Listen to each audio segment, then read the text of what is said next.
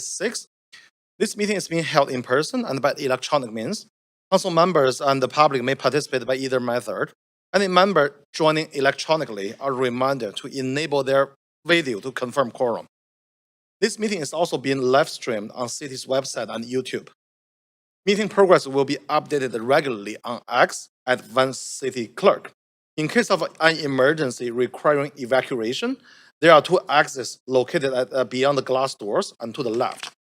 If the glass doors are obstructed, please use one of the 4 additional exits within this council chamber. Do not use the elevator, use stairs instead. If you require assistance, remain where you are and the security staff will get you to a safe location. A defibrillator is available at the end of the hallway outside of this council chamber. We acknowledge that we are on the unceded homelands of Musqueam, Squamish, and Tsleil-Waututh people. We thank them for having care of this land and look forward to working with them in partnership as we continue to build this great city together. I also want to recognize the immense contribution of City of Vancouver's team members who work hard every single day to make our city an incredible place to live, work, and play.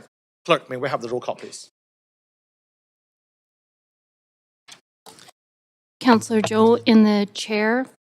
Mayor Sim. Councillor Kirby Young is on a leave of absence for civic business from 9:30 a.m. to 11 a.m. and 5 to 7 p.m. Councillor Dominato. Councillor Bly is on a leave of absence for civic business from 9:30 till noon. Councillor Fry. Councillor Montague. Present. Councillor Klassen. Councillor Meisner. Present. Councillor Orr. Councillor Maloney.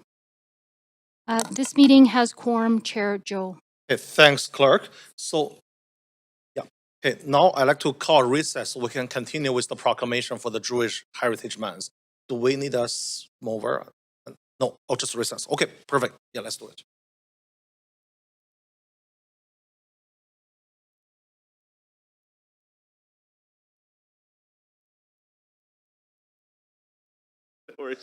No worries. Procedure formality.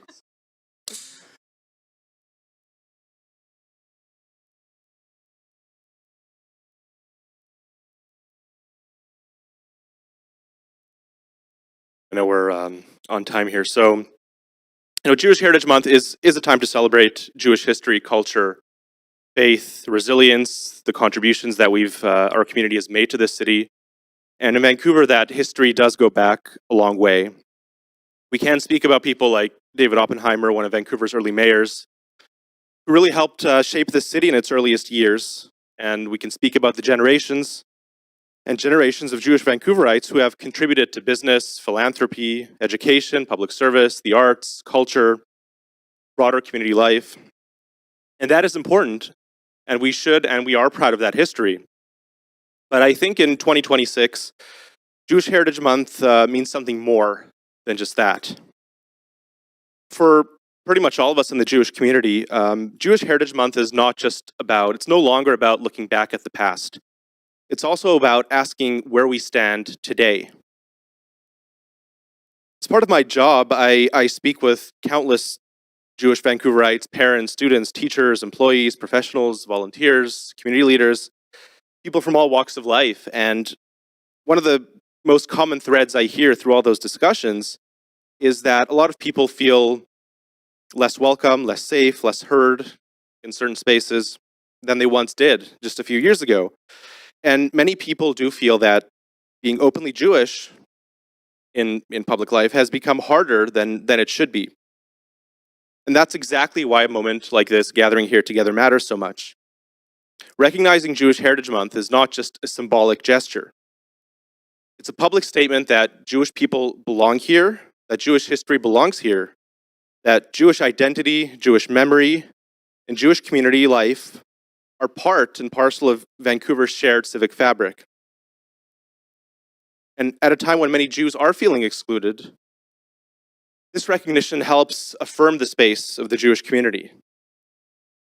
It says that we are not here quietly or conditionally or temporarily. We are part of this city. We have helped build this city. We are proud to be in this city, and we have a place in its future.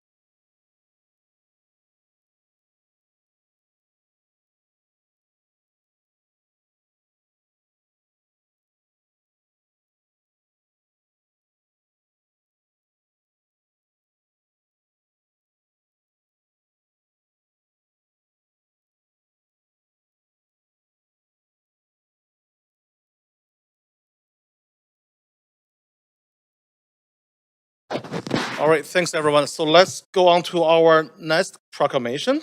It's Eid al-Adha Day.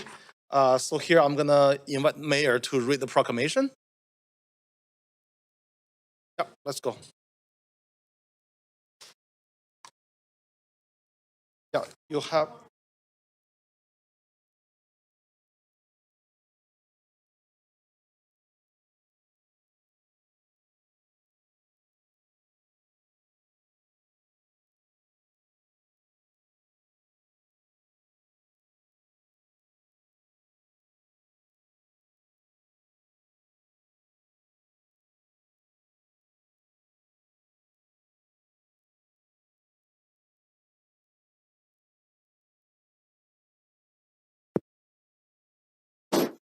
All right, here we go. Good morning once again, everyone, and it's my great pleasure to recognize Eid al-Adha that falls this year on Wednesday, May the 27th, one of the city's official celebrations and observances, proudly added in 2022 through a motion passed by Vancouver City Council. This decision reflects our commitment to honoring the rich cultural diversity that strengthens our city.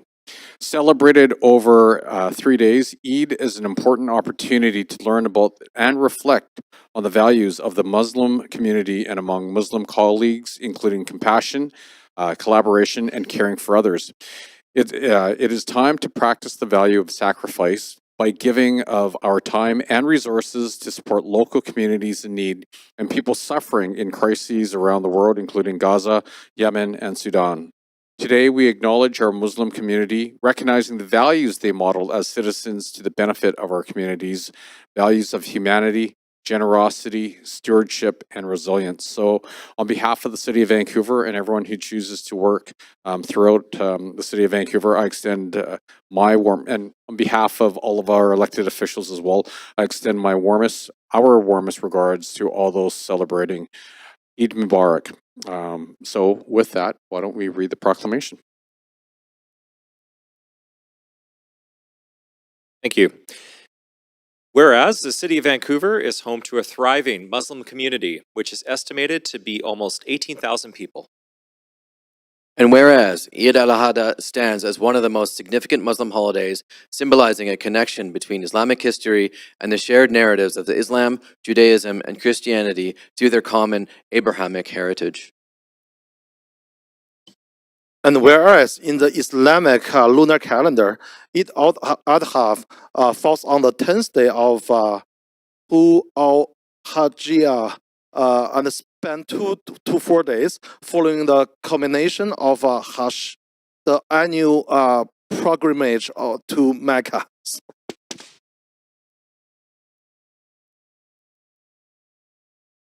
And whereas Eid al-Adha, known as the Festival of Sacrifice, is a day of service and selfless giving, embodying values of forgiveness, compassion, and generosity, encouraging Muslims to assist those in need and share their blessings with others.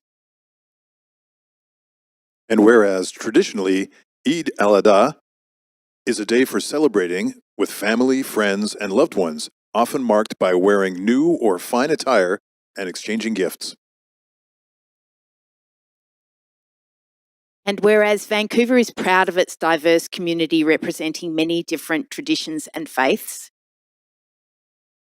Now, therefore, I, Ken Sim, the Mayor of the City of Vancouver, on behalf of all of our elected officials and everyone who chooses to work at the City of Vancouver, do very humbly and happily proclaim May the 27th, 2026 as Eid al-Adha in the City of Vancouver.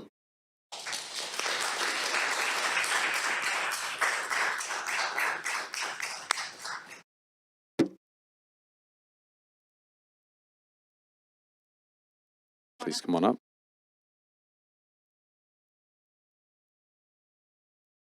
Some notes. All right, is anyone else cold in here? Because I definitely am.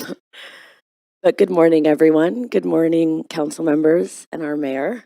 My name is Samaya Adam. I am a Black Muslim woman, and I'm grateful to be here with you all today.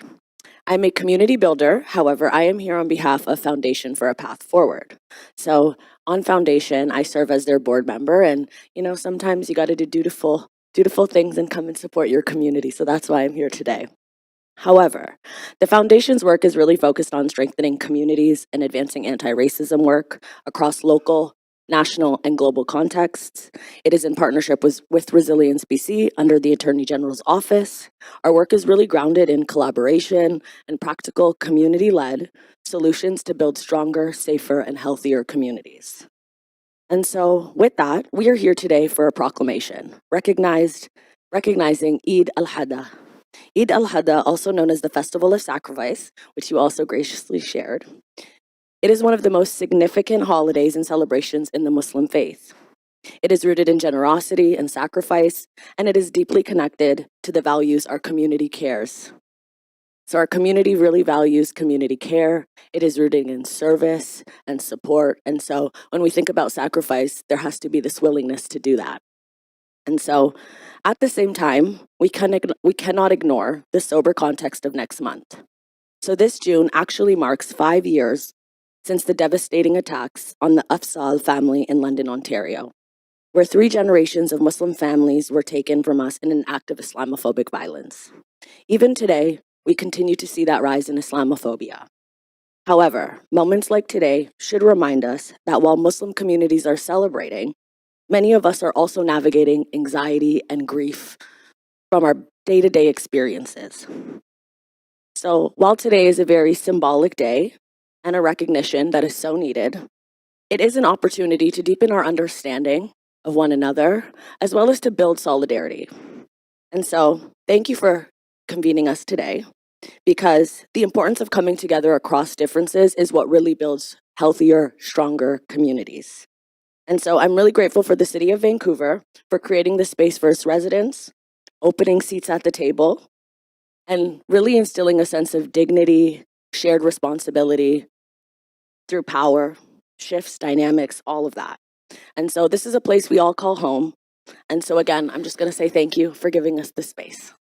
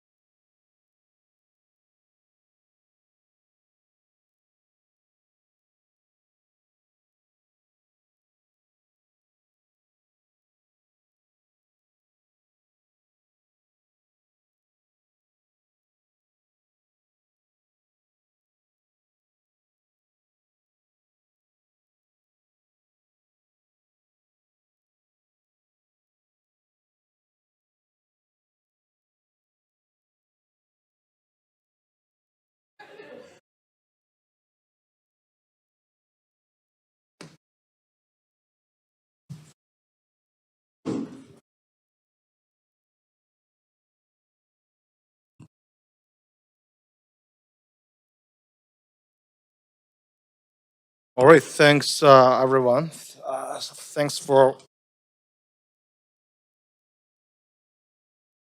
All right, so this is the plan for the day. We're gonna break at noon for lunch and return at 1 p.m. to continue deal with the remainder of the agenda.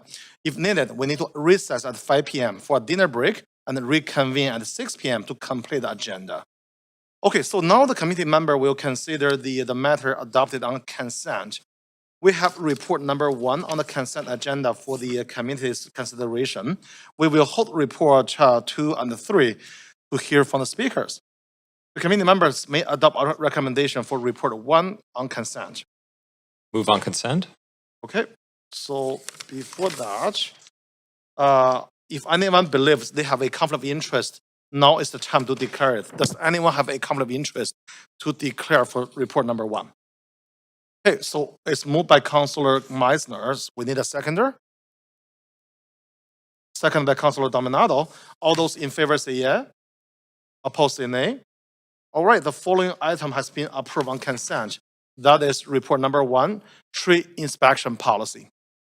Okay, we're gonna move on to the next one. We have one presentation today, it's VanStat, facilities conditions and maintenance. We have team members here to present this item. Okay, please go ahead. Good morning. I'm Carrie Hughes, and I'm the Director of Facilities Management and Operational Excellence within our Real Estate, Environment, and Facilities Management Department. I've got a number of my team colleagues here to speak to you today with regards to our buildings. We will be reviewing the condition of the building portfolio, the drivers of the infrastructure pressure, our service delivery risks, and the deferred maintenance and renewal needs. This information is intended to provide additional information and support the capital planning process and investment prioritization.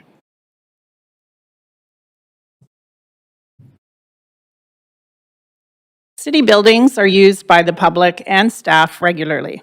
And when buildings perform, services are very reliable, accessible, and resilient. Those buildings include libraries, our recreation centers, pools, arenas, our cultural venues, all of our public spaces, alongside works yards, police buildings, fire buildings, etc. As buildings deteriorate, they lead to program disruptions, reduced accessibility, functional obsolescence, aging technology, and declining operational efficiencies. City buildings are increasingly being used as cooling centers and clean air shelters and emergency response hubs. Those include our community centers and libraries, some of our other buildings on the downtown east side that we utilize for the cooling centers. And ongoing underinvestment in our buildings has resulted in deteriorating conditions that challenge service delivery, accessibility, and continuity outcomes, which matter the most to residents. There are approximately 700 city-owned operated sites. This equates to approximately 14 million square feet. This is an active portfolio. It needs active management and investment. To replace the portfolio, it would cost approximately $10 billion. That's not a full-scale replacement value in today's construction costs, nor does it include if we chose to build larger facilities that accommodated more programming. The weighted average of the portfolio is 48 years. That's approximately halfway through the estimated service life. For a building, it's approximately 75 to 80 years. However, the building systems within the buildings last approximately 20 to 30 years.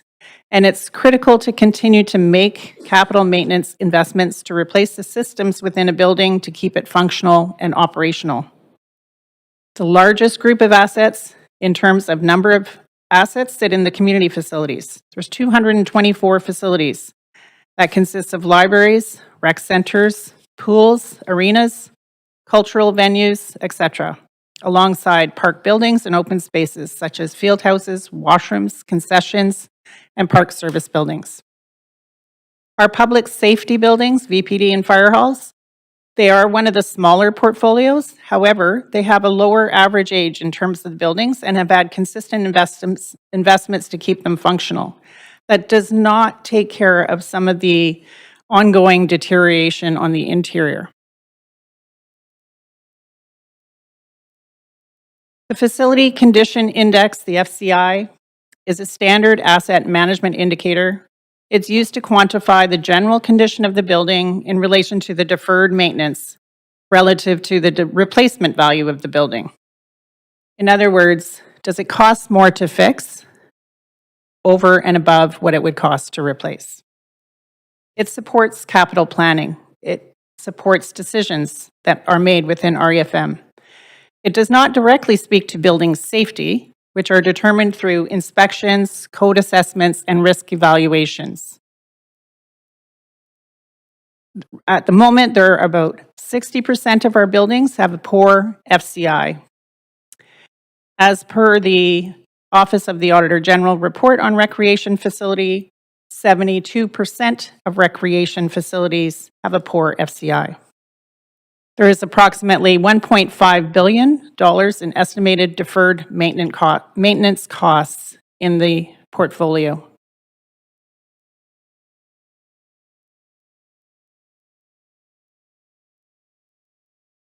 I'm Pragya Grewal, Director of Financial Planning and Analysis. I'd like to provide some context on the larger infrastructure challenge. The city manages $46 billion in core infrastructure and amenities, such as water, sewer systems, roads, recreational facilities, arts and culture spaces, fire halls, parks, and public spaces. The city continues to face a structural gap between infrastructure needs and available funding. Based on a 2.5 replacement value benchmark, approximately $800 million would be required annually to maintain assets in a state of good repair. The current capital plan provides roughly $300 million annually, which results in an infrastructure deficit of about $500 million. In contrast to past underinvestment, this council has taken steps to address this challenge by supporting a 1% tax increase for the infrastructure renewal to provide a dedicated and ongoing funding source. Since 2019, this levy has generated approximately $350 million in additional capacity, of which $250 million is in the current capital plan. This funding enabled progress on priority renewals, including Vancouver Aquatic Centre, Marple Oak Ridge Community Centre, Fire Hall 9, and ongoing bridge rehabilitation, whilst also increasing baseline maintenance levels. However, the impacts of sustained underinvestments are increasingly evident. Deteriorating infrastructure, growing maintenance backlogs, and community facilities that no longer meet service demands.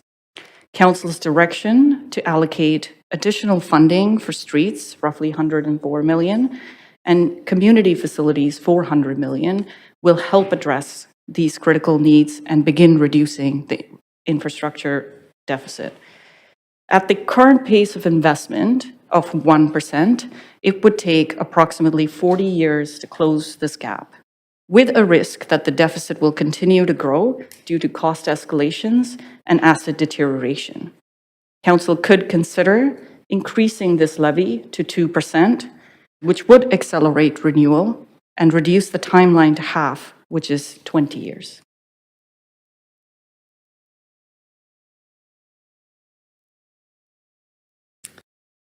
Capital maintenance and renewal funding has not kept pace with aging assets, the portfolio growth, and cost escalation. Trade-offs are occurring regularly, in that resources must be focused where risk and service impacts are the greatest, which leads to further deterioration in other facilities and building systems in the portfolio. In older buildings, unknown conditions behind walls or below grade also drive cost and schedule uncertainty.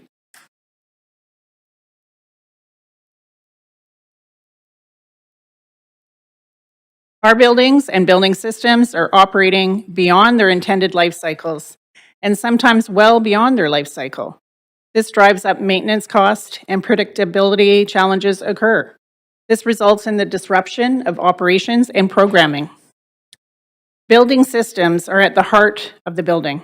The building envelope, the roof, the exterior cladding, the mechanical systems, the electrical, lighting, life safety, our piping and plumbing systems, elevators, and the DDC systems that run each of these building systems.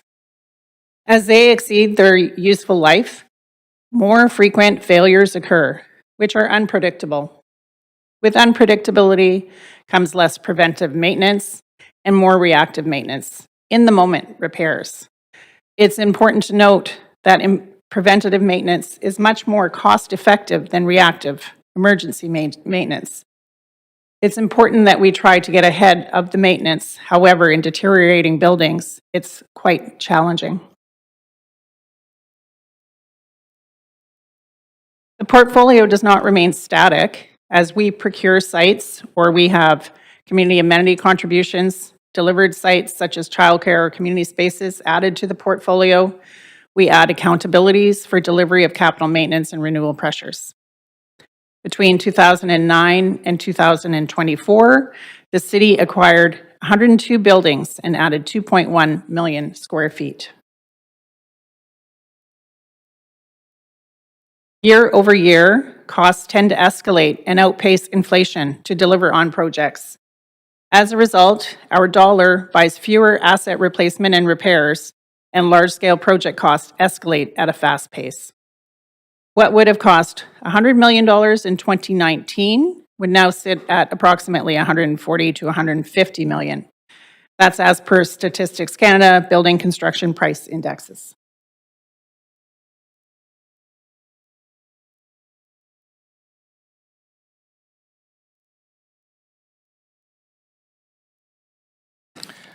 Chloe Miller, Managing Director, Departmental Services and Partnerships with Arts, Culture, Community Services.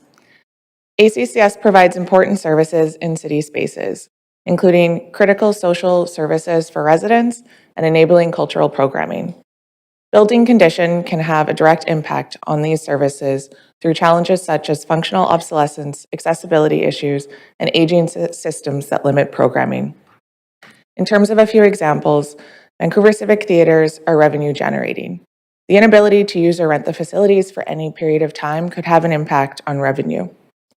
The Fire Hall Arts Theatre has accessibility issues.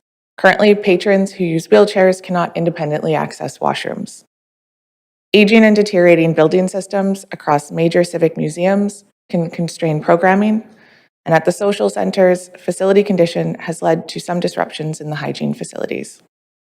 It's not just about buildings, but about advancing cultural and social priorities, supporting residents, and looking to the city's cultural vitality.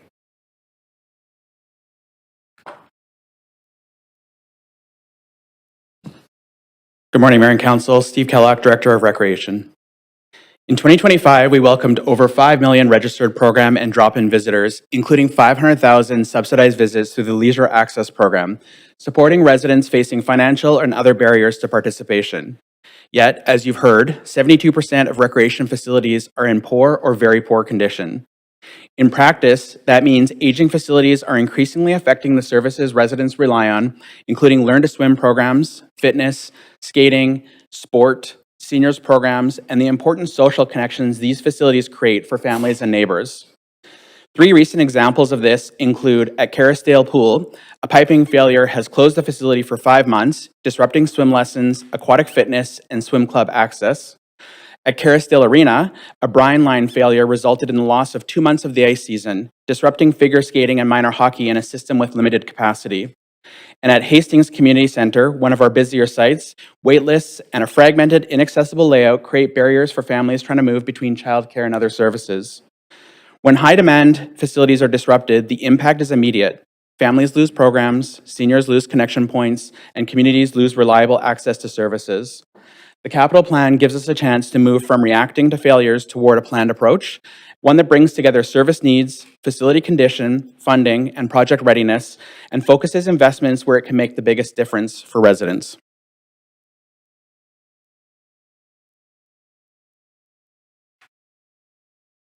Good morning, Mayor and Council. I'm Karen Fry, Fire Chief with Vancouver Fire.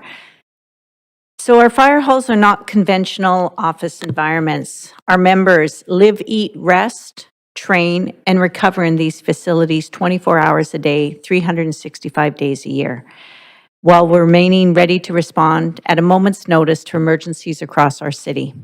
The condition, capacity, and resilience of our buildings have a direct impact on our firefighter health and well-being, our operational readiness and response times, our equipment reliability and life cycle costs, and the city's ability to respond to major emergencies, including earthquakes. Many of our facilities no longer meet our modern occupational health or resiliency expectations. Some of the key facility challenges include lack of central HVAC and excessive heat in our fire halls. 60% or 12 of our fire halls currently do not have HVAC systems in place. We are using multiple air conditioners, which are insufficient to meet the demands throughout the halls. Our indoor temperatures at many of our fire halls regularly reach high 30 degrees Celsius ranges, and our crews are experiencing heat stress between our incidents. So these directly impact our operational well-being of our departments. We also have insufficient electrical infrastructures. Electrical systems in our fire halls are already at or near capacity. We're creating significant constraints, including adding air conditioners or HVAC systems. It's difficult to add things like turnout gear washers or breathing apparatus facilities and other important decontamination equipment to reduce the risk of exposure and carcinogenics related to cancers. We have inadequate space and work environments. Many of our kitchen fire halls were built long before the days of adding extra apparatus. Our kitchens are too small. Our staff required to eat in alternative spaces, including truck bays within many of the fire halls. Like other facilities, we have mold and rodent infestations in many of our fire halls. We have frontline apparatus that don't have places to be stored, and they're stored outside, limiting the access to maintain them.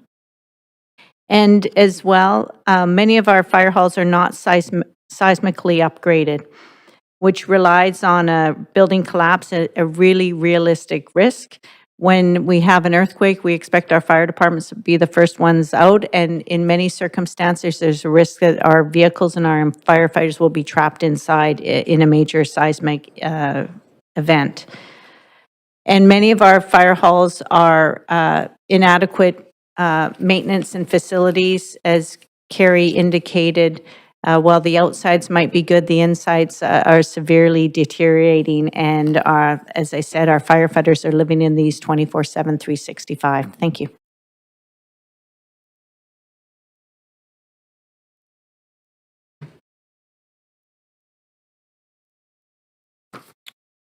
Good morning. I'm Superintendent Phil Hurd of the Vancouver Police Department. The VPD operates 12 facilities across the city. It incorporates approximately 1 million square feet of facility space. So we're heavily reliant on our partners at REFM to support our 24/7 operations. Our building challenges really focus in 3 areas: accessibility, parking, and training. In terms of accessibility, barriers can delay or prevent access for members of the public who need to attend our facilities. They also impact our own staff members that have mobility needs and challenges. In terms of parking, people attending wanting to report time-sensitive crimes are often delayed or unable to attend at all. It affects our ability to be accessible and readily able to respond to community needs. Lastly, in terms of training, we fortunately have made major strides with our new Police Academy and Center for Excellence at the Woodwards building. And I'm happy that that will set us up to be able to attract, train, and deploy the very best when it comes to policing. Thank you.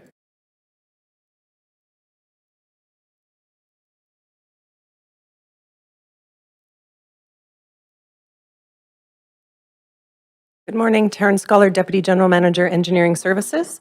I'm here to cover the operational facilities. And while not public-facing, we do have a number of works yards for both parks colleagues as well as engineering, in addition to locations that we just can't fit them in our works yards, where you may have seen or heard concerns about trailers parking in neighborhoods. In addition, Stanley Park Service Yard has its own challenges, was delayed for redeveloping a number of years ago and is since working on reactive measures, which is a challenge for staff in that area. Both engineering major works yards, Manitoba is not structurally seismically sound, and similar to our colleagues in fire and police, might be challenged to respond in major natural disasters.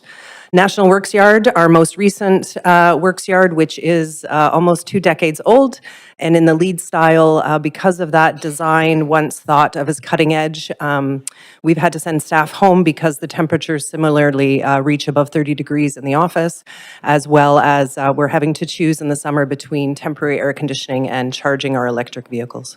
So lots of challenges there that have staff working around short-term fixes while we wait for longer, more proactive ability to make changes.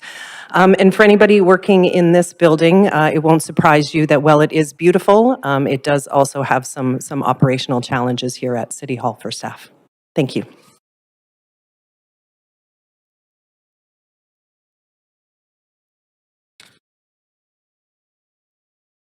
REFM works collaboratively with other departments, as you can see, while we are prioritizing projects and to support our prioritization of capital investments.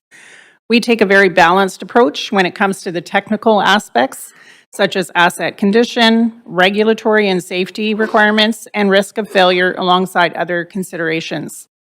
While the facility condition index informs decision-making, we also perform much more in-depth assessments on our buildings and detailed analysis to ensure that we are focusing on the most critical needs. To further strengthen this approach, REFM is advancing the development of an asset management plan and framework to provide a consistent and disciplined foundation for infrastructure investment decisions. In REFM, we take a data-informed approach in that the extensive data we capture helps to inform our decisions alongside the expertise and experience of the team. REFM works closely with other departments in order to understand how the building is working for the occupants under real-life conditions. We carefully consider how limited resources can be most impactful for the portfolio, and we time projects to minimize the disruption for programming and ongoing operations. In order to maximize our available funding, we prioritize assets with the highest needs for replacement and service impacts to reduce the likelihood of catastrophic failure.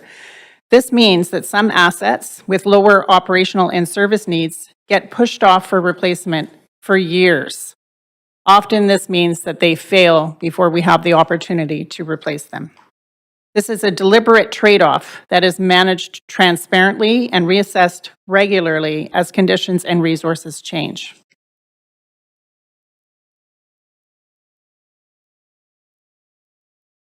Good morning, Dane Dolman, Associate Director, REFM.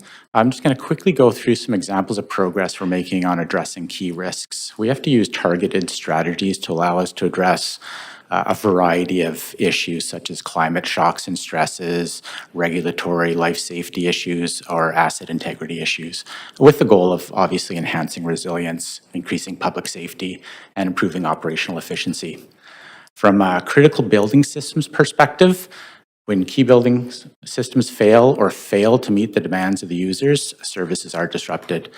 Fire clearly articulated some of the challenges they have in their buildings, and to work collaboratively with them, we have to spend a lot of time working with BC Hydro to sort of plan for electrical capacity upgrades. Another way we deal with critical building systems, we have a very thorough elevator modernization program where we get ahead of the game to fix elevators before they fail, because if they do fail, they are a significant accessibility risk to a building.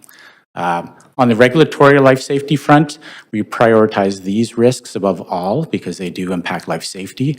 A prime example of this is our ammonia reduction strategy. We've been very successful by prioritizing investments in this area, and we've been able to reduce our citywide ammonia charge by about 55% since 2019, and by the end of the 2030 capital plan will have reduced our ammonia charge down to 20% of what it was in 2019. Fire alarm systems are another area where we prioritize.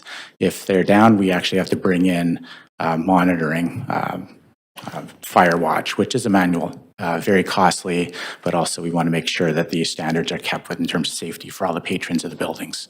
And the last example would be structural or building integrity risks. These are not as common as the other ones, however, they are very impactful. The Vancouver Aquatic Centre is a prime example of this, where there's been structural deterioration for years. It's been a known issue. We've had to adjust our strategies to deal with this, initially targeting repairs, which we thought would be permanent at the time, but they turned out to be sort of more of a temporary nature. And as the deterioration progressed, we had to increase our mitigation strategies by adding netting or increasing our monitoring and our inspections to ensure that the facility is safe to use until its eventual replacement. So timely repairs, making trade-offs, investing in key areas is critical for addressing our key risks.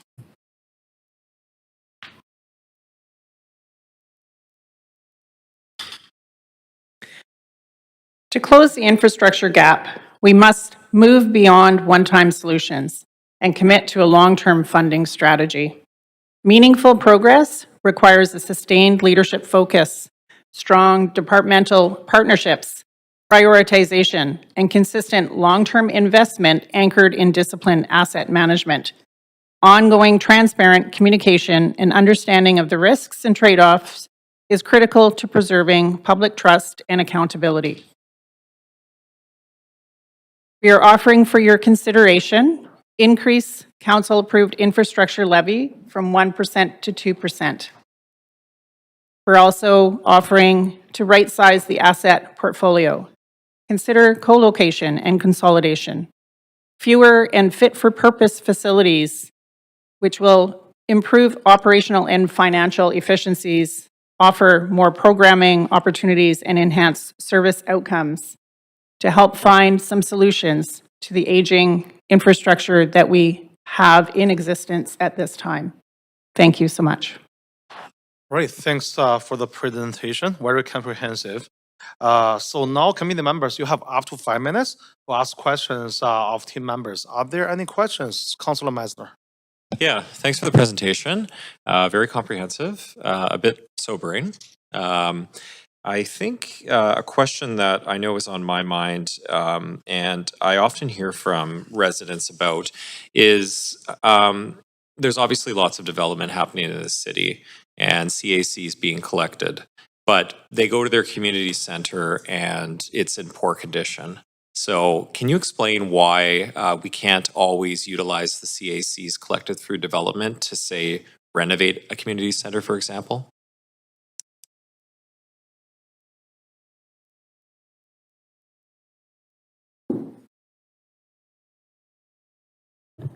Thank you. And just in terms of the capital planning approach that we've taken in past years and budgeting, it involves, again, working with funding considerations and prioritizing within funding constraints. I think that Okay, that's not really what I'm asking. What I'm looking for is an explanation for the public around the ineligibility of certain projects for CACs. Oh, sorry. Yeah.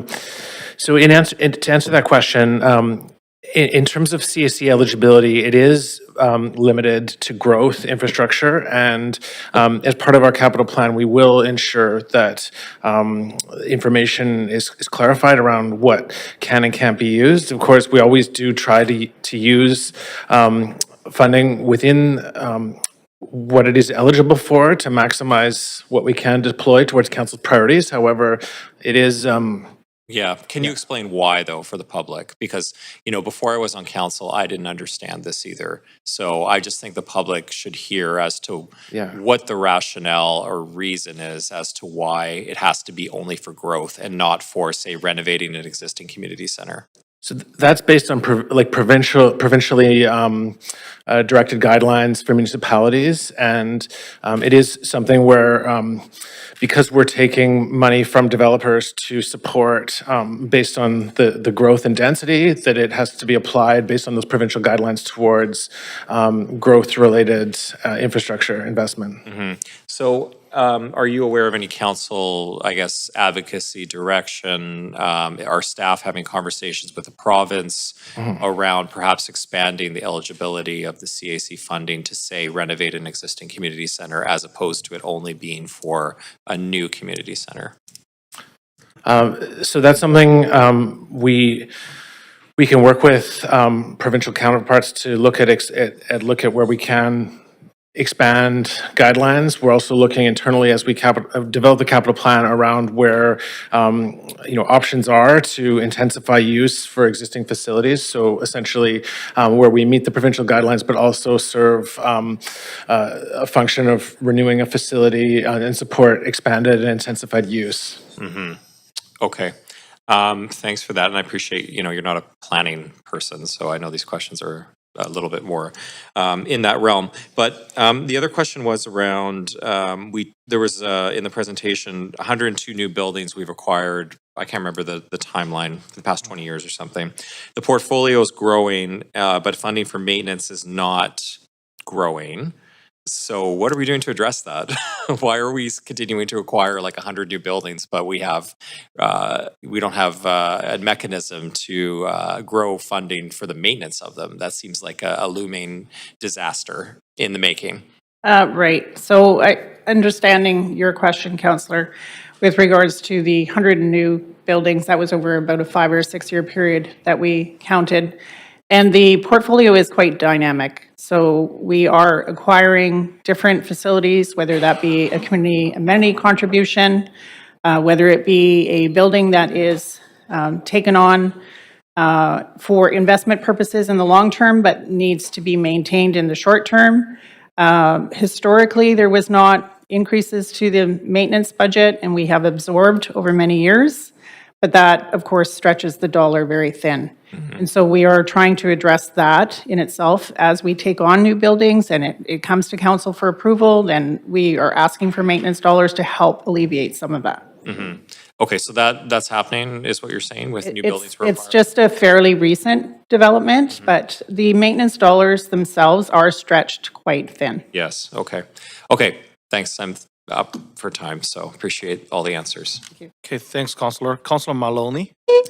Thanks. How much does the 1% levy cost the average homeowner, please?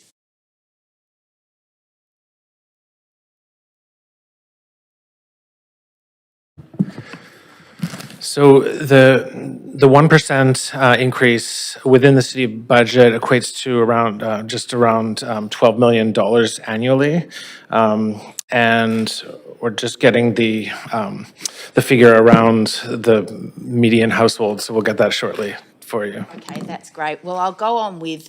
I'd like to just ask a question about emergency hubs. So, can I have some information about where the city's at in terms of the buildings that really need to be suitable for functional ongoing use in case of an earthquake, please?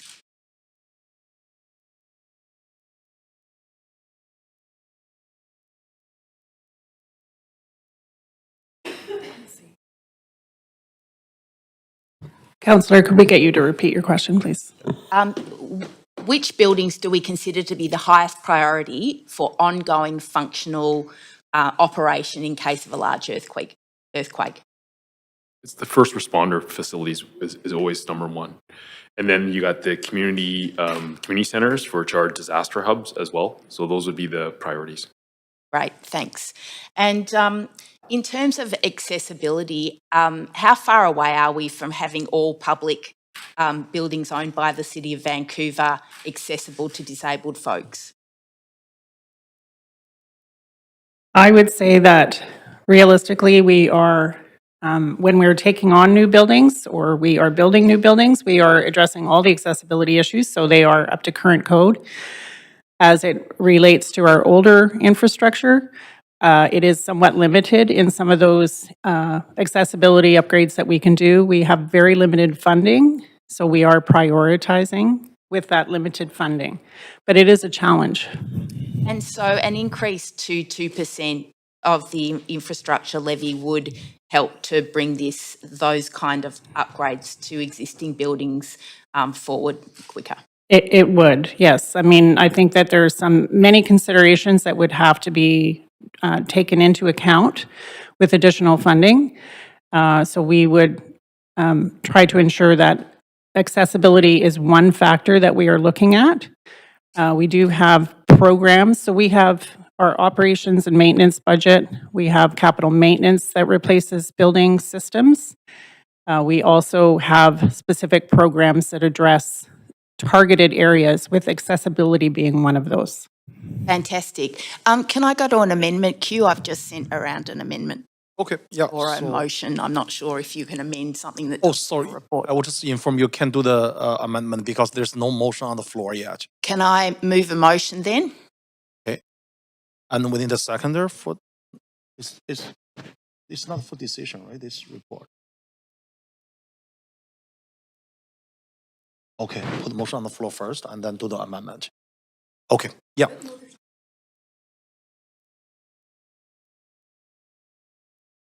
Oh, okay, so there's no amendment. Okay, it's the main motion, it's not amendment. Yeah, okay. Okay, so it's a main motion. Yeah, it's the main motion. So we need a mover. So Councillor Maloney moved the motion. Do you want me to explain what it's about, or would you like to ask for a seconder now? Let me stop your timer first. Okay, so we need a seconder. Second by Councillor Orr. Yeah, please go ahead, Councillor Maloney. So I'm moving a motion that council increase in the infrastructure levy from 1% to 2% to reduce the to eliminate. Sorry, I've got a little typo here, but to eliminate the infrastructure deficit, move that forward by 20 years from 2065 to 2045. Further, that the appropriate priority in infrastructure renewal be given to ensuring that emergency response and community hubs are renewed to the functional occupancy standard for ongoing use rather than the minimum required by the Vancouver building bylaw. And further, that priority be given to upgrading City of Vancouver-owned public buildings to make them accessible to disabled persons. Obviously, we've just heard a very compelling argument for increasing the infrastructure levy from 1% to 2%, and I absolutely accept the advice of our emergency response folks and our staff that this is urgent. I know from my work on the advisory committee for disabled folks as well as for seniors that this is something that we should be giving priority to. So I hope that all of council will support me in moving this motion. Thanks. Councillor Corbion. Yeah, this is an interesting conversation to have because I have the benefit of looking at it through the lens of being on council for 2 terms now. And the fact that we have a report, which is sobering but important, that identifies we have annually a $500 million infrastructure deficit is because of a motion I think that I made last term to quantify that. And the other part of the motion was to also quantify what was being spent by the City of Vancouver on priorities that had not traditionally been within the civic realm, such as childcare, housing, et cetera, versus other ways that the city can enable those important goals, because essentially what we did is neglect our own house. And we're seeing the impacts and the result of this. And so I've long advocated for this, and I did for the 1% in the last budget. I think it's critically important that we have a pathway to renewing the infrastructure. As was mentioned earlier, we've taken some significant steps with the additional $104 million for roads and $400 million for community centers. I think that 2% is a supportable and an admirable goal if council collectively is willing to continue to make some of those tough decisions. And in an era of affordability, in a lens where people are really struggling, if we're going to prioritize this, and I think that this is fundamental to the core mandate of cities, then we will need to peel back on some other things. And that will mean, for example, enabling childcare through provision of sites and not necessarily capital investments, so that we can do this and support affordability at the same time. So I think that we are in a very real time of prioritization. I think we're getting to more real conversations than I think have been had at council previously, when there was, I'll be frank, a lot of language that talked about a lot of things, but people felt they were paying tax dollars and didn't understand why seniors at the Dunbar Community Center, I remember back in my time, were trying to do yoga in ski suits because the boiler had broke, right, at Dunbar, and it was that cold. So if we're all willing to get on board and focus and support on core city priorities, then I think that makes sense. But we cannot be all things to all people. I think that the magnitude of this problem and this deficit is such that we have to really make this an unending, unyielding focus in terms of moving forward. We have the capital plan coming up, obviously, but it is the annual rates that set, and what we want to see is, in an era of increasing unaffordabilities, some of the successes that are happening about advancing new housing, about bringing rents down, that those continue, that we're not adding to the burden through undue tax increases on small business and so forth. So if we're like-minded as a council, then I think that this is something that's very supportable and something that I have clearly advocated for in the past. Thank you. Thank you. Okay, Councillor Dominado. Yeah, thanks, Chair. Are we on the amendment now? Or are we still? I had a question I'd like to ask. No amendment, it's amendment Okay. motion. Yeah. Thank you. Thank you for the presentation. I really appreciate the granularity that you've offered around our facilities and assets. I'm curious if staff could talk to the right sizing and capacity of particularly the public-facing facilities, because as Councillor Meiser was noting, oftentimes we get questions from the public, and the one that I often get is, how did you end up building such and such community facility, and the day you open it, it's already at capacity? And I know many of us just filled out our census forms. So could you just comment on how the planning process of projecting into the future, and again, lots has changed in recent years around immigration, but how we factor that into our planning, particularly around, community centers, for example, and other public gathering spaces? Who's the lucky member of the team? Thanks for the question. Steve Jackson, General Manager of the Vancouver Board of Parks and Recreation. So we fundamentally do follow our strategies as a first starting point in isolating which facilities require growth and renewal. In terms of how much we grow those sites, funding does become a real primary driver in how big we can go, also site size, and taking away green space is always a consideration. I would say funding is the fundamental though, so I think we would always like to grow capacity to meet the demands of neighborhoods, but of course that comes at a significant cost, and putting more money in one site means another site is waiting 10 to 15 years before they're on the list. Okay, so I'm hearing it's trying to strike a balance, and there's different constraints and factors that go into that. And then could you comment? Actually, no, I'll just leave it there because I see others on the queue. Thanks. Okay. Councillor Cambie. Yeah, thanks, Chair. I'd like to propose an amendment to the motion if you'd like to move us to a Okay, appropriate queue. I'll move you to the amendment queue. Please add yourself there. Okay, please go ahead. Yeah, and as I said, it's entirely supportable, I think, if the council are like-minded, but we heard very clearly earlier that there's incredible gaps across the city. I think the facility condition index and the very data-driven information that staff have provided should be driving this. I know that this notion of functional occupancy on community centers is coming up on a motion on the council agenda later today. I know that city staff are suggesting that we be seismically resilient, but we also need to balance, and we will be, but we also need to balance that level with respects to the ability to actually renew some of this infrastructure. Again, without being prescriptive on the piece around accessibility, City of Vancouver is committed to being a fully accessible city, but there may also be very important other assets that are coming online, senior centers and others that may be third party and others. So I don't want to be as prescriptive. I want in the capital plan, the staff to be able to come back with that information. So for that reason, I'm suggesting striking the two latter clauses and retaining the first one. Thank you. Thanks. Second by Councillor Meisner. Councillor Maloney? Yeah, first I just wanted to suggest just a little wording change to the first section, which is just to cross out the word reduce and replace it with bring forward so that it would be to bring forward the elimination of the infrastructure deficit by 20 years. I apologise for not picking that up when I was first drafting it. I am against deleting the sections that deal with seismic preparedness and accessibility. Having lived in Santiago, Chile for 5 years, where there are frequent strong earthquakes, and you can rely on the fact that not only public buildings, but all buildings will remain standing because they would have fallen down by now if they were going to, and because the building code recognises the necessity to have buildings, especially public buildings like hospitals and community centres, remain functionally appropriate, not just preserve life, which is the standard of our current building code, let's face it.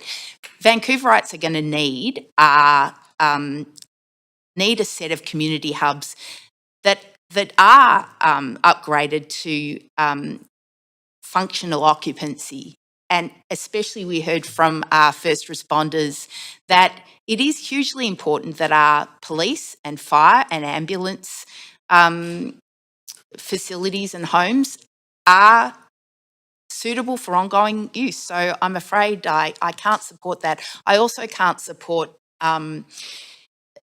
something that doesn't recognise that our city is simply inaccessible to a lot of folks who are disabled and can't enjoy access to our public facilities the way they should be able to.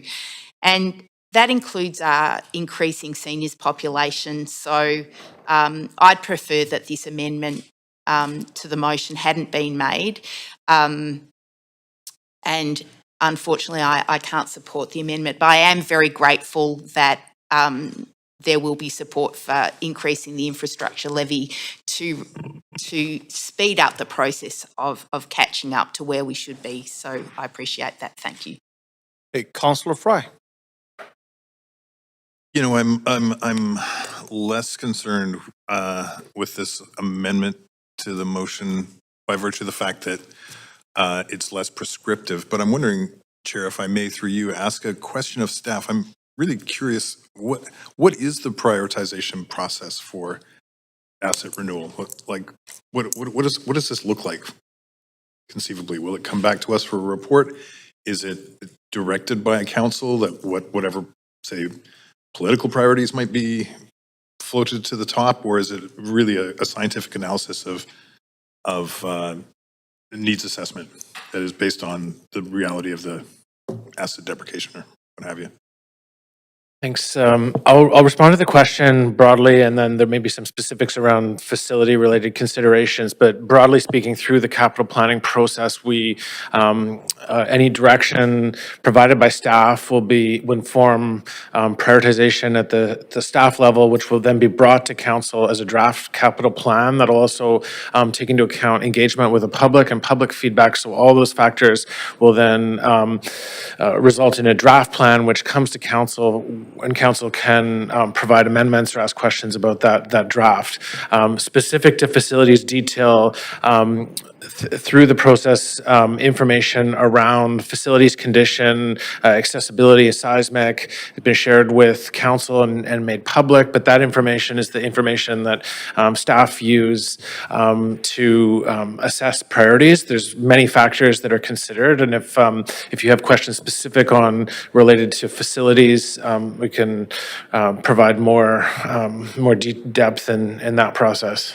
I mean, I guess what I'm looking for is a broader and purely analytical kind of approach to and this is this VanStat is conceivably what that can be good for, and an itemization of every single asset that we have, what the state of disrepair is, what the state of investment need is, what the timelines are, so that we have a depoliticized look at where we should be focusing. Because I do worry that sometimes we get council direction that may or may not be based on the scientific evidence, but more based on whatever.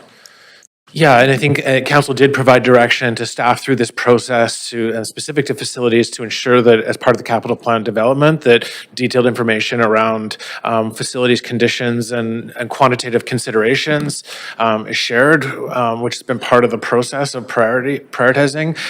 That being said, any prioritization, especially across multiple different service areas, is inherently complex, and it's always going to involve some mix of data and numbers combined with other qualitative considerations and direction from council. So when we see the capital plan document coming forward, it will list everything, and in addition to council priorities, it will list REFM's kind of reckoning of where the assets are at? Well, So the capital plan itself will include a proposed allocation of funding to a variety of different service areas and projects that will be brought forward as for council's consideration. Again, the information on the detailed information on facility facilities and conditions that is being shared with council through these presentations and supporting memos, which will be made public so that the information is in the hands of council and the public when the draft capital plan is considered. The capital plan itself provides an overview of that information, but some of the details will be provided in supplementary information. So it won't be a comprehensive, independent review of every single one of our assets and state of repair, and it will be more a hybrid of council priorities and staff's assessment. I think it takes into account all those factors, and staff will be able to respond to questions around why certain things were prioritized or recommended. It isn't an independent assessment. It's an assessment performed by staff based on the information that is available and that will be considered by council. Okay, thanks, Colin. Okay, Councillor Bly. Yeah, thanks very much. So just further to sort of what's been commented on already, my question well, first of all, is a point of information, Chair? Yeah, sure. Please go ahead. Because we're in debate? Yeah. Okay. I guess, I appreciate where this is coming from in terms of the initial amendment. And I'm curious, sorry if this was covered, I may have missed it, but if in staff's analysis, the goal has been to reduce the infrastructure deficit over time, or to invest as much as possible in renewal and needed infrastructure, new and upgraded infrastructure, so that 1% additional in an infrastructure levy could be used to deliver more faster, as opposed to the same pace we're keeping now, but simply reducing a deficit. And I think we have to be realistic about the fact that an infrastructure deficit does not remain static over time. So how we plan for that in terms of an elimination of, to me, feels like a shot in the dark. So I don't know how we would really achieve that, recognizing the cost of construction, the demand of aging infrastructure, and also growth will put so much pressure on that capital plan and capital budgeting that an infrastructure deficit, or a deficit of any sort, in the elimination of, may not be the goal. Sorry, that's a long question, but it's a complicated sort of thought process to attach 1% of a new levy to something without really a clear fiscal forecasting to structure around that. Yeah, I think just in response to the question, I think one of the elements you put is that there are many factors that will inform the infrastructure deficit, like cost escalation and the pace of delivery of projects. And that's true that there are many aspects that impact the infrastructure deficit, and it does change over time with construction cost increases, et cetera. But I think that is sort of why it's important to take the information that we have available and make reasonable assumptions and projections based on those. And again, should this funding be approved, it will be deployed like in the capital plan in tangible asset renewals that would proceed and be visible. So it is concrete projects and not just numbers around an infrastructure deficit that are impacted by the additional funding. I think we will continue to assess estimates, but I think it's what the numbers are saying is very clear, that even though there will be shifts and adjustments of various factors, the overall direction is very clear. Okay.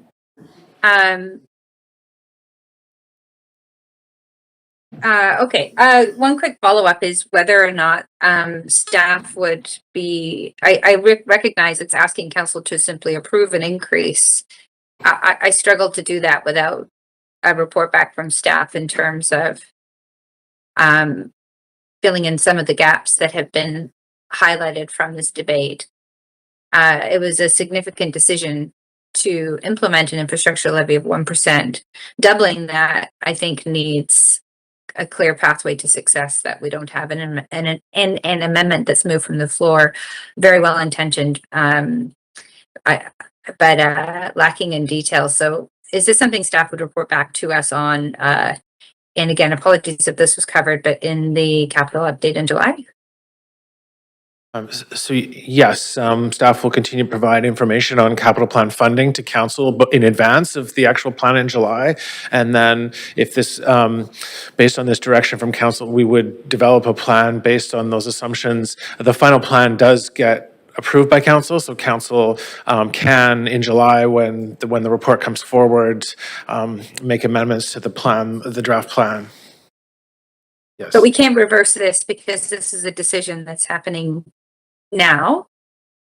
If there was a better pathway to increasing our infrastructure funding that would be recommended by staff, this can't be reversed necessarily in that process, is how I understand it. And that's the time. Yeah, sorry, Councilor Blair, that's the time. I'd really love an answer if anybody. That's okay. is I'm quick on the to queue zoom. next. I'm on the queue next. Okay. Yeah, so I'll cede the chair to the Vice Chair Dominado so I can ask some questions. Yeah, please go ahead. Colin, I want to hear the answer as well. Councilor Blair's question. Okay, yeah, just to address the question of, I think what I heard was what would happen if council doesn't provide this, or if council provides this direction, does that remove the ability to make adjustments to the capital plan when it's brought forward? And I think that to clarify, like council can make adjustments to the capital plan when the capital plan comes forward. Also to point out that capital projects in themselves also come back to council through the annual budget. So before money is deployed or committed to projects, it will come back to council through the budget. So there are opportunities where council can make adjustments based on the information. This direction would provide staff with some clarity around approach for assumptions to inform the development of the draft plan. Okay, thanks, Colin. So my question is also a print of information through you, Vice Chair, to the staff. So when we currently do the upgrade of city-owned building right now, so do we consider any accessibility plan?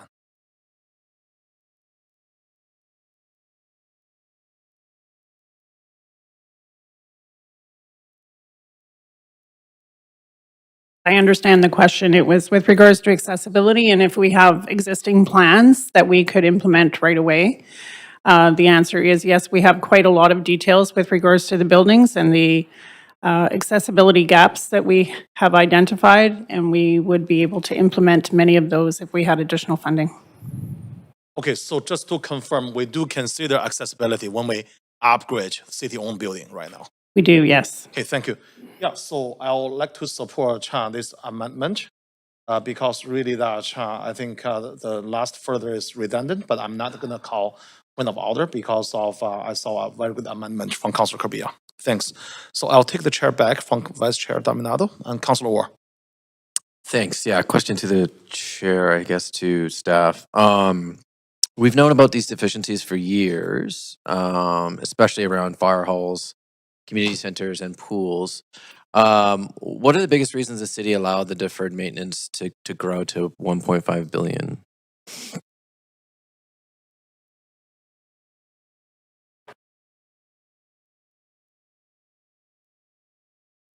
Yeah, I think to build on previous answers, this is something that's accumulated over many, many years. And I think it's a combination of decisions that have been made previously around what to prioritize, noting that, again, the council's decision on or direction on the 1% has helped improve the situation, but cost escalation and other factors that have been noted also present challenges that can increase that number. So then going to 2% will speed that up essentially. Yes. That's the recommendation of the report. The presentation talks about right-sizing the portfolio and consolidation. Can staff clarify whether that would mean closures or privatization or reduced access to community facilities? It may, simply put. We have a lot of standalone older facilities. One of the things that we have discussed is when we're going into looking at facilities that we want to renew, looking at them from the perspective of, can we expand them? Can we actually make them a larger footprint that we can then co-locate, similar to Oak Ridge, for instance, or Hillcrest, where we have larger facilities? When you walk into Hillcrest and you see that there are many programs that are being offered there, you see the children on the ice learning how to skate. You see the children learning how to swim. You see them playing lacrosse. You see the exercise stationary bikes. You see many programs in this larger facility, and it, from an operational standpoint, costs less to actually run and look after. I have embedded staff in many of the larger facilities, and there are efficiencies that are there. And so I think as we go forward in the future, I think that's really a direction that I would suggest is a positive one. Okay, fascinating. How does staff ensure that lower income neighborhoods don't sort of bear the brunt of deferrals? Essentially, there's an equity component to this sort of framework. There is an equity component, and perhaps there's others that may also want to jump in on this conversation. I think as we're looking overall for opportunities, certainly from a maintenance and operations standpoint, we look at we're asset managers. We look at where the needs are. We try to invest where the largest risks are. We're not necessarily looking at the community per se. We understand where the needs are from an asset management perspective. From a renewal perspective, that is a consideration that is certainly taken under advisement, and so that we don't have inequities across the community of Vancouver. Okay. So we've heard a lot recently around sort of municipalities needing to tighten their belts. To me, this presentation shows that ultimately, in the end, austerity costs us more by sort of pushing stuff down the line. Would staff agree that that deferring maintenance is not essentially fiscally conservative in the long run? Absolutely. Interesting. Okay, thanks. And then where's my time? Oh yeah, the presentation says 1% levy closes the gap around 2065. What facilities are at risk of sort of, let's say, catastrophic failure? Not to be dramatic, but essentially, what facilities are at risk? Do we have like a sort of a rundown of that, or is there? I don't have detailed information in front of me. However, I would respond to that in that we are addressing all regulatory and high-risk situations in our facilities.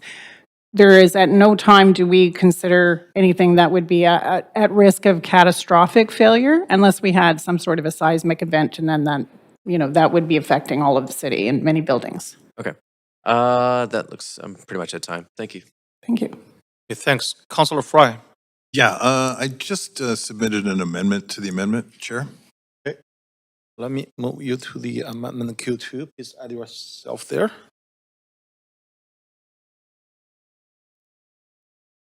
It just came. Yeah, please go ahead. So it's really just adding that direction for staff to include a fulsome facility condition index inclusive of all 696 city-owned assets that are described in this report, with clear state of repair rating, cost of repair, and primacy of needs, independent of any council-directed priorities, as a reference piece in the upcoming capital plan report. The reason I'm bringing this forward is because I think that obviously this work has been done, and we've got a clear reckoning based on this report that staff have already gone through the kind of needs assessment.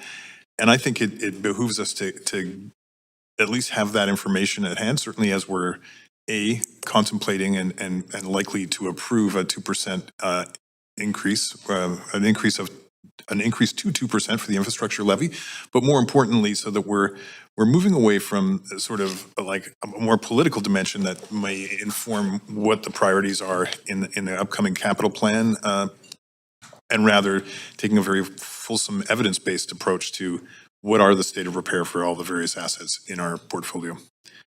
So I hope this is agreeable to everybody. I think it's just good common sense and good housekeeping for us to have eyes on this. Okay, thanks, Councillor. We need a seconder. Second by Councillor Orr. Councillor Kirby. Yeah, thanks, Chair. If I could ask a point of information through you to staff? Yeah, please go ahead. Yeah, and I did manage to catch most of the presentation. I had a couple of civic commitments this morning, but I just wanted to confirm for full clarification, is the full list available? I know a lot of work has been done on the FCI, but is it fulsomely available, or is there any extra work required? I would say that we do have most of this information. We are at the relatively beginning stages of compiling our asset management plan in its entirety. So there may be some information that we would have to perhaps estimate based on our asset data that we have currently. But I would say that we would be able to provide a lot of this information specifically that would help inform decisions. Okay, so it might complete over time, and that would not delay the capital plan? It could be done in conjunction with? It could be, yes. And I would note that while we have almost just under 700 buildings, they're not all what we would consider core. So some of those would be ancillary buildings that we may not have detailed information on. Right, field houses, all Exactly, those sorts of things. Okay, thank you. Appreciate the clarification. Okay, thanks. Councillor Dominado. Yes, Chair, thank you. In that vein, what I heard there is that you maybe have to do some estimates though and projections around, because here it's a very granular request about the state of repair, but the cost of repair. So could you just comment on that? And again, is that realistic and feasible to have those cost estimates as part of this? So what I would answer on that is that unless you're actually going out and getting quotations on the work in the current market, you're not going to actually have specific dollar values. So based on our information and based on the expertise that we have on the team as well, and based on previous projects that we have undertaken that would be of similar nature within a reasonable amount of time, we would be able to apply an estimated cost. Okay. That is not necessarily reflective of what it may cost us once we follow through on the procurement, but it will give you a pretty good sense. Right. Okay. So it sounds like reasonably achievable, and keeping in mind that there's always contingency built into these projects. There's also inflationary factors. Yes. And other global factors that we're dealing with in terms of supply chains that might impact some of what that might look like at the end of the day. Right. So I appreciate that clarification. Thank you. Thank you, Thanks. Chair. Thanks. Seeing no one else on the queue, so let's go to the vote. We are voting on the Councillor Fry's amendment to amendment. Council, please register your vote.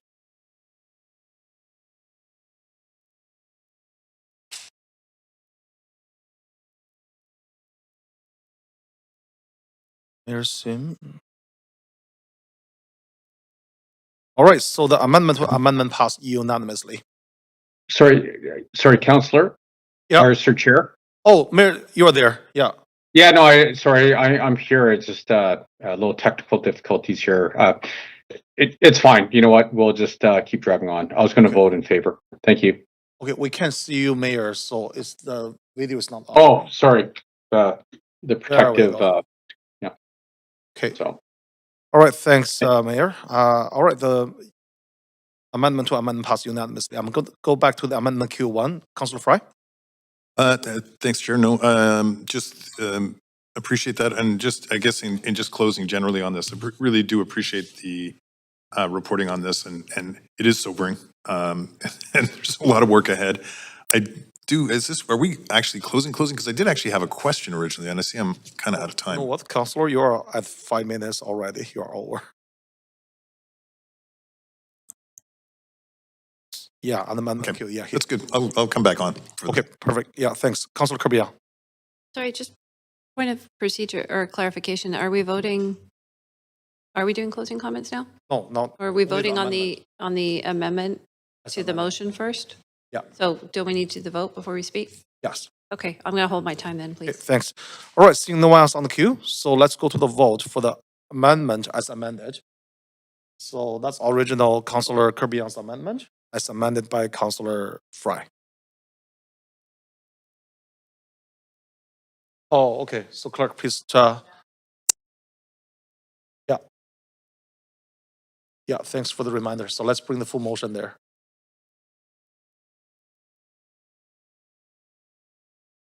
Yeah, that's the one on the screen right now. Perfect. All right, so council, please register your vote on the voting panel. Chair, can I please get a vote assist in favor? Yeah, thanks. Noting the mayor's.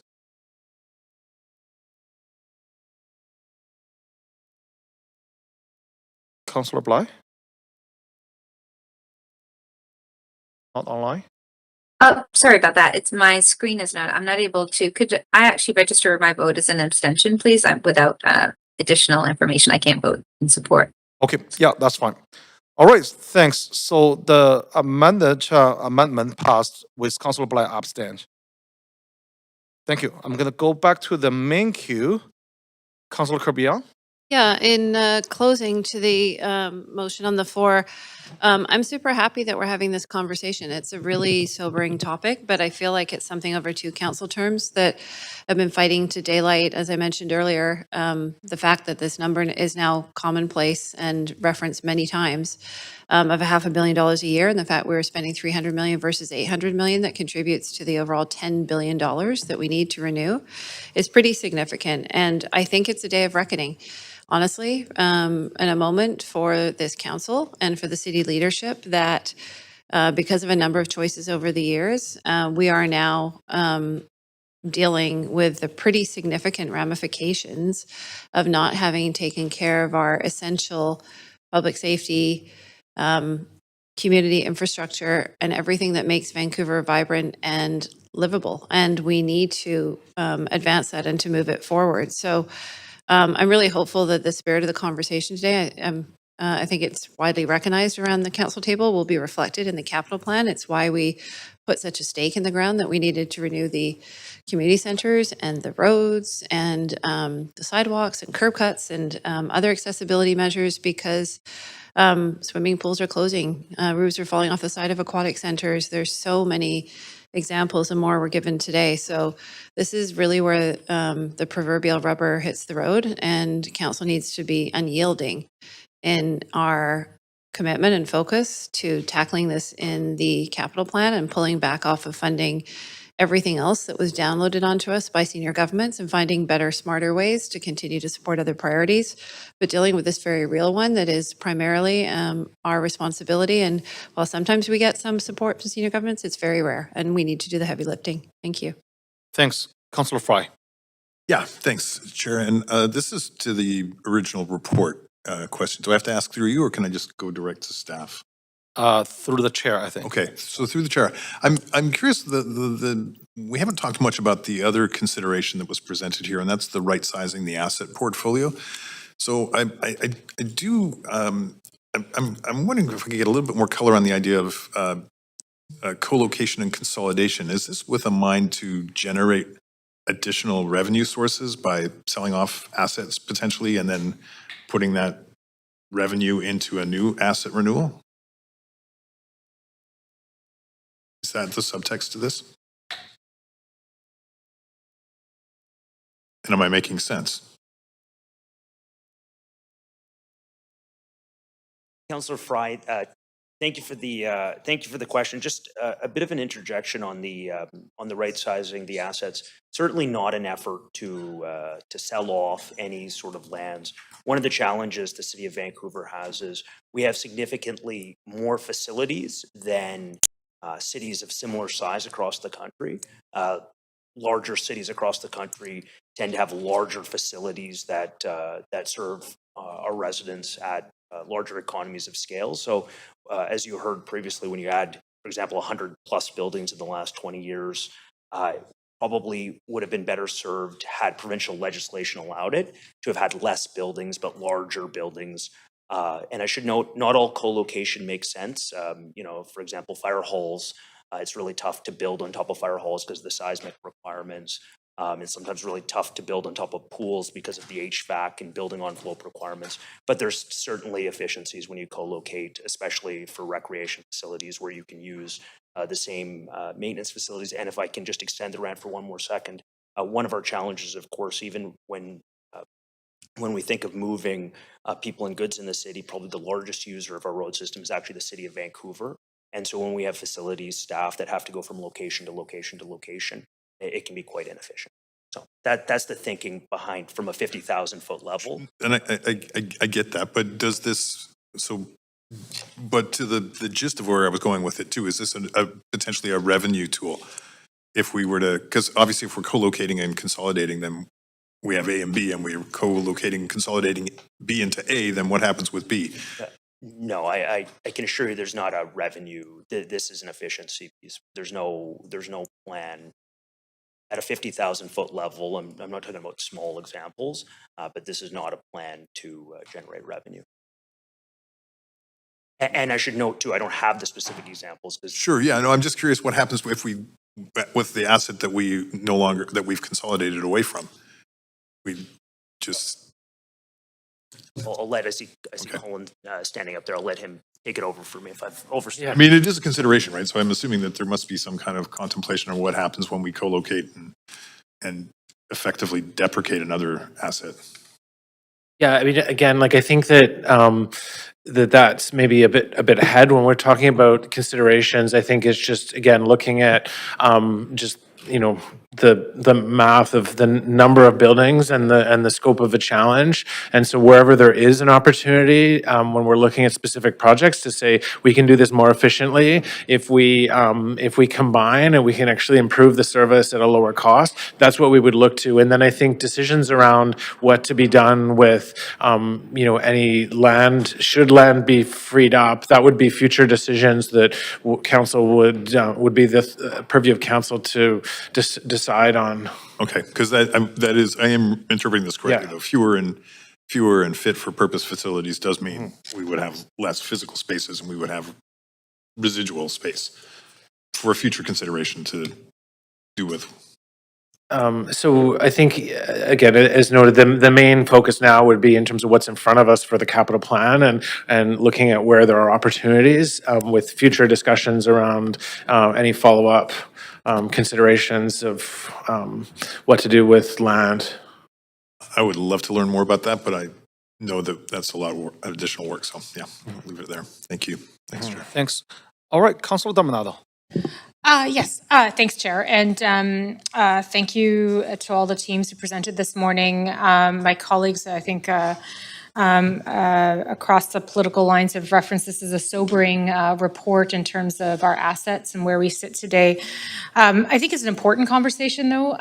We are one of the oldest cities in the region, and what I see in this is prudent planning for the future, is taking stock of our assets, how they're used, what needs to be prioritized, but also with the motion around increasing the infrastructure levy from 1% to 2%, also again speaks to the importance of planning for the future, particularly as our city continues to grow and to evolve, and that's why we've passed motions here at this council already to prioritize $400 million in the capital plan for 5 community centers, while we've prioritized $104 million for sidewalks and roads. But I think that it's important in the context of talking about our infrastructure deficit and the challenges we face in Vancouver, is to bring it back into both a provincial and a national context. We are not unique as a city in wrestling with these issues. Obviously, as the largest city in Metro Vancouver, in the region, we have probably the largest number of assets, or some of the largest number of assets, and aging assets. But contextually, municipalities own and maintain approximately 60% of Canada's core public infrastructure, and that's across the country. But cities typically receive only about 8 to 10 cents of every tax dollar collected in Canada. And so we do rely heavily on property taxes and intergovernmental grants to balance our budgets and to support this infrastructure. But I think it is, whenever we're talking about the importance of investing here and prioritizing in Vancouver, we need to recognize that we're also not unique in this conversation about how do we not only plan for the future, but also resource for the future. And so I just wanted to thank our staff for the incredible work they're doing, and particularly around the framework that's underway, because it will make us stronger as a city, and also to help accommodate our growing communities and neighborhoods. So thank you. Thank you, Chair. Okay, thanks. All right, Councillor Maloney. I just wanted to briefly thank Council for supporting my motion to double the infrastructure levy to 2%. I think that what we've heard this morning is that there's a real need to fast track improvements. So I'm really thrilled that Council's going to get behind this and vote in favour of it. Thank you. Thanks. All right, seeing no one else on queue, so let's go to the vote for the motion as amended. Council, please register your vote. Chair, can I please get a vote to assist in favor? Yeah, thanks. Noted, the mayor. Thank you. Thanks. Okay, so the motion as amended passed unanimously. All right. Thank you. So that completes report 1, clerk, right? We don't have to go back to the question queue. Okay, good. That completes report on the agenda. So let's clear the question queue on the, yeah. Okay, so report number 1 has been adopted on consent. We are gonna go to the report number 2, which is contract award for consultant services for Cambie Bridge seismic upgrade and rehabilitation program. Before we begin this agenda item, if anyone believes they have a conflict of interest, now is the time to declare it. Does anyone have a conflict of interest to disclose? This item does not have a team member presentation. And council members, you have up to 5 minutes to ask questions of team members. Are there any questions? Okay, so if no questions, I'm gonna call the registered speaker for this report. Okay, the public speakers state whether they are in support or in opposition of the recommendations and may only speak once. I will also ask speakers if they are residents of Vancouver if it is not noted on the speakers list. Our first and the only public speaker is Nathan Davidovich. Is Nathan here?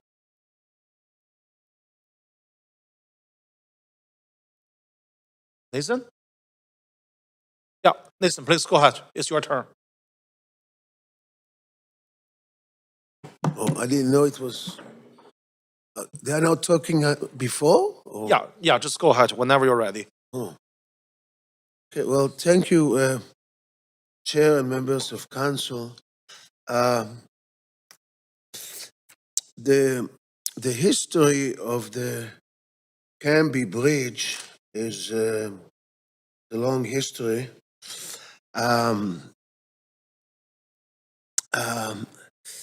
I remember being at the opening of the third Cambie Bridge on December 8, 1985. Well, it was my birthday, and also happy belated birthday to Councillor Orr. He had his birthday on Monday.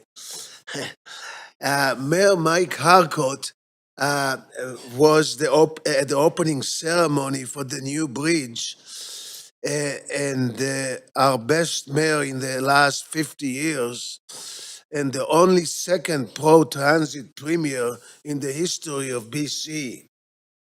Harcourt was born in Edmonton, one of the few Canadian cities where the majority of city councillors take transit regularly, not just once in a while, but regularly.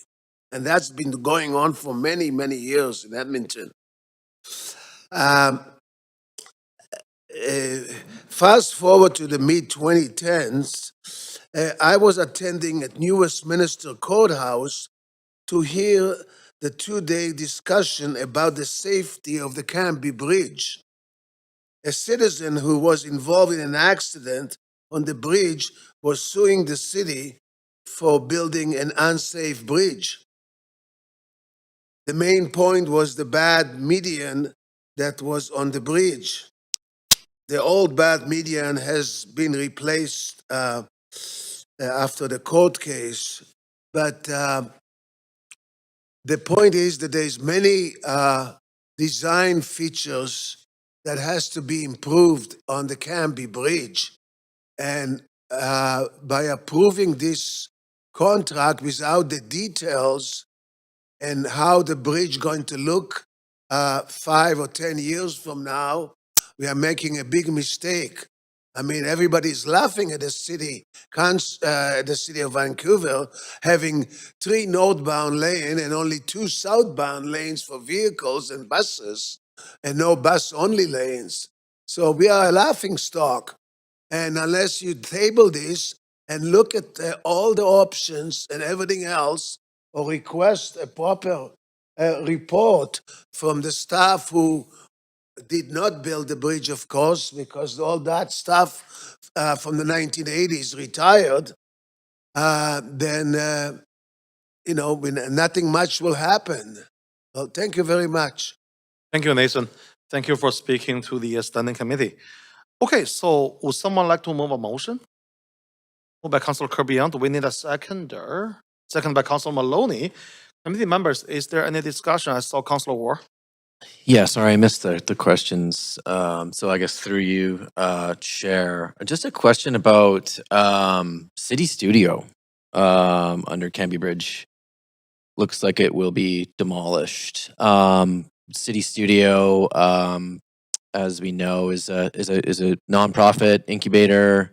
Sort of gets kids interested in city planning, among other things. And I believe there's also the 311 call center there. Just wondering about the relocation of those services. Lon Leclerc, General Manager of Engineering Services. So in order to complete this work, the spyglass building that's under the Cambie Bridge must be demolished to kind of work on the foundations of the bridge piers. There's a number of staff that currently occupy that building. All of those staff will be relocated to new facilities. That is incorporated into the cost of the project.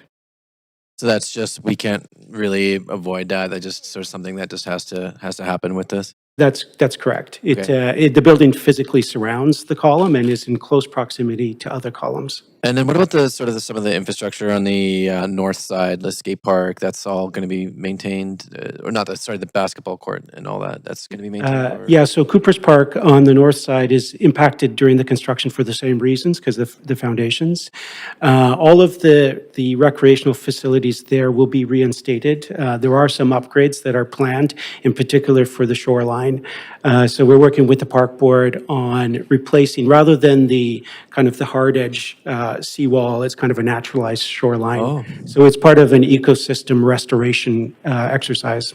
Interesting. Okay, thanks. That's all my questions. Okay, thanks. Councilor Fry. Yeah, just, sadly, the conversation around means prevention and the Granville Street Bridge has been on everybody's minds, and I understand Councilor Dominato has a motion coming next week.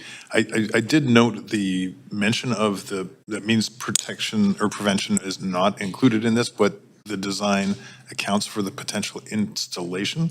Can you walk us through what that might look like, why we wouldn't consider doing it now, and what the difference would be, say, doing it now versus doing it some other time? Yeah, so at this point, the railings themselves are in good condition, so we're not anticipating any particular changes to the railings. When we installed the means prevention fencing on the Burrard Bridge, the railings were actually crumbling and in required replacement. And so as a coordinated project, that was like a more natural addition. For this project, it would be an added cost that would be over and above what we're planning to do with this work, and a significantly increased scope. Having said that, the risk at this site is substantially lower than it is for the higher bridges.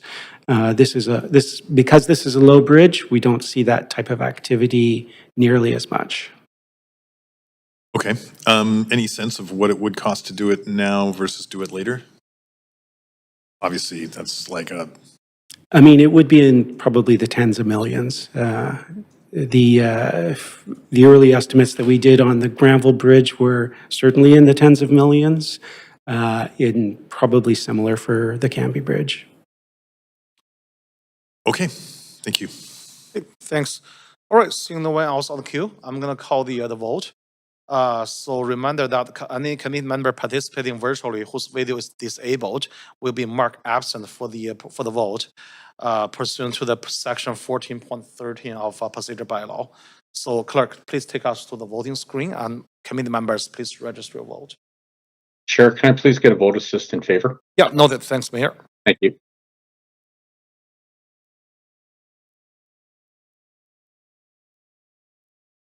Councilor Kirby.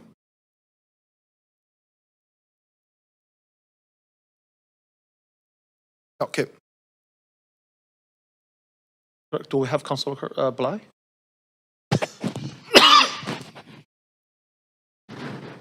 Okay, so Councilor Bly, you need to turn on your camera. Okay, there we go. The report passed unanimously. Thanks. That completes report 2 on the agenda. So committee members, so I'm looking at the time, 11:43. We have the next report. We have 10 speakers. Just wondering if anyone want to extend the meeting, finish report number 3, so we can start with the motion fresh in the afternoon, if there's any interest. Otherwise, we have to come back for the report number 3. And there are 10 speakers waiting. Yeah, just report 3 remain, yeah. We only have report 3 left before the council meeting. Report 3, okay? Yes. You finished report 3. Second by Councilor Kirby. All those in favor say yeah. Yay. Opposed say nay. Okay, the motion carries. So let's finish report number 3 before taking the break. Before we begin this agenda item, if anyone believes they have a conflict of interest, now is the time to declare. Does anyone have a conflict of interest to disclose? Okay, this item does not have a team member presentation. Committee members, you have up to 5 minutes to ask questions of team members. Are there any questions, Councilor Kirby? Yeah, I have one question that really struck me, because I think we've had this report at council, I recall once or twice before, and it seems to be a regular thing when ICBC changes, we need to realign our schedules. So my question is procedurally, is there any direction that council can give that we just regularize this, that when ICBC updates, that staff are given standing direction to align there? Because it becomes a very... my understanding is this is a requirement that we align or a best practice. So I guess I'm looking for, do we need to keep doing this administratively, or could council give direction that when ICBC updates, we update? Good morning, Council. Sarah Hicks, Chief License Inspector. When we're speaking to the city's bylaws, we're unable to point to another agency to set those rates without coming back to Council. They would effectively be changing our bylaws without your input. I had a feeling you would say that. I just wondered if there had been any, sorry, there's my mic. If there had been any update, but there is no other kind of administrative path that would save process, right? Not that legal has made us aware of to date. Okay. And then just to follow up on that then, so for clarity, like this is how council should consider the report. It's simply that we're aligning with ICBC changes predominantly? Or with some other components as well? Predominantly, it is alignment with ICBC. There is the addition of an itemized administration fee within the vehicle for hire bylaw, and some updates to some language on the private property towing side. Okay, thank you. Thanks. Councilor Orr? Yeah, I just have a question on the large vehicles bylaw 2849. Essentially, that what we've been hearing from a member of the public who was in chambers today, and she's had her vehicle towed numerous times. I believe she said $10,000 that she's had to pay.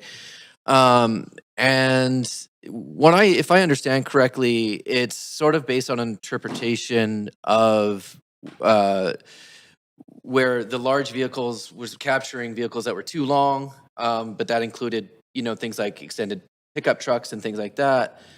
So it was amended to be length or height, or length and height. But now this has become to include length and height. So if a vehicle is within that length, and that's fine within a parking spot, this person is saying that the the enforcement is doing, choosing height instead of length and height. So she's within the length, but over the height. Can you speak to that? Om Mogerman, Associate Director of Parking Operations and Enforcement. This report is only speaking to the changes within the bylaw. We're referencing towing, so I can't speak to those that aspect of the oversized vehicles as part of this report. Okay. Thanks. And then maybe a question around towing then around RVs that people use as home. Is that a question you can answer too? With this, no. No change for enforcement. Okay. Thanks. Okay, thanks. All right, so we're gonna hear from the registered speaker for this report. Public speakers say whether they are in support or in opposition of the report and recommendations, and that may only speak once. I will also ask speakers if they are residents of Vancouver, if it is not noted on the speakers list. Our first registered speaker is speaker number 1, Louis Allard.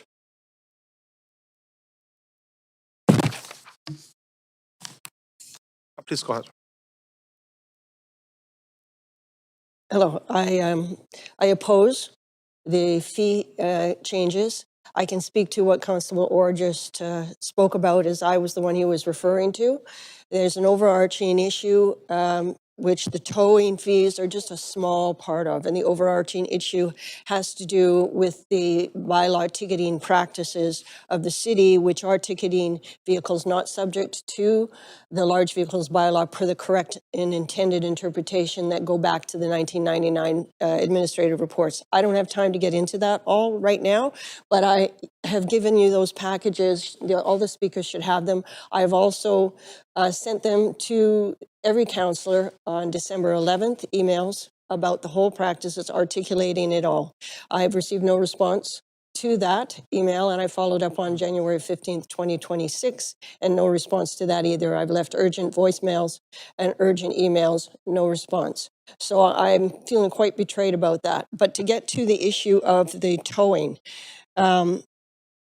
is that because it's intertwined with the ticketing practices of the city, when Buster's Towing is committing corrupt practices, that reflects badly on the city, because the city then is seen as complicit in that. And Buster's, because my vehicle has been towed, my small vehicle has been towed numerous times, I've had a lot of repetitive experience with Buster's. Their towing fees are all over the map. When I go to pick up my vehicle, and they're towed from outside my residence from the same location every time, and yet the fees to pick it up could be $204 one day, $316, $515, $444. They're all over the map. And when I have attempted to get some kind of explanation and rectification of these fees, the fleet manager, Justin Schrump, who's part owner of the company, he has been rude. He has ignored me, ignored my emails, lied to my face when I've gone in to see him, hung up on me on the phone. So these corrupt practices continue without rectification. They go well outside the fee guide as it is. The charges, they deem my vehicle larger than it actually is as far as the tow rate group. They have these surcharges, fuel surcharges that they attach to the tow rate group, to the other bogus charges of load and secure that sometimes are applied and sometimes aren't. The storage rates are also, which I understand go to the city, are overcharges. I put that in my report as well. They are, sorry, this is blinking. They are if the vehicle is in 4 minutes before midnight, they can charge you a daily rate. Sometimes it goes up to as much as $149 for 4 minutes before midnight, and then when it crosses midnight, another daily rate. You can pick up your vehicle 10 minutes after Louis, it's been dropped. you have overtime already. So yes, I'll Thank you for speaking to council. Thank you. All right, speaker number 2 is Duane Bryan. Hi, Duane. So as a procedure question, I need to ask you if you are resident of Vancouver or not. No. Okay, that's okay. Go ahead. Thank you. Good morning, Mayor and Council. My name is Duane Bryan from Teamsters Local 31 in Delta. I'm a business representative. We hold a certification for Buster's Towing, the unionized drivers of Buster's Towing. And on behalf of the unionized tow truck drivers at Buster's Tow and Teamsters Local 31 opposes the amendment to the impounding vehicle for hire bylaws, specifically the one that would reduce the fuel surcharge from 27 to 22%. Financial impact to the owner operators is the fuel surcharge is not a windfall. It's an important mechanism that helps offset operating costs to remain competitive and continue providing towing services to the City of Vancouver. Reducing it at this time would place added financial pressure on the drivers who perform this work. Fuel costs remain exceptionally high and are driven by factors outside the control of the owner operators. Drivers may wait 2 to 3 hours between dispatches during a 10-hour workday, and in some cases, a vehicle is no longer present when they arrive at the tow. A 5% reduction in the surcharge would come directly out of the pockets of the tow truck owner operators themselves. These pressures are compounded by the need to renew an aging fleet. Buster's Tow is in the process of updating its equipment. Many owner operators are facing the costs of purchasing replacement trucks. That dollar amount can go from $100,000 to $300,000.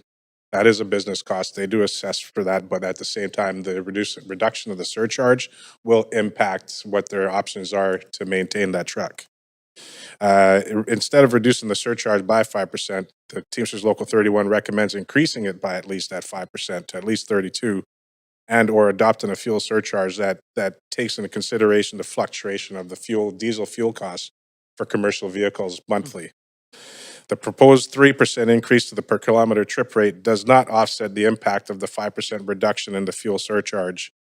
And these two amendments are the only changes that directly affect the tow truck owner operator, and the net effect would be to worsen the financial strain on those providing the service to the City of Vancouver. Thank you. Thank you. Okay, speaker number 3 is Bob Clemens.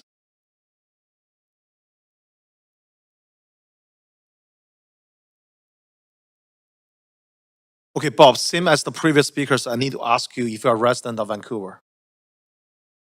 Bob. Yes, I am. It's Bob Clemens. I am not a resident of Vancouver. Thank you. Please go ahead. Okay, thank you. I'd like to thank you for the opportunity to speak. Vehicles are towed from private property because the property owner is denied use of their own space, whether it's a restaurant on Kingsway or a resident in the West End. When a driver parks on private property without consent, they are deemed to have authorized towing under the Motor Vehicle Act. The city has 2 responsibilities here. 1, to protect the public from excessive charges, and 2, to ensure property owners can use their stalls when needed. Next slide, please. ICBC is being used as the benchmark. That's the wrong instrument. The ICBC province-wide rate is used for towing from collisions. The first tow is from an accident to the impound yard. The later tow to a shop, repair shop. The second tow is scheduled off hours, no cancellations.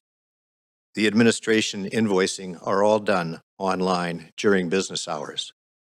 Private impounds are completely different. 45% of the calls are gone on arrival, the vehicle has left, and the tow truck has wasted time, money, fuel, and opportunity. Vehicles locked, half the jobs are in underground parkades.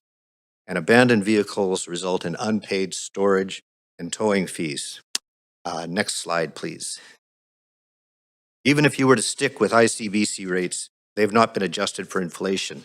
There is a precedent for adjusting in 2007 and again in 2016 when ICBC hadn't adjusted the rate for 9 years.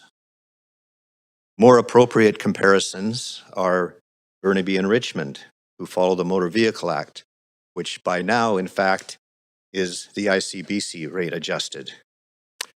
Our request is very straightforward. With this amendment cannot be permitted to pass. Regardless of what is done about the fuel surcharge, the problems this could create are not good. We recommend revising the Schedule C to private impound rates that are adjusted with inflation annually. This would protect customers and property owners. Alternatively, adopt the Motor Vehicle Act. Like Burnaby and Richmond, the rates are comparable to ICBC, and you don't have to deal with this again. Yes, I guess the only, next slide, please. Yeah, these are the comparison rates, and Unfortunately, you can see that Vancouver does have the distinction of being the most affordable city, major city, in terms of parking illegally. Next slide, please. These are the net benefits, which are, as you can see, not what we're hoping for. That's your time, Bob. Thank you very much. Thank you. All right, speaker number 4 is Laura Holt.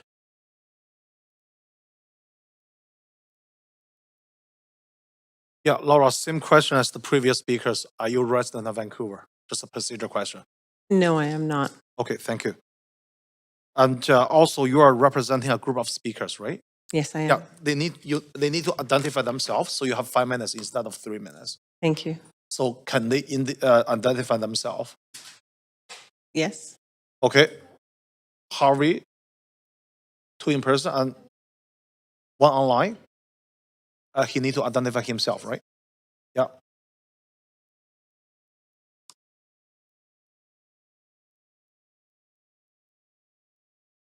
Okay, speaker on the line, please identify yourself. Can you unmute yourself? Don't know which speaker online. Rob? Harvey or Rob? Rob, okay. Rob Holt, can you please identify yourself online?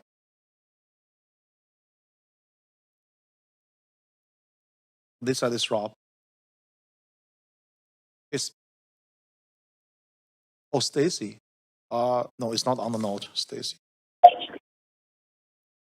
Hi, I'm Stacey Lamoureux.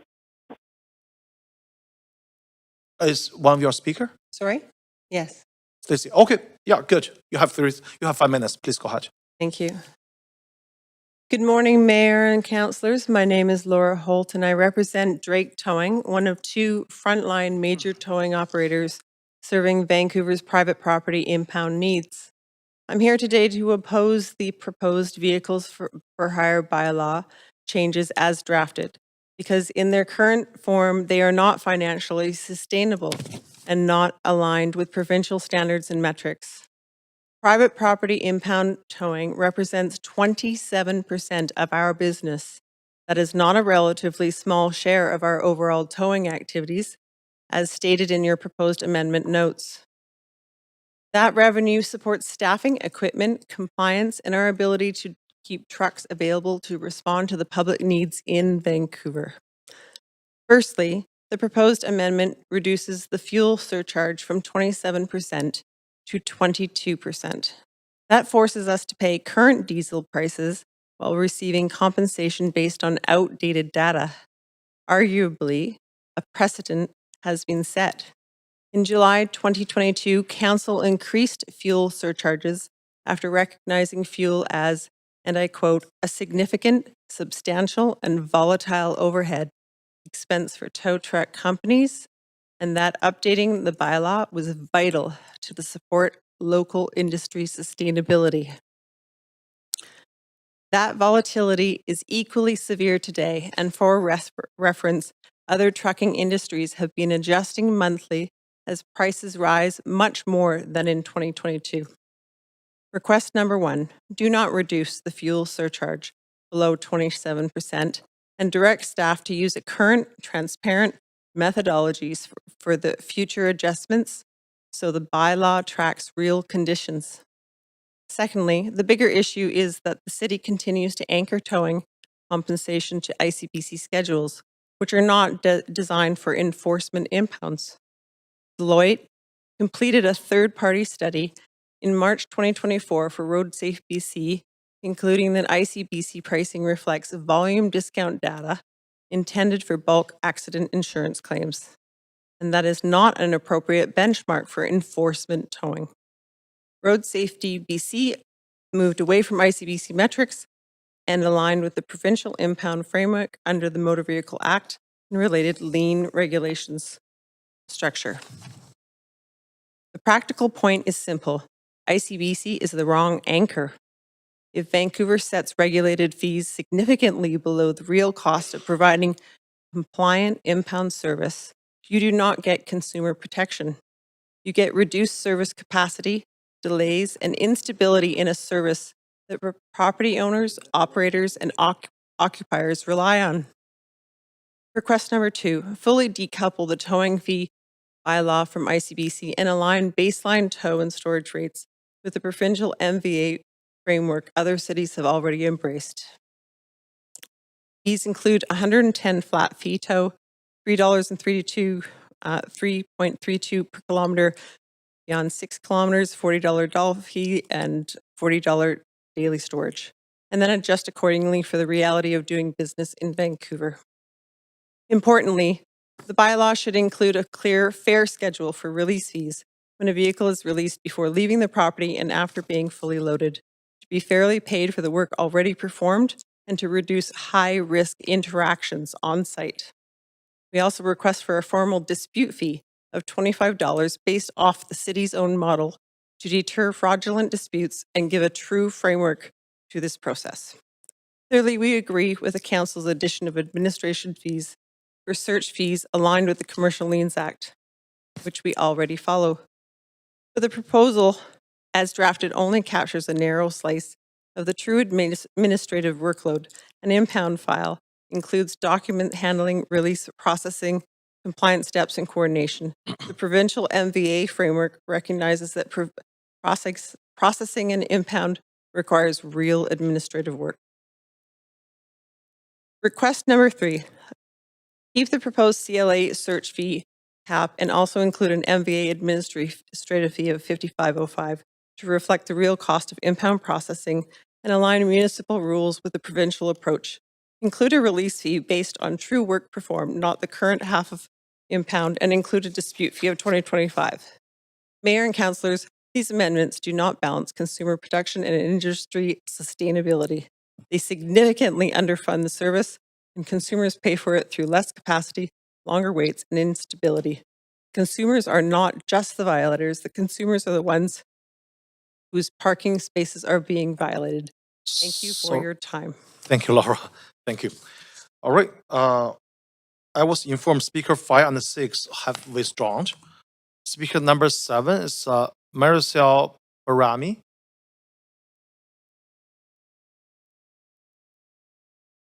Oh, okay. So she doesn't need to speak. Okay. Speaker number 8 also withdrawn. Speaker number 9 is Christine Brenner. Okay. And speaker number 10 is Susan Booth. Okay. All right. So that's our speakers list. Thank you everyone for speaking to the committee. Would someone like to move a motion? Yeah, so we have to move the motion first. Moved by Councillor Meisner. Do we have a seconder?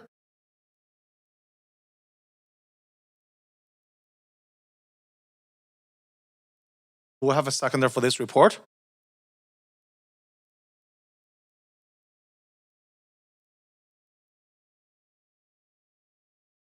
Can we do that, or we have to move to the report and then we can ask questions through the? Yeah, it has to be moved. Okay, second by Councillor Dominado. All right. So, committee member, is there any questions? Councillor Dominado. Yeah, thanks, Chair. I'm curious if staff could comment on the comments made by a number of speakers around the reference point around the rates being ICBC and not the MVA, like other jurisdictions. Could you sort of explore that with me so I have a better understanding of why? Are we unique in that regard, or can you just expand on that? Certainly.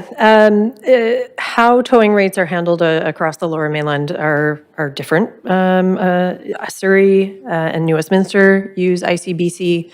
North Vancouver does not specifically regulate it. And Richmond, Burnaby, and a couple of others reference the MVA. We do not reference the MVA. We have been referencing ICBC for quite some time. Within that, we align with our engineering department in the rates that are able to be charged for public tows as well as on the private tow side. And typically the MVA is for higher risk police-based tows, speeding, impaired driving, those types of situations. Okay. Has there, just out of curiosity, have we explored though making that shift? Because obviously I think you referenced Burnaby and Richmond as using the MVA as a reference point. Have we explored that, of making that? Speaking to the private side only, we have looked at that. It would be a significant increase in the amounts that are towed to customers being picked up. So we've looked at adding the administrative fee, the itemized administrative fee, to help balance adding additional opportunities for the companies to recover the costs that they're putting in, particularly things that we're asking them to do in the bylaw, like finding an owner, notifying owners. We have, throughout the years, added additional fees for a dolly as well as for parkade-related towings, to recognize that Vancouver does have a bit of a unique infrastructure, and that we have more parkades relating to towing as opposed to larger open lot cities. So what I'm hearing is you're trying to strike a balance around cost to customers, so affordability, but then also enabling companies to recoup as well costs. I have two more questions. I want to make sure I get through them. There was a reference around the fuel charge, and following again, I think decrease to 20% to align with ICBC's fuel surcharge. I'm curious, do you know the rationale for that change by ICBC in light of the costs that overall fuel costs are going up for a whole variety of reasons globally, and why that would be, why ICBC moved that direction at this time? I certainly can't speak to why ICBC didn't raise when they decreased the rates. However, we are in line with ICBC at 22%. That is what the report is recommending. And ICBC are the guidelines that we use to set our towing rates on the public side of things. Okay, thank you. And then just speaking, I don't know if staff are able to comment on this, but I'd be curious, just with our first speaker who is talking about their experience and just variability, I guess, in fees charged from time to time. And then I was looking at the Better Business Bureau and complaints filed against busters, and there seems to be a similar theme. And I'm just curious, can you give me some insight as to what may be contributing to that? And given that they are a contractor to us as well as a city, so. Yeah, certainly. So some of the variability could very well be related to the size of the vehicle. So there's different charges for towing vehicles of different sizes. So a small vehicle costs less to tow than it does a large vehicle. And so that's where you can see some of the variability within there. Without specifics, it's very difficult to look into each of the individual charges that are laid, but we do have it set out in our contract with the city's towing provider on what those fees are. Okay. If I have time for one more question, I'm just curious if we, within our contract and our bylaw, do we have a sense if tow companies are exercising more latitude than what is provided for in the contract or within the bylaw in terms of towing? Again, looking at some of the complaints that were filed, do we have any sense of what that looks like? I can speak to the public side of things. So anytime somebody is towed from the public street, it's done with a ticket. So that ticket generates the tow. And so we're able to monitor and know exactly what's being towed off of the city streets because it is parking enforcement staff that are initiating those tows. So we do have a built-in monitoring mechanism in place for those types of tows. Okay, that's exactly what I was looking for. Thank you. I appreciate that. Yeah, Thanks. okay, Councillor Corbière. Yeah, just following up on a couple of the questions. The commentary, and I may not express this very articulately, but the commentary from some of the speakers with respects to essentially cost recovery or hardship in terms of the fees not aligning with the actual cost of service. Does staff have any comments on that and how that's considered?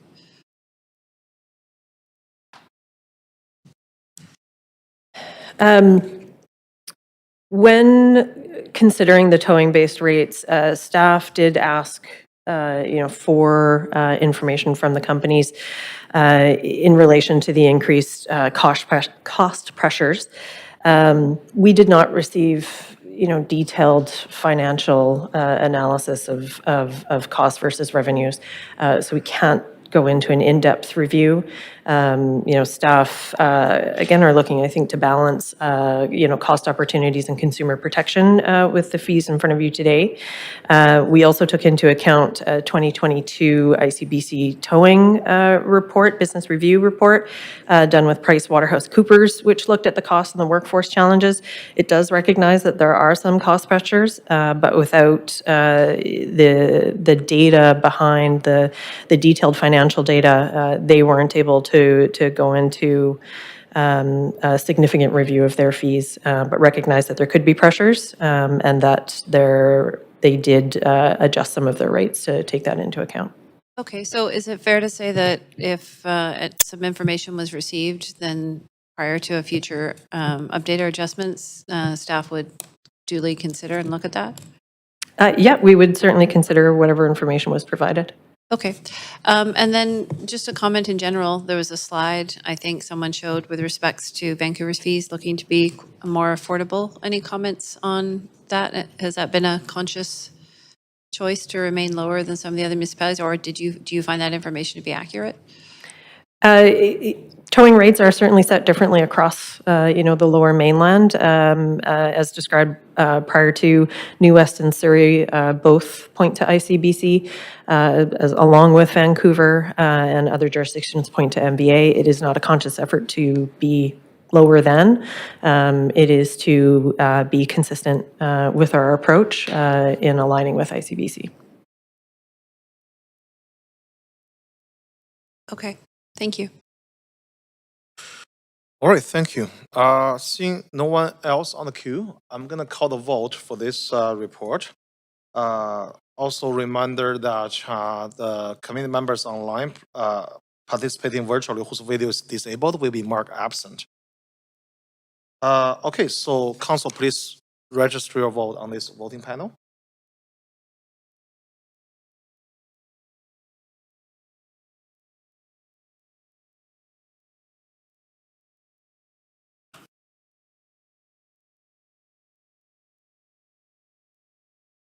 Councillor Meisner?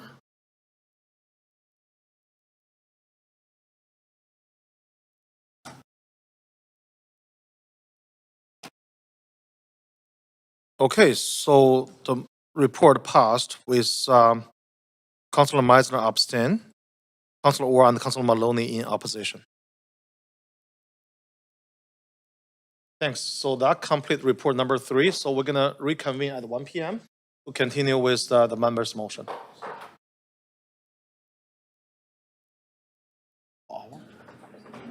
Oh, 45 minutes is fine. Yeah.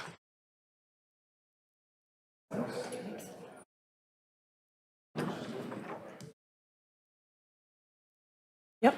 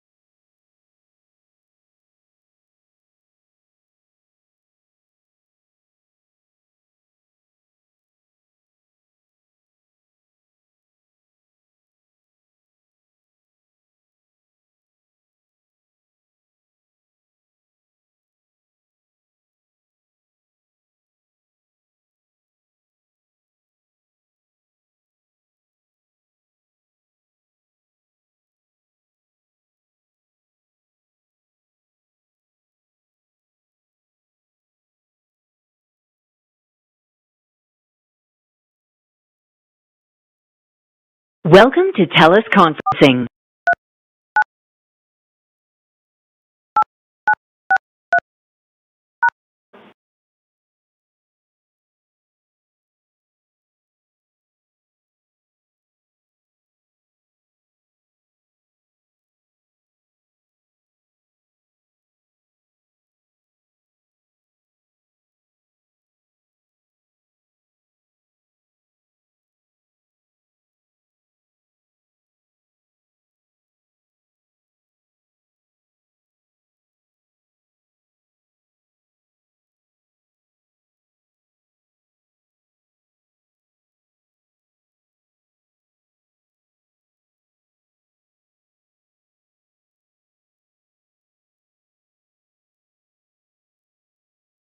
Hi, Steph. Can you hear me?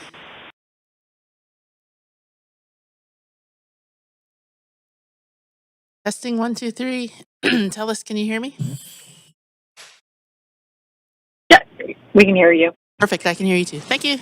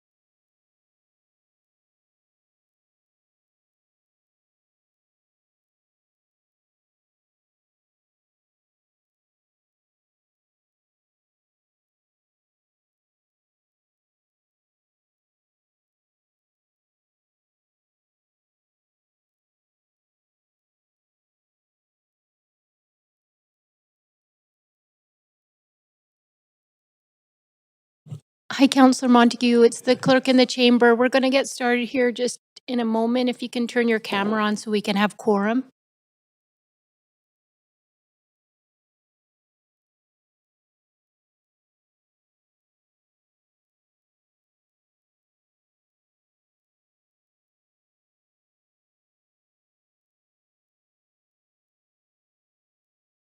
You can hear us okay, Councillor Montague?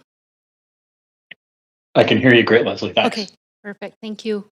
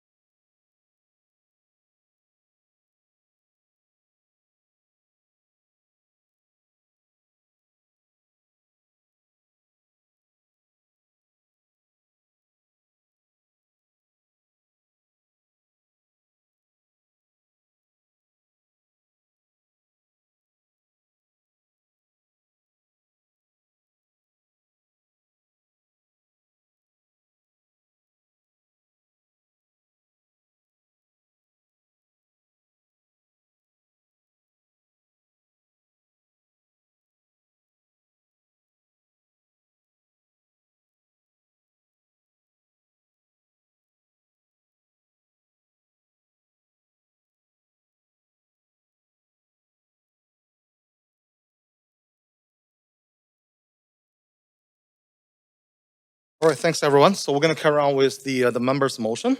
The first motion on the agenda is carrying on Joe Forte's legacy, universal access to basic swimming lessons, and expansion of aquatic infrastructure as core public safety policy. It is to be moved and introduced by Mayor Sim. Before we begin this agenda item, if anyone believes they have a conflict of interest, now is the time to declare it. Does anyone have a conflict of interest to disclose? All right, seeing none, Mayor Sim, you have 2 minutes to introduce your motion.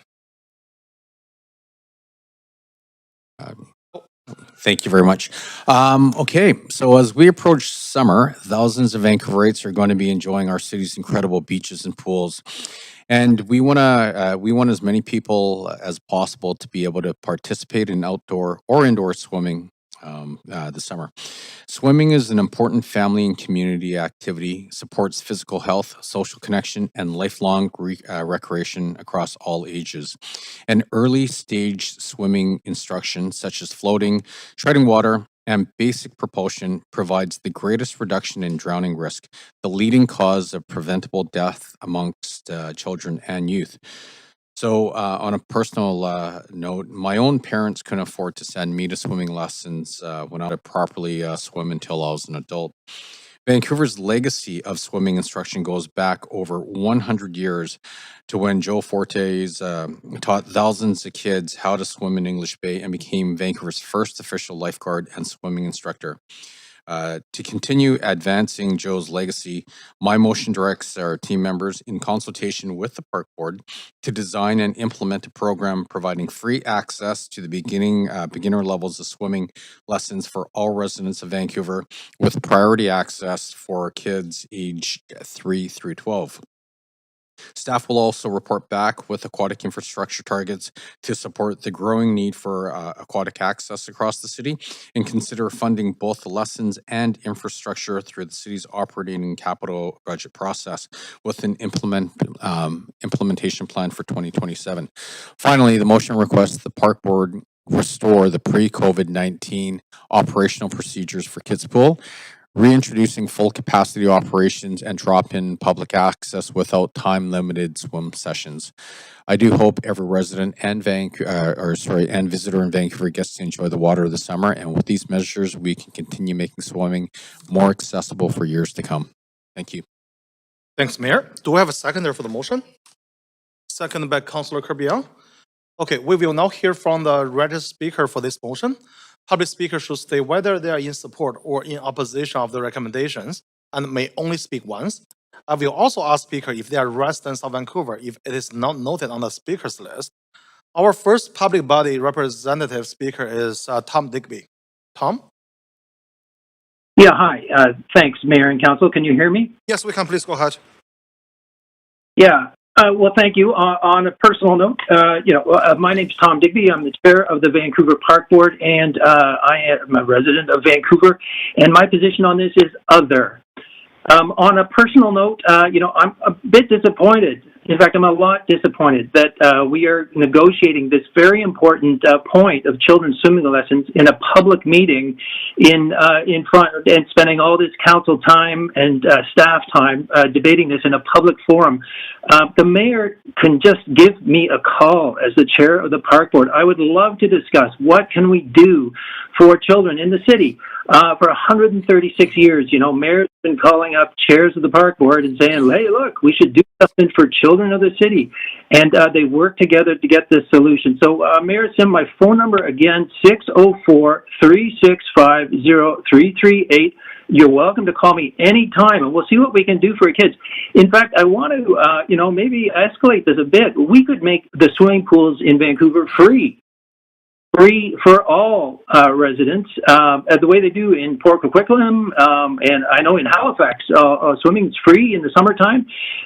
So, there's a lot of things we could do, but it does require your ABC commissioners at the park board to reopen the fee schedule that we passed back in November. And so long you could invite them to do that, we'd be able to fix these fees, and also we'd be able to lower the price at Spanish Bank's parking, which is excessive this year. Unfortunately, staff has jacked it up too high, but we can't intervene to lower it.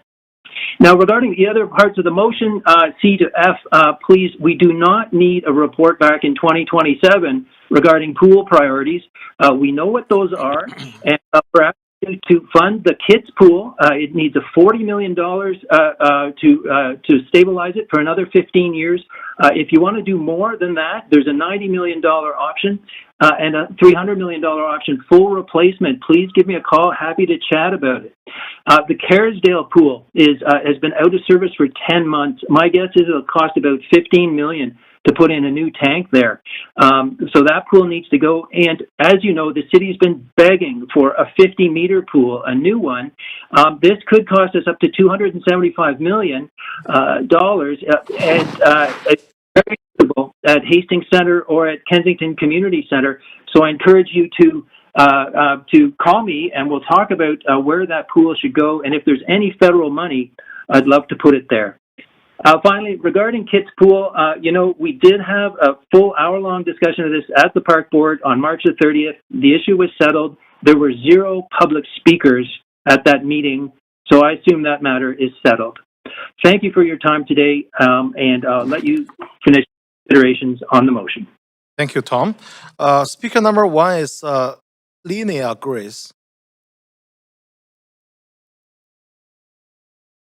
Please go ahead. Good afternoon, Mayor and Council. My name is Linnea Grace, and I'm the Executive Director of the Life Saving Society BC and Yukon branch. I'm here to speak in favor of today's motion. As mentioned, drowning is the leading cause of accidental death of children under the age of 5 in Canada. There is no better way to prevent than to intervene early with lessons. The Life Saving Society is a charitable organization dedicated to preventing drowning through swim lessons, training programs, water smart education, aquatic safety services, and life-saving sport. We're recognized as Canada's lifeguarding expert and one of the 5 leading agencies in providing first aid. And annually across the country, over 1.7 million Canadians participate in our swimming, life-saving, lifeguarding, first aid, and leadership programs. So we are so proud that the City of Vancouver and the Vancouver Park Board staff are an active affiliate delivering Swim for Life swim instruction. We're thrilled to see this proposal come forward, and we welcome city leaders as allies in education and safety. We also welcomed recent support on the restoration of lifeguard services at local beaches, a critical piece of the puzzle, with special thanks to Councillor Fry and other colleagues for shining a light on this issue. We've long advocated for all British Columbians and all Vancouverites to have access to essential skills to survive an unexpected fall into water and avoid drowning. We've supported potential policy solutions like making swim lessons and Swim to Survive mandatory and school curriculum, swim outreach programs to bring instruction to underserved areas of BC, and training more qualified lifeguards.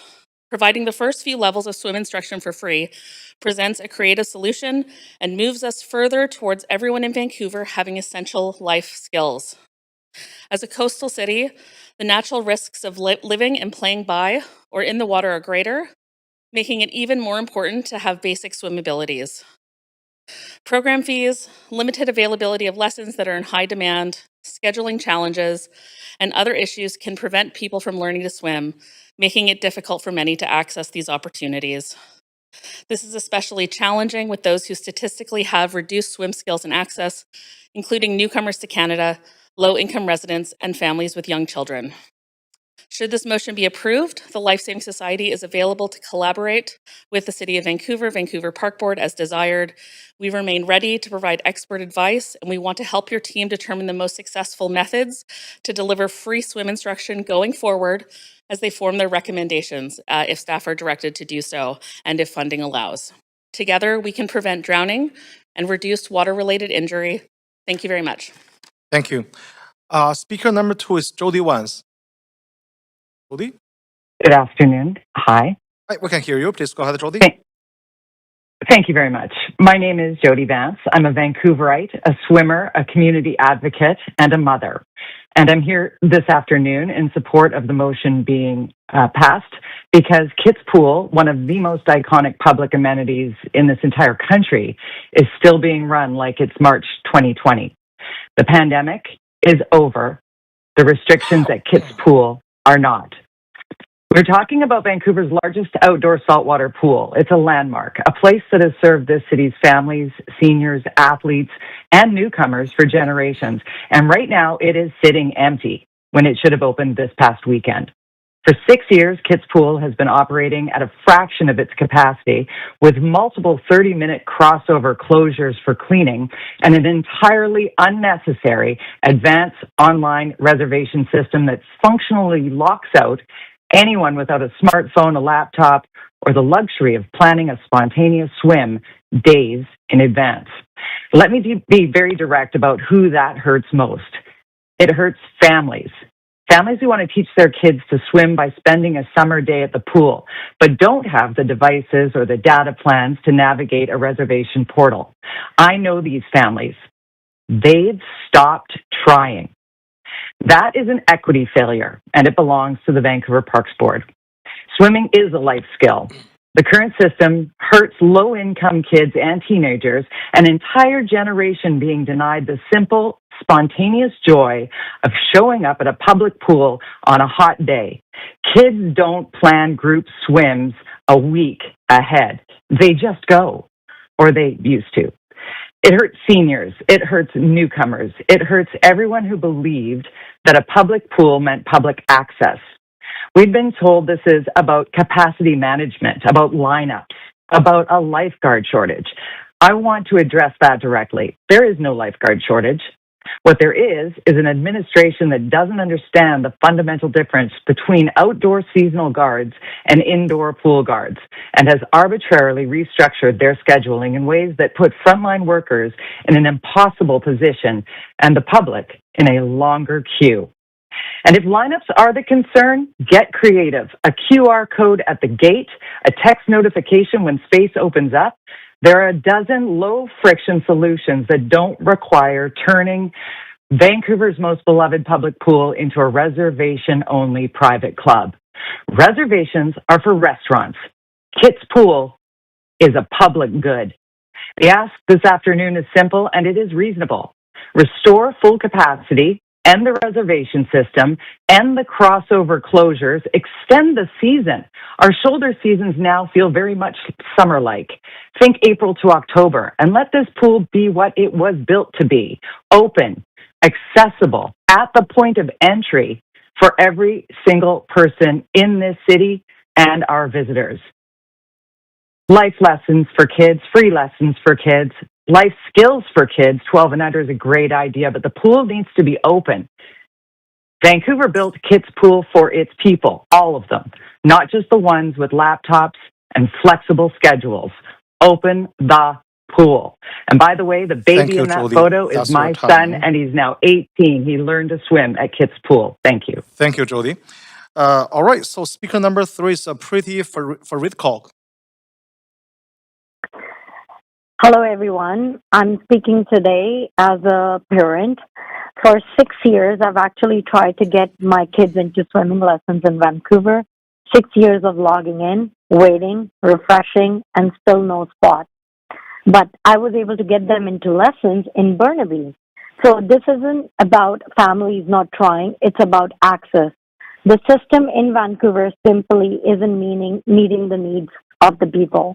And I've heard it, and we've all have heard it again and again. And just this morning during the discussion on facilities condition and maintenance, there simply aren't enough facilities to meet the current demands. I've raised this before with many elected officials on different levels and was told there's nothing we can do. I'm surprised to hear from the Parks Board Chair as a first caller in regards to his comments on this motion. As a resident, we have raised this concern many times. Instead of asking for a call, maybe the Parks Board commissioners can come out of the politics and fix the system. Thank you, Council and Mayor Kenson, for taking actually the actions that needs to be done. Since COVID, it's gotten really harder, fewer spots, more competition, more some families left out. I see that every day working with families in our community. Parents tells me it filled up in minutes. We couldn't get in. We can't afford a private lessons. This is not a small issue. It's a widespread and it's ongoing. That's why I think this motion really matters. It recognizes something important. Swimming isn't a recreation. It's a basic life skill and a matter of public safety. So the question is simple. Are we making sure every child knows how to stay safe? This motion is actually a strong step. It treats swimming lessons as essential, calls for free access to beginner level, and look at expanding aquatic infrastructure so we can meet the real demand. Because access isn't dependent on cost. It depends on capacity. My youngest one is 11 years old now. I'm so sad that this motion took so long to come right now. I wish it would have came like long time before. Families, they shouldn't have to leave Vancouver just to get a swimming lesson. For me, this is very personal. No parent should spend years of trying and failing to get their child into something that could one day save their life. I believe we can actually do this better. Let's, I heard Mayor Kenson saying in the beginning about Joe Fortis' legacy. Let's just actually do some real action and not just in words by making sure every child in Vancouver has a chance to learn this life-saving skill. So I am urging Council, please support this motion as this is very personal to me. Thank you. Okay, thank you, Pretty. Speaker number 4 is Avi Kaur. Hi there, Council, everyone. I'm a parent of a 17-year-old child, and I'm also a born and raised Vancouverite who had the opportunity growing up here in Vancouver to access public pools more readily. In the last few years, with COVID, a lot of the pools closing down, Kitsilano being a huge loss as well. I actually was a parent that had to stop my son's swimming lessons.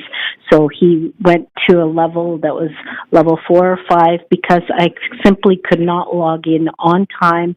I was not computer savvy and I couldn't click fast enough before the spots got full. I also tried to get lessons going all the way to Burnaby, North Burnaby, as well as Richmond, having to enroll in different systems in order to get swimming lessons. And in the end, I actually ended up quitting. I don't want this to happen for other residents of BC, and therefore I am for this motion, requesting that this motion be passed. Thank you. Thank you. Speaker number 5 has withdrawn. Speaker number 6 is Tricia Officer.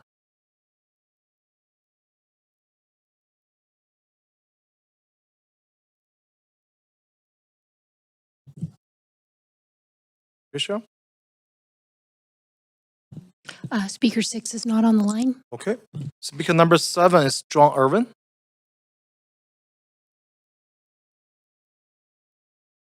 Yes, good afternoon, Chair, Mayor, Council. My name is John Irwin. I'm speaking for myself.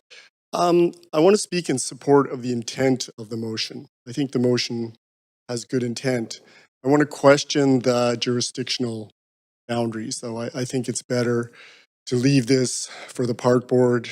But on the intent, I think there are 3 blood sports in Vancouver: housing, childcare, and swim lessons. Like many other residents, and I'm speaking on behalf of my children as well, I would get on the system. I have all the gear. I've had that for a while because I've been in academia. And you really had to work hard to get a slot. So often we'd go to a private provider to get the swim lessons because we do a lot of water sports and it's essential, as you said. I agree with that. And so I think we can do this and we need to do it. But I'd argue it should be park board led because it's a jurisdictional issue, really. The park board is there. It needs to be honored as an institution. I'd also like to say that, Kids Pool is a great pool. It needs to be rebuilt, but it's in a very difficult spot in terms of the logs and the climate change and the king tides and the storms that happen. So that's tricky, but I understand people like it, especially my partner who likes to swim for miles, unlike me, who I don't swim for miles. So I think it's valid as well. I also think if you're going to support this and kind of copy something I said in the past, I can't remember if it was here or not, about Joe Fortes and thinking back to Joe Fortes, it's important to remember he taught people how to swim, kids how to swim in the ocean. And the ocean's almost like an unlimited beachside resource that we have in our city. When the weather's hot, especially, we could run programs. Apparently there was one lifeguard told me this during the discussion around the lifeguards. And we could, hire enough lifeguards to teach people, especially kids, with this free swim lesson idea, which I really like. I think it's wonderful. But we need to work together in collaboration with each institution. I'd also like to say that basically the lifeguards. Yeah, one person thanked you folks for the lifeguards. I'd just like to point out that the park board trimmed its budget in other areas to put the funding in to keep the lifeguards, right? Because lifeguarding is essential. Swimming is essential. The death by drowning after death by automobile, by the way, being struck by automobiles, getting injured in automobiles, bicycles sometimes hitting people, but more rarely, is the number 2 cause of death for children over 1 in Canada. That's a StatsCan statistic. Yeah, so I like the intent. Let's do it, but pony up. Show me the money. Do it now, because this can't be an election strategy. This has to be something we do, and we do it now for the safety of our children. Thank you very much. Thank you. Okay, speaker number 8 is Marjorie Duda. Good afternoon. Yeah, My name is Marjorie Duda. Hello? Yes. Hello? We can hear you. Please go ahead. Thank you. I'm a Vancouver resident, and I'm speaking on behalf of the Vancouver Society for Promotion of Outdoor Pools and the Mount Pleasant Community Centre Association. We support the many goals of this motion while also sharing some important concerns. We strongly support improving equitable access to public aquatic facilities across Vancouver and making swimming lessons accessible to all ages, and the younger they can start learning, the better. We appreciate the recognition that we have a stark and growing pool deficit and the urgent need to resolve this. More aquatic capacity will help address the lifeguard shortage by creating long-term employment opportunities. If we build the facilities, people will train for those jobs. We do, however, caution unintended delay projects that are already urgently needed and already well advanced through public planning and consultation. We especially want to stress that outdoor pools must explicitly be included in aquatic strategies. Outdoor public pools are essential infrastructure for our resilience. They provide essential skill building, recreation, cooling, and accessible public space during extreme heat events, especially for residents without other options. They can also be delivered at a much lower cost than large indoor destination pools, which may have certain efficiencies, but are ultimately far more costly to build, maintain, and operate.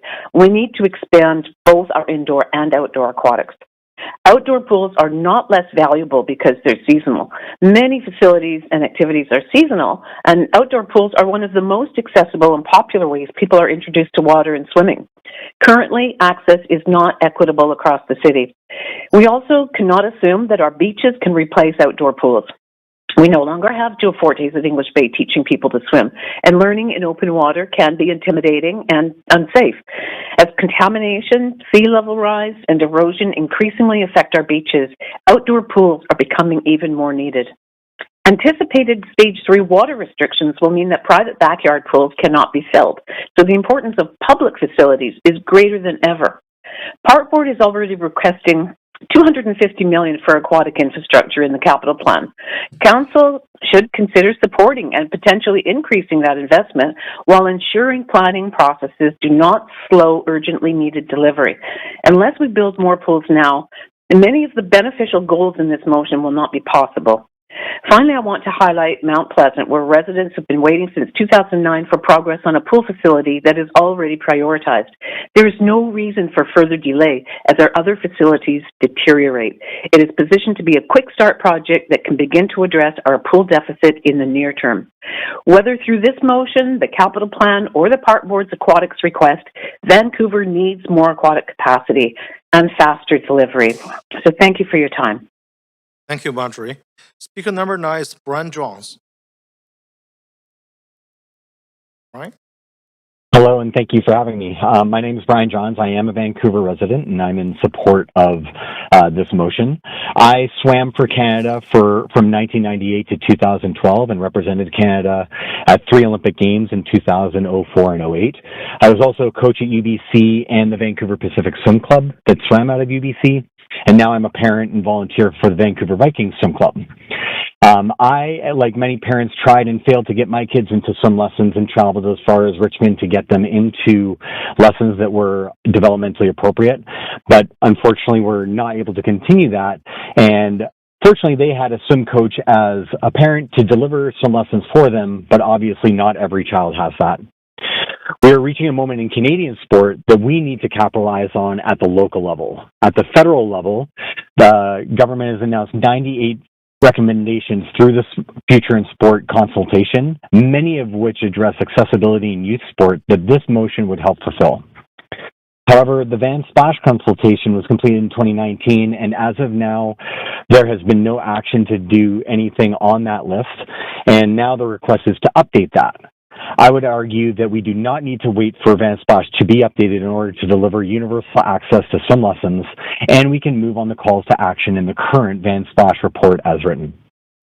One example of a universal access program is one that's been launched in Burnaby, where they have a swim lesson program to deliver free swim lessons to grade 5 students as part of their school curriculum, and using swimming infrastructure that is relatively empty during the course of the day to help increase access and the ability to have appropriate instructors to teach them. Adam Van Couverden, as the Secretary of State for Sport, has been visiting numerous cities across the country, eager to give federal funding that would support grassroots sports, such as the universal access to swim lessons would provide. Numerous people in Vancouver are eager to help to deliver this, myself included. But we don't need to wait for new updates on VanSplash. We can act on the current suggestions from VanSplash now, including building a new 50-meter pool and destination sites for community centers. We can start delivering more swim lessons now, in utilizing the swimming infrastructure now, along with the Parks Board and the Vancouver School Board, to make swim lessons a part of the school curriculum so that we can use infrastructure that already exists and maximize that space. We have programs that are proven to work, that are available. We just need to work in collaboration to start delivering it as soon as possible. I am eager to discuss programs for universal access with interested parties to deliver swim lessons. I believe we can start building those programs as soon as this fall, maybe even before the election starts, to actually deliver on pieces around universal access to swim lessons, and then be able to use federal funding and other parties in order to increase that accessibility over time. And that's Thanks for your time, time. Brian. Thank you. Thank you. Okay, speaker number 10 is Laura Christensen. Hello? Yeah, we can hear you, Laura. Please go ahead. Hi. So my name is Laura Christensen. I'm speaking as a park board commissioner, but on my own behalf. And I'm speaking, I guess, other would be my category.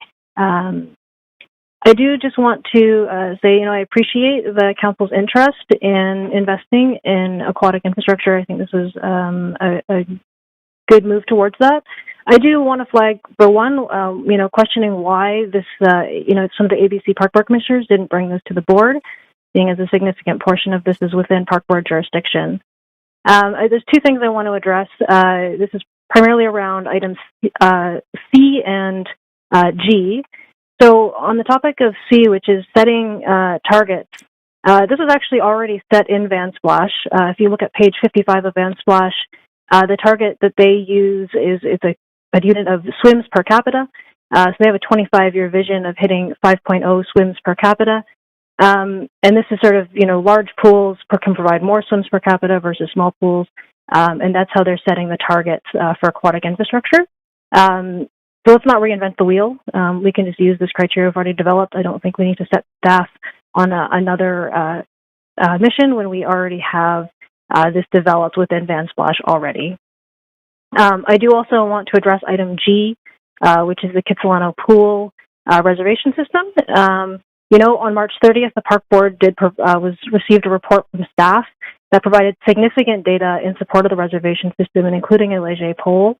And this staff report was considered and approved by the board. In a previous meeting about lifeguards, city councilor, called out the park board for not coming to speak at the city council. So I'd like to call out city council for not coming to speak at our meeting on this. If this is something that council wanted, they could have come and spoke at our meeting when we considered this. However, we had no one from city council come speak to us. We only received 4 letters in support of the reservation system, none opposed. We had one speaker that night, which was classified as other. I think both the report that we received and the public feedback that we received at that time, I think indicates the support for the reservation system. People appreciate the ability to reserve and know that they have a spot. And the information provided by staff showed that there was only 2 times the entire last summer where people were turned away, and I think it was a very small handful of people in 2 different sessions over the entire summer that drop-ins were turned away. So this shows that the reservation system is working, and the board has already on March 30th considered and approved maintaining this. So I think the request to Park Board likely won't be received because we've already considered this, and it'll be out of order for us to reconsider that item again already. So again, I just want to flag, if these are investments in our aquatic infrastructure, it would be great if Park Board could be included in this. I believe the chair, Tom Digby, already spoke to this. Thank you, Laura. Yeah, you're over time already. Thanks. Okay, speaker number 11 is Aaron Jasper. Hey, Aaron. Thank you, Mr. Chair. Wearing my glasses today because I actually made some notes.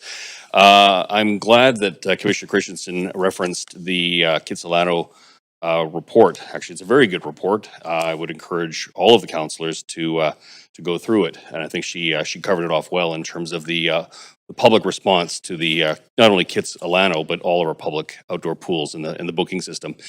So let me back up. My name is Aaron Jasper, former Park Board Commissioner and former Chair. Served on the board from 2008 to 14. I'm also a member of the Save Our Park Board Coalition, which is comprised of over 30 previous Park Board commissioners across the political spectrum, community center associations, and citizens and residents across our city. I marked down against this motion, and I wanted to qualify that. If this motion had been worded in a way that encouraged Park Board to explore free lesson options with a promise of funding that, then I would have been the first person to sign up to support it. Okay, I see this motion, however, as an empty, hollow motion. I do also want to touch on something that's been mentioned by my friend John Irwin, and in terms of jurisdiction. And I brought a copy. I'm happy to leave it with any of the council members. The Vancouver Charter section, as it pertains to the park board, and I would reiterate the comments made earlier that this is not council jurisdiction. This is park board jurisdiction in terms of how they are going to put on their programming and all the operations. It's worth noting that you don't, I've watched council for the last 3 years. I haven't really seen any overstep when it comes to the Vancouver Police Department or fire and rescue. No directions or any option or ways of dictating how they run their operations. In fact, you're very supportive. This council is very supportive with respect to staffing, funding, equipment. But when it comes to park board, this council seems to not be able to swim in their own lane. Okay? I think it's important to respect our jurisdiction or the park board's jurisdiction. While no one would disagree with that swimming is a fundamental life skill, again, I find it hard to believe that the purpose of this motion is to get us to improving that skill level amongst our youth. You can't say that you support world-class parks and rec when you underfund park board operations by $11 million, and that's a fact. Contrast to that with the funding you give to the Vancouver Police Department. Furthermore, given that this motion directs staff to report back to council in 2027, in my opinion, what we're looking at here is nothing more than a bullet point in an election platform for ABC. I could get into the particulars. Van Splash already has done all the work, the analysis, and the plan. The work has already been done. And so if mayor and council are really genuine in their desire to support free swimming, I think we need to have a discussion first about funding park board operations and working collaboratively. So thank you for your time. All right, speaker number 12 is Philip Jean Skinder. Good afternoon, Mayor and Council. My name is Phil Skinder, and I'm the director and the head coach of the Pacific Swim Academy and the Pacific Lifesaving Club. I'm a resident, parent, swimmer, certified lifeguard, and my children are too. We teach swimming, lifesaving, and instruction skills in Vancouver at 4 to 5 pools, as well as Jericho Sailing Center.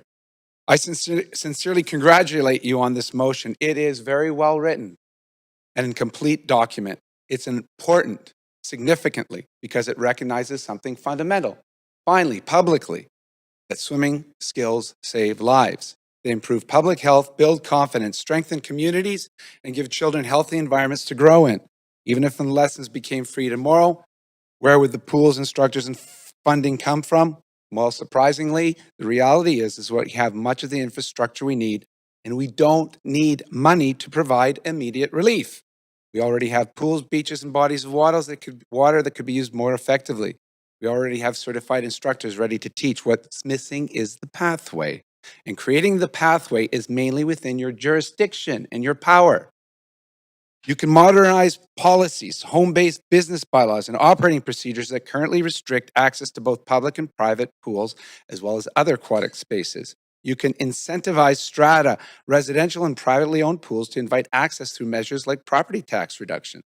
City Council and the Parks Board can work collaboratively to allow certified organizations like ours teach life-saving courses at beaches through wading pools for novice instruction and expand existing low-cost community programming immediately. By making changes today, not spending any more money, you can decide to immediately reduce pressure on the system. And yes, in the immediate future, expand partnerships with schools. We've already written out a pools and schools proposal. Learn from what Burnaby did well and what they learned they did not do well. Create pilot projects on unused public and private land and allow private instructors and community organizations to help deliver lessons safely and professionally. For years, we've advocated for community-based swimming education integrated directly into neighborhoods and schools. Our polling verifies it. Parents want pools in schools. I'll tell you what, most can already afford it. We already have the leisure access program available to identify those who can. But what no one can afford is driving across the city to attend lessons and waiting hours online for swim school lottery. Seriously, the current cohort of children I'm asking you to consider today does not have the luxury of time. This is a solvable problem that you can solve here Right now, the infrastructure exists, the instructors exist. The demand certainly exists. What's needed now is the willingness to modernize policy so we can get kids safely into the water quickly and at scale. I see this motion pointing to all these solutions and I smile. Let's do it now. The children and families in our great aquatic city deserve our best efforts to do so. Thank you very much. Okay, thank you so much. So I'm gonna go back to speaker number 6, Tricia Officer. Speaker 6 is not on the line. Okay, thank you. All right, so that's complete our speakers list. Thanks everyone for speaking to council. Committee members, is there any discussion? Councilor Meisner. Yeah, thanks. Chair, if I may ask a question through you to City Manager. Yes. Thanks to all the speakers that came out to speak to this motion. I just wanted to clarify through you, Chair, to the City Manager that the intent of this motion as written is within the purview of Council. Can one of the City Managers confirm that? It was raised by several of the speakers.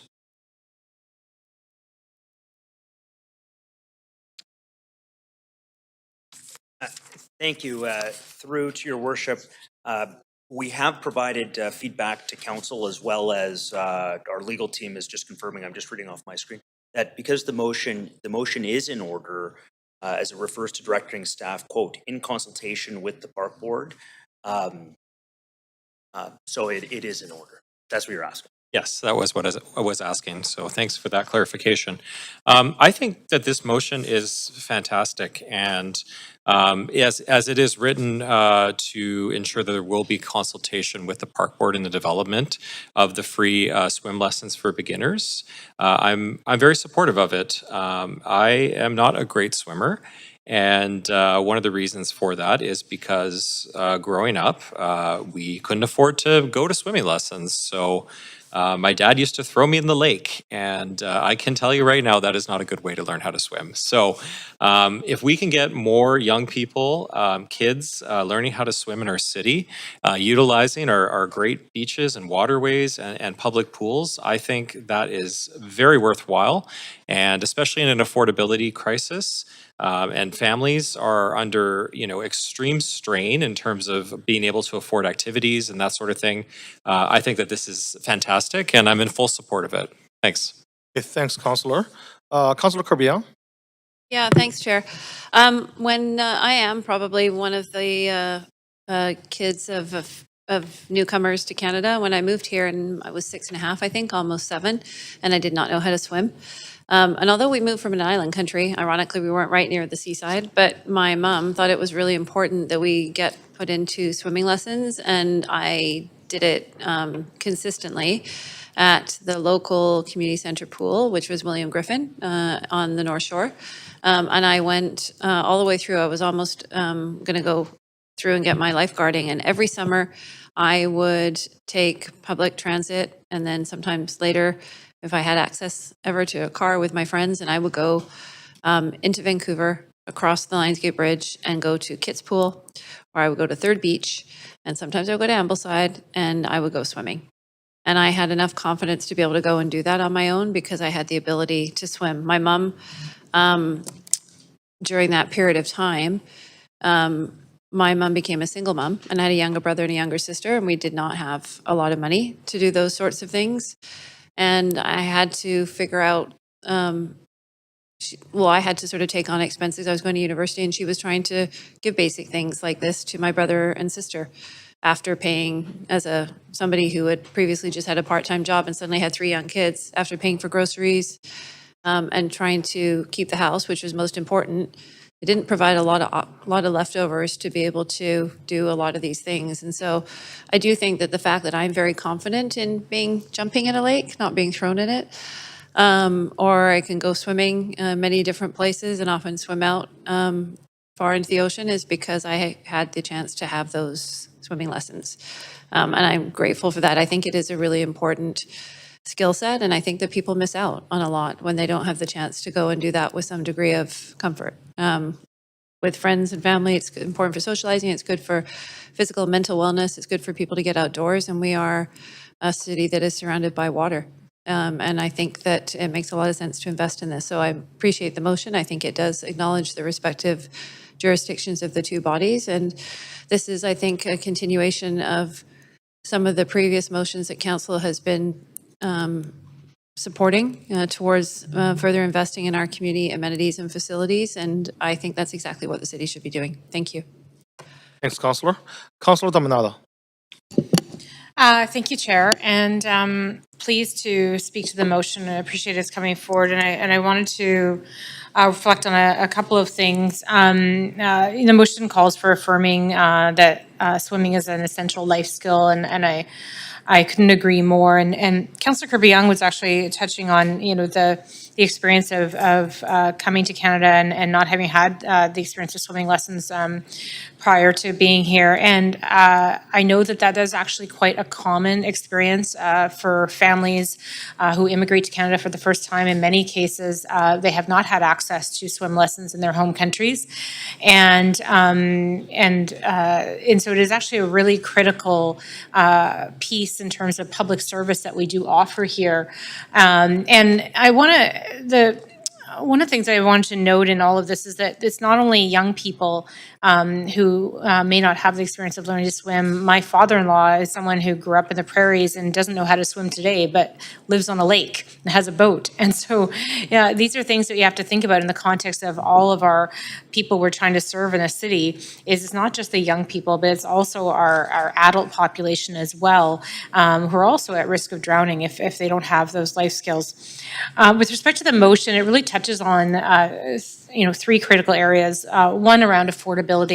Councillor Meisner touched on his family's experience, but also that of families trying to juggle multiple demands, whether it's paying a mortgage, paying rent, putting food on the table, and then school and sport activities. And so the opportunity that this motion affords around the potential for free lessons for the first three levels for targeted really at children aged 3 to 12, I applaud. I think it's really will have a great impact for families. The other piece I want to touch on is the focus on infrastructure and per capita planning, because access is another issue. We've heard time and time again, and I had this experience with my own children. I was one of the speakers referenced the registration lottery. It was really challenging to get young children registered in the city of Vancouver for lessons. And so we really do need to be thinking long-term in terms of our infrastructure needs, but also access. And I actually couldn't agree more with the last speaker around schools and the opportunity. I know it's not recognized here, but around partnership, around swim lessons being delivered with school programming. That does exist. I lived on Vancouver Island. It's done there. It's done in other jurisdictions where swimming lessons are offered as part of the curriculum. And so I think there's an interesting opportunity to explore there in the future. And then finally, to the outdoor pool system, Jody Vance that we heard earlier, and she's been a staunch advocate for reverting back to the pre-COVID days and moving away from the reservation system. And I couldn't agree more. And it should not be just for Kitsilano Pool, but for all of the outdoor pools to enable more flexibility. I have been made reservations in the past, attended New Brighton Pool in my neighborhood, and often found the pool, it says it's full online, and then I show up and the pool is half empty and it's underutilized. And that makes no sense when we have a window of time from April, May to maybe the end of September, where we have this fine weather that we get here to enjoy outdoor swimming. And so it I think we really have to move away from that. And I know that's what this motion calls for. But it's pragmatic. It makes sense so that everyone can benefit, as Judy talked to about, all ages can go and enjoy our outdoor pool experience, as well as our visitors who come to the city. So for all of those reasons, I'm happy to support the motion, Chair. Thanks, Councillor. Okay, I'm going to pass the chair to Vice Chair Klassen so I can provide some comments here. Okay, thanks. Yeah, so as my colleagues just said, I'm also very pleased to support this motion brought forward by Mayor Sin. I think this motion is not only about recreation; it's more about public safety, affordability, health, and equal opportunity for families across city of Vancouver. We all know we are on a coastal city. Water is part of our identity. We live by the ocean. We enjoy the beaches, our lakes, our pools, our waterfront. But swimming is not something every child has opportunity to learn, as other colleagues mentioned. And for many families, swimming lessons are very expensive and difficult to access. Waitlists are too long. Registration is so competitive, and the limited capacity makes the problem even worse. Also, want to share something personal. I actually do not swim. I still can't because I never had the opportunity to properly learn it when growing up. As a child, swimming lessons simply were not something my family had access to in a different country. And as you get older, it becomes harder and harder to learn. So to this day, it is still something I wish I had a chance to do when I was young. So if you throw me into the lake, I'm died over there. So I really hope that my son could learn how to swim. This is why I strongly believe swimming is not a luxury. It's a basic life skill. Every child in Vancouver should have the opportunity to learn how to float, treat water, and swim safely, regardless their family income or background. This motion is also recognize something very important. Access to learning swimming is about affordability. It's also about our infrastructure. If we want universal access to swimming lessons, we need enough pools, enough instructors, enough capacity for a growing city. I especially appreciate that this motion also aligns with the upcoming One Splash planning work and takes a long-term approach to aquatic infrastructure planning across our city. I also want to acknowledge the legacy of Joe Fortis, who dedicated his life to teaching people how to safely enjoy Vancouver's waters. This motion continues that tradition of public service and the community care. Finally, I support this request regarding the Kids Lantern Pole operations. The Kids Pole is one of our Vancouver's iconic public space. Residents want accessible, flexible, and family-friendly access during the summer season. I think investment in prevention is always worthwhile. We invest fire safety, we invest road safety, we invest public safety, we invest park and public services and public spaces. Helping children learn how to swim is also investment in safety, confidence, health, and the quality of life. And also, as what we heard from the city manager, the legal opinion saying that this motion is within the city's jurisdiction. So with that, I'm proudly support this motion today. Thanks. Okay, I'm going to take the chair back. Okay, I'm going to advance Councillor War. Yeah, thanks. Certainly a laudable motion in theory, and I'll spare regaling council on how I learned to swim. But I do have a point of information, maybe through the chair to staff. By my calculations, this program pulls in around 420,000 a year through by delivering around 1,113 swimming lessons. Would that be accurate, or is that? Yeah, I mean, you have the exact number, but that's what I came up with around there. That is correct. Fees collected total roughly $420,000. Okay, so that's a big chunk of money. I guess my question is, considering that we've asked the park board to find $15 million in savings due to the zero means zero budget. Where will we find the money for this? Essentially, similar to some of the speakers that we're asking. I guess this is a question through the chair to the mover of the motion. Where will we find the money for this if we continue to not raise taxes? Through the chair to me. As the motion says, we will be looking, for staff to review city ops and the city's operating budget and capital budget. And,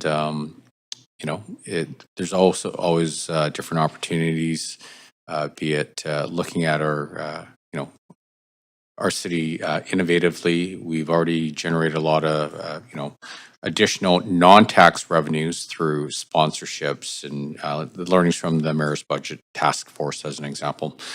And I have confidence in our team members, the city manager and his team, to be able to find this, because at the end of the day, it's an incredibly worthy and important cause.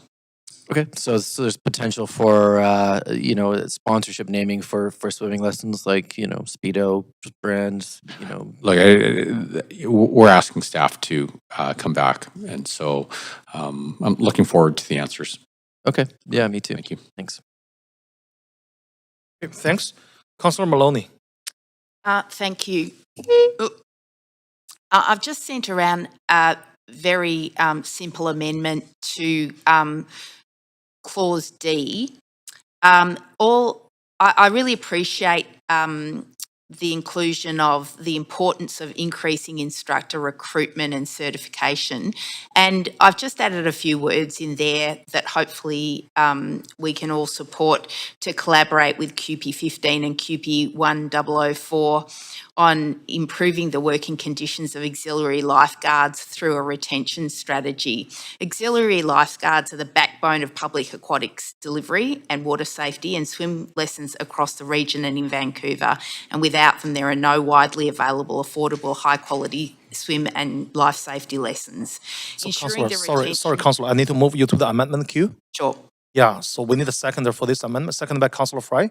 Yeah, please add yourself there so I can advance you. There we go. My apologies. Ensuring the retention of seasoned lifeguards and swim instructors is pivotal to seeing this motion come to life and ensuring the prevention of any drowning-related deaths or incidents for all Vancouverites and beyond. Additionally, we know that via the collective agreement, auxiliary workers across the board are precarious workers who do not have as many protections, benefits or guaranteed higher quality working conditions compared to our regular and temporary full-time staff. In order to ensure we are substantially and meaningfully ensuring increased retention of these aquatic staff, this council has to be more focused on improving their working conditions in a collaborative manner with the unions. This isn't just about more money for the job, but better protections and other benefits that can be provided to them.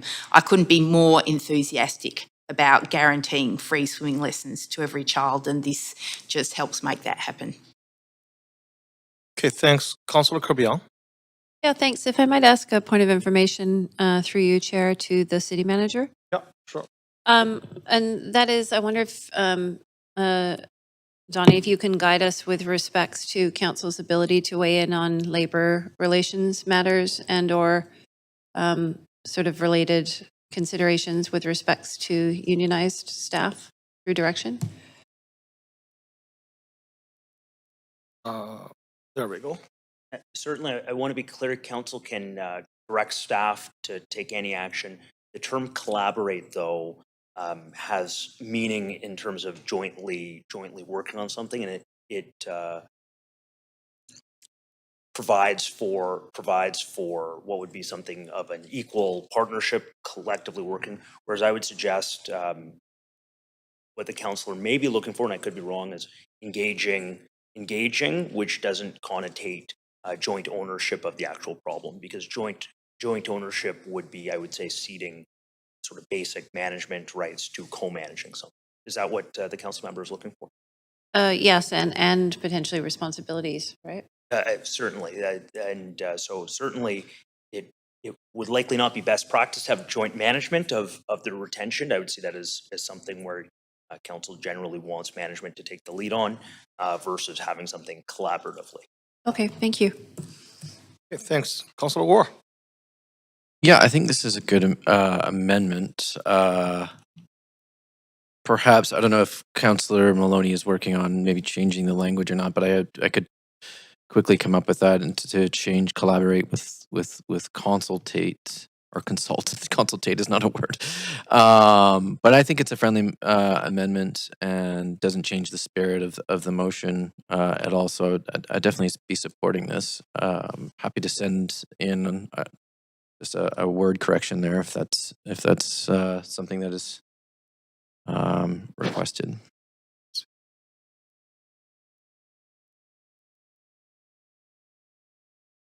Okay, Councillor Maloney, that's your turn, Councillor Orr? Yes, mine, yes. Okay, Councillor Maloney. Yeah, no, I would be very happy for the wording to be changed to consult with. Okay, so Councillor Orr, you are putting forward a amendment to amendment, okay?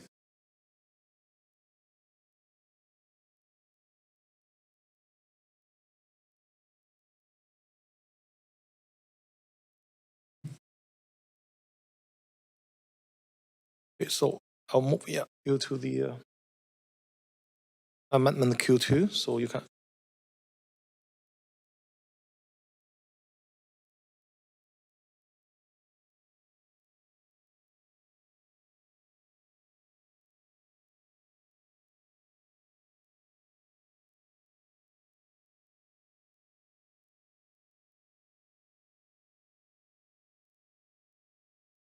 Okay, so please add yourself so you can speak this amendment. Yeah, we received the email.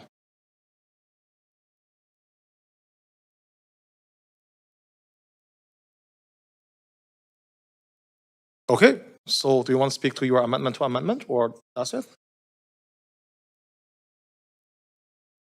Okay, sure.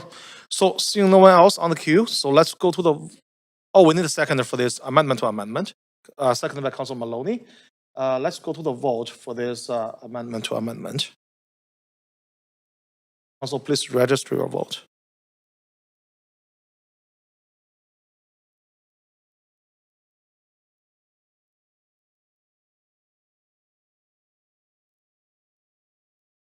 Okay, so the amendment to amendment did not pass with Councilor Zhou, Dominado, Montague, Clausen, Meissner, and Mayor Xin in opposition. Okay, I'm gonna go back to the amendment Q1. Councilor Maloney? Nothing further to add. Okay, so no one else on the queue. So again, let's go to the vote for the Councilor Maloney's amendment.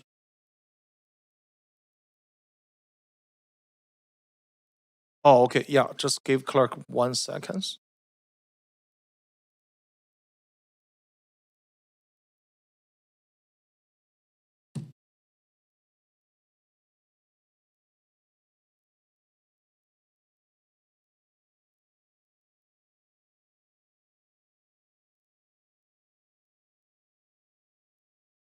Okay, so Council, please register your vote while voting on Councilor Maloney's amendment. Okay, still waiting for Councilor to vote. Councilor Montague, Councilor Kerbiel? Okay, so the amendment did not pass with Councilor Zhou, Dominado, Montague, Clausen, Meissner, Mayor Xin in opposition, and Councilor Kerbiel abstain.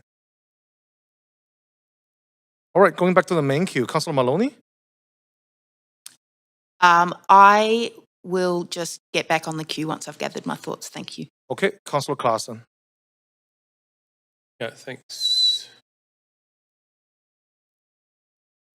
Thanks, Chair. I'm very pleased to support this motion, and somebody who's benefited from swimming lessons as a boy. I know firsthand the confidence and the joy that this can provide. I was raised by a single mom and who was a nurse who instinctively knew how important it was to have me and my sister have swim lessons. And in a city that I grew up in here as a coastal city, swimming became more than recreation. It's a fundamental life skill and really important for public safety.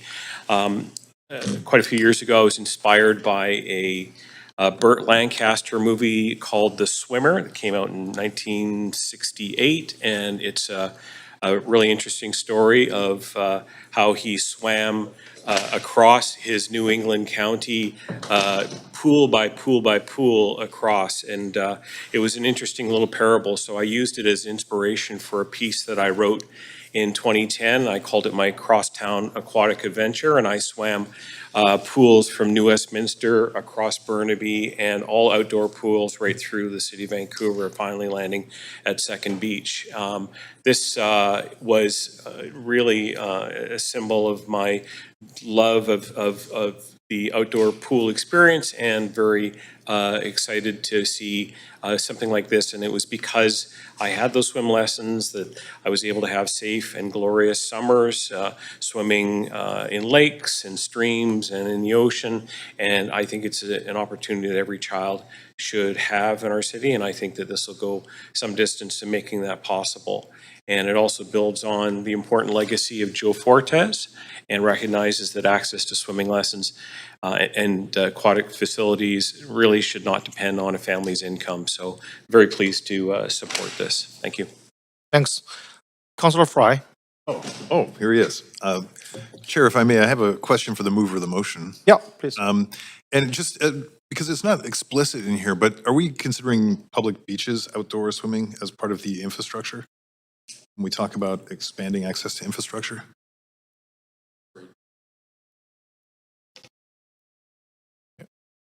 So is the question, are we like looking at all public beaches and what have you as in addition, as infrastructure, yeah. Are we? No, that's a great question. I guess we could include that as well if it's not already included. I would just assume, we'd be looking at places where there are opportunities to swim in the city of Vancouver. So that could qualify as well. Okay, great. Thank you. I will say I appreciate that, and I learned to swim at the beach, and I also appreciate the recent clarity that, in fact, as a Irish-born Anglo-Trinidadian, I appreciate the clarity that Joe Fortes, in fact, was not Bayesian, as has been rumored for many years, but in fact, it has come to light that he is a Trinidadian. So, big up. Yeah. But I do generally support this. Like I say, I did learn to swim at the beach. I actually don't really do swimming pools to the extent that I find the ocean to be where I prefer to swim, and certainly that's where I learned to swim, and I think that that's a great opportunity. And obviously, we did just have a conversation about the importance of lifeguards at our public beaches, and I think this kind of dovetails into it. And of course, the legacy of Joe Fortes, who was in fact teaching young Canadian kids how to swim at the beach. Now, I have submitted an amendment, Chair. Move you to the amendment queue, Councillor. Please add yourself there. Okay, there we go. Yeah, thanks. And it's just to the nature of the of funding and the issue that came up a few times around jurisdiction of the Board of Parks and Recreation, recognizing that there may have been some confusion that this perhaps was an attempt to override the statutory powers of the Park Board under Section 488 of the Vancouver Charter. And I don't believe that that's the intention, but what this does suggest in this amendment that that in D, that the new or replacement aquatic facilities to meet the per target capita planned and delivered per the statutory role of the Park Board, the Board of Parks and Recreation. So they do have a role in that, and of course we do deliver that funding through the capital plan, but that we're not cutting explicitly or by omission cutting the Board of Parks and Recreation out of that operation.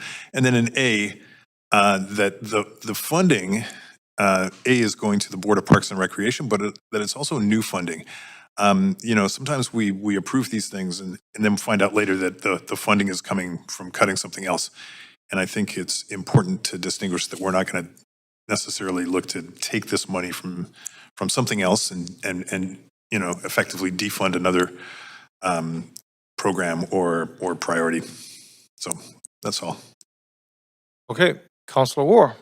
Yeah, thanks. I appreciate the amendment. I think it's well crafted in terms of, that's kind of where I was going with my line of thinking in terms of where are we going to find the money, and sponsorship and naming aside, oftentimes we do see that we're kind of picking winners and losers when it comes to this. So this inclusion of just the word new is, I think, really important, and so I'll be supporting the amendment. Thanks. Thanks, Councillor Maloney. I'm not sure if anyone seconded this, so I'm happy to second it. Second by We don't have secondary. Oh, Councillor Maloney. Yeah, okay. Yeah, go ahead. Yeah, I'm happy to support this. I think it's better to just really clarify the roles of the council and the park board and where the money's coming from. So I'll happily vote in support. All right, so seeing no one else on the queue, let's go to the vote on this amendment. Council, please register your vote.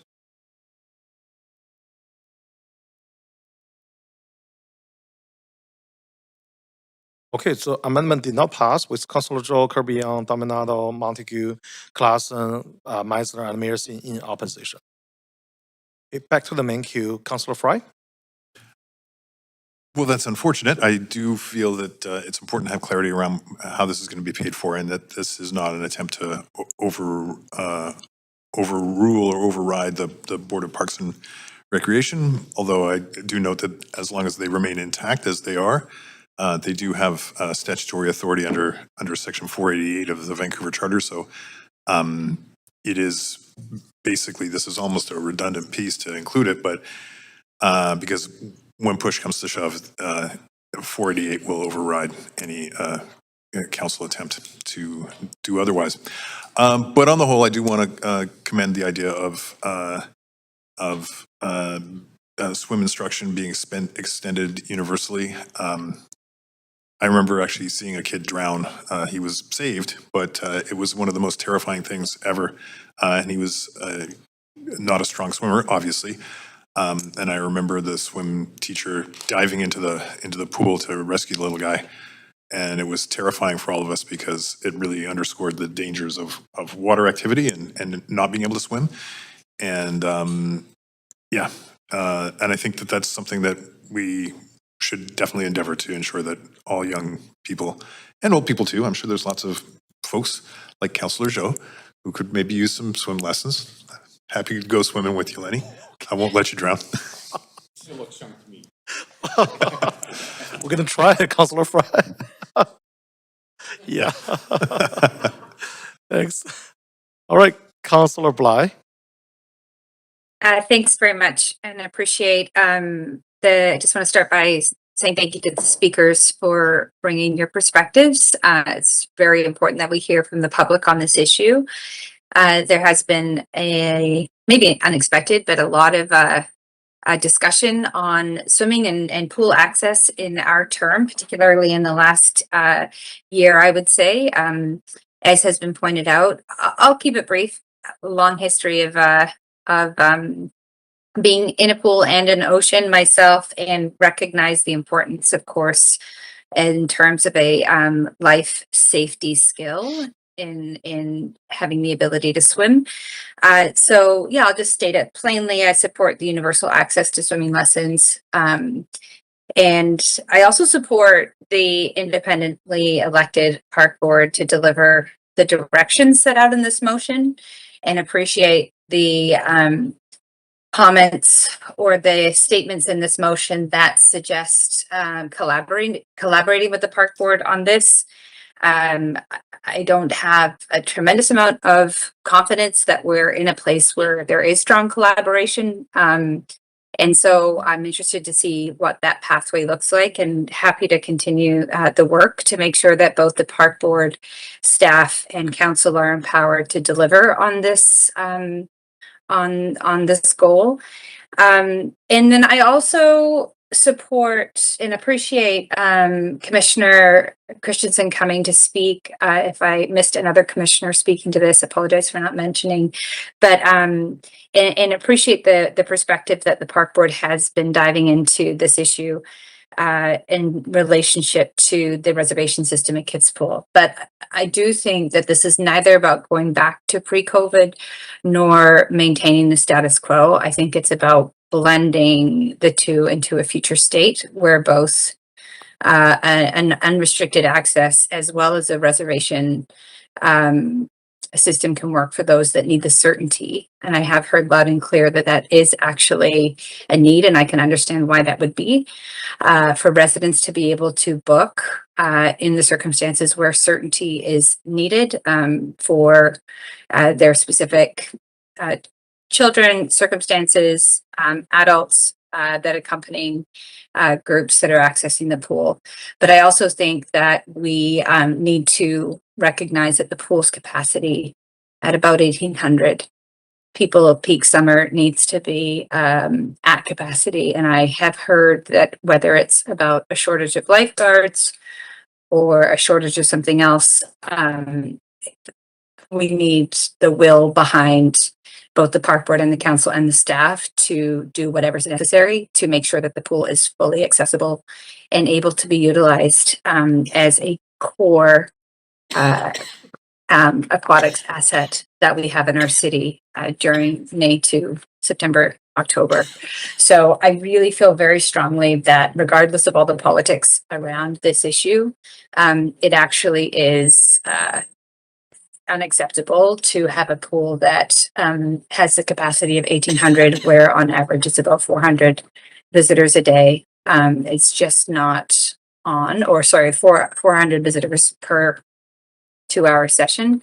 I think we can do better than that. So I'm very interested to be in a whiteboard discussion, if you will, with park board commissioners and staff in theory to brainstorm and solve for what feels like a real operational gap. Very well intentioned, but something that I think needs to have the commitment to change as we look towards June and the summer season ahead. I'll leave it there. Thank you. Thanks. All right, Councillor Maloney. Thank you. As I mentioned, I could not be more enthusiastic about guaranteeing free swimming lessons to every child in Vancouver. And he's not here, but I was thrown into a pool as part of my Learn to Swim experience, and I certainly didn't appreciate it either, Councillor Meisner. It would have been great if this motion had been brought by the Mayor 3 years ago. I don't know why the Mayor isn't getting one of his 3 remaining Park Board commissioners to bring this motion to the Park Board where it probably should have been. I appreciate the City Manager's comments about the tenuous connection in this motion that technically brings it within Council's jurisdiction, but it would be good if Council wasn't doubling up and was making the most of work already being done by the Park Board. Regarding the kids pool booking system, the Park Board did receive a data-heavy report on it in March and has considered it already. So I'm not sure how that's going to work with a request for it to be reconsidered. I'm not sure of what the limits are within the Park Board's jurisdiction, but I will be supporting this motion despite some of the issues that I've raised, because it is incredibly important that all our kids get the chance to learn to swim. Thanks. Okay, thanks. Councillor Dominado. Thanks, Chair. I just circulated a minor amendment to the motion just to reflect the addressing the reservation system moving back to pre-COVID sort of procedures for all the outdoor pools. So just I've shared that with council. Okay, I'll move you to the amendment queue, and it was seconded by Councillor Kerbion. Do you have anything else, Councillor Dominado? Okay, sure. So let's just go to the vote for this amendment. Council, please register a vote.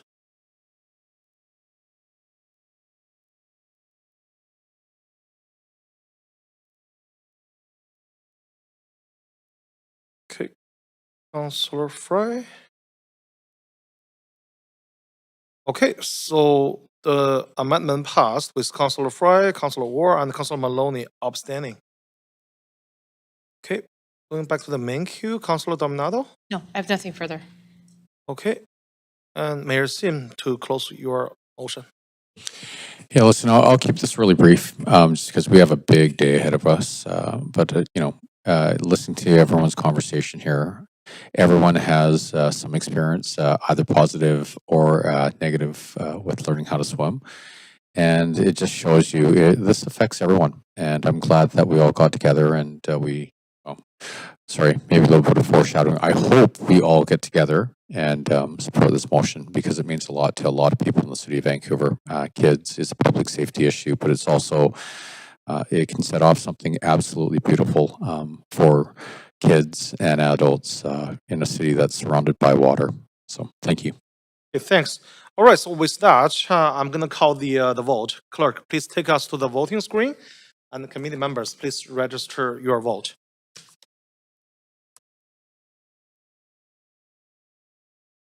Okay, the motion passed unanimously. Thanks, everyone. That completes motion 1 on the agenda. The next motion is motion 2, supporting Italian Day on the Drive, commercial drive in 2026. It is moved and introduced by Councilor Dominato. Before we begin, if anyone believes they have a conflict of interest, now is the time to declare it.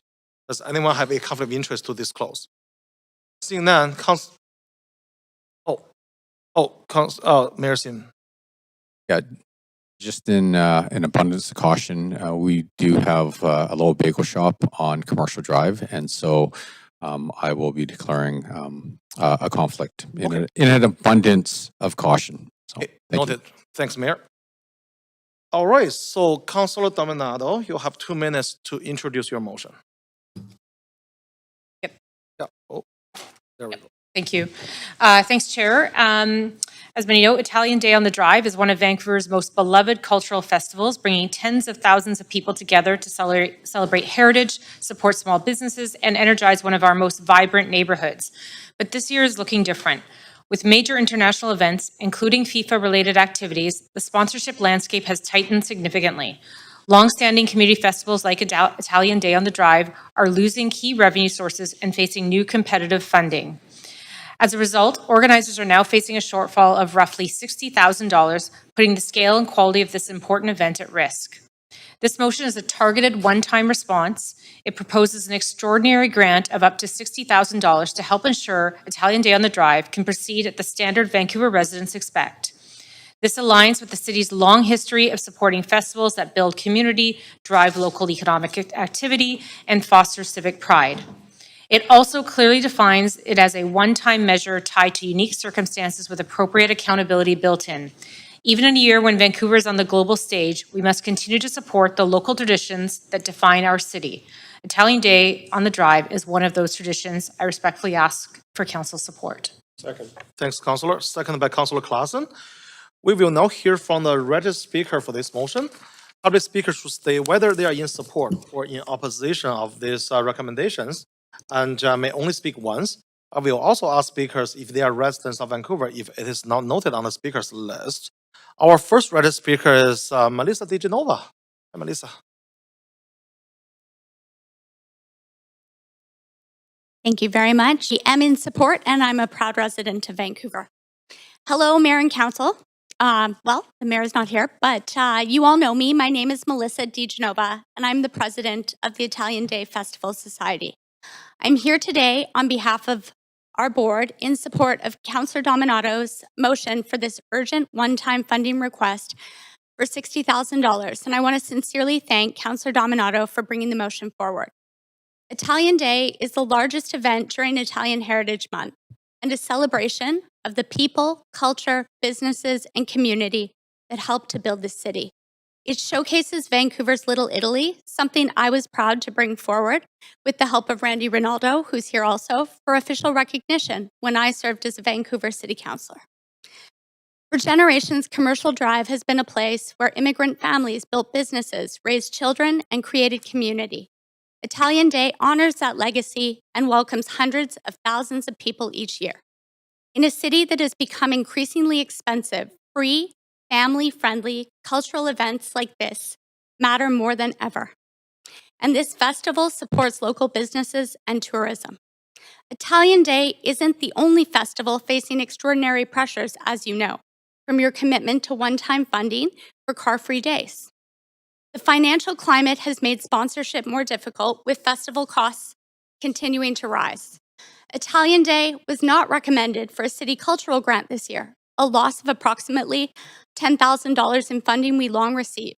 2 years ago, the province canceled the grant program that supported cultural festivals and shifted towards a tourism-focused model. Since then, Italian Day has not received provincial funding. FIFA-related pressures are also creating operational impacts for festivals across the city. We do support FIFA. I want to be very clear about that. However, these impacts are our reality. For example, capacity pressures affect our ability to secure traffic authority personnel at lower rates, and equipment costs have skyrocketed due to supply and demand. Like many festival organizations, we are finding current funding models increasingly difficult to sustain. Costs continue to rise while the Fest Share grant remains unchanged and the same amount each year. Italian Day must move forward. We have made commitments to the community, local merchants, sponsors, and attendees. However, without your support, there's a real risk that the festival will need to be significantly scaled back, despite overwhelming public support and attendance. On behalf of our board, sponsors, and those who look forward to attending Italian Day every year, thank you for your consideration. I hope this is one motion that you will all unanimously support, and we look forward to welcoming you all to Commercial Drive on June 14th for Italian Day on the Drive, where we invite you all to be Italian, at least for the day. Thanks, Melissa. Okay, speaker number 2 is Randy Ronaldo.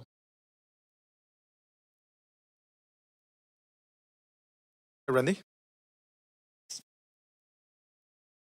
All right. Council, buongiorno. My name is Randy Ronaldo, and I am the president of Il Centro Italian Cultural Center. I'm here today in support of Councillor Lisa Dominato's motion to provide one-time extraordinary support for Italian Day on the Drive. For decades, many of us in the Italian Canadian community worked hard to preserve and celebrate Little Italy on Commercial Drive. I personally spent years advocating for the recognition and promotion of Little Italy on Commercial Drive to celebrate the culture and heritage of our community. We wanted future generations to understand the contributions Italian Canadians made to this city and to create a place where culture, food, family, music, and community could continue to thrive and to promote Vancouver as a fun city. Something we got to work hard on. We've done very well in the last few years, but we're going to keep pushing on that. Italian Day has become one of the most visible and successful expressions of that vision. Today, it is one of Vancouver's largest cultural festivals. It also showcases Vancouver as a vibrant, welcoming, multicultural city. What is important for Council to understand is that the financial challenges facing Italian Day this year are unique and outside of the organization's control. We appreciate the consideration for a one-time grant, but as Melissa has said, to keep this festival alive, we need to consider how we can work together to sustaining rising costs. And let me tell you, every single year, the water is right here, and we always think maybe this is our last year. We maybe not be able to go the next year because it's getting up there. This is not simply funding an event, it is supporting culture, tourism, small business, and community connection in Vancouver. Events like this matter to our city. They bring life to our streets, support local economies, and strengthen community during a time when many organizations are struggling with rising costs. I want to thank Councillor Dominato for bringing this motion forward for consideration. On behalf of Il Centro and many members of the Italian Canadian community, I respectfully ask Council's support. Thank you. Thank you, Randy. Okay, speaker number 3 is Brunella Gaudio.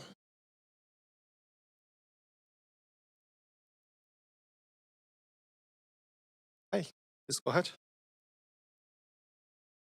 Good afternoon, everyone, and thank you for having us here. My name is Brunella Gaudio, and I'm the Executive Director for Italian Day on the Drive. And I thank you for this opportunity to come and speak today in support of the motion Councillor Lisa Dominato has put forth for the extraordinary grant of $60,000 to assist with Italian Day's 2026 shortfall.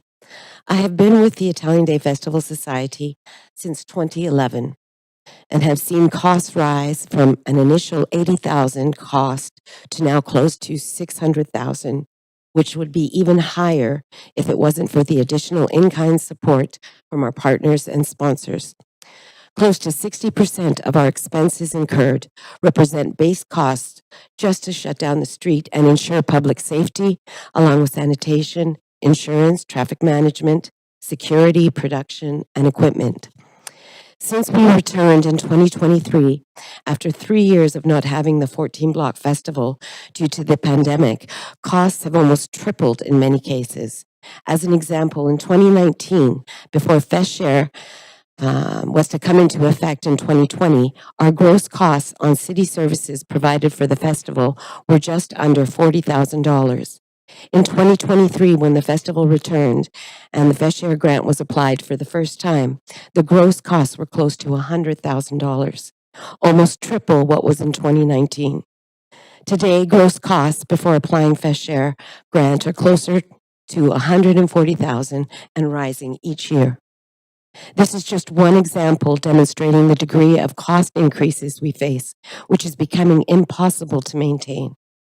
The $75,000 Fest Share grant, although helpful, today remains what it was when it first passed, and in a few short years does not consider the dramatic rise in costs, leaving us and many festivals at risk. This is something mayor and council should consider for future as longer term solution to help resolve the variance between what costs were when Fest Share was first passed and what they are now. A challenging economic climate has also seen sponsor revenue streams shrink, resulting in lower funding amounts and more challenges to obtain sponsorships. In addition, valuable grants have disappeared or have become virtually impossible to obtain because of the competitive nature for these grants. It has been 2 years since we received any provincial funding, which in 2023 and 2024 amounted to $100,000 combined from the BCFFE grant. The grant was discontinued in 2025 and replaced with a DEP program, which has more of a tourism focus. This year has been an exceptionally difficult year. Although we are one of the only festivals approved by FIFA to move forward with the event during the game window, the competitive nature of obtaining funds from sponsors with the World Cup in play has had us drop in historic funding significantly. Add to that the removal of one of the key benefits which draws sponsors to support, this being the street banners on the drive announcing the festival and its sponsors, now have been taken by FIFA. Further opportunities were lost to obtain funding. We have worked hard to make up the difference in revenue loss as well as additional revenue needed to address anticipated cost increases, but there remains a $60,000 Renela, sorry, shortfall. that's your time. Okay. Yeah. I just wanted to say Italian Day is one of the most anticipated festivals of the year, embracing all ages and cultures together in a unifying and uplifting way. And it is Sorry, that's your okay. time. Yeah. Okay. Think we have to be fair with everyone. Thank you so much. Thank you. Okay, so speaker number 4 is Nathan Davidovich.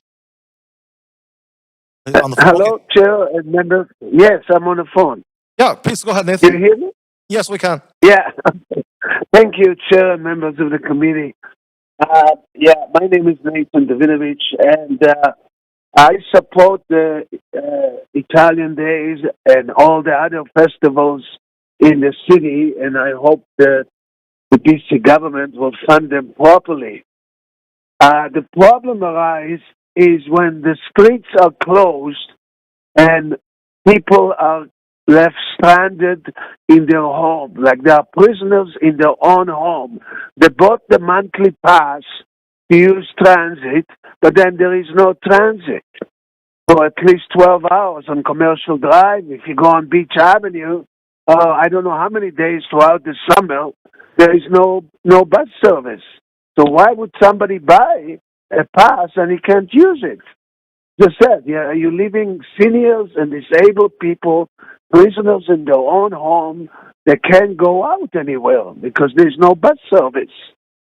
Now, there is a solution, and other cities have done that, and Translink doesn't want to do it, which is the golf cart, 12-passenger golf cart that can fit in. Chair, but the can you remind the speaker to stay on topic? Sorry to interrupt. I Yeah, know Nathan. the speaker's talking about 12-passenger golf carts, and we're debating Italian Days. Yeah, Nathan, we're talking about the Italian Day on the drive, so please focus on your... Well, that's what I'm calling about. The people around Commercial Drive on Italian Day are left prisoners in their own home because TransLink does not want to provide alternate service to the bus service they are taking away.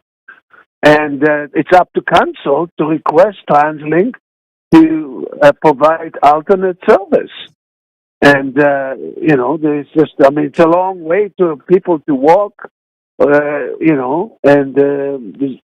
either to Cloud Drive on a Nima Street, it's even farther away from Commercial Drive. It's almost 1 kilometer because the TransLink doesn't want to put a bus service on Victoria Drive.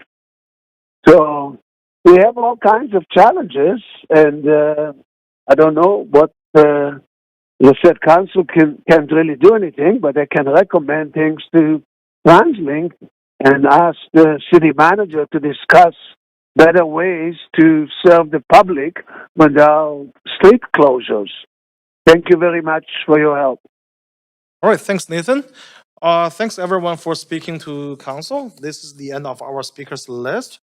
Committee members, is there any discussion? I saw Councilor Fry.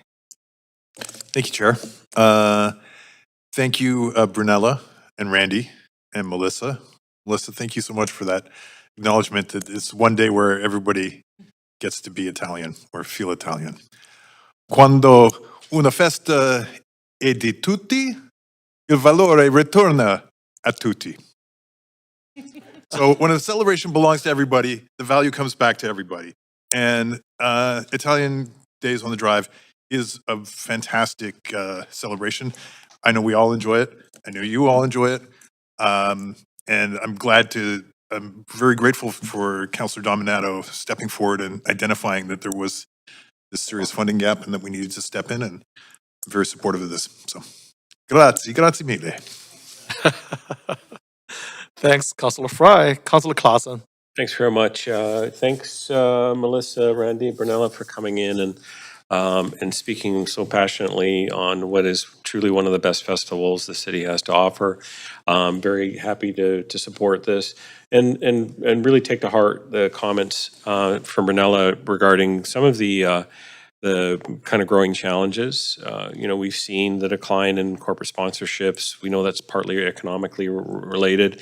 We know that inflation has cut into the cost of everything from security to fencing to all sorts of materials to host these events. So over the months and time to come, I think that's a conversation we'll have to continue to have, because events like these are so incredibly important to our vibrancy as a city, and truly it is one of the funnest events of the year. And I know that the last time I was there, I remarked on how many times that the sun came out for Italian Day. Never ever is raining, so I'm going to hold you to that. So you'll see you on June 13th, and we'll have a great time that 14th. So Sunday the 14th. Yeah, look forward to it. Thanks very much. Hey, thanks, Councilor War. Yeah, thanks. Might not be as fun as Councilor Fry, but I do have some questions just around, the sort of situation we kind of keep finding ourselves in with, having to come up with these emergency funds. $60,000 for the Lunar New Year's Gala, $30,000 for Car Free Day, $2 million for fireworks, $45,000 for Vaisakhi Day, $300,000 for the FIFA activation on Ground Bowl, and now $60,000. It's just frustrating that we keep kind of finding ourselves here. I'm super happy to support, and I had a really great time last year, and it was awesome. But just a question through the mover through the chair to the staff. Do we know of any other community festivals or cultural organizations that have indicated they're facing kind of similar financial pressures related specifically to kind of FIFA sponsorship and the banners and things like that? Sandra Singh, Deputy City Manager. It's possible that we have heard that, but I don't have that information with me now. I'd have to consult with staff. I have not heard anything. You haven't heard anything. Okay. Was there any proactive sort of mitigation plan from the city to offset these impacts once FIFA-related commercial arrangements kind of became clear? I know you've been working on a lot of stuff. I know the team. I can't speak right now to the commercial arrangements, but what I can say is that there has been extensive effort from the special events team to enable the full range of community events to happen this year. So they've been working really hard on that. Yeah, for sure. And then can you remind us why the cultural grant wasn't awarded this year? I can't remember that. I couldn't find out what the reason was why it was denied. For Italian Days, yeah. I think it was just a matter of the volume of applications relative to the application process is my recollection. Okay. Thanks. Yeah, I just think. Sorry to be a wet blanket on you. I mean, I do support the motion. I just think, in terms of sort of council kind of continually stepping in to offset impacts, especially around impacts with FIFA, I think we need to understand if that is also going to apply equitably to other festivals and cultural groups and other neighborhood events. So I think there's definitely a larger policy conversation here around ensuring mega events don't come at the expense of sort of a cultural ecosystem that already exists in Vancouver year round. So overall, I'm supportive of helping important community festivals, but I do think we should look at those broader implications going forward, and whether any other additional groups may require support as a result of FIFA-related impacts. So thanks. Thanks, Councillor. Okay, so I'm gonna again pass the chair to Vice Chair Claassen so I can provide some remarks. Okay, thanks. All right, yeah, so also want to thanks Randy, Melissa, and Brunella for coming here, supporting and speaking this for this motion. And especially thanks Councillor Dominato for bringing forward this motion. I think as our mayor mentioned many times, and I 100% agree, the Italian-Canadian community in our city helped build our city, helped build our Vancouver. We are so proud of celebrate Italian Heritage Month every year as an official celebration at the City of Vancouver. And also I thank former City Councilor Melissa Di Genova for being an outspoken advocate for the Italian-Canadian community and for leading that recognition every year. So for generations, Italian Canadians have been contributing to our rich cultural heritage and have made a very remarkable contribution to our cultural fabric in our city. And when you are think about Little Italy in Vancouver, you think about the commercial drive. And I remember, when I was an ESL student, our ESL teacher, the first place she took us is Italian drive to learn about Little Italy. So countless families have stories of their kids growing up, visiting their grandparents and cousins, kicking their first soccer ball, starting their first business, all within the blocks of this neighborhood. Italian Day on the Drive is cherished annually. It's an annual tradition that we all celebrate that heritage and history. This council is committed to supporting our cultural community and landmarks events that are the foundation of what makes our Vancouver a vibrant and inclusive city. Italian Day on the Drive celebrates one of Vancouver's largest community and is a fixture in the summer event on the event calendar every year. It brings thousands of our most historic and iconic streets in city, and it's a free event that everyone from all generations can find something to enjoy. So we all know, unfortunately, due to the extraordinary circumstances of this year's World Cup, the festival has a funding gap due to the restriction of the street banner revenue. So I think City of Vancouver, we need to step up. So this year we are stepping up for this grant and to supporting this event, to supporting our vibrant community. So I can't wait to be at Italian Day on the Drive this year. I really want to thank all the speakers and residents to support this amazing event. So strongly support this motion. Okay, so I'm going to take the chair back from Councillor Claassen and then Councillor Meissner. Thanks. I'll be brief. Really thankful for Councillor Dominato for bringing this motion forward, and as well for former Councillor Melissa Di Genova and your advocacy for your community, as well as the organizers of the festival. It's one of my favorite summer festivals in Vancouver. I think to Councillor Orr's point, yes, I think that there are unique challenges for festivals across our city this year, and we are in this situation with several festivals. So certainly, council needs to take a fresh look, I think, at Fest Share and also support for festivals across the city.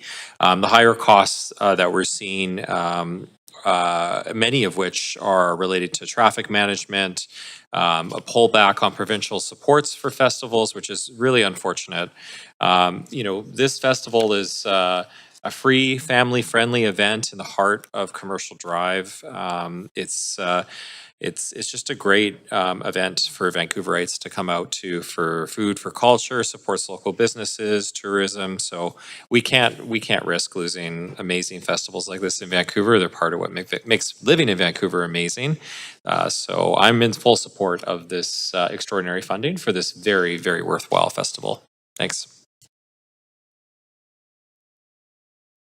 Thank you, Chair, and I'll just close on the motion at this time. And just to reflect a couple of things, as a fellow Italian Canadian, I was incredibly honored to bring this motion forward. My great-grandparents settled on Knight Street in East Vancouver. Like many Italian Canadians, started their roots were in East Vancouver around Commercial Drive. But I do want to reflect a couple of things this afternoon. One, I want to thank Melissa DiGenova for her leadership both in this chamber and outside this chamber and representing the Italian Canadian community. And I know Councillor Joe reflected that in his remarks, but I think it should be reflected again. I also want to acknowledge the leadership of Randy and Brunella around supporting not only the Italian Canadian community, but Italian Day on the Drive. This has been and continues to be an incredibly successful event in the city. And I did want to touch on the subject of, there were questions about why this shortfall, what are some of the challenges in Brunella. You detailed a lot of the growing and increasing costs. But I also think it's not just about FIFA. We are seeing a changing economic landscape where other levels of government are pulling back on funding and grant programs. We're also seeing the corporate world changing how they finance and sponsor events. And so there is a broader, more global conversation happening there. But I do want to end on many of my colleagues have touched on how much they enjoy coming to Italian Day on the Drive and how it brings out thousands of people every year. But what I want to touch on is that in this day and age, we are seeing so much division. And what we need more and more of in the city, Randy, you talked about a fun city, is we need events like Italian Day on the Drive that bring people together in celebration of a whole range of diverse backgrounds that is safe, is fun, and as Melissa, you noted, is free for families and others. And so I just wanted to reinforce that point because it's much more than a street festival and a cultural festival. It is about bringing community together, and that's what you do year after year. And so I'm incredibly honored to support the motion, bring it forward, and support you today. Okay, thanks, Councillor. All right, so I'm not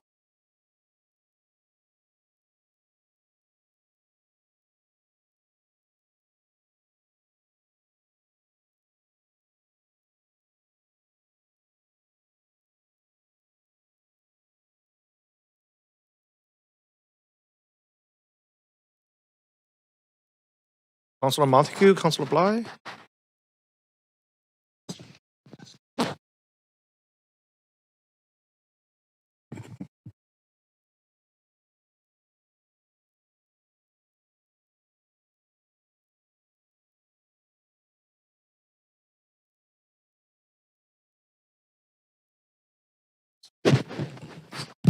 Sorry, Chair, maybe your mic isn't on.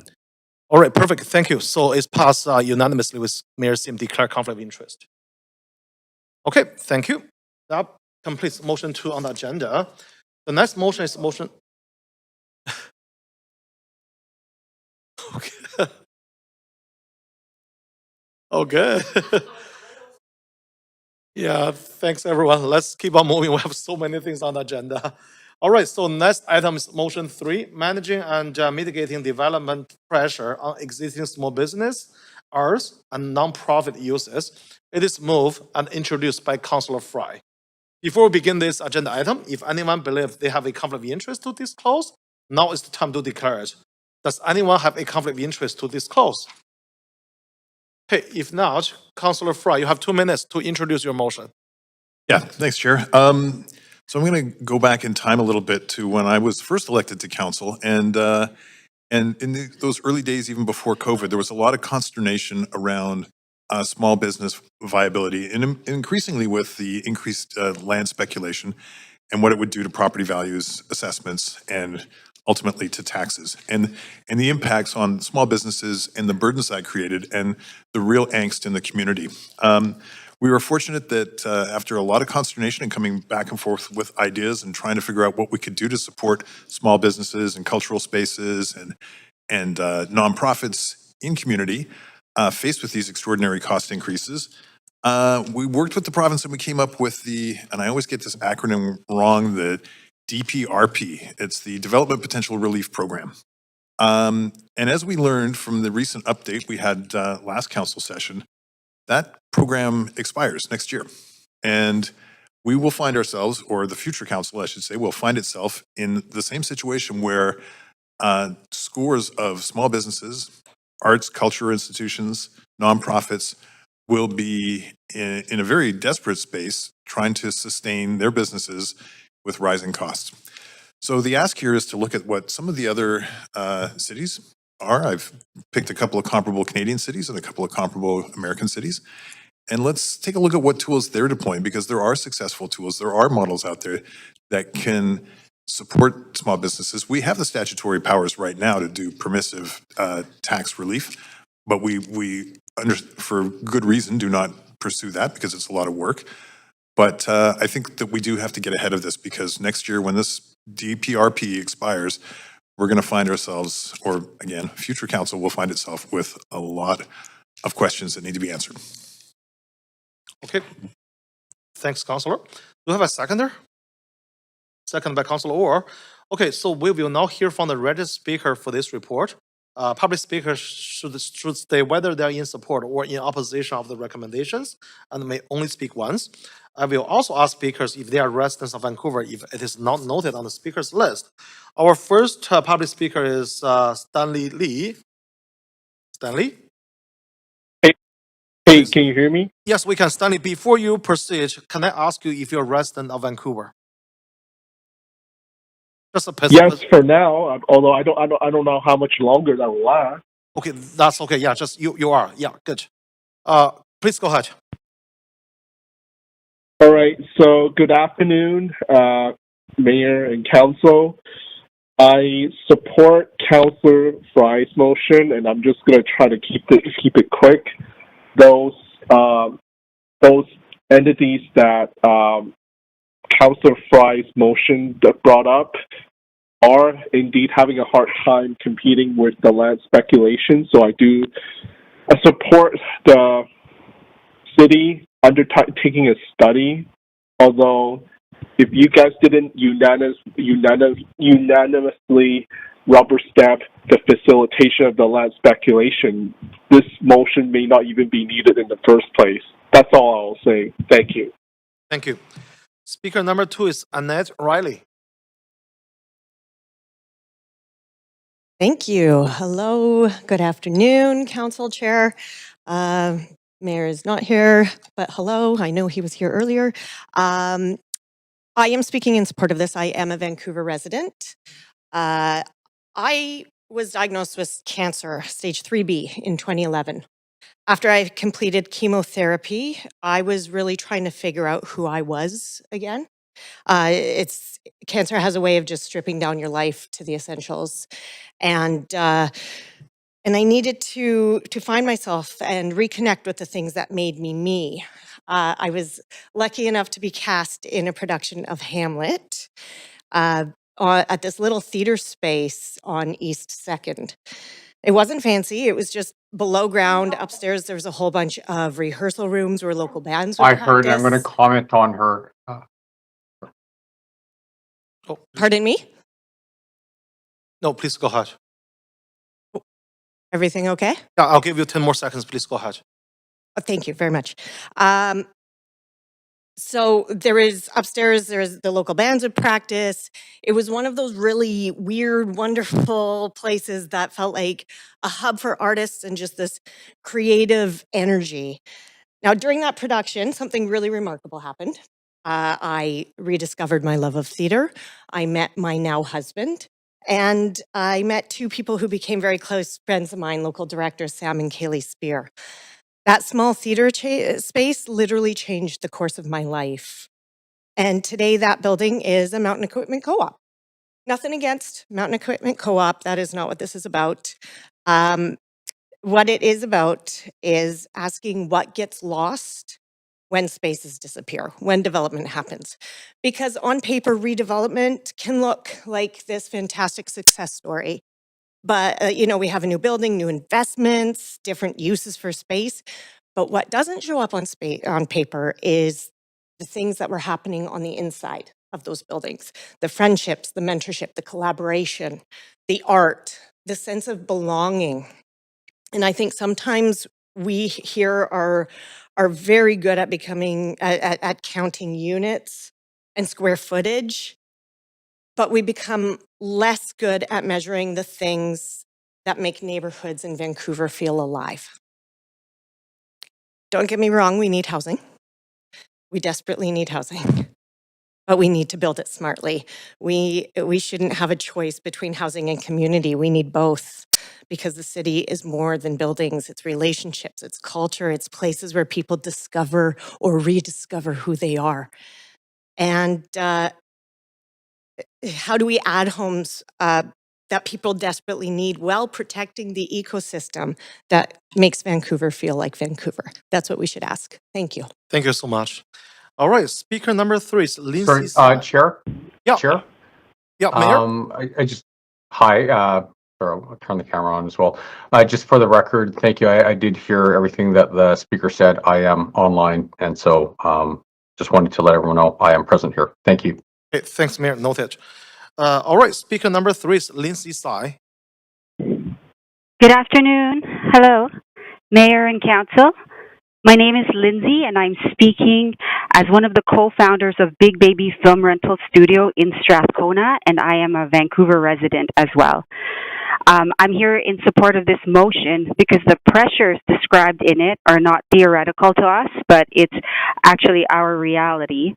Big Baby Studios was built during a period of real instability, post-COVID, during the film strike, and in a city where creative businesses operate under constant pressure from rising costs, uncertain tenancy, redevelopment pressure, and shifting industry conditions. Now, despite that, we, two mothers who work in film, built something that actively supports the city's cultural and economic life. Big Baby Studios is both a prop rental house and a working film studio. We specialize in cleared and licensed production props used in film, photography, and media work. Now, this structure is important because it allows us to subsidize our film studio space, and we keep it more accessible for more independent filmmakers, artists, and small production teams. The prop house isn't separate from the studio. It's what makes the studio possible. And because of that, since we've opened, we've been able to support emerging creatives working on short films, documentaries, music, festival submissions, student films, and even open our doors to Eastside Culture Crawl, which is an impactful annual event that draws in thousands of visitors to Strathcona and creates real economic and cultural momentum for local artists and other businesses in the neighborhood. We are often one of the first spaces where people are able to move an idea from concept into actual production. Now, this sounds insignificant, but these opportunities really matter because they are often the beginning of careers, collaborations, and creative momentum. This is what cultural infrastructure looks like. Not symbolic space, but real working space where real people are actively able to create. And once these spaces are gone, they are incredibly difficult to rebuild. Right now, rising rents, redevelopment pressure, and zoning uncertainty are putting cultural infrastructure under strain in neighborhoods like Strathcona, and this reflects a much broader pattern happening across Vancouver. What gets lost is not only physical space, it's accessibility, it's community, it's the ability for emerging creatives to find a foothold in this already very expensive city. Because creative careers rarely begin in major institutions, they begin in the smaller independent spaces that give people a chance before anyone knows who they are. And that's your I time, think Lindsay. Yeah, thank you for speaking to council. Okay, speaker number 4 is Nick Popel.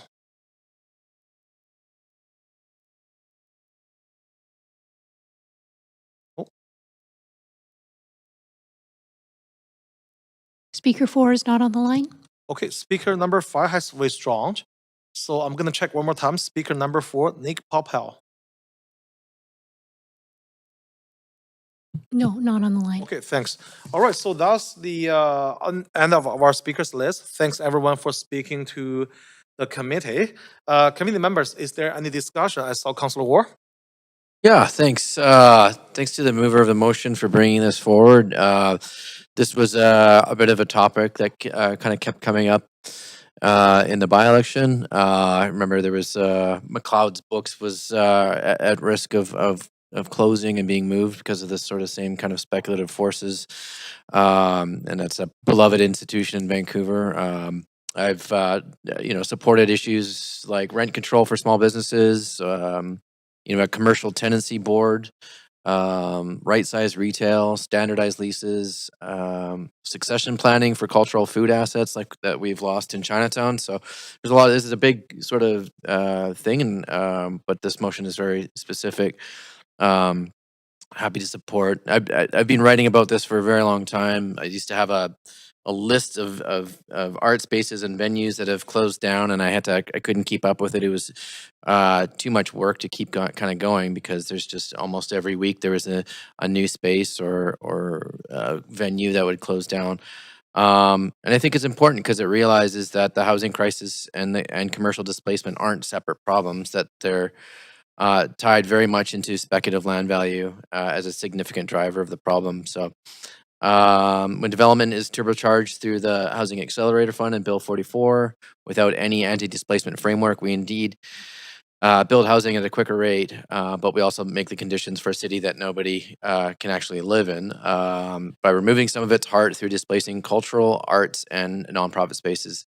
Lots of cities have figured this out, as the motion mentions, Montreal, Seattle.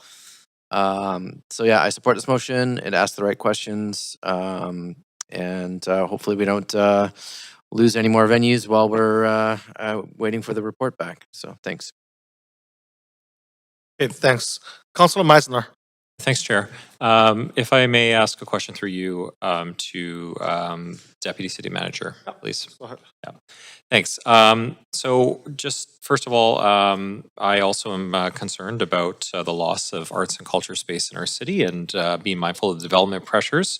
But my question was really around the language in the motion around the various items that the motion stipulates staff explore, in particular, the integrated policy framework. I just want to get a sense from staff as to the bandwidth and staff resources that would be required to undertake that aspect in B in particular. Thank you for the question, Councillor. Our staff feedback on the motion was that this is a very significant, complex policy framework that staff are being asked to review, and we just currently don't have the resources and capacity in existing staff. On. Okay. When you say very complex and we don't have the capacity, I mean, can you give me a sense of the scope and size of that work that would be required? So there are it would require review by multiple departments. So it's the planning department as well as our business and economy office, legal review as well as financial review. And just as we're heading into I know the planning department is very at capacity right now, heading into the summer, and the workloads are just very tight at the moment. Mm-hmm. Understand. Okay, thank you. Chair, if we could go to an amendment queue, I did send in an amendment to address. Okay. Yeah, I'll move you to the amendment queue. Please add yourself there, Councillor. Okay, please go ahead. Yeah, thank you. So I did send in an amendment to address that staff feedback. Just wanted to get clarity for council on that staff feedback, which was pretty clear that staff do not recommend the directions in the motion, as development of a comprehensive framework would be resource intensive to develop and implement and require significant staff resources over multiple departments, and unfortunately would not be achievable at this time. That said, I also share the concerns raised in this motion and the impact that we see on small businesses and our arts and culture organizations in our city as we work to deliver a new housing supply. We also need to ensure that we're protecting and preserving arts and culture spaces in our cities, and in many cases creating new ones through that development. So I have provided this amendment language. I think there are thoughtful improvements that could be made to provide more effective supports for those impacted by development in the arts and culture sector. And my amendment aims to explore those options. So it does strike the integrated policy framework piece in B, which we've heard is not possible for staff to undertake at this time, but it preserves A with a focus on identifying unintended impacts through development that can undermine resilience and vibrancy in neighborhoods, and that council directs staff to report back on options for more durable and permanent approaches beyond short-term and pilot programs to mitigate development-related pressures on existing small businesses, arts, and nonprofit users, drawing on lessons learned from the DPRP, a development potential relief program, and other initiatives. So fairly straightforward. Okay, thanks, Councillor. Councillor Maloney? Thank you very much. I can't support this this amendment to the motion. I do note that the comments of the Deputy City Manager saying that this is a big time commitment from staff, particularly planning staff. But I note that we've got Member Motion 8 coming up, which also requires a huge time capacity and capacity commitment from staff. So I guess I'm interested to see whether we're going to take a consistent approach with deprioritising managing and mitigating development pressure on existing small businesses, arts and non-profit users, and whether we do prioritise winding back the City of Vancouver's climate leadership and taking the first steps to reversing the ban on methane gas heating in new buildings. So I'm looking forward to seeing what happens. Okay, thanks. Councillor Orr.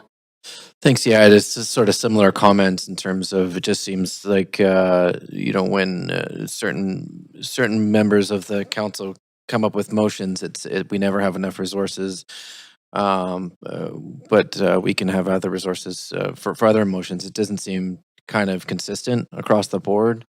And I'll let Councillor Fry speak more to the amendment, but just a question through the chair to the mover. Do you mean, so for council direct staff to engage with other municipal jurisdictions, do you mean like a jurisdictional scan? Because I think engaging with municipal jurisdictions versus doing a jurisdictional scan are two different things. I think that's a lot more work, having to engage with different municipalities, right? I think that's adding work. I think I'll leave that up to staff. Staff were really crystal clear in their feedback that development of this framework is just not feasible at this time. The reason for the change is that the original motion was very specific about New York, San Francisco, Montreal, Toronto. Those are much larger cities with different revenue sources, additional revenue sources. And I think that it's better to take a more open approach in the language of the motion as opposed to stipulating those much larger cities for comparison purposes. Okay, fair enough. I'll let Councillor Fry speak to the amendment. Thanks. Councillor Fry. Yeah, thank you. And I will say on a positive note, I do appreciate this amendment doesn't completely derail the intention here, although I don't support the amendment as it's written. I will say that with regard to staff comments on our motions, it's not really a two-way conversation. There's no ability for us to rebut and say, well, I think you've misinterpreted this. I was very careful and judicious in my use of a thesaurus to find the appropriate words to convey the work without saying that we have to do actual direction. So really, when the operative enactment is that council directs staff to explore an integrated policy framework, that's not getting them to create an integrated policy framework. It's just like, hey, explore it. You know, like look at the ideas. That really doesn't quantify how much work or how little work is involved. You know, the hope here and the reality, and by providing some examples from other cities, it's not a comparison that Vancouver's the same as Montreal necessarily. It's that, hey, look, this is something that is happening in another city. It's effective. Can we do it at a different scale in Vancouver? Is there something that we can take as a lesson from it? I do appreciate that, you know, Councillor Meisner seems to be on the same page as far as seeking out other jurisdictions. But I want to be clear that everything, and the way that I wrote this motion was very clear that it wasn't actually directing significant work. It was report back. So yes, there's obviously work to compile that, and yes, you know, it takes resources. But I will say that this is a critically important issue. This is a file that, you know, if folks get wind of the idea that the DPRP is expiring next year, and there will not be that kind of relief for a lot of businesses that are struggling. And, you know, we hear regularly from many of them who talk about how they cannot sustain their space without that kind of assistance. It will be an election issue, and it will certainly be an issue for the future council. So I would prefer that we didn't pursue this particular amendment and just went with the motion as is. I think it's taken a fair amount of research and work that I put into it to suggest these opportunities to explore, to evaluate, and to report back on. So I'm kind of happy with it as it is, and I won't be supporting the amendment, but thank you. Okay, thanks. All right, Councillor Meisner. Just quickly, Councillor Fry's right. We are on the same page. I don't want to see the loss of arts and culture spaces across our city. I don't think anyone on council does. In my eyes, the exploration was, while it says exploration, there were specific bullet points underneath that. And I know staff interpreted it that way as well, based on the motion feedback. So I want to get this report back. I agree there's a sense of urgency here. There's the DPRP expiring next year, but also, you know, this is an urgent issue in our city. We can't continue to lose arts and culture spaces in our city. So we need to get, in my eyes, the staff report back as soon as possible. And by just streamlining this a little bit, I think we'll be able to get it back in a timely manner, and then council can move forward with actions to protect these important arts and culture spaces in our city. Okay, sorry, I just realized that we need a seconder for Councillor Meisner's amendment. Second by Councillor Dominado. Okay. All right, seeing no one else on the queue, so let's go to the vote for the amendment. We are voting on Councillor Meisner's amendment. Council, please register your vote.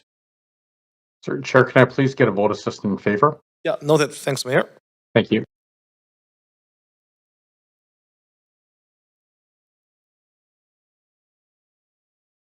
Okay, so the amendment passed with Councillor Bly, Fry, Orr, and Maloney in opposition. Okay, going back to the main queue, Councillor Meisner. Nothing further to add, but just want to see this work move forward. Thanks. Thanks. Okay, so anyone else? Okay, seeing no one else on the queue, I'm gonna call the vote. So we're gonna vote for the main motion as amended. So Council, please register your vote. Chair, can I please get a vote assistant in favor? Yeah, noted. Thanks, Mayor.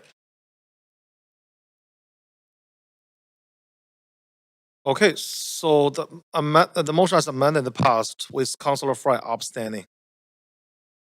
Thank you. That completes motion 3 on the agenda. Chair, on a point of privilege, if I might. Yeah. It's freezing on this side of the chamber. There's Arctic cold air blowing, so I'm going to do this from my office because it's just too cold to stay here. Okay. Yeah, But I will be listening, but I'm frozen. Okay, thanks, Councillor. We're gonna adjust the temperature in the council chamber as well. So feel free to come back when you feel the temperatures are comfortable. Okay, thanks. We're gonna move on to the next item on the agenda, motion 4, understanding and prioritizing sex workers' safety policy and resources. And it is moved and to be introduced by Councillor Fry. Before we begin this agenda item, if anyone believes they have a conflict of interest, now is the time to declare it. Does anyone have a conflict of interest to disclose? Okay, Councillor Fry, you have 2 minutes to introduce your motion. Okay. Go ahead. Yeah, I'm going to just reflect on a couple of personal anecdotes first. You know, many years ago as a young man, I worked a 24-hour restaurant, 1 till 7 in the morning shift. And I made the acquaintance and friendship of a great number of sex workers in the West End in those days who would come by after their shift and hang out at the end of my shift. Years later, when my wife and I were living in Strathcona, when rumors of something horrible happening and somebody women were disappearing in the neighborhood, and the police didn't really believe it at the time. And of course, we later recognized that there was a serial predator operating the downtown east side, and there was a lot of survival sex work in the neighborhood at the time, and I became also very familiar with a lot of the context for women doing survival sex work, women and men and boys and trans people.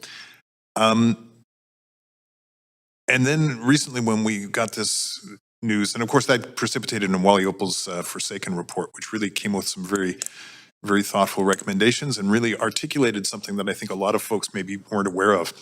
When we got news that there was obviously a lot of email campaigns around the sex worker safety support position that had been eliminated, and I took the time to talk to folks with lived and professional experience, and I learned a lot. I learned a lot around the contemporary nature of sex work in 2026.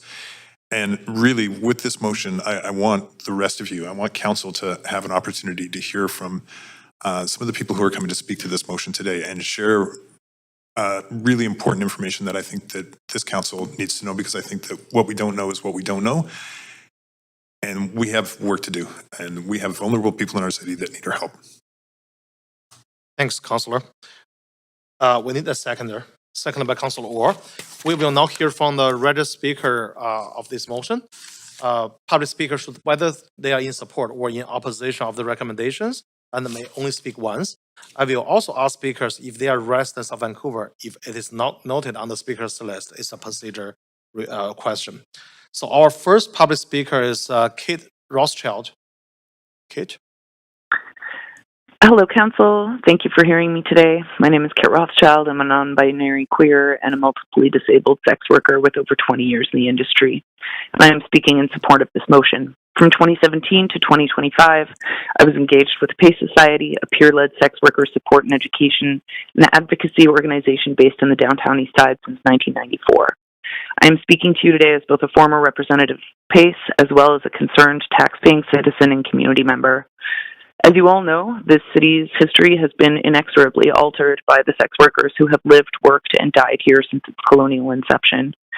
In Forsaken, the report of the Missing Women's Commission of Inquiry in Recommendation 5.5 called for the creation of not one but 2 sex work-focused social planning positions at the City of Vancouver, a recommendation the city followed with pride, leading the way at the time in North America for sex worker safety and civic inclusion.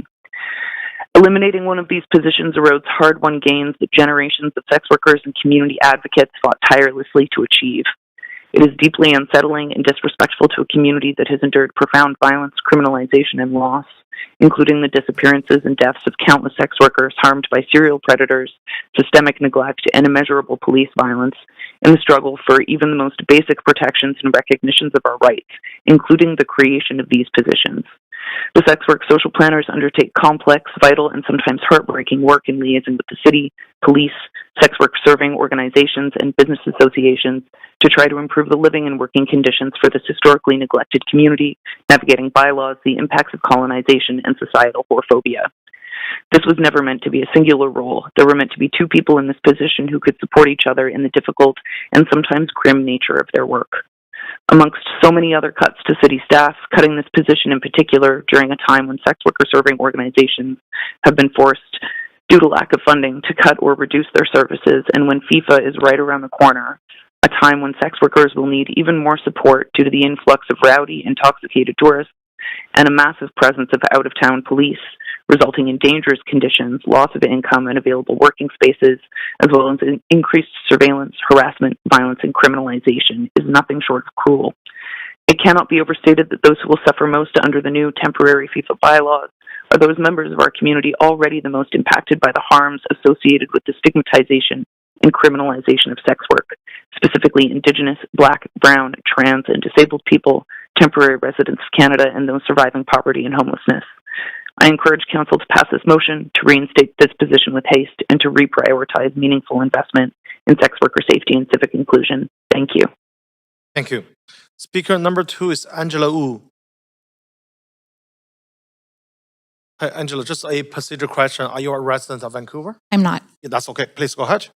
Good afternoon, Mayor and Council. My name is Angela Wu, and I am the Executive Director of SWAN Vancouver, an organization that supports the rights, health, and safety of immigrant and migrant and gender diverse women and gender diverse people engaged in sex work. I'm speaking today in strong support of this motion. SWAN supports an extremely marginalized community that experiences multi-layered criminalization, discrimination, and stigma. They face many barriers to accessing support that most people can easily access, including city-run services and law enforcement. They are also at greater risk of experiencing violence and exploitation at the hands of predators who target them knowing they are unlikely to call the police. Since 2012, the city's 2 sex work safety positions have provided invaluable support for our community. They have provided opportunities for sex workers' voices to be heard and to ensure their needs are represented in city policies and initiatives. They have provided critical emergency support and resources and have spent years building relationships and meaningful trust within our community. SWAN has regularly utilized these liaison positions as we navigate precarious access to services, healthcare, safety, and justice. The elimination of this position does not align with what we know are the city's values and is contradictory to its past efforts to prioritize sex worker safety. For years, the City of Vancouver has been a leader in this area, locally, provincially, and even internationally. The city's response to the Forsaken report has been regarded as best practices for sex worker safety.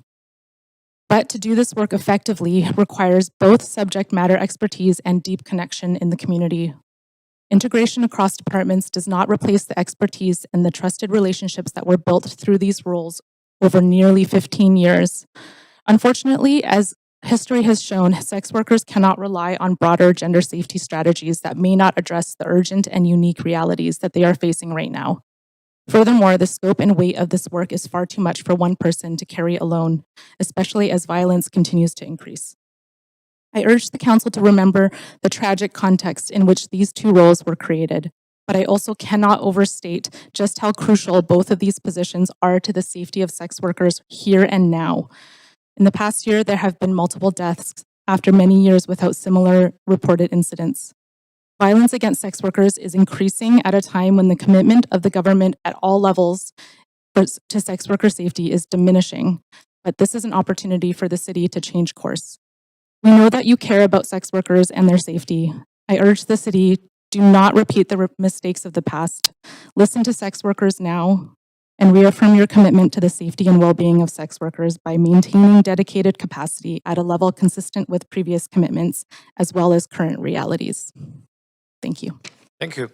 All right, speaker number 3 is Melody Wise.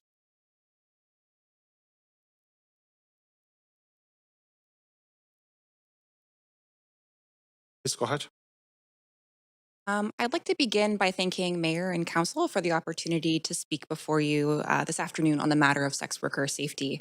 My name is Melody Wise. I am a resident of Vancouver, and I'm a public health researcher affiliated with the Aisha Project. This is a longitudinal study which operated for 14 years, housed within UBC's Faculty of Medicine.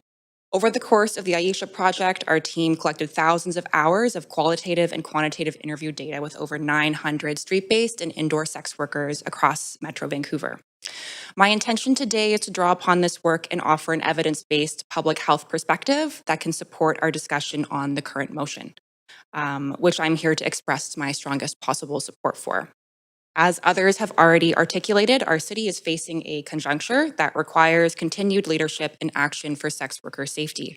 It is well established in the literature and among public health experts that relative to the general population, sex workers experience substantially greater unmet health needs and face significant structural barriers to key determinants of health. Our current moment is also one marked by a provincially declared epidemic of gender-based violence with documented and disproportionate impacts on marginalized sex workers, especially those who are street-based, Indigenous, racialized, or gender minorities. Within the context of these significant and persistent health disparities, community interventions play an incredibly important role in mitigating harm. Previous public health research has demonstrated that such interventions, whether that be sex worker-led services, outreach, peer models, all of these are strongly supported and associated with HIV, STI, and violence prevention globally. Importantly, the success of these interventions requires support from all levels of government, including municipalities. Vancouver, in particular, has been one of the first cities in North America to take a proactive approach in improving the health and safety of sex workers, including through the creation of 2 dedicated planning positions specializing in sex worker safety. I cannot overstate my support for an assessment of workload, service impacts, and risks associated with reduced staffing levels at present for these roles. I want to conclude by highlighting that the current motion also asks that Council reaffirm its commitment to the findings and intent of Forsaken, which was motivated by the disappearance of 68 women from Vancouver's downtown east side between 1978 and 2001. Although these women are gone, they are not forgotten. Sex worker organizations, some of whom you've already heard from today and many of whom you will continue to hear from, have worked tirelessly to build their legacy of safety together, and much of this work has also been made possible through the leadership of our city. It is my hope that today, Mayor and Council will continue this important work, both in keeping with public health evidence, but more importantly, in honor of the missing and murdered women who are remembered and missed and whose spirits live within us. Thank you. Thank you, Melody. Okay, speaker number 4 is Kelly Go. Kelly? Hi. Yep. Yes. Please go Okay. ahead. My name is Kelly Go. Yep. Yep. My name is Kelly Go. I'm the program manager at Swan Vancouver. I'm a Vancouver resident, and I'm speaking in support of the motion. For the past 10 years, I worked directly with immigrant and migrant sex workers through frontline support, outreach, and case management. Today, I want to speak specifically about the experiences of the community. Most are people of color working in conditions where they're heavily isolated from protection and support. They face racism, criminalization, language barrier, fear of immigration consequences, and a deep distrust of institutions that have historically surveyed and harmed them, rather than protected them or treated them as an integral part of our community. When violence happens, many do not feel safe reporting it. Some are afraid of attracting police attention, fear of losing income. Many worry that information sharing between systems could impact their immigration status, their families, or future opportunities. Some have also experienced being dismissed, stereotyped, or treated as disposable because of their work. Race, gender, migration status, and criminalization compound one another to create systemic vulnerabilities to violence. In my 10 years of work with this community, this has been one of the most violent periods I've witnessed. Over the past year, there have been multiple deaths in the sex working community that we know of. And these are not isolated tragedies, but warning signs of systems failing people who are already marginalized. One of the clearest indicators we're seeing is the rise in abuser alerts. Swan's Abuser Alert is a community safety alert system. Workers contact us after experiencing various forms of violence, and these alerts are shared within the community to help prevent further harm. Swan is often the first organization immigrant and migrant sex workers call after experiencing violence, and we hear stories that rarely make it into the public discourse. One community member shared, "People only care when we die. Before that, we're invisible." The sex worker safety planner position was not just administrative. It was a critical bridge between frontline organizations and the city in coordinating responses to violence, improving communication, supporting prevention efforts to ensure sex workers were not completely excluded from public safety planning. This role also helped create accountability around institutional responses, including interactions with law enforcement and bylaw officers. Ultimately, this is a conversation and decision to be made about equity. Treating everybody the same does not address the reality that some communities face significantly greater barriers to safety, protection, and access to support. Migrant and immigrant sex workers experience overlapping forms of marginalization tied to race, gender, immigration status, language barriers, and criminalization. If the city truly values an intersectional approach to safety, equity, and gender-based violence, an equitable response means recognizing those realities and ensuring that there are dedicated resources and expertise to address them. Removing one of the very few positions specifically focused on sex worker safety moves us further away from that goal. Thank you. Thank you. Speaker number 5 is Sarah Resendez. Sarah?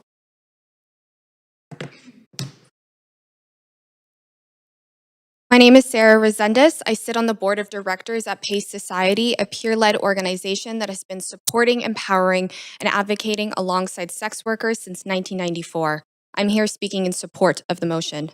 PACE believes the removal of the sex work social planner position will erode the relationships sex work organizations have worked tirelessly to establish with city officials. As mentioned, the sex work social planner positions were created in direct response to the recommendations from the Forsaken report. And of the 63 recommendations, only 2 were directed at the City of Vancouver, including a recommendation that the city create and fund 2 community-based liaison positions. Thankfully, the city responded and 2 dedicated sex work social planners were hired to collaboratively identify and address issues impacting sex worker health and safety. As outlined in the report, sex workers have many reasons to distrust government and law enforcement. Their needs and concerns have been historically ignored and disregarded by government services, so they prefer to take care of one another because sex workers have been reminded time and time again that the only community they can rely on is their own. However, the 2 sex work social planner positions help change this dynamic by meaningfully engaging and coordinating with sex worker organizations. They have helped ensure our voices and perspectives are included in city policies and programs. They have also been critical in providing operational and system navigation support. For instance, PACE faced unexpected back payment fees associated with rent at our drop-in space, and we were nearly faced closure, which would have put a sudden halt to the life-saving services vital to our members. The sex work social planners were able to assist us in quickly renegotiating with the city-operated space to reduce the fees and ensure we remained operational. It is impossible for a single person to adequately support Vancouver's sex work community and engage directly with the city, VPD, neighborhood associations, and businesses. These positions enable the city to better understand how programs actually function on the ground, the barriers sex workers are experiencing, and facilitate the co-creation of meaningful solutions. Under the community charter, councillors must consider the health and well-being of their constituents. By setting the strategic and subsequently financial direction of municipal operations, City Council plays a fundamental role in shaping the health and well-being of sex workers. Eliminating this position leaves critical gaps in the city's ability to plan and respond to sex workers' rights, health, and safety concerns.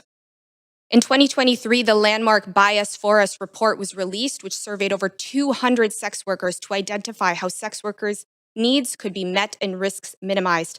Participants called for sex worker organizations to collaborate with the city officials and approaches to sex worker safety and enforcement, expressing the highest level of support for funding sex work-specific social planner roles. With that said, PACE is calling on the City of Vancouver to reaffirm its commitment to sex worker safety by immediately reinstating this critical position. Thank you. Thank you. All right, speaker number 6 is Kara Gillis.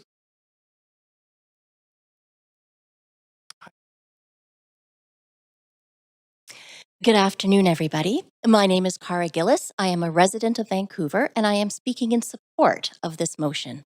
I am here in my capacity as the Executive Director of Wish Drop-In Centre Society.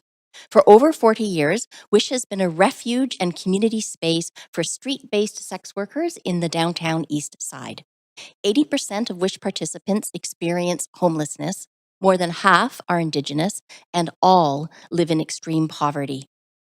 Wish knew many of the women who were murdered by the serial killer, who operated unencumbered in the city while institutions looked away. The Forsaken report was born from that failure, including the recommendation that the City of Vancouver have 2 dedicated community-based liaison positions or social planners. Now, one of those positions has been eliminated, and we are told that the remaining work will be absorbed into broader gender-based violence and community safety portfolios. I am here to say that this is insufficient to meet the city's commitment to protecting sex workers' lives. There is a real specificity to sex worker contexts and, by extension, to sex worker safety.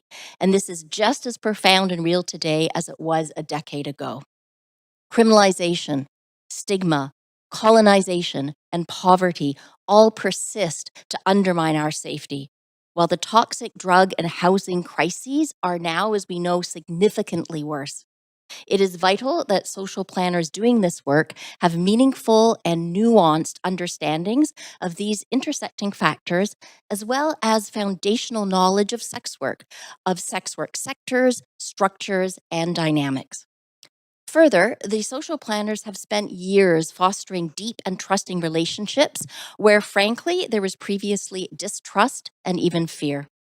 This work is fundamentally relational, and as such, it goes beyond the basic trainings, policy statements, and mechanisms that more generic initiatives typically entail. I want to stress that the social planner positions are a necessary but not isolated component of the city's broader sex work safety framework, which commits to ensuring fair and unbiased treatment towards sex workers and the promotion of sex worker safety, dignity, and well-being.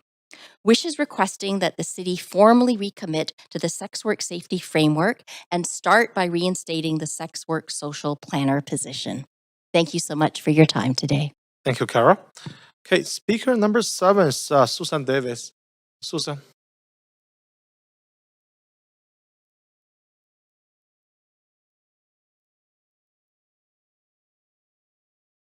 Good afternoon, councillors. My name is Susan Davis. I'm the Executive Director of the BC Coalition of Experiential Communities. I am a sex worker. I want to take time to acknowledge the 3 great nations whose land this is, the Musqueam, Squamish, and Tsleil-Waututh people. So grateful to be a guest on these lands. I'm here today in support of this motion. As someone who survived the criminal responsible in the case of the missing women, what matters to me the most is whether the response to that disaster is sufficient to address the risk we know exists. This work isn't new. In 2011, Council adopted a comprehensive approach and action plan on sex work and sexual exploitation, a plan that created a citywide task force and set out a coordinated long-term framework for sex worker safety. I took part of that work. That process took years of staff time, coordination, consultation, research, community engagement. It involved social planning, Vancouver Coastal Health, Vancouver Police Department, researchers, frontline organizations, and sex workers ourselves. It wasn't symbolic. It was a coordinated, evidence-informed response to one of the largest institutional failures in Vancouver and indeed in this country's history. 12 of my friends are dead. In 2013, following Forsaken, Council reaffirmed and expanded that work, and including creation of the dedicated sex work social planning positions. These planning positions were created because the city recognized that this work requires ongoing coordination, engagement, and capacity over time. So the question is, why build this framework only to now reduce the capacity required to carry it forward? Today, the capacity has been reduced from 3 positions to 1. It seems like there was 2 committed to, but there were 3 people working in that section. Now there's 1. So it's not a neutral adjustment. It's a reduction in safety capacity. We're told this work is happening across other departments. So I have to ask, what work? Who's doing that work? Where are sex workers named in it? To date, I have not been shown any information to support that assertion that work is happening elsewhere. At the same time, violence is increasing, and we all know where that road goes. I presented to the police board last June about human trafficking panic related to FIFA. We shared the findings from a report that was contracted between the VPD and sex worker organizations that shows that this never materializes. We were completely ignored. Now the whole thing is unfolding again, and we're seeing the same sort of harms reemerge.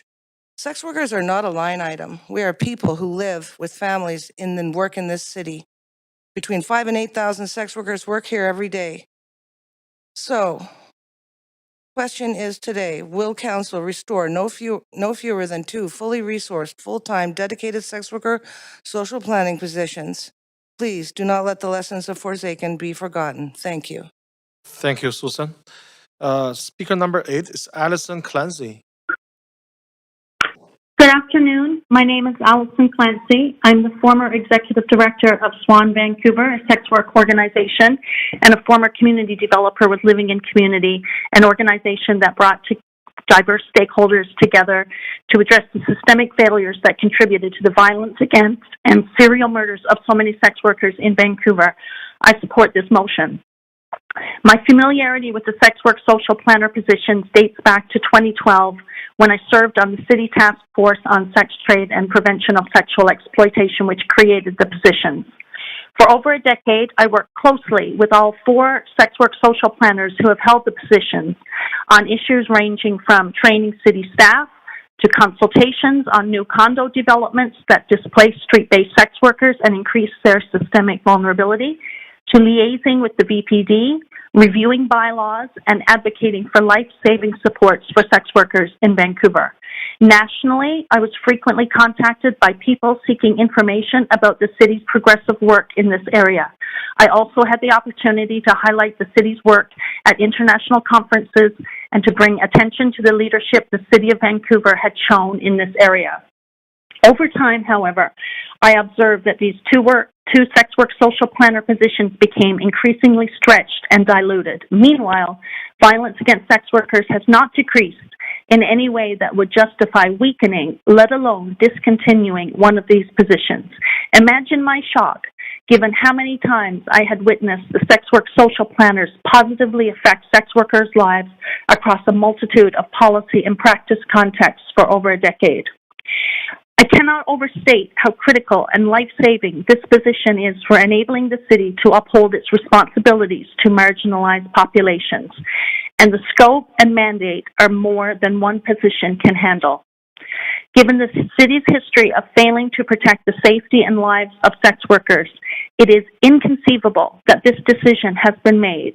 This is simply not a matter of historical reparations. Sex workers continue to experience unacceptable levels of violence in this city today. In summary, I urge the City of Vancouver to remain a progressive leader in sex worker safety, both in Canada and globally. The risks of stepping away from this leadership through the discontinuation of this position are wholly unacceptable, given Vancouver's history, the current safety needs of sex workers in the city, and the important progress made by the 4 sex work social planners in the aftermath of the serial murders. This is progress we cannot afford to take for granted or risk reversing by recreating the very systemic vulnerabilities that contributed to such harms in the first place. Okay, thank you, Alison. Speaker number 9 is Helena Safferling. Hi there, can you hear me? Yes, we can hear you, Helena. So as a procedure question, I need to ask you if you are a resident of Vancouver. No, I'm not. Okay, that's okay. Please go ahead. Thank you. Good afternoon. My name is Helena Seiferling. I'm calling in support of this motion for Council to reaffirm its support for the findings and intent of the Forsaken Report, and specifically to reinstate the second sex worker social safety planner position, which was recently cut, and which is a breach of the Forsaken Report recommendations and best practices that the city has had in place for the past few decades. So I'm speaking to you today as an individual private citizen, but I've previously met some of you before as Executive Director of Living in Community, a provincial nonprofit and charity based in Vancouver that advocates for sex worker safety and needs across the province. As with the City of Vancouver's work on sex worker safety, Living in Community was developed in the early 2000s as a response to the serial killer and the obvious lack of safety and support for sex workers in the city that had been present and known for decades. Living in community personnel were involved in the city's sex worker safety task force 15 years ago. We've given many recommendations to the city and worked alongside the city on safety initiatives for decades. And we also convened the Safe in Cedar Cottage project, which brought together sex workers, frontline organizations, and both of the city's sex worker safety social planners in the Kingsway community. So the reason I am no longer speaking as the ED of Living in Community is because Living in Community had to lay off all its staff and pause all operations at the end of 2025 due to a broad lack of funding and support for this kind of advocacy work. And this is unfortunately not unique. As Council knows, Pace Society also had to close its operations in 2025, and Wish Drop-In Center Society also had to reduce programming in 2025 due to the same lack of funding broadly for this kind of work. So too often there's a predictable and very scary cycle that happens after a horrible event.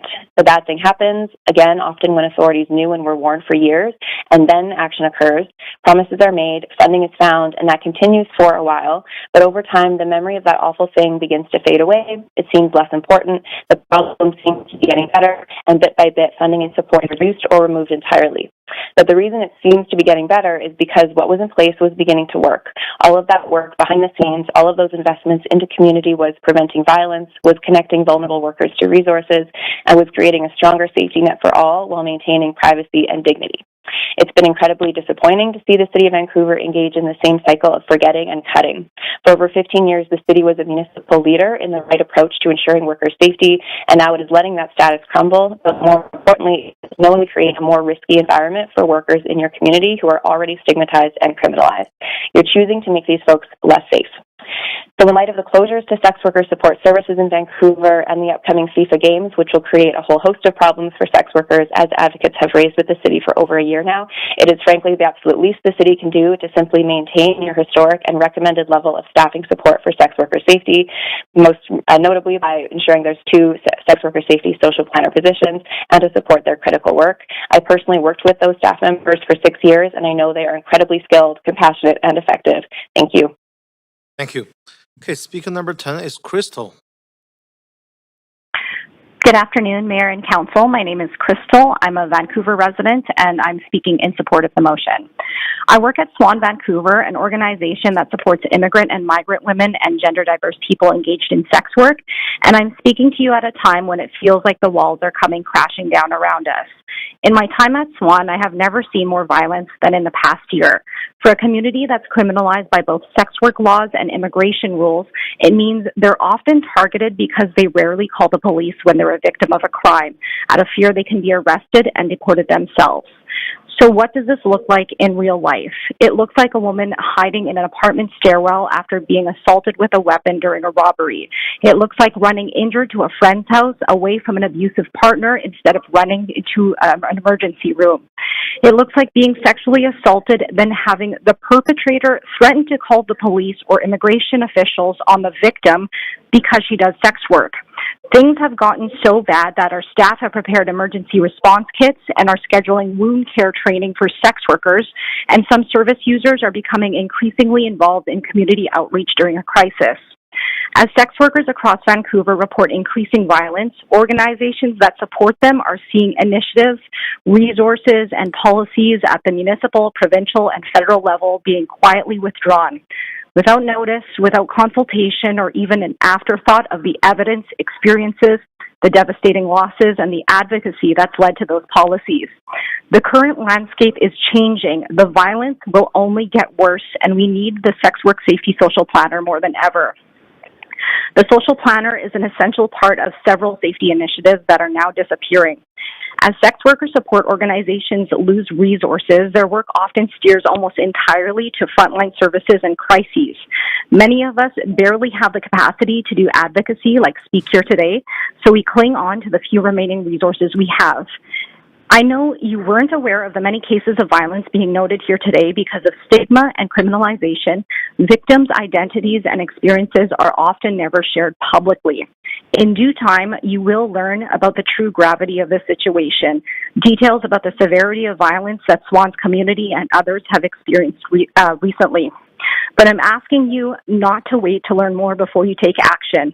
When the time comes, I do not want this council to be in a position where they're asking themselves, did we do everything we could?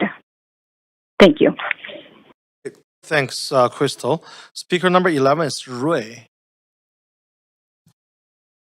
Speaker number 11 is not on the line. We're going to come back. Speaker number 12 is Natasha Henriksen. Please go ahead. Hi, good afternoon, Council. My name is Natasha Henriksen. I'm a resident of Vancouver and here to speak in support of Councillor Fry's motion. I understand you have a long day ahead of you, so I thank you for your focused attention in spite of the temperature of the room. I'm speaking today as a concerned citizen who was very disappointed to learn one of the 2 sex work social planner roles were cut, a role which acts as an important facilitator between sex workers and the city. Research from advocacy groups indicate that there has been a sharp increase in rates of violence against Vancouver-based sex workers, with those being only the reported figures. Additionally, while there is no credible evidence for an increase in sex trafficking due to FIFA, there is credible evidence for an increased risk of harm to sex workers. With this evidence in mind, I'm sure you can understand how counterproductive it is to cut a role intended to increase the safety of sex workers in the city. Sex workers are richly diverse and resilient people with an intimate understanding of care. They not only need to navigate callous laws, over-policing, moral panic, bad faith clients, healthcare barriers, infrastructure failures, assault, stalking, and fetishization, but underlining all this, stigma, which can mean judgment from the ones you love, and often stigma means judgment directed towards oneself. Simply put, it is a job. Some folks do it because they enjoy it, and some folks do it to survive. And like many jobs, the general public enjoy what they offer, but do not give a second thought to their working conditions. The City of Vancouver, on the other hand, recognizes workers face an increased level of violence. It also knows that sex workers are a part of the Vancouver community, and they deserve protection and safety at work.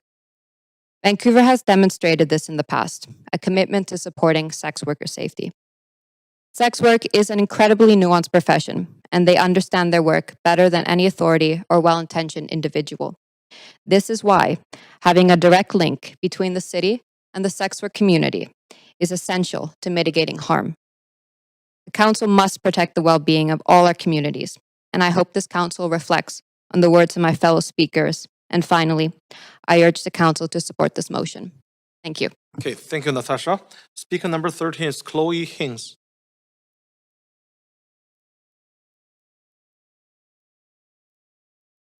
My name is Chloe Hines. I am a resident of Vancouver and a former city staff member.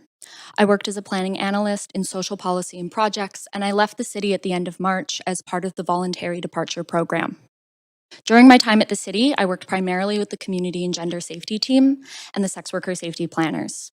I was excited to work for the city because my master's research project was on sex work policy at the municipal level. It is a specialized, complex, and understudied area. It is highly stigmatized and prone to moral panics and misinformation. And it is a subject not typically covered in a general policy education. However, Vancouver has historically been a leader in sex work policy. During my time at the city, multiple other municipalities reached out for advice from the sex worker safety planners. I witnessed firsthand the value of these positions. They built connections across multiple departments to identify and propose solutions to problems that other city staff were not able to recognize. A large part of their work is educating staff on how policy impacts sex workers. They have been able to build trust with community and act as a link between sex workers and institutions that have historically harmed them. I first started working with the team to help analyze engagement data to create recommendations for the sex worker safety framework. My colleagues informed me that in the year between conducting engagement and analyzing the data, that multiple community members that had participated in engagement had tragically passed away. That was 2 years ago. It makes me very sad to think about the number of community members that may have died in those 2 years waiting for the sex worker safety framework. With the elimination of one of the sex worker safety planner positions and my departure at the end of March, I am deeply concerned about the city's ability to meet its commitments around gender safety and sex worker safety. To my knowledge, the community and gender safety team is comprised of a single staff member who is responsible for the sex worker safety framework, the 2 STGD plus safety and inclusion plan, the women's equity strategy, UN Safe Cities, and any gender-based violence prevention in the lead up to FIFA. Many of these projects have recommendations that are interwoven with the city's response to MMIWG2S and UNDRIP.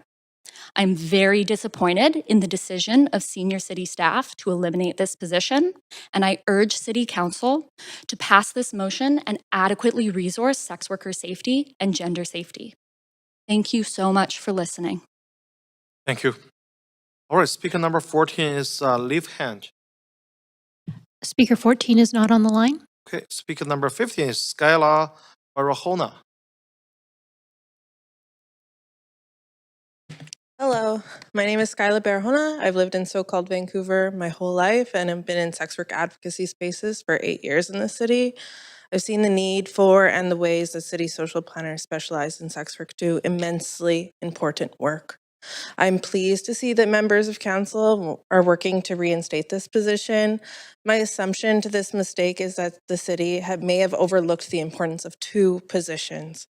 When reviewing the COV sex work response guidelines, I noticed building positive relationships between sex workers, residents, businesses, neighborhoods, and COV staff is the primary focus of COV sex work city planners.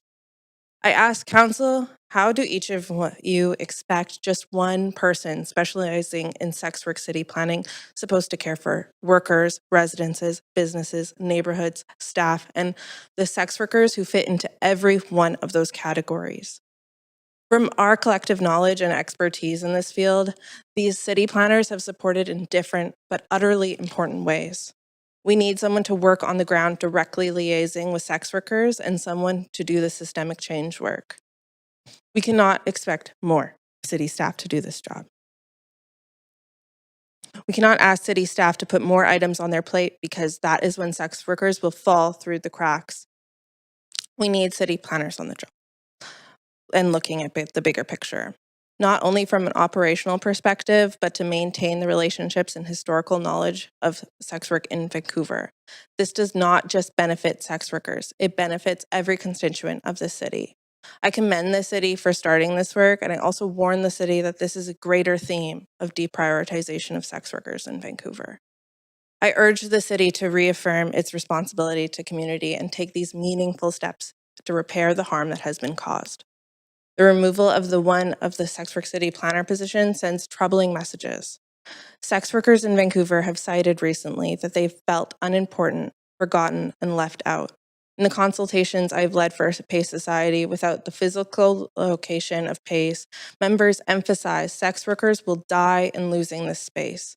We would not have had the space if not for the City of Vancouver sex work social planner. Another member warned us by asking, please do not let any more of us die. City planner jobs are to address these concerns. Please remember, Council, this position is an essential service to the Downtown East Side and sex workers of Vancouver. This decision is not in isolation. This is for everyone we've lost. Thank you. Okay, thank you. Speaker number 16 is Andrea Cruci.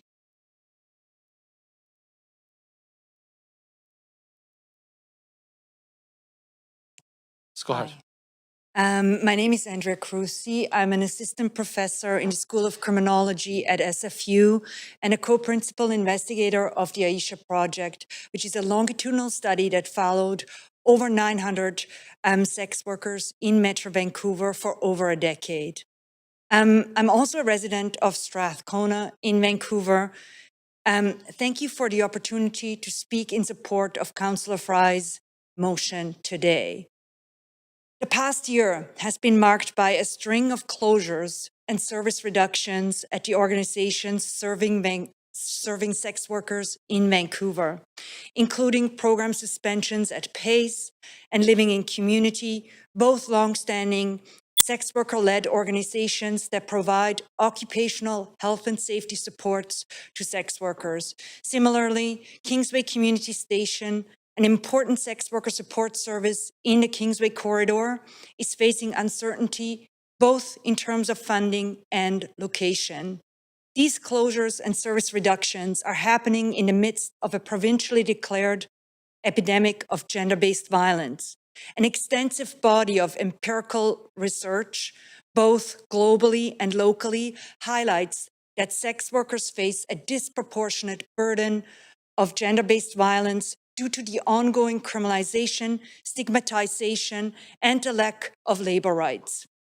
All levels of government have a responsibility to ensure sex worker safety.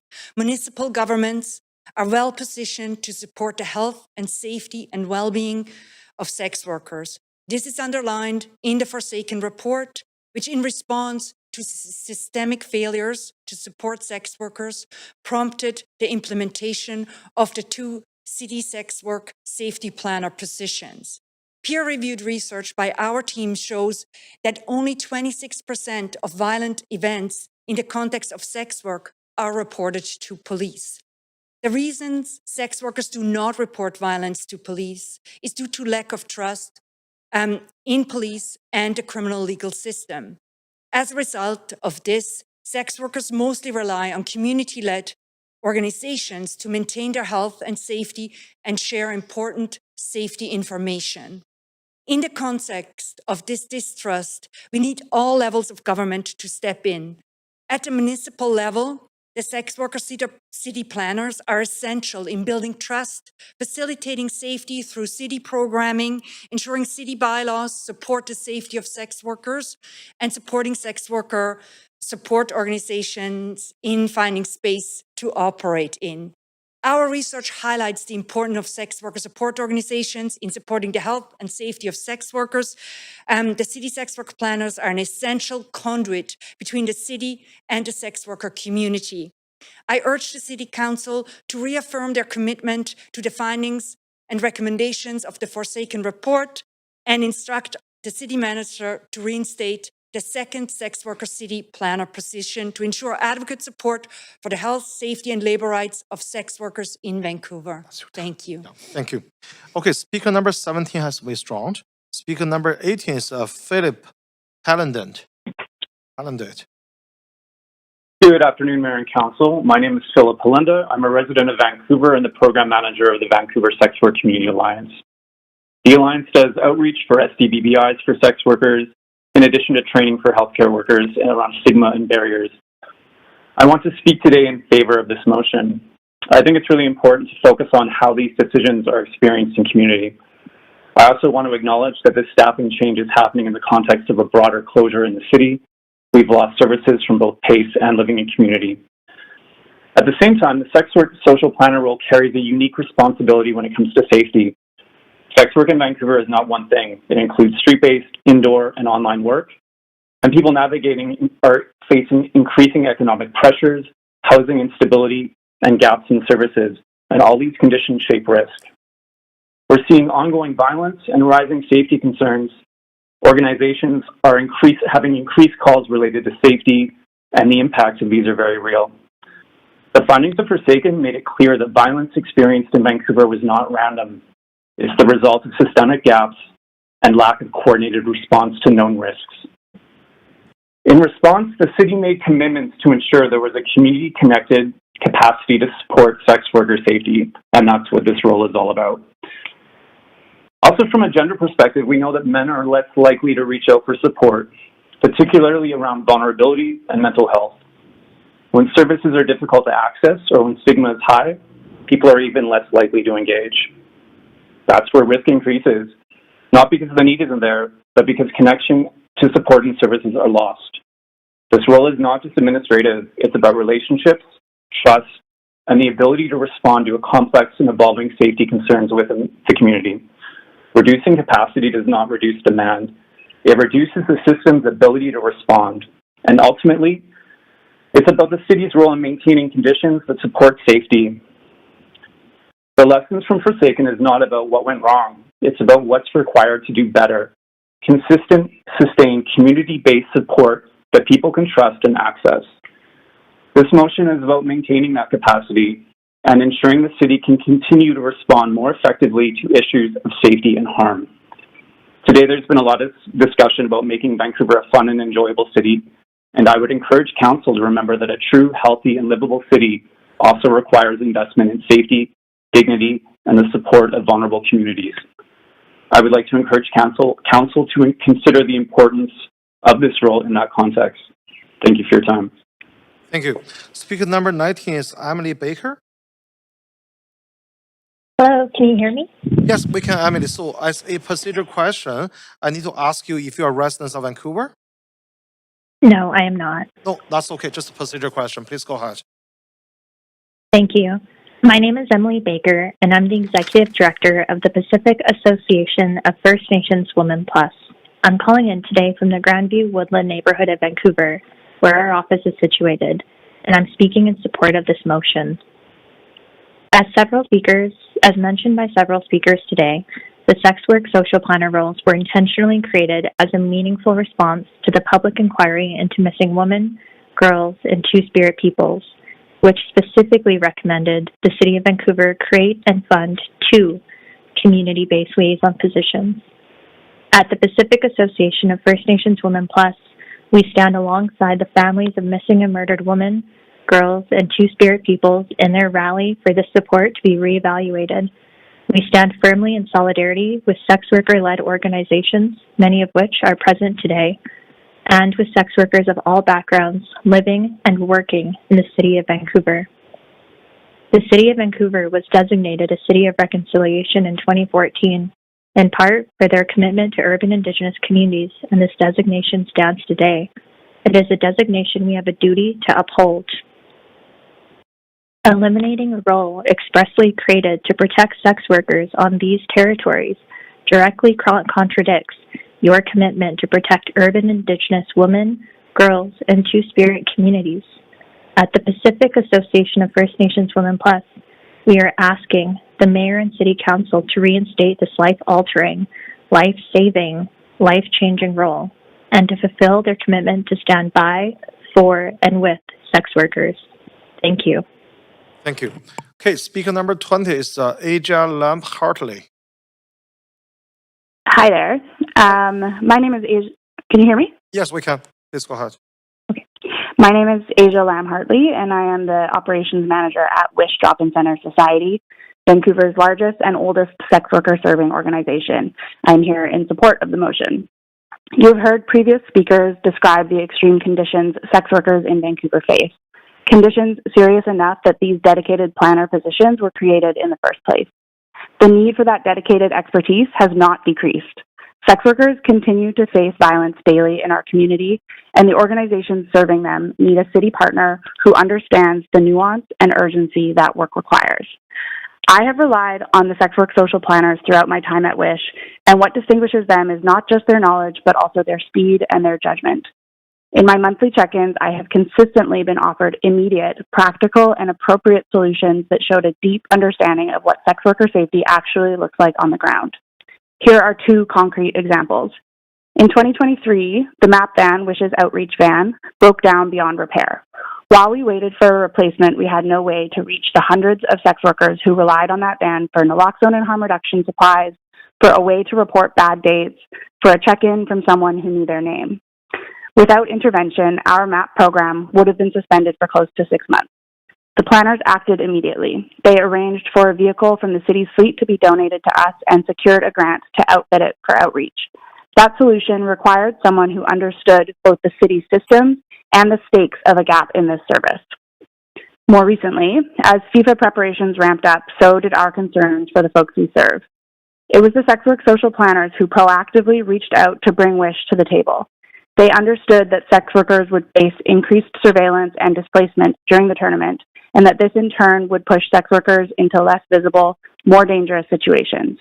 They connected us to additional funding so we would be able to respond with increased services. We were not an afterthought. We were included because the planners knew to include us. These solutions would not have been found by planners who were not solely dedicated to sex work. This work requires specialized knowledge, trusted relationships, and consistent presence. One planner cannot do the work of 2, nor can this work be shifted onto planners without the expertise who are already stretched too thin. I urge you to vote yes to reinstate this position and recommit to sex worker safety. Thank you. Okay, speaker number 21 is Leila Fikfik. Hello? Yeah, we can hear you. Please go ahead. Thank you. Good afternoon, Mayor and Council. My name is Layla, and I'm a 38-year-old woman currently residing in Vancouver. I am speaking in support of Motion 4. I've been working as an entrepreneur, aka sex worker, here in Vancouver for the past 8 years. I wanted to speak today to show Council another cross-section of the sex worker community who are also being alienated due to only having one sex work social city planner, as opposed to the previous 2 before the budget was cut. The stigmatized, outdated view of who a sex worker is causes more alienation and discrimination to the whole community of marginalized workers. I got into this work because Vancouver was getting progressively unaffordable, and I could no longer live off minimum wage. I was filled with depression, anxiety, and a worsening alcohol abuse disorder due to the hopeless feeling I had of living in the city. I was working 2 restaurant jobs and 1 bartending job. I was barely able to afford rent, bills, grocery, and some extra money to enjoy my free time. Tackling student loan was definitely out of the question. I wound up entering into the sex work industry in order to get my basic human needs met. This job took me from survival work and showed me the promise of a brighter future. Over the past 8 years, I have developed a real business working for myself. I was able to buy a home, something that my single mother wasn't able to do while raising my brother and I in Vancouver. This job also is the main reason why I was able to get sober. I've been sober for 3 years now because I finally have hope and dreams that I have a future in this city. This job comes with a lot of danger, unfortunately. What makes this job dangerous isn't just the job itself, but rather the lack of workers' rights, our semi-criminalized policy approach that prevents us from creating community and seeking safety and general societal alienation. I, too, have been in danger numerous times. A few years ago, for example, I had a client who was exhibiting behaviors of criminal harassment. I was terrified, and the sex worker police liaison was too busy with other cases, and she had to blow me off. I had to beg the officer at the non-emergency line to connect me with the police officer about the stalking and harassment I was experiencing. I was brought to tears before they would send over 2 police officers to my residence to take my story and evidence. Cutting back on a job position that helps thousands of us here in Vancouver is not wise. The stigma around this job causes very biased view of who the city is ignoring when they remove job positions like the sex work social city planner.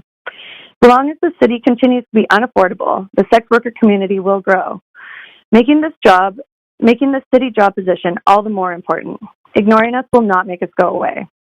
Eliminating this position leaves a critical gap in the city's ability to plan for and respond to sex workers' rights, health, and safety concerns. Combined with the closure of many sex workers serving spaces, losing this role creates conditions for further tragedies to take place. Thank you. Thank you. All right, so I'm going to circle back to Speaker 11, Ray.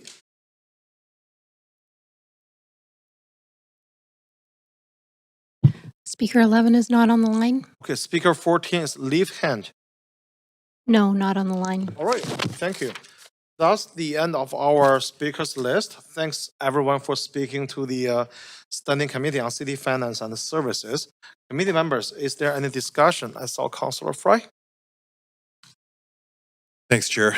And I just want to really thank the speakers for the courage and the candor.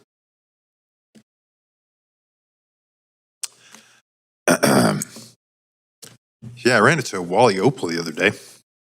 We talked a bit about the Forsaken report, and he was baffled that we weren't following through with the 2 sex worker positions and urged us to reconsider and to do right by it.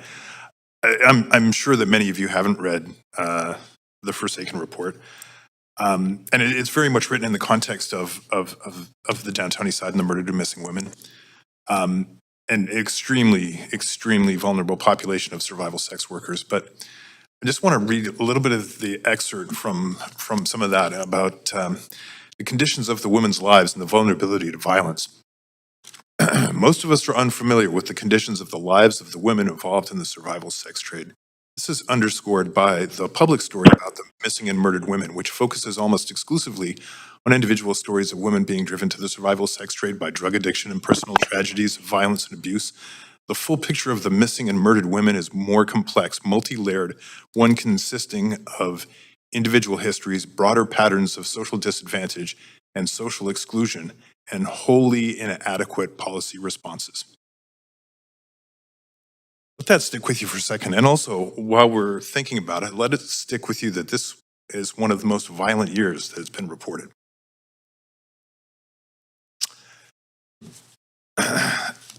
This is important work. And yeah, I'll just take a break.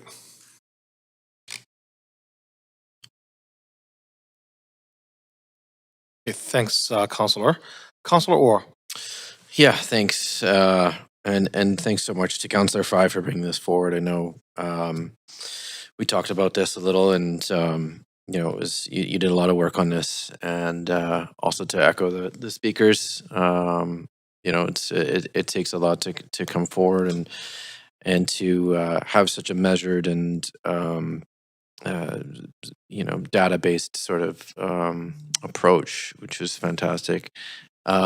We've heard hundreds of emails that we've got from community members, frontline workers, advocates, and organizations raising concerns about the reduction in dedicated sex worker capacity, and what that could mean in practice for people already facing significant risk. And I'm sorry, I will reply to all of the emails eventually. For me, this is fundamentally a public safety issue, and appreciate, you know, bringing up the Forsaken report. You know, Picton was not a long time ago, and the Missing Women Commission made clear that when vulnerable women and sex workers are isolated, ignored, displaced, or unable to access trusted support systems, the consequences can be devastating. And one of the lessons from that report was that community connected safety work matters, and that the relationships and supports cannot simply be rebuilt if they go away overnight. This motion doesn't attempt to relitigate federal law or ideological debates. It asks council to listen directly to affected communities, review whether current staffing and supports are adequate, and ensure that the city is meeting its own long-standing commitments around safety and harm reduction. I also think it's reasonable for council to better understand the current landscape. Conditions have changed significantly in recent years, including rising violence, housing instability, economic pressures, and change in how sex work is conducted both online and in person. Before reducing capacity in this area, council should understand the operational and human impacts of those decisions. Importantly, this motion is about maintaining lines of communication and trusted relationships between vulnerable people in the city. That kind of preventative safety work is often invisible when it is functioning well, but its absence can have very real consequences. And I urge my fellow council members to support this motion. Thank you. Thanks. Councillor Dominado. Thank you, Chair. I haven't moved yet. I've circulated an amendment to the motion for consideration. I'll move you to the amendment queue. Please add yourself there, Councillor.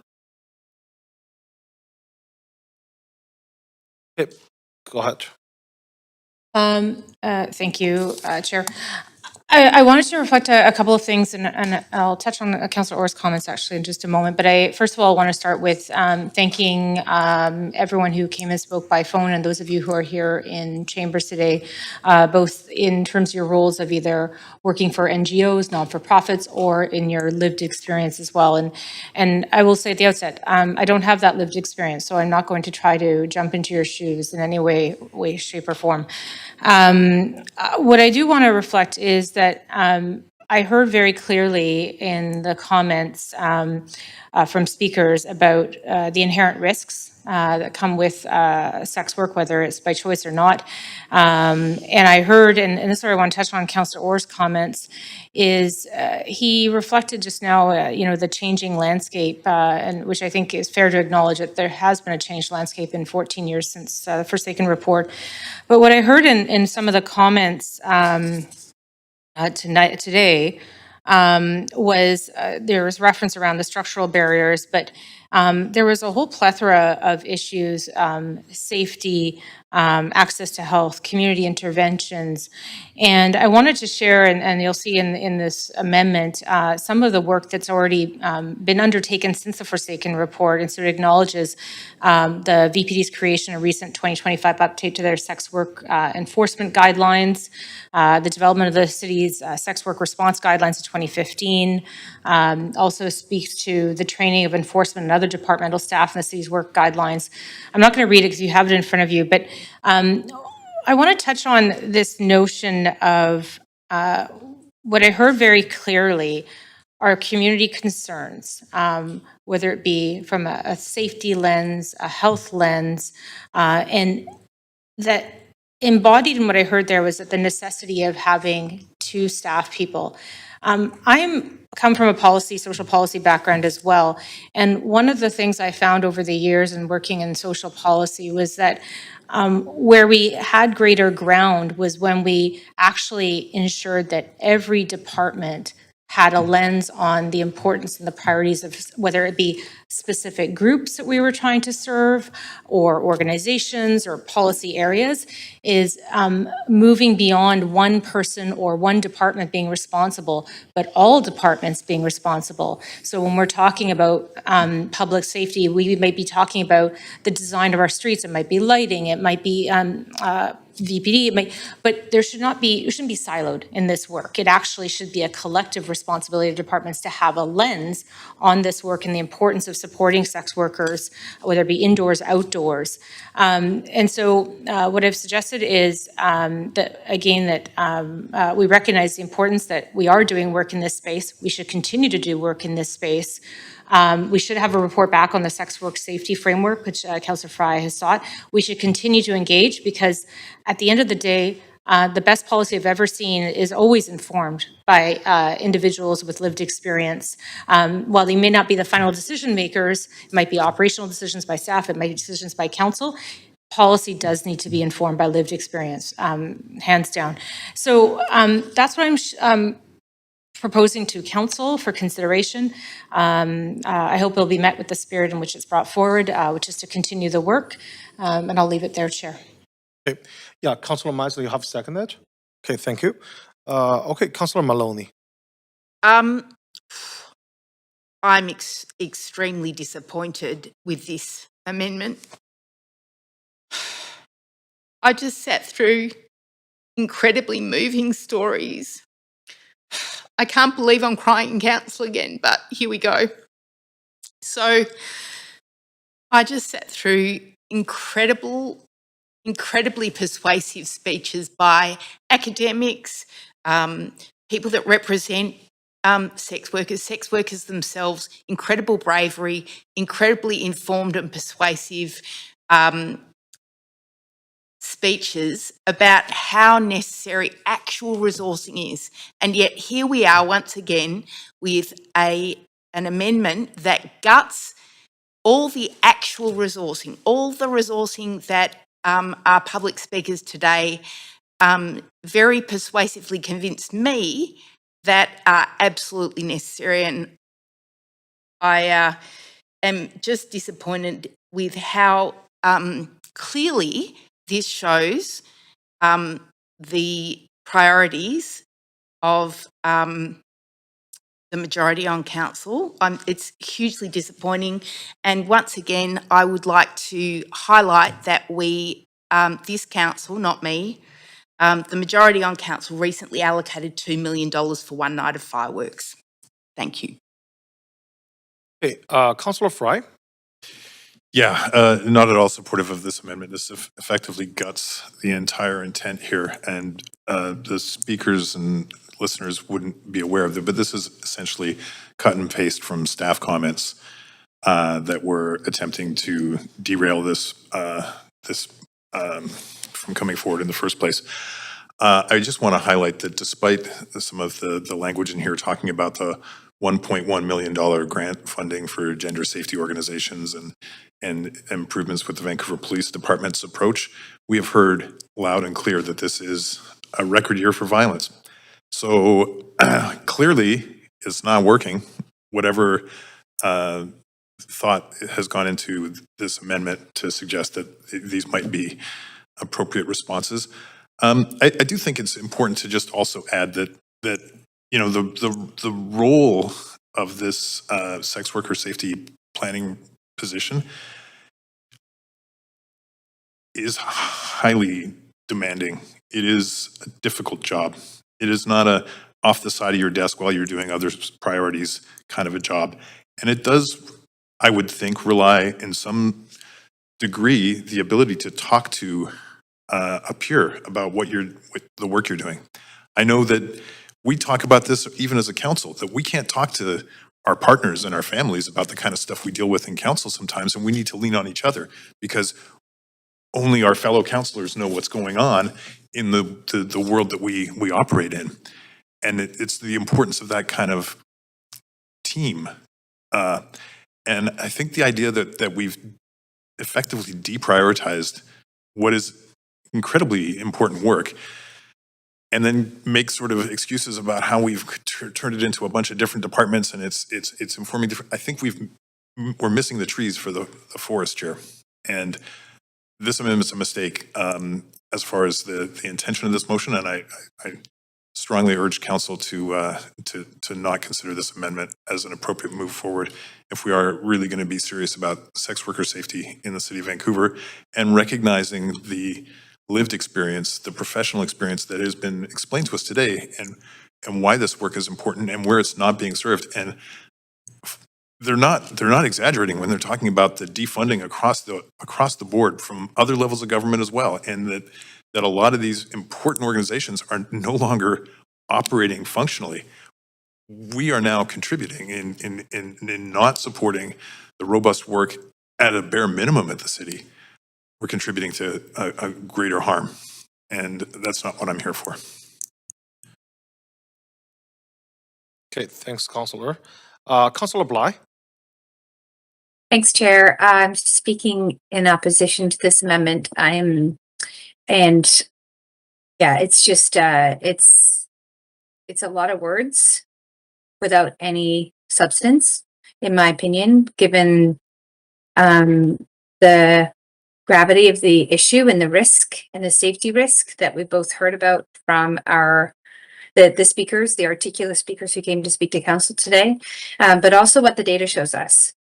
And I just have to highlight that this is a very unfortunate and troubling trend that I've been seeing where thoughtful amendments come forward and that the guts of the amendments or motions are amended out, forcing a vote for or against, but in no way is there any sort of integrity behind the initial motion and the importance of that work. So I'm not supporting this, and it's a difficult one because it's difficult, as was pointed out, for the public to understand the ins and outs of how our process work. So I'll leave it there. Thanks. Okay, thanks, Councillor Carbion. Yeah, thanks. Thanks, Chair. I'm just maybe going to use very plain language at this point because I think all the speakers have been very eloquent and council has a full day. But I'll just say I am compelled by the knowledge that the nonprofits and individuals in the sector have. I'm not convinced that growing city bureaucracy is the way to go. I'd rather see the grants and the other initiatives that the city is investing funding into, who quite honestly know the community the best. And I think can put it to better use versus having a couple of folks that are pushing paper around. I think there was a point when developing the policy. Can I finish, please? I'm not referring to any specific staff. Councillor Fryan, you suggested earlier that staff were attempting to derail the motion, which I also thought was inappropriate in terms of motivation. Please go on, Councillor. Our roles at the city are by nature not fully based in the community, and they're not on the ground doing the work, which is really where I think the best intelligence comes from. And I think that the city has gotten away from that. And I think the model needs to be in terms of putting funding into community directly, because I think that is where the knowledge resides. Those are the type of tactics that I favor best. And I think it's where, quite honestly, expenditures are best spent, and I think outcomes are best delivered. So I'm just going to be very plain in putting it there. I did let a number of comments go earlier that referred to integrity or suggestions, motivations by staff to derail. So perhaps we can all just keep to the same standard when we're having the conversation. That would be great. Thank you. Thanks. Councillor Orr? Yeah, super disappointed by this. And again, echoing that the characterization that this role is just bureaucratic and a pen pusher, I think is really unfair when we heard the exact opposite, that this role very much is embedded in the community, is very much, integrated in that world. And I really think that's an unfair characterization. It's similar to what we heard, sort of the justification around getting rid of our equity department. That we're going to just sort of fold all this work into all the different departments, and the VPD being one of those departments. And there's a lot of trust that is being lost by doing approaches like that. And listening to the people who spoke today, I really think that this just changes the spirit of the motion, and really puts forth what I believe is a toothless amendment, and it's really disheartening. I think this goes against any rational safety consideration that we should have when confronting the issue. So there's no way I can support this motion. It's deeply frustrating, and I'll echo what Councillor Bly says. There just seems to be a pattern of really amending certain councillors' motions so that we have the impossible decision to vote no against our own motions. It happened last week, or last standing committee, where we're just put in this impossible position. I really don't get it. I'm sorry. Yeah, that's enough for me. Thanks. Councillor Fry? Well, I'm just somewhat compelled to comment on my characterization of staff as derailing this motion. I will just read from the actual staff comments, which include pretty much everything Councillor Dominato cut and pasted into her motion, but that it leads with staff view the directions proposed in this motion are not necessary. I mean, I feel like that is derailing is an accurate reflection on what that says. And I will acknowledge, I mean, perhaps Councillor Kirby-Young wasn't here when Chloe was speaking about some of the realities of the job, and it's not pushing paper. And this is, I mean, it's a relationship-based job. And I don't know if folks heard the same things that I heard from some of these speakers and from a lot of the people I've been speaking to over the last little while about the nature of this work is relationship-based. The nature of sex work is, by its very kind of definition, is inherently distrustful of systems of power like policing and bureaucracy and that kind of thing. So we had a very targeted, specific, relationship-based approach that met people where they were at. And that's what we talk about a lot when we do our work, is trying to meet people where they're at. And we try and do that with resident groups, with developers. God knows we hear enough about from developers, meeting them where they're at. But this is an opportunity to meet a population in the city of Vancouver who are at risk and vulnerable to all sorts of things that we clearly have no eyes on. And the importance of these roles. And again, the former Attorney General under Gordon Campbell's government, not exactly like a lefty communist or anything, Wally Opal was urging us to this is a mistake. This amendment is a slap in the face to everyone who's spoken today, and it's a mistake. Okay, thanks, Councillor. All right, seeing no one else on the queue, I'm going to call the vote. So everyone, please register your vote on the voting panel. We are voting on Councillor Dominato's amendment. Mr. Chair, can I please get a vote assist in favor of the amendment? Noted. Thanks, Mayor. Okay, so the amendment passed with Councillor Bly Fry or Maloney in opposition? Okay, going back to the main queue, Councilor Dominado. I have nothing further. Thank you. Okay, Councilor Fry. Yeah, I will ask to sever these enactments for a final vote. Really, just severing out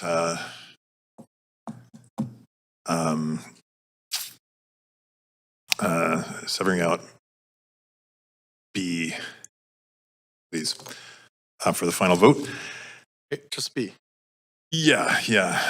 Everything else separate from B. I just want to just close on the intention of this motion, and there's the sex worker memorial light post in the West End outside of St. Paul's, or the Anglican Church there, and it reads, "Dedicated to a diverse community of sex workers, in memory of their ongoing struggles for equality, the people who lived and worked there from the mid-60s to 1984, and how we commemorate and honor their lives."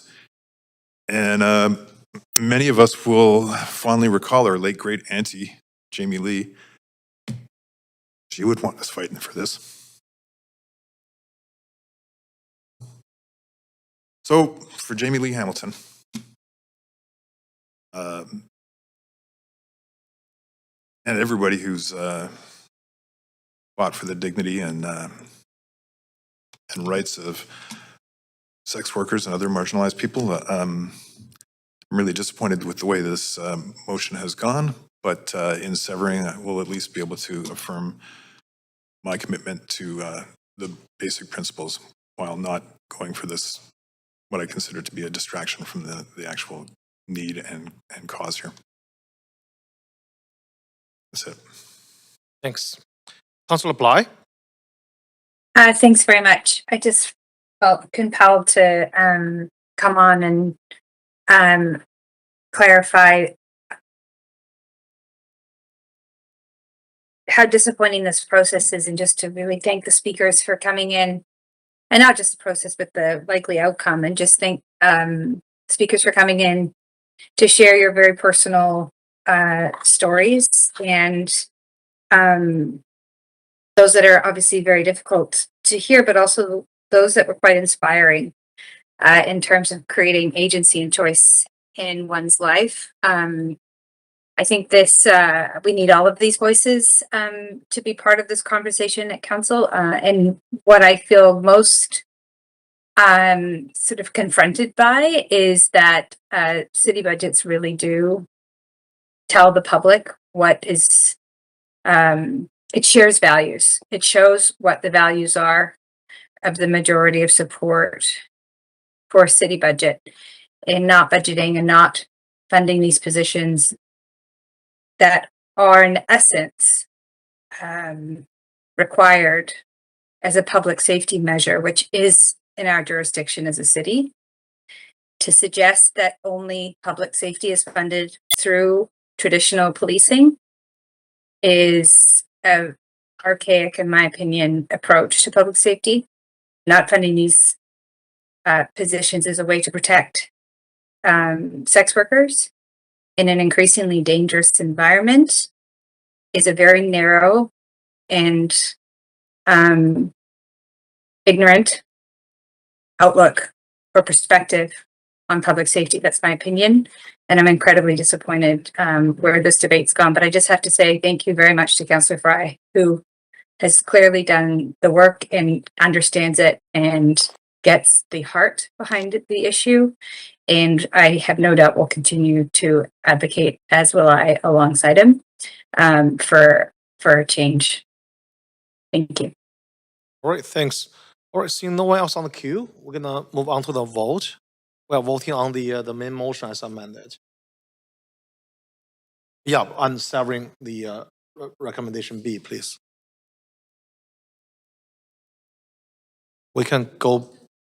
Sure. Yeah, let's go B first.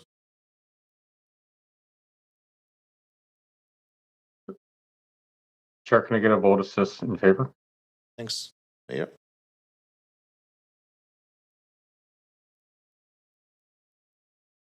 Okay, Councilor Kirby. Okay. Recommendation B has passed with Councilor Bly, Fry, Orr, and Maloney in opposition. Okay, so now let's go on to the other recommendations altogether.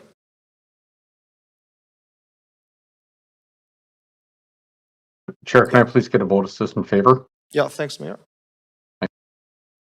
Okay, Council, please register your vote.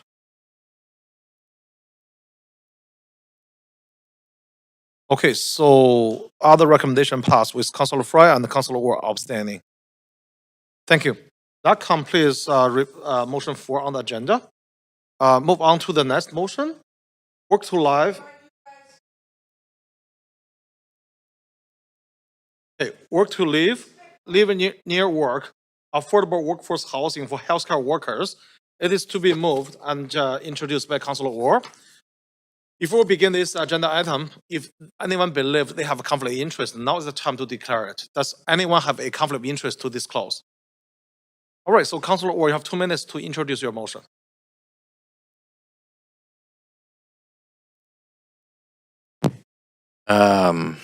This is a pretty simple motion. It's not a new one. This is based off of the rezoning that came forward for a workforce housing project at Windsor and 13th earlier this year. So the basic logic is straightforward. If you want to retain essential workers, they need stable and affordable housing close to where they work. The model is practical. Identify appropriate land, partner with nonprofits, co-ops, and experienced housing providers, build purpose-built rental housing, and secure affordability over the long term. That helps keep critical workers in the city and strengthens the services people rely on every day. This motion also asks us to think about the realities of people's lives. Healthcare workers are often working irregular hours, raising families, and relocating to Vancouver from elsewhere. That's why this motion looks at options like on-site childcare where feasible and move-in ready units for incoming workers. If we are serious about attracting and retaining healthcare staff, we need to think beyond simply saying we need more workers and start addressing the conditions that make it possible for people to actually live and stay here. Thank you. Thanks. We need a seconder for the motion. Second by Councilor Maloney. There's no registered speaker for this motion, so committee members, is there any discussion? I saw Councilor Kirby.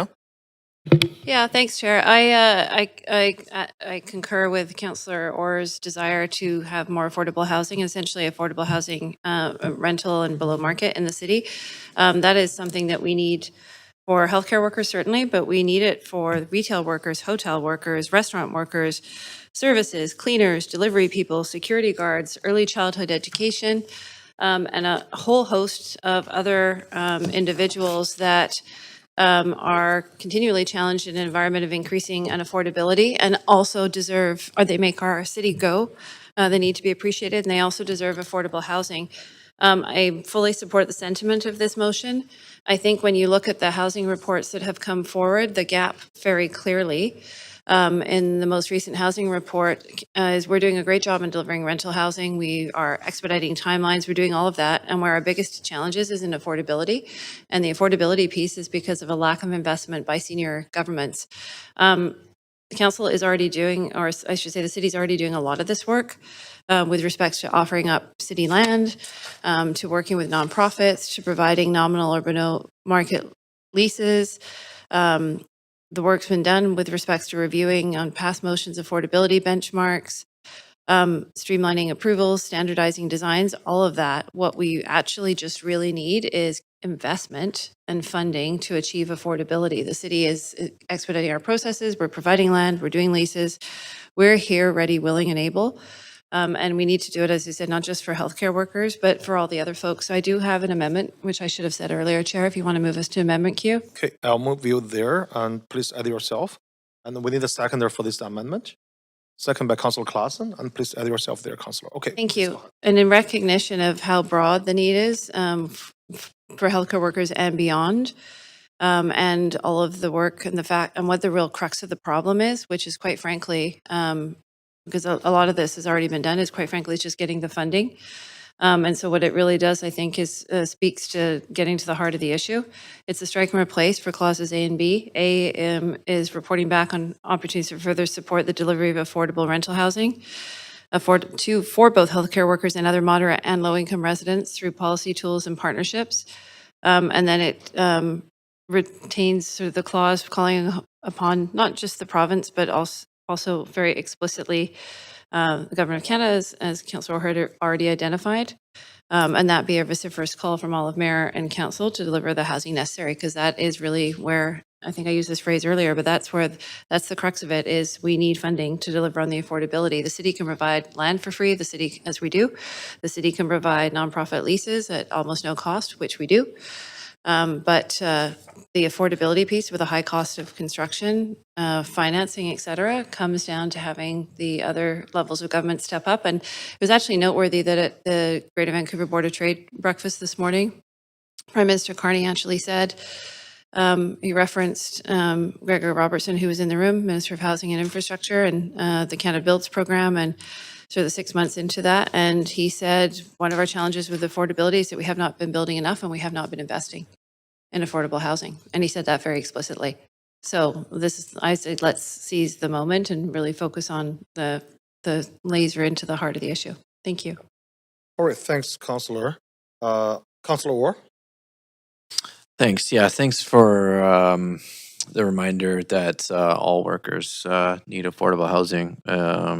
I'm acutely aware. I chose healthcare because of the previous rezoning that we approved. I thought it was specific enough that we could sort of target just that one, just healthcare workers. But I also I thought I had in there a call to write a letter to the provincial minister of housing, along with her federal counterparts, in support of a workforce housing scheme for early career and low wage healthcare workers. But I'm just trying to figure out how this is different. Clause B is different from my Clause B, but I suppose the spirit is there. I do think we need to call upon those federal and provincial partners to step up. So I probably will support the amendment. Thanks. Okay, thanks, Clerk. Thanks, Councillor. So, Clerk, we need to clear the timer. I think the timer is not right for all the councillors. We need to reset all the timers, except Councillor Carbian, who just spoke. Okay, perfect. Councillor Carbian. Yeah, to Councillor Orr's comment, there's just a bit more of an explicit reference in B to really underscoring capital, like in terms of really needing putting money, like actual dollars, and putting money in, not necessarily just schemes that sometimes are interpreted as financing or otherwise, but actually just ponying up some money. So just wanted to clarify. Thank you. Okay, thanks. All right, seeing no one else on the queue, I'm going to take everyone to the voting screen. Please register your vote on the Councillor Carbian's amendment.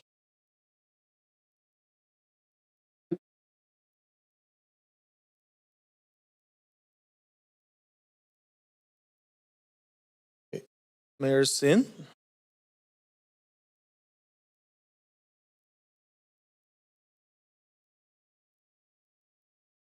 Okay. Do you need a vote assistant, Mayor Sin? No, on the amendment, Councillor Carbian's amendment. Okay, noted. Councillor Dominado? Okay.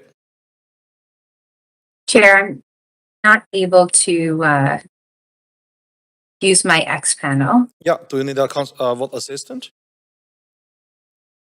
Councillor Bly? Yes, I am having technical issues with the X panel here. I'll get a vote assist in favor, please. Thank you. Okay, thank you. All right, the the amendment passed with Councillor Fry abstaining. Thank you. Going back to the main queue, Councillor Carbian? That's all. Thanks. Thanks. All right, so seeing no one else on the queue, I'm going to take everyone to the voting screen.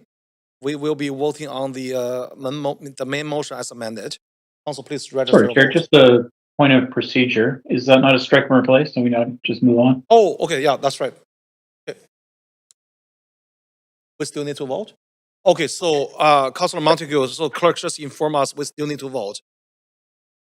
Okay. Okay, let's just go to the vote for this main motion as amended.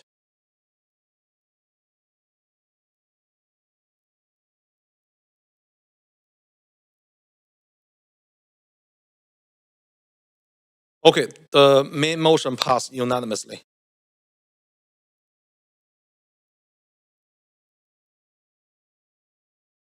Okay, so that completes motion 5 on the agenda. So council, I'm looking at the time, 4:50. We have 5 speakers for the next motion. Just wondering if, what does council want to do?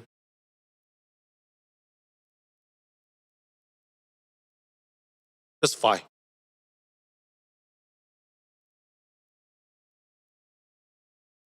Okay. Councilor Maloney first. I'll follow the queue first. Councilor Maloney? I'm happy to continue to hear the speakers, and I don't know what the majority on council has in mind for my motion, but finish this motion. I'm going to follow the queue on the screen. Okay. Okay, there we go. I understand that some topics may be emotional in debate for some councillors, but perhaps we can just maintain decorum and not suggest that. I think the comments are unfortunate. Thank you. Okay. Yeah. Thanks, Councilor. Councilor Dominado. Yes, thank you, Chair. I was going to propose that we hear motion 6 and the speakers do debate decision on that motion and then break for recess for dinner. Okay. So basically complete motion 6, including Motion speakers, 6. and then recess for dinner. Okay, we have a motion on the floor.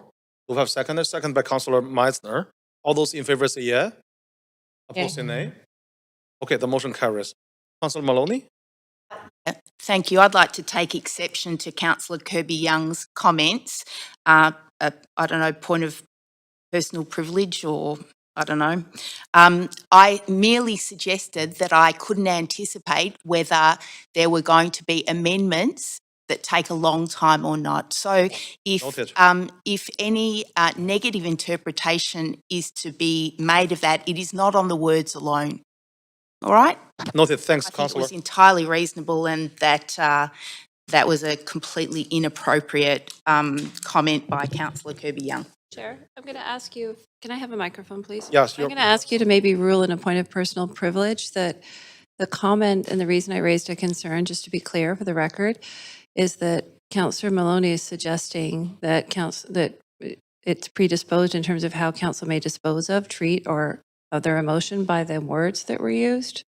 I'm not inferring anything other than the language that was used, to be clear, that's suggested in terms of what had in mind, which suggests council has an intention, and we have to listen to speakers and then make a determination when we hear those. So I'm responding purely to the words that were used, and therefore I think that my point of order is valid, and I don't want to ask you to rule on it, but I would appreciate it if you would caution council. Okay, yeah, so thanks, Councillor. So let's just continue. I mean, we have 5 speakers waiting. Yeah, so let's continue with our speakers. So the next motion is preparing community centers for post-disaster uses. It is moved and introduced by Councilor Maloney.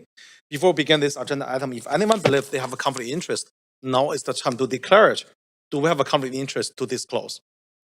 Okay, seeing none, Councilor Maloney, you have 2 minutes to introduce your motion. Please go ahead. This motion seeks to explore the feasibility of strengthening earthquake resilience of the city's community centres as the facilities undergo renewals in the coming years. In the event of a serious earthquake, Vancouver's community centres must be robust enough to continue operating as disaster hubs for residents who need shelter and assistance when their homes are damaged. Vancouver faces a 20% chance of experiencing a very strong earthquake over the next 50 years. Having lived for 5 years in a city located on an active fault line and experienced strong earthquakes on a regular basis, I fully appreciate the critical importance of proactive planning by the city to ensure that we are able to provide the highest possible standard of support to our residents. A recent staff report estimated that in the event of a magnitude 7.2 Georgia Strait scenario earthquake, more than 6,000 private buildings would potentially be damaged, displacing 1/3 or more of residents from their homes. In such a scenario, community centres will be crucial because our city is not as prepared as other cities that experience regular strong earthquakes. Current building standards only require community centres to remain standing and safe for immediate occupancy following an earthquake, not to meet a higher level of structural functionality needed to support long-term use, defined as functional occupancy. As the city prepares its 2027 to 2030 capital plan, which will include several community centre renewals, this motion seeks to seize the opportunity and maximise the impact of every dollar spent. It calls for staff to report back on the cost of seismic upgrades at each centre slated for renewal and what will be required to bring them to the higher functional occupancy standard, ensuring strategic public investment. This motion is about planning for the future. Thank you, Councillor. Do I have a seconder? Seconded by Councillor Orr. We will now hear from the registered speaker for this motion. Public speakers should state whether they are in support or in opposition of the recommendations and may only speak once.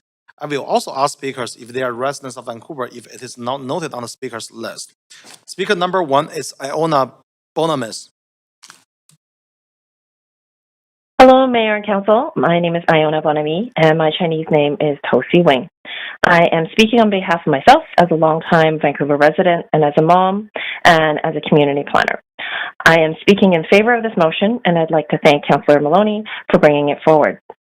Community centers are essential activity hubs in our neighborhoods, and in disaster events, they become even more important in ensuring our residents have a safe place to go to access the support they need. My family and I are fortunate that our closest community center is Trout Lake Community Center. It was rebuilt in 2012 using modern construction methods and is seismically ready. That's why in our emergency plan, our muster location is Trout Lake. I have peace of mind that if it's unsafe to be in our home, we will have somewhere close by that we can go to. But the same can't be said in other parts of the city. The majority of our community centers were built between the 1940s and 1970s and have not been structurally upgraded to meet the city's seismic standards, even though they were supposed to support people in the event of a disaster. This makes our residents and communities incredibly vulnerable. I'm urging you to support this motion and make sure that we take on the responsibility of ensuring the community centers targeted for renewal by council are seismically upgraded. I would also argue that many of the other community centers that have not been specified by council to be a priority also require seismic upgrades and deserve the city's attention and investment. Thank you. Thank you. Speaker number 2 has withdrawn. Speaker number 3 is John Irvin. Speaker 3 is not on the line. Speaker number 4 is Suki Sahota. Yes, hello there. Hello, council members. My name's Suki Sahota, and I live in East Vancouver, and I'm a supporter of this motion, and I'm in strong support to prepare Vancouver's community centres for post-disaster use. This motion addresses a reality that we cannot afford to ignore. Vancouver faces a significant earthquake risk, and when, not if, that disaster occurs, our public infrastructure will determine how effectively we respond, recover, and protect residents. Community centres are more than recreational spaces. In an emergency, they become lifelines. They become gathering points for information, shelter, supplies, medical coordination, and human connection. Many are already designated disaster support hubs, but as this motion highlights, a number of these facilities may not actually remain functional after a major seismic event. That is the key issue before us today. Meeting only the minimum immediate occupancy standard may allow a building to remain standing after an earthquake, but it does not necessarily mean the facility can operate effectively for days, weeks, or even months afterward. If we expect these centers to shelter displaced residents, coordinate emergency services, and support neighborhood recovery, then we must ensure they are capable of doing so under real post-disaster conditions. Importantly, this motion is not asking Council to approve unlimited spending today. It asks staff to report back with detailed information, feasibility analysis, and cost estimates tied to planned renewals and capital planning decisions. This is responsible governance. It allows Council and the public to make informed decisions based on evidence, priorities, and long-term resilience planning. This is also a smart financial approach. Every renewal, maintenance project, or redevelopment already presents an opportunity to integrate stronger seismic preparedness at a lower incremental cost than waiting until after disaster. Preparedness is not alarmism, it is leadership. A resilient city is not measured only by how it functions during normal times, but by how well it protects people during the worst moments. Supporting this motion is an investment in public safety, community resilience, and the long-term stability of Vancouver neighborhoods. I encourage Council to support it. Thank you very much, Chair. Thank you. Speaker number 5 is Gillian Durr. Hi there, good afternoon, Mayor and Council. My name is Jillian Durr. I am speaking in support of Councillor Maloney's motion preparing community centers for post-disaster use. I'm a resident of the Strathcona neighborhood. I hold a master's degree in geography, and my research focuses on how communities respond to disaster. My research has found that disaster recovery is a prolonged process that takes a significant toll on communities' sense of security and place. These consequences often break across familiar socioeconomic lines. Those who access emergency shelter and need the longest-term support will be the Vancouverites who are already in precarious situations. We need to sober up to the reality that when the earthquake strikes, Vancouver and its region will be incapacitated. We live in one of the most seismically active regions on Earth, and it's time to start acting like it by putting in place the best possible measures to ensure Vancouver has the best chance of recovery post-disaster. Councillor Maloney has identified a clear fault in Vancouver's emergency preparedness plans. Community centres are not up to the task of managing medium and long-term displacements caused by disaster. It would be absolutely irresponsible for Vancouver not to invest in functional occupancy. Recently, the CBC identified that Vancouver's drinking water infrastructure could be compromised for weeks due to an earthquake. This is much longer than the current recommended amount of 72 hours worth of water for an individual preparedness kit. This demonstrates how disaster is not something that can be weathered through individual action. We need investment at a larger community scale to make the process of recovery as smooth as possible. Upgrading to functional occupancy will make supplying emergency aid to Vancouverites more efficient and safer. I hope you'll consider passing this motion and begin investing in functional occupancy and seismic upgrades in our community centers as soon as possible. Thank you. Thank you. Speaker number 6 is Caitlin Stockwell. Hi, good afternoon. My name is Caitlin Stockwell. I'm a Vancouver resident. I'm a frequent user of Vancouver's aging community centres, and my closest disaster support hub is Strathcona Community Centre. I'm speaking in support of Councillor Maloney's motion to ensure Vancouver is preparing community centres for post-disaster use. Consistent with the city's own strategic documents and to make efficient use of taxpayer dollars as the city invests in upgrades to our local community centres. I think we've all heard the expression, if you fail to plan, you plan to fail. In the context of earthquake preparedness, the stakes for Vancouverites are incredibly high. Failing to invest in community spaces that can safely and effectively operate after a disaster undermines our city's ability to coordinate emergency response efforts and support residents when they need it most. Vancouver has a significant seismic risk, and we already know many of our community centres are vulnerable in a major earthquake.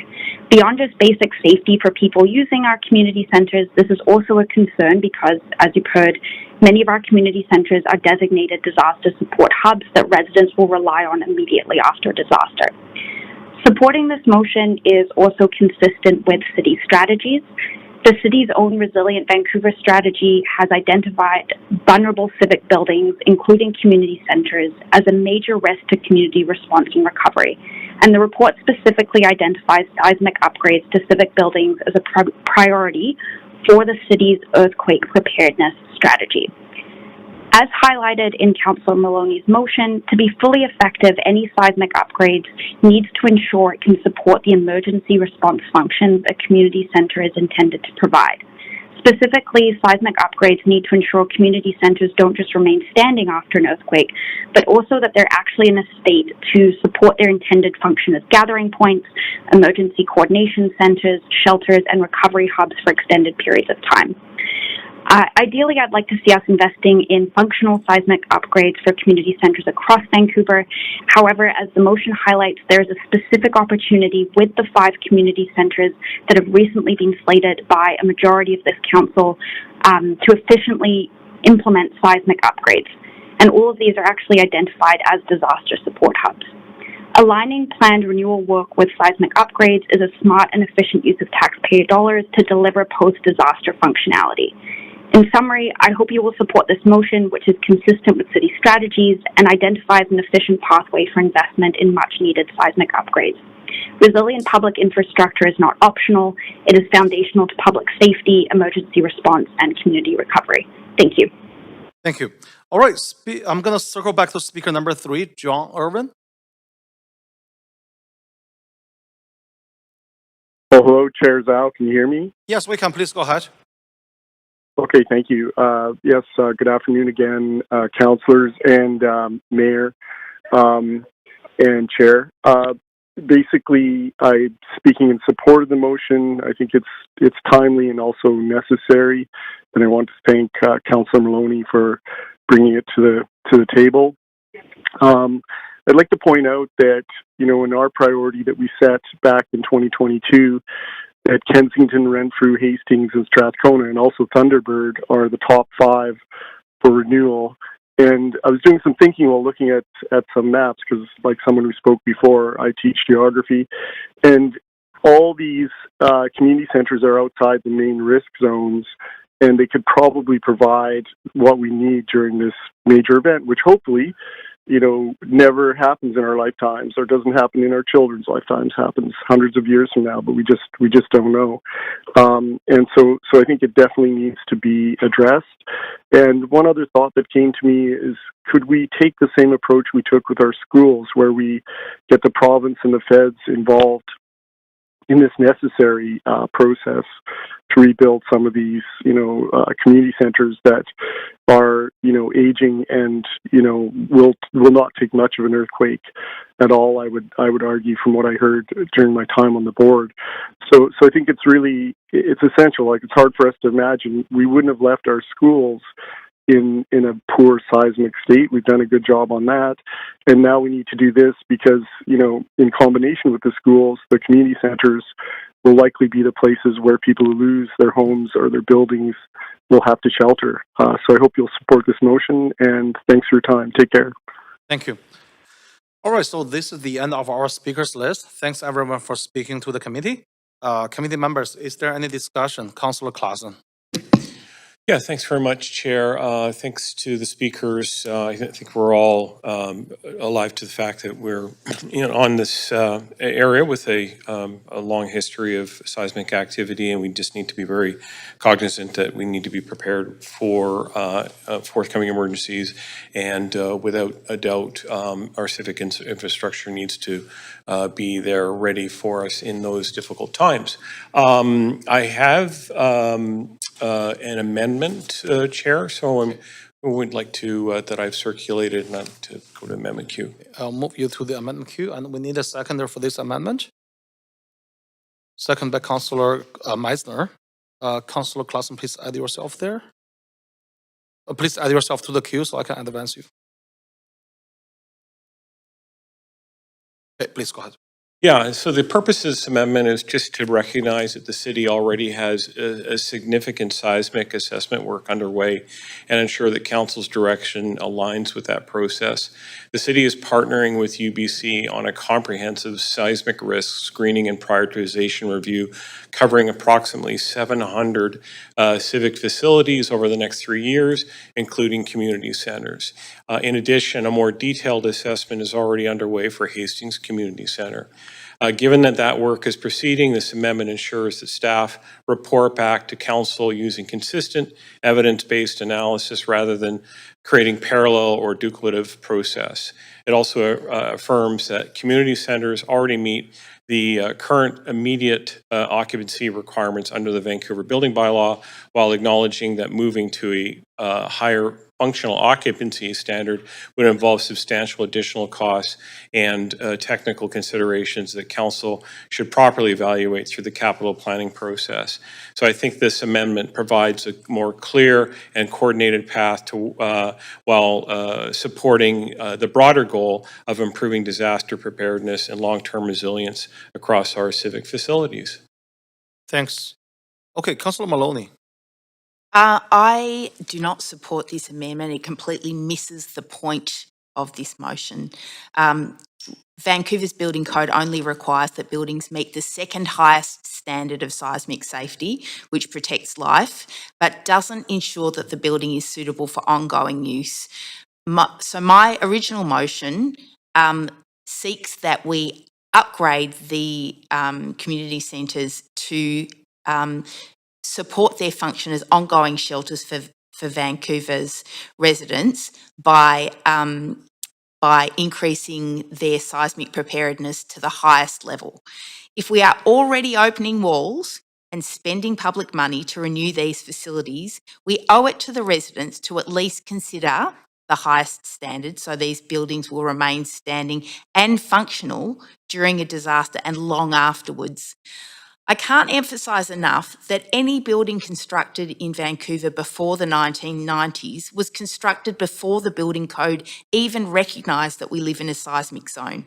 That means that there are hundreds, if not thousands, of homes that might not be habitable or worse.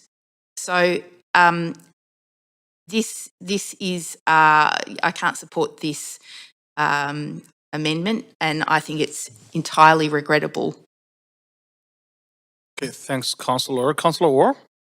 Yeah, I don't think I can support this as well. The motion is pretty simple. Just looking for a bit more urgency on the matter and not throwing our hands and saying in the air and saying that everything's already happening already. And this trend of completely removing any teeth and urgency in motions so that we can pretend we're already doing a perfect job, I think is misguided. So I won't be supporting. Councillor Fry? Yeah, I'm wondering, actually, Chair, if you might rule if this is in order. I know we can't opine on future resolutions, but my understanding is the mayor has a resolution to reduce the application of the Vancouver Building Bylaw later today. And so if this in fact is directing us to Vancouver Building Bylaw requirements, would this be redundant or frivolous? Okay. Assuming the mayor's motion will. So which section in the procedure bylaws? I think it's 87F, maybe. Okay, so I guess you need to state which section, really. 87F. Yeah. Dilatory, incorrect, frivolous, or rude. Okay, so we're going to take 5 minutes recess to evaluate the point of order by Councillor Fry. We're going to be back at 5:17.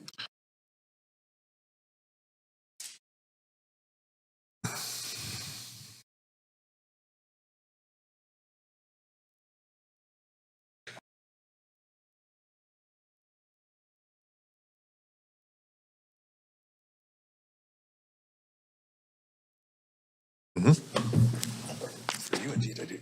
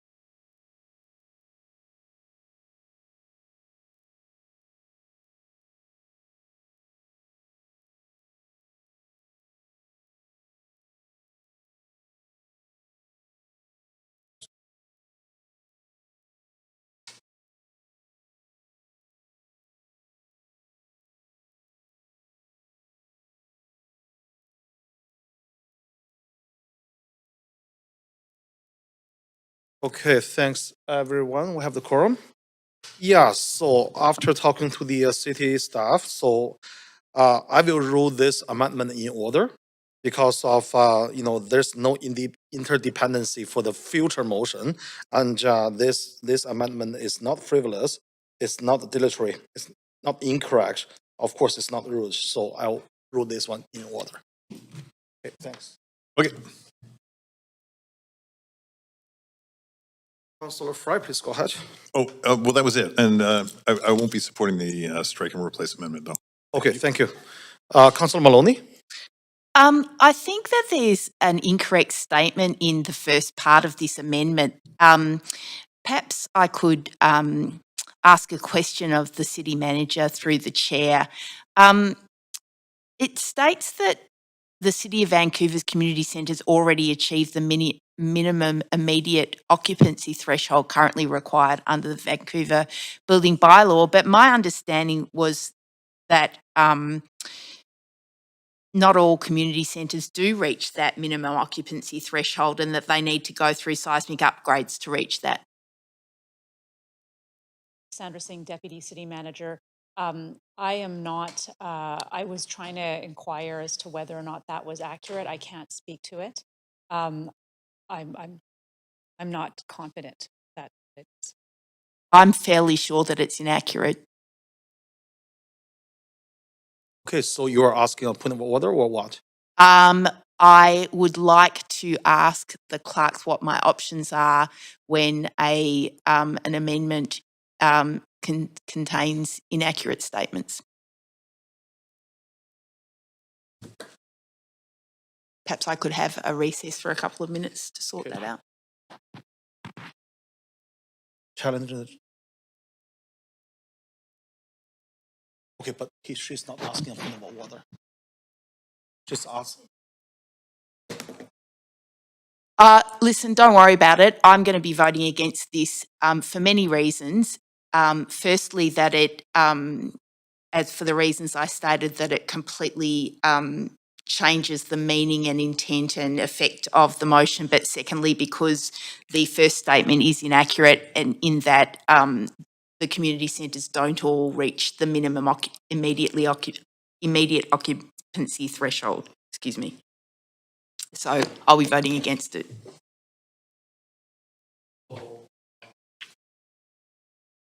That's right now, but we need to bring all the councillor back to council chamber. I think they thought we're gonna take a recess.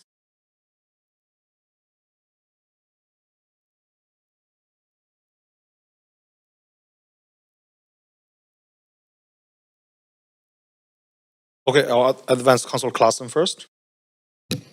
Chair, I'm noting the comment from Councillor Maloney. I'm happy to make a friendly amendment to my amendment, which is to say that that community centers are required to achieve the minimum immediate occupancy, rather than say already required to. Okay, so I'll move you to the amendment Q2. Please send the amendment to council.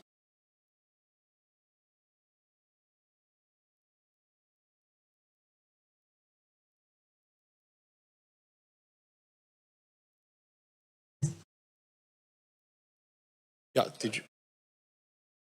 Okay, so we need a seconder for the amendment to amendment.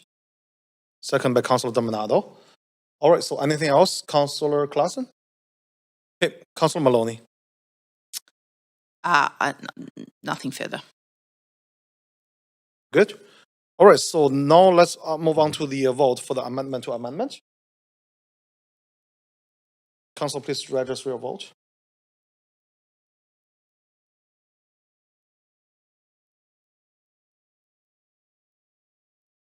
Okay, so the amendment to amendment passed with Councillor Bly, Fry, and Maloney in opposition. Okay, back to amendment Q1, Councillor Claassen. Good. Yeah, I'm good, thanks. Okay, Councillor Maloney.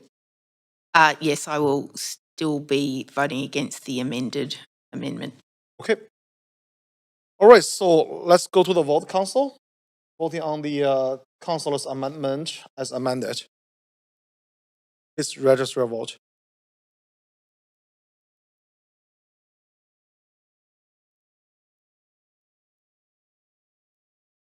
Councillor Bly? Could I get a vote assist in favor, please? Thank you.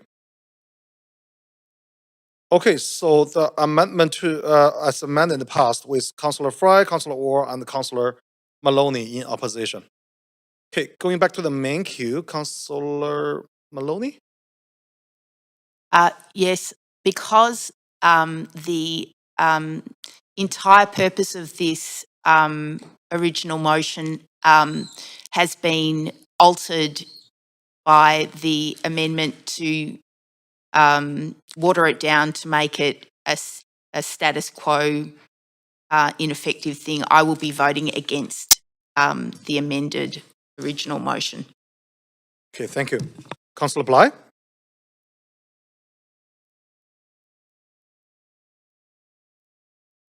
Councillor Bly? Chair, sorry, on the previous vote, my intention was to vote in opposition to the amendment. I think what I voted on was the amendment to the amendment as a friendly amendment. So I just want to get clarity on what are we voting on at this point? So now we are voting on the main motion as amended. So the previous, I'm sorry, but the previous vote, I had intended to vote in opposition. Okay, so now you are asking to retract the vote, or what is your request right now? A reconsideration. Reconsider. Okay, so clerk, we need a seconder for this, right? The third vote. Okay, so we need a seconder for second by Councillor Kerbian. All those in favor say yeah. Opposed say nay. Okay, the motion carries. So we have to go back to the voting for the amendment as amended. So Council Clerk, please take us to the voting screen, and Council, please register your vote. Again, we are voting for the amendment as amended, just to be clear with everyone. Yes.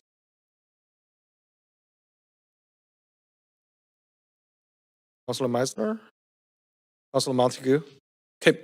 All right, so the amended amendment passed with Councillor Bly, Fry, Orr, and Maloney in opposition. Okay, thanks. Councillor Bly, anything else? No, thank you very much to the council for allowing that. Thank you. All right, so seeing no one else, Councillor Maloney?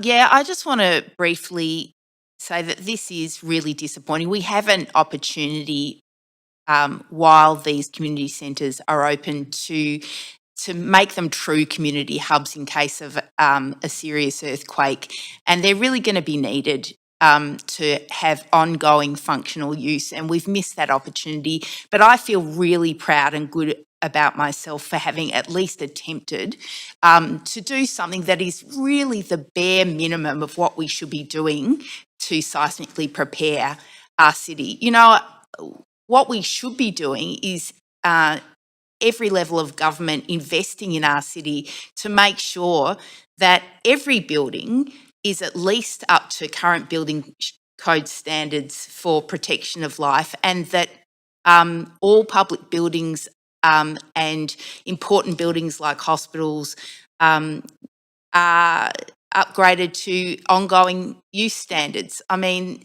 places that have regular earthquakes, strong earthquakes, every building is to the highest standard above our own building code of ongoing functional use. And we are nowhere near. And but, you know, I've tried today, and my motion's been gutted.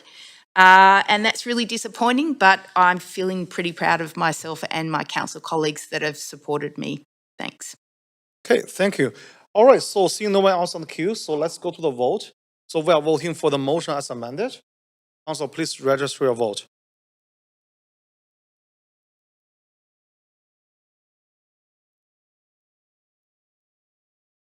Chair, if I can get a vote assist abstain. Okay, noted, thanks. All right, so the amended motion passed with Councillor Fry or Maloney in opposition and Councillor Bly abstaining. Thank you. That completes motion 6 on the agenda. So we're going to take a dinner break, and we will be coming back at 6:20. Clerk, can we do 30 minutes, clerk? 45 minutes. Okay. So 6:20, 6:15. Let's do 6:15. So leave 15 minutes. Yeah.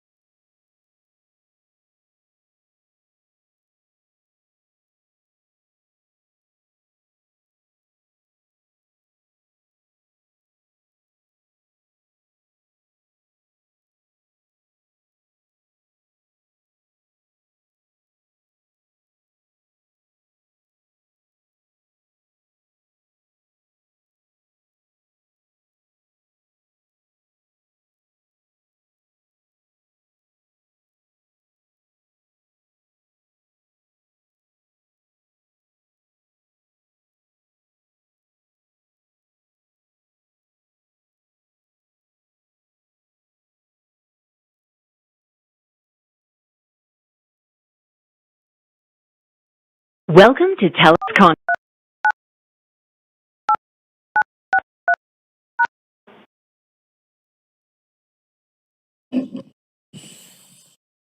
Hey, Steph, can you hear me in the chamber?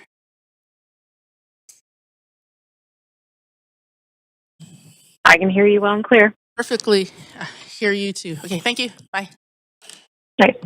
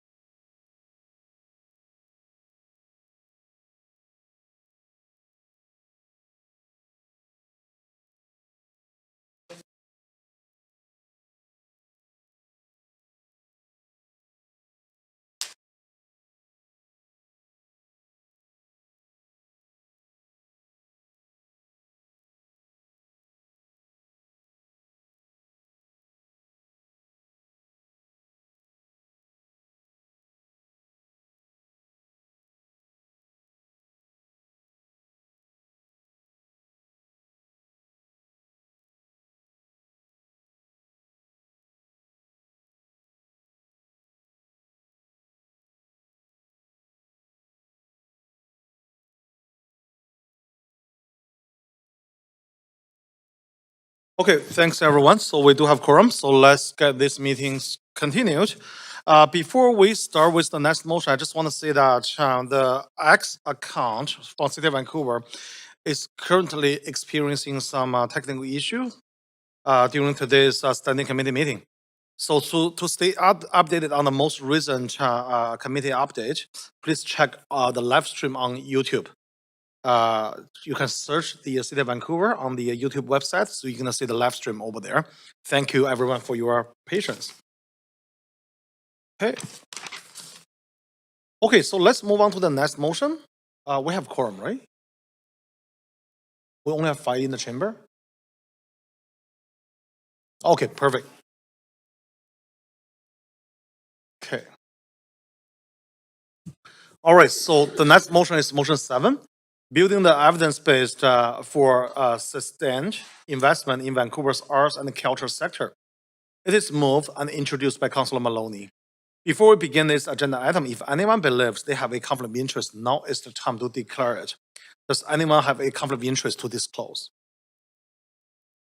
All right, seeing none, Councillor Maloney, you have 2 minutes to introduce your motion. Thank you. Vancouver's arts and culture sector has a strong capacity to generate revenue and attract tourism. Vancouver ranks 5th out of 22 census metropolitan areas on the Canadian Chamber of Commerce's Arts Vibrancy Index. Yet the sector faces growing financial pressure.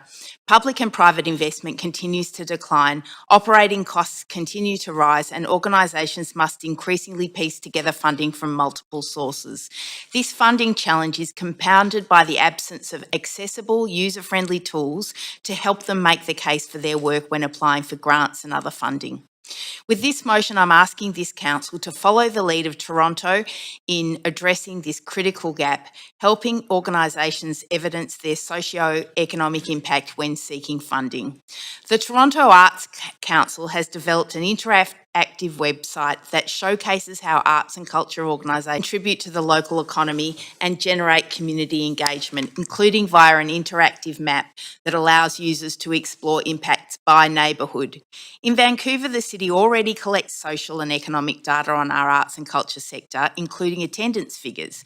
By aggregating and presenting these data in a similar way, we can provide sector-wide insights that organisations can draw on when applying for funding, demonstrating both need and potential return on investment.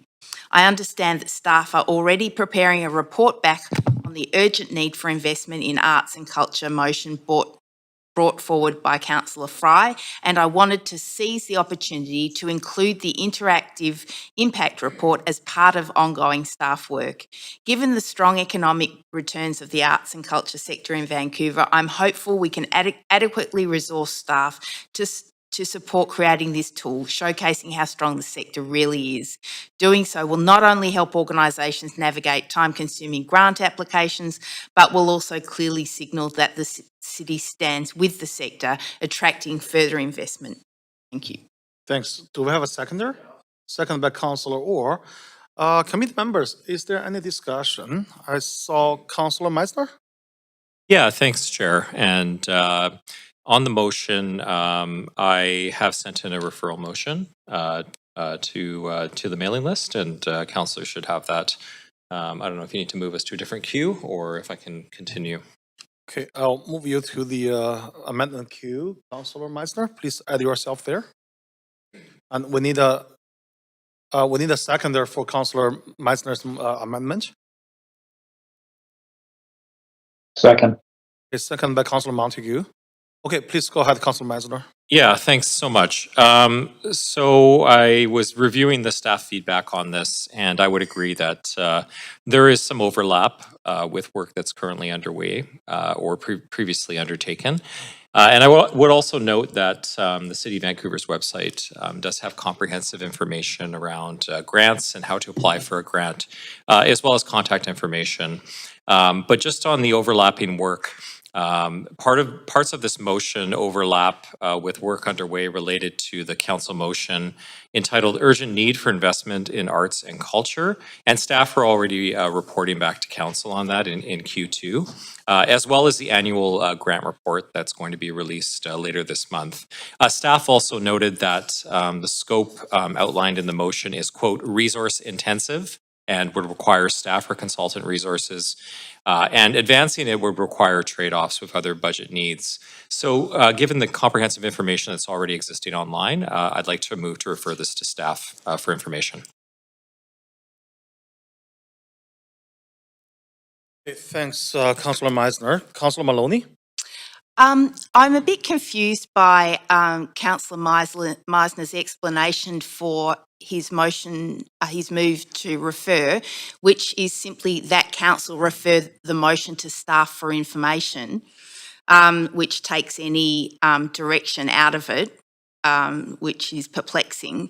But we had both in that explanation that we're already doing enough and that it would be intensive staff work. So that's pretty contradictory.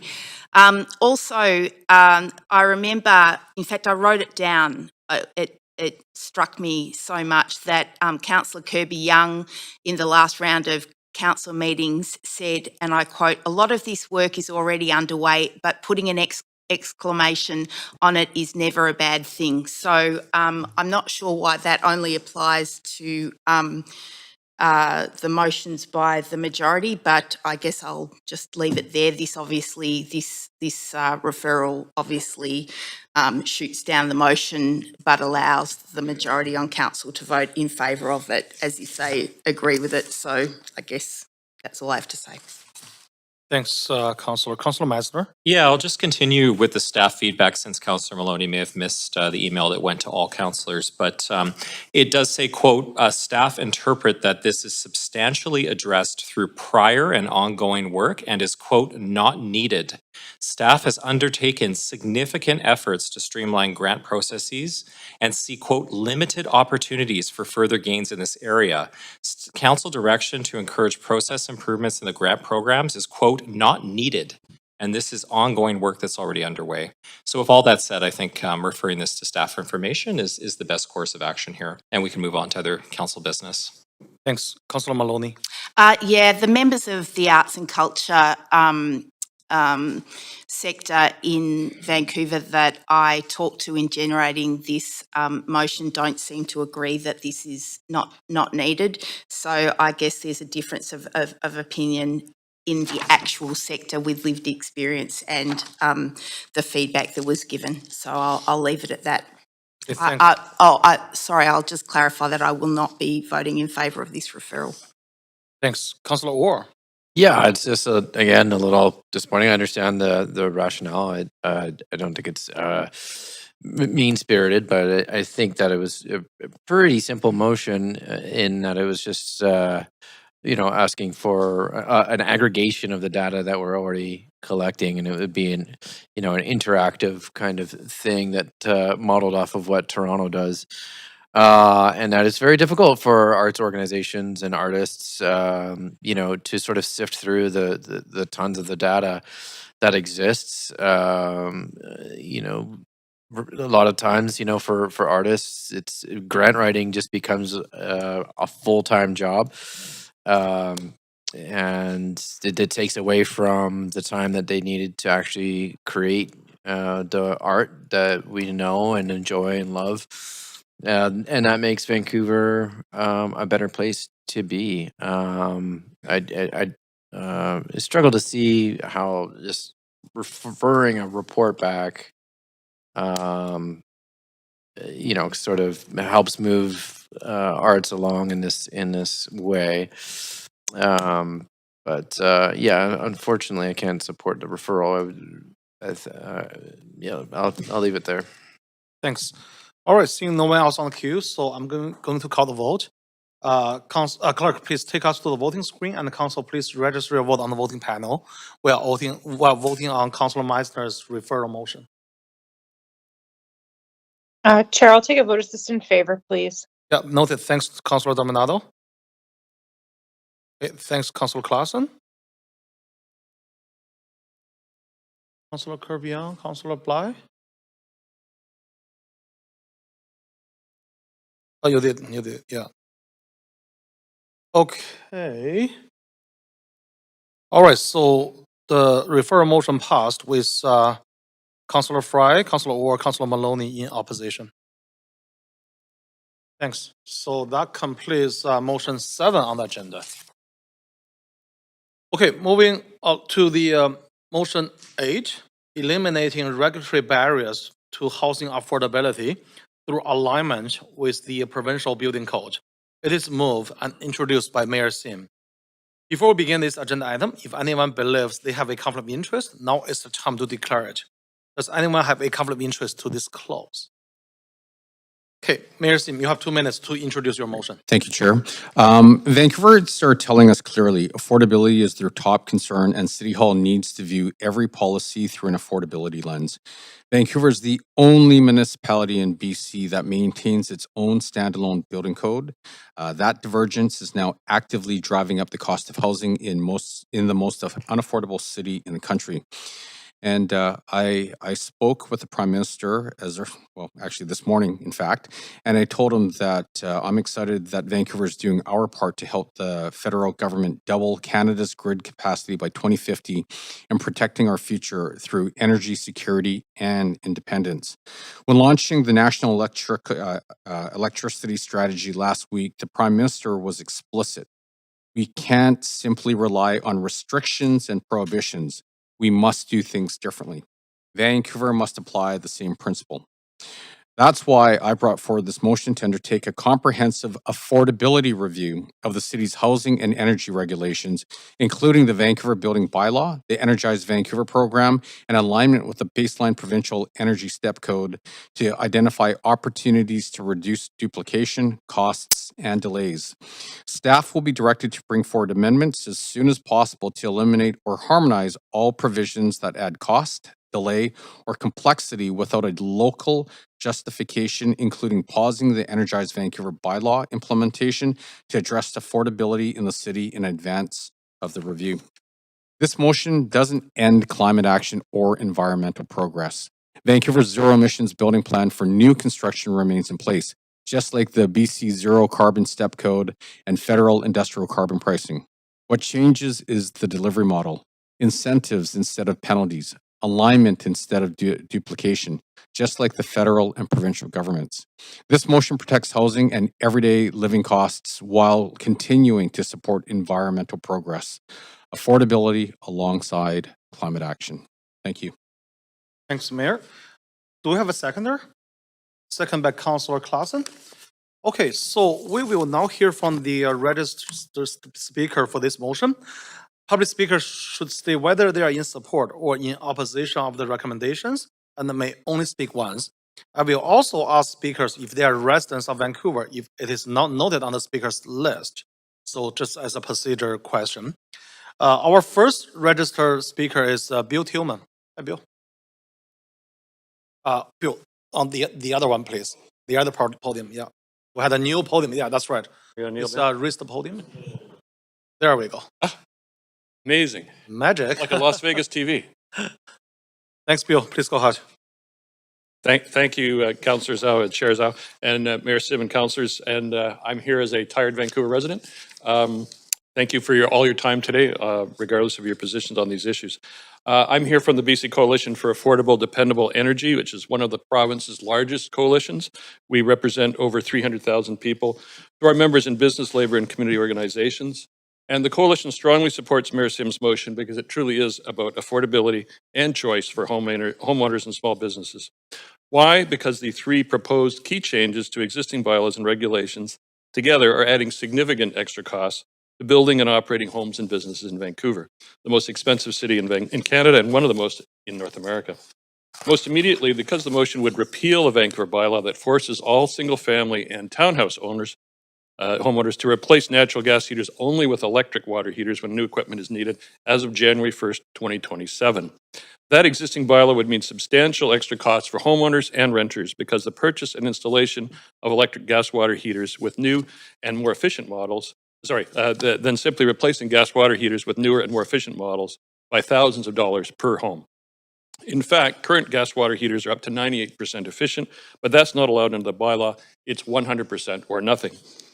Imposing replacement of a gas water heater with an electric model in many cases would require rewiring a home, drywall removal and replacement, repainting, and possibly a whole new electrical panel, and an additional cost of $4,000 to $10,000, according to heating and plumbing experts, some of whom you'll probably hear from, on top of the equipment costs. And natural gas water heaters are significantly cheaper than electric to operate at 4.5 cents per kilowatt hour for natural gas versus 12 to 14 cents a kilowatt hour for electric. Our coalition believes in choice on energy source. Those who want to go electric should have every right to do so. But those who can't afford expensive options should also have the right to not do that, and the options that really make little or no difference to our global environment. It's wrong for any city council to impose electrification at a time of global economic turmoil and rising costs, threats to our energy security and sovereignty, and when BC and Canada have both ended the consumer carbon tax. At a time while net electricity imports from this province top $2 billion, much of it from the United States, not clean and green, and BC hydro rates keep rising. Unfortunately, Vancouver's own report admits the city's limited public engagement over only 3 weeks reached just over 120 people, while admitting that approximately 70,000 one- and two-family homes will be affected. Gas water heaters last 12 to 15 years before they need replacement. That means nearly 5,000 Vancouver homeowners per year will face a very expensive cost. And if city councillors want to maintain this ban and refuse to allow choice and affordability, they should face homeowners and businesses and explain why, while BC is increasingly adding liquefied natural gas in the face of Trump tariffs. Thank you very much for your time. Thank you, Bill. Okay, speaker number 2 is Khalis Nanayakara. Thank you, Chair. Good evening, Mayor, councillors, and staff. My name is Khalis Nanayakara. I am a Vancouver resident, and I'm here on behalf of the Canadian Federation of Independent Business, Canada's largest nonprofit, nonpartisan business association. CFIB represents over 103 small and independent businesses across Canada, including thousands here in Vancouver. CFIB supports the intent of this motion. For small businesses, Vancouver's building, housing, and energy rules have real consequences. They affect construction costs, commercial rents, project timelines, and whether entrepreneurs can afford to operate in the city. Small businesses are already under immense pressure. CFIB's latest business barometer shows that in BC, 68% of small businesses cite tax and regulatory costs as a major cost pressure. 59% cite occupancy costs like rent, property taxes, and upkeep, and nearly 6 in 10 say weak demand is limiting their growth. That is the squeeze facing small businesses: higher costs, weak demand, and very little room to absorb more red tape. Compliance costs hit small firms especially hard. Large companies can hire lawyers, consultants, and compliance staff. Most small businesses cannot. Every new report, permit delay, retrofit rule, or Vancouver-specific standard takes time and money away from serving customers, hiring workers, and staying competitive. Vancouver is also not immune to BC's entrepreneurial drought. More businesses are closing than opening, and too many entrepreneurs are asking whether it still makes sense to grow, hire, or invest here. When government adds costs to buildings, those costs flow through the economy. They show up in rents, operating fees, consumer prices, and delayed projects. For small business tenants, that is especially frustrating because they often do not control a building's heating system, retrofit schedule, or a capital plan, but they can still end up paying for it. CFIB is not asking council to weaken safety, accessibility, fire protection, or legitimate public interest standards. Where Vancouver has a clear local reason to differ from the provincial building code, that reason should be explained and backed by evidence. but Vancouver-specific rules should not be kept simply because they already exist. The test should be simple. What does the rule cost? What burden does it create? And what public benefit does it clearly deliver? This motion asks those questions. It directs staff to review where Vancouver differs from provincial standards, assess the impact, consult affected industries, and justify rules that add unnecessary cost or delay. That review is long overdue. CFIB encourages Council to support this motion, include small businesses in the consultation, and remove or harmonize rules that add red tape without a compelling local justification. Thank you. Thank you. All right, speaker number 3 is Ian Tosterson. Thank you, Chair and Mayor and Council. Thank you very much. And I really support my two previous colleagues that spoke tonight. I want to take a little bit slightly different tack in this and just take you back in a bit of a mental experience. And I was watching a couple weeks ago on Global TV about the spirit of Vancouver when we executed Expo 86. And the community came together. The community was one voice. They got through their problems. And I think that was the defining moment that defined Vancouver.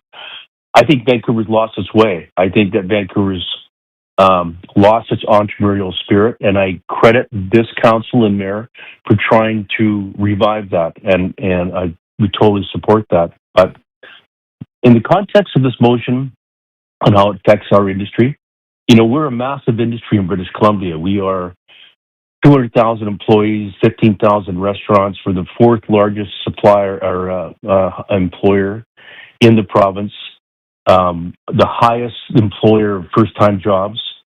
And but we're faced with an incredible amount of uncertainty. We are faced with, and we've been this way really since the pandemic, we've been faced with massive uncertainty recently in the international stage. And we are faced now with the highest bankruptcies in this industry we've ever faced. Restaurants Canada will tell you that 50% of the restaurants in British Columbia and Vancouver are either breaking even and losing money, which is surprising. You probably walk in restaurants and go, boy, these guys must be making it. We're not. So why would we, as a Vancouver, we own Vancouver, why would we not collectively try to find ways to support each other that puts away the politics of green versus business, but just to do the right thing? I am urging you to make two considerations in this motion. Is, can we provide maximum flexibility to businesses and, as Bill said, to homeowners? And can we make sure that we're driving the best cost alternative and alternatives for people to make that decision? We don't need to be any more imposition of red tape and bureaucracy. It costs us a lot of money. We don't have the money to upgrade systems. We are going to prevent ourselves with energy blocks in new buildings that doesn't provide the provision for natural gas in new buildings. And you know what? I think this from the bottom of my heart. We will see one day renewable energy coming, so why would we be so short-sighted? Why are we being ahead of the step code in British Columbia, which I personally believe is going to be changed? So we're shadow dancing with a bunch of stuff. And I remember talking to council about natural gas, and when the Trump thing started to happen, I said, why would we box ourselves in to a ban on natural gas in new buildings with the uncertainty in the United States? You know what? It came to fruition. So I'm asking you, let's work together as a community. Let's consider that there's renewable gas coming. Let's do what's right for Vancouver. Let's do what's right. Set a trend for British Columbia. Thanks, and that's thank you, over Mayor, time. for bringing this forward. Thank you. All right, speaker number 4 is Doug Slater. Hi. Committee members, thank you for the opportunity to speak today. I'm here today to speak in support of the motion. FortisBC is a regulated gas and electric utility serving about 110,000 homes and businesses with gas in the city of Vancouver. As a gas and electric utility, we see British Columbia's growing energy needs firsthand. And while we serve this growing demand, we see gas and electric systems continuing to play critical roles in supporting our energy future. For example, on the coldest days of the year, the gas system delivers more than 2/3 of the energy used to heat homes and businesses across the province. And we know that our customers are facing affordability challenges, and access to low-cost, reliable energy is important to them. That's why we're here in support of the motion, as eliminating access to gas water heaters would add cost and time pressures during what is often a critical appliance change that comes when a homeowner is least expecting it. There are many aspects to the cost of replacing a gas water heater with an electric appliance option, including the cost of replacing the appliance, the installation, the wiring, the panel upgrades, as well as the availability of electricity in the home or business. On top of those challenges, this bylaw is being implemented at a time when we are also hearing from the building industry that elevated building code requirements can create additional complexity and costs for housing projects. So for example, we've heard from UDI that the highest levels of the STEP code can add up to $50,000 per door. Further, in 2025, both the provincial and federal governments made a conscious choice to make life more affordable by eliminating the consumer carbon tax, which lowered costs for residents that heat their homes with gas. We believe that Vancouverites should be able to make decisions about appliances that suit their needs. The bylaw banning gas water heaters is not in line with provincial energy policy and creates additional administrative and cost burdens for Vancouver households. We support aligning with the provincial building code and creating consistency and predictability for housing delivery across the communities that we serve. And here at FortisBC, we're also continuing to focus on decarbonizing the gas system. We're blending renewable natural gas into the gas system, and we continue to grow our gas supply. We're also investing record amounts in energy efficiency and conservation measures, including dual fuel, electric and gas heating systems, which seek to lower emissions while moderating pressure on the electric system. In the past 2 years, we've invested over $440 million towards these initiatives, representing about 3 million gigajoules of gas saved. That's the equivalent of about 37,000 single-family homes. So in closing, we support the policy changes that reduce costs, provide choices for customers, and support provincial alignment. That's why we support this motion. Thank you again for the opportunity to speak. Thank you so much. Okay, speaker number 5 is Brittany Hopkins. Hello, Mayor and Council. My name is Brittany Hopkins. I'm a young mother of young children in Mount Pleasant. I'm calling tonight before putting my kids to bed to voice my opposition to this motion, especially items D and E. As we head into another summer that's predicted to be one of the hottest on record, my desire to protect our green building standards and our carbon emissions reporting system stems from my own lived experience with extreme weather. A few years ago, I was 7 months pregnant, living in an apartment that had poor insulation and only single pane windows, and we had no cooling technology. And a heat wave, it was a really intense experience, so I'll try to get through this. A heat wave that was intensified by the urban heat island effect parked over in my city. So for days and nights, I lived in an oven, and I was too weak and nauseous to leave to go to a cooling center. So I stayed at home with a fan and ice cubes and showers, and it was not enough. So my entire body swelled from my head to my toes. It was truly frightening, but I know now that I got lucky. The heat broke by the end of the week. My swelling went down, and I later learned that the swelling that I experienced was a sign that my heart, which was growing a baby, was under elevated stress, and that globally miscarriages rise in the hot summer months. So now that I have a household, a rented household full of vulnerable bodies to protect, I understand the value of climate-resilient housing. I feel so much safer putting my kids down to bed in a home that has all electric appliances, including heat pump technology, because I know for a fact that I don't have methane gas emissions polluting our indoor air. And I know that our daily activities that we do at home, like washing our dishes, washing our kids, and cooking our meals, do not release carbon into the atmosphere that intensifies the next round of extreme weather. So the last time my family moved here in Vancouver, which happens a lot, we got into an elementary school that was not in our community. It took 9 hard months to find an all-electric, heat pump-equipped, family-sized rental. I don't have choice. I'm not a homeowner, so I don't get to pick the appliances, and I'm kind of at the mercy of the building code to dictate what is being put into these buildings. So it took 9 hard months, and we had to beat out multiple other families, which felt terrible because they also had young kids who need safe, climate-resilient housing. So I just really hope that you'll do the right thing today, protect our city's green building leadership, protect our housing quality for the long term, and find real solutions that can reduce our housing costs while protecting our health, our safety of our residents of all ages from the climate crisis that is only intensifying. Thank you, Brittany. Thank you That's your very much time. for your time. Thank you so much. Okay, speaker number 6 is Harrison Johnston. Not on the line? Okay, so we're gonna circle back. Speaker number 7 is Julie Eileen Strosky. Not on the line. Okay, speaker number 8 is Maya Selkirk.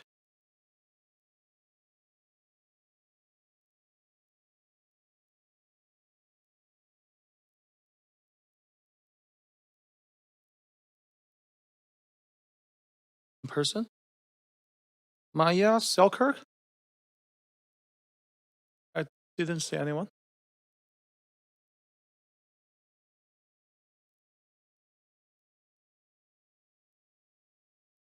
Okay. Yeah, no worry. No, okay. Speaker number 9 is Omar Bahimi. Not on the line? Okay, speaker number 10 is Mark Schusbank. Hi. Hi, Can you hear me? Yes, we can. Please go ahead.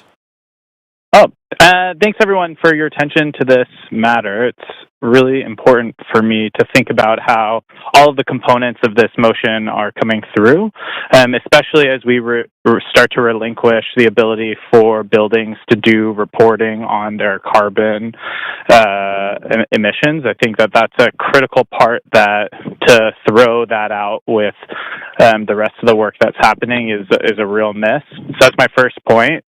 And then the second piece is, ultimately, I think like figuring out how we subsidize the cost of these things is like a big part of what I'm hearing from people. Already living in Vancouver is incredibly expensive, and as a result, many people are choosing to leave, especially families like myself. But I guess my question is to council, not like an actual question, but for something for you to ponder is, how do you balance around pulling forward into the future better affordability as gas prices due to, foreign powers in the States pushing everything up? Like, we're going to see variability in gas costs over time. And so electrification, the more that we have power over that, pun intended, is an increasingly important part of our energy security and our long-term affordability. So I think balancing off the complexity of these, unfortunately, is a piece that's in your hands, and to continue thinking about how you can balance a long-term outlook of where we're all going to be moving towards, which is electrification. And so I urge you to oppose this motion, and as you're debating this, to think about how you can at least ensure that components of this are kept in the bill, if you're choosing to move forward with passing it, particularly the piece around reporting for buildings. Thank you. Thank you. Speaker 11 is Paige Gorsak.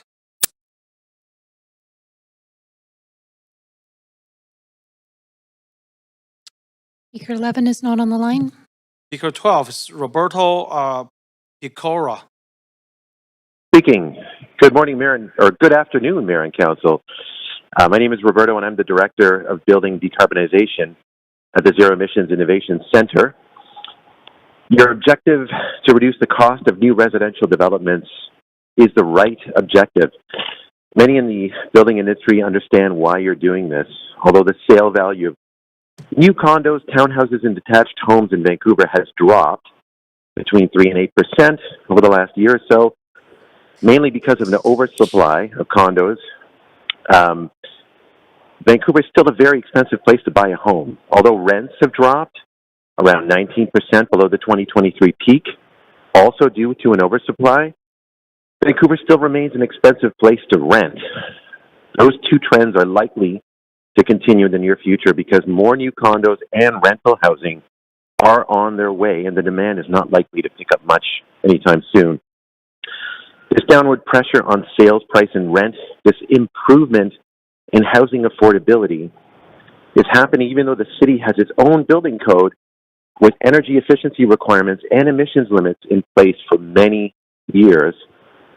And that's because compared to things like development cost charges, skilled labor shortages, seismic requirements, financing, and so on, the city's current and past energy and emissions requirements for new buildings have little to no impact on development costs as documented in studies by BC Housing, by ZEBEX, and most recently in a report you received from your staff in November 2024 after they consulted with industry. You'd be better served by directing staff to focus on streamlining rezoning and permitting processes or reducing DCCs or even CACs. As for the city's energy and emissions reporting requirements for large buildings, the compliance costs are nothing more than a rounding error in an annual operating budget for the majority of buildings reporting. That's in part because the software to collect and compile the information is free. Energize Vancouver's emissions limits for big commercial buildings are so light that about 90% of the buildings subject to the limits are already compliant. And for those that aren't, they can turn to a variety of supports like BOMA BC's Decarb Accelerator, which is part of the BC Retrofit Accelerator.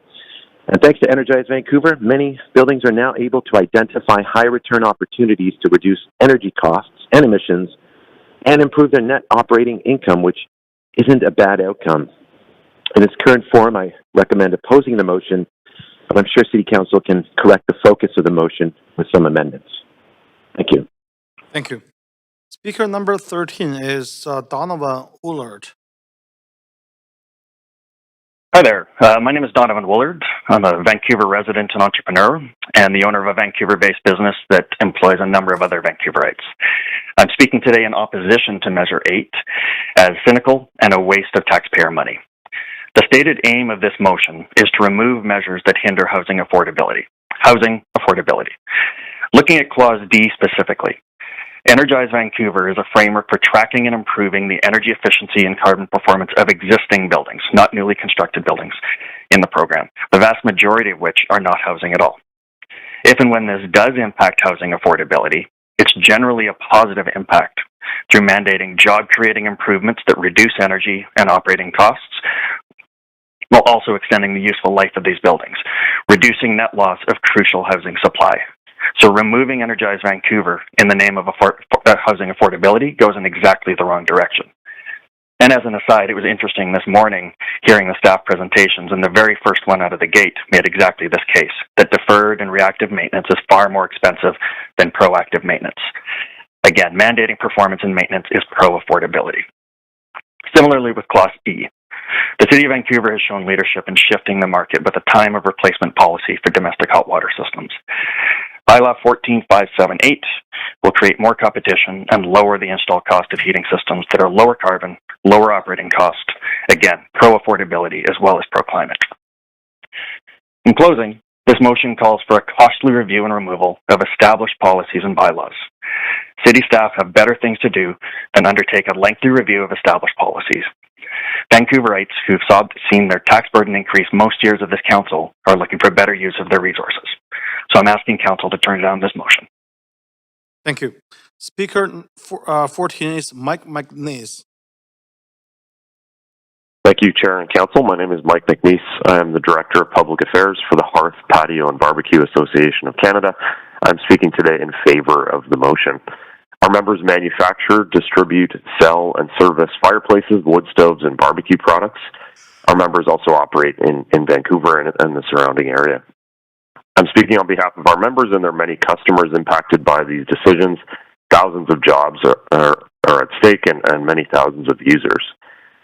The motion from Mayor Ken Sim shows leadership at an important time for Vancouver residents. Affordability is top of mind for them, and so it should be for all of you, too. Repealing the ban on gas water heater replacement and reviewing Vancouver's housing and energy bylaws to bring them in line with provincial regulations just makes sense. When residents are concerned about affordability and therefore want choice in how they heat their home, Council should listen and support this motion. Alongside other members of BC-CADE, we have long been calling for an end to the patchwork of regulations that exists across the province and Vancouver has a chance to lead the way. Every municipality across BC has having its own rules, puts hurdles up, and sows confusion in the market. While fireplaces are excluded from some regulations on paper, they are effectively banned when gas can't be put into homes for space and water heating.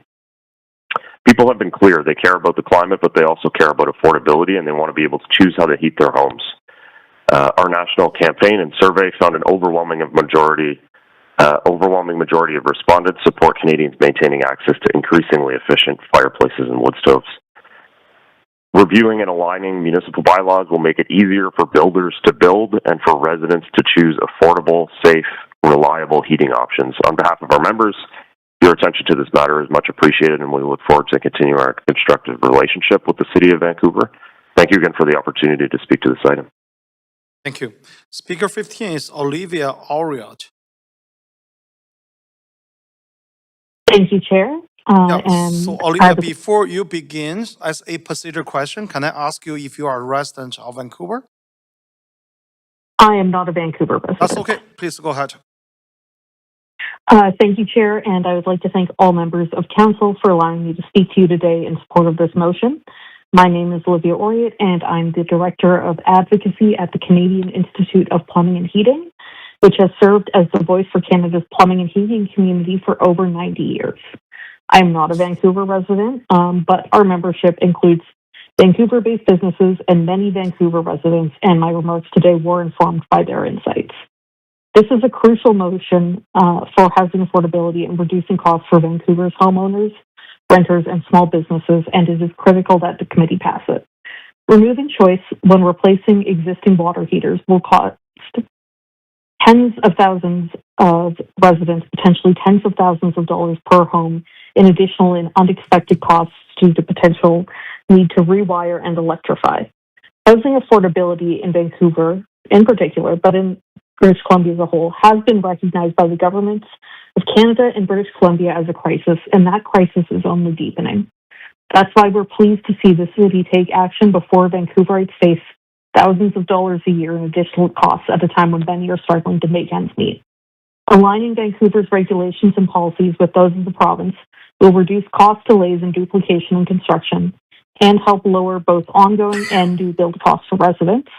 We look forward to working with Council to eliminate regulatory barriers in order to create more affordable housing for Vancouverites, and I thank you for your time.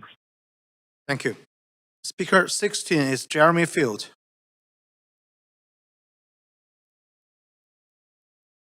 Yeah, please go ahead, Jeremy. Hello, Mayor and Council. Thank you for listening. I'm a homeowner, longtime resident, and owner of a Vancouver-based small business in the architecture and construction space.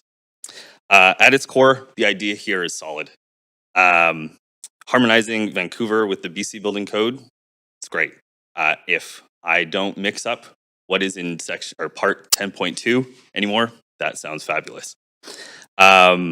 Facing tight budgets, plans must adapt for sure. But this motion won't only eliminate duplication, it sets the conditions for the Vancouver Building Bylaw, the VBBL, to be gutted. To use an AI analogy, this motion is not proposing going from Gemini to Claude. It's vague enough we might end up with Microsoft Word's Clippy. It's far cheaper to build things right the first time, which is why the absence of any climate considerations within this motion is disappointing. Those measures have already been heavily shaped by technical experts in industry and have been written to maximize impact while minimizing cost through rewarding innovation and creativity. Since this council consolidated language from rezoning policies into the VBBL, which was a good move, by gutting the VBBL, the centerpiece of the climate emergency big move 4 and 5 effectively gets severed. That's a major change to the identity of Vancouver. Dropping those climate measures not only damages the brand and the soft power this city has, it does so just as we step into the spotlight with the World Cup. And the Prime Minister said earlier today at the Greater Vancouver Board of Trade that by far the biggest emission reduction prize is reducing emissions affordably through electrification.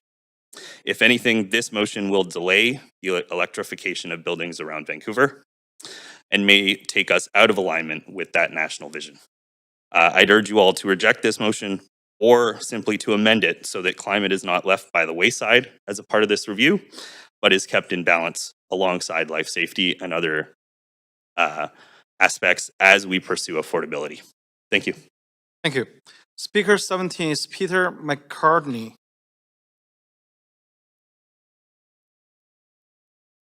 Speaker 17 is not on the line. Speaker number 18 is Jenny Milligan. Hello, I'm here. Yeah, please go ahead. My name is Jenny Milligan. I've lived in the West End for 18 years. I have a 12-year-old son. His generation deserves real climate leadership from Vancouver City Council. I ask you to vote against this irresponsible motion which pretends to be about affordability. This motion is not about affordability. This motion seems to be about relentless lobbying by the gas industry. Gas lobbyists probably feel emboldened because our provincial and federal governments are behaving like climate deniers.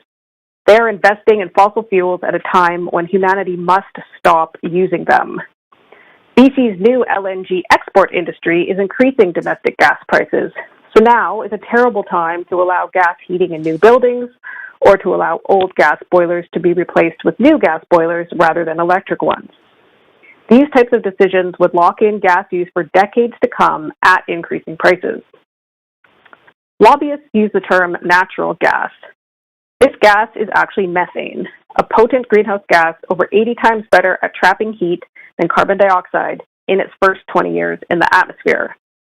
Gas appliances are known to leak, filling our homes with chemicals like benzene, a carcinogen with no safe level of exposure. This motion is not about affordability.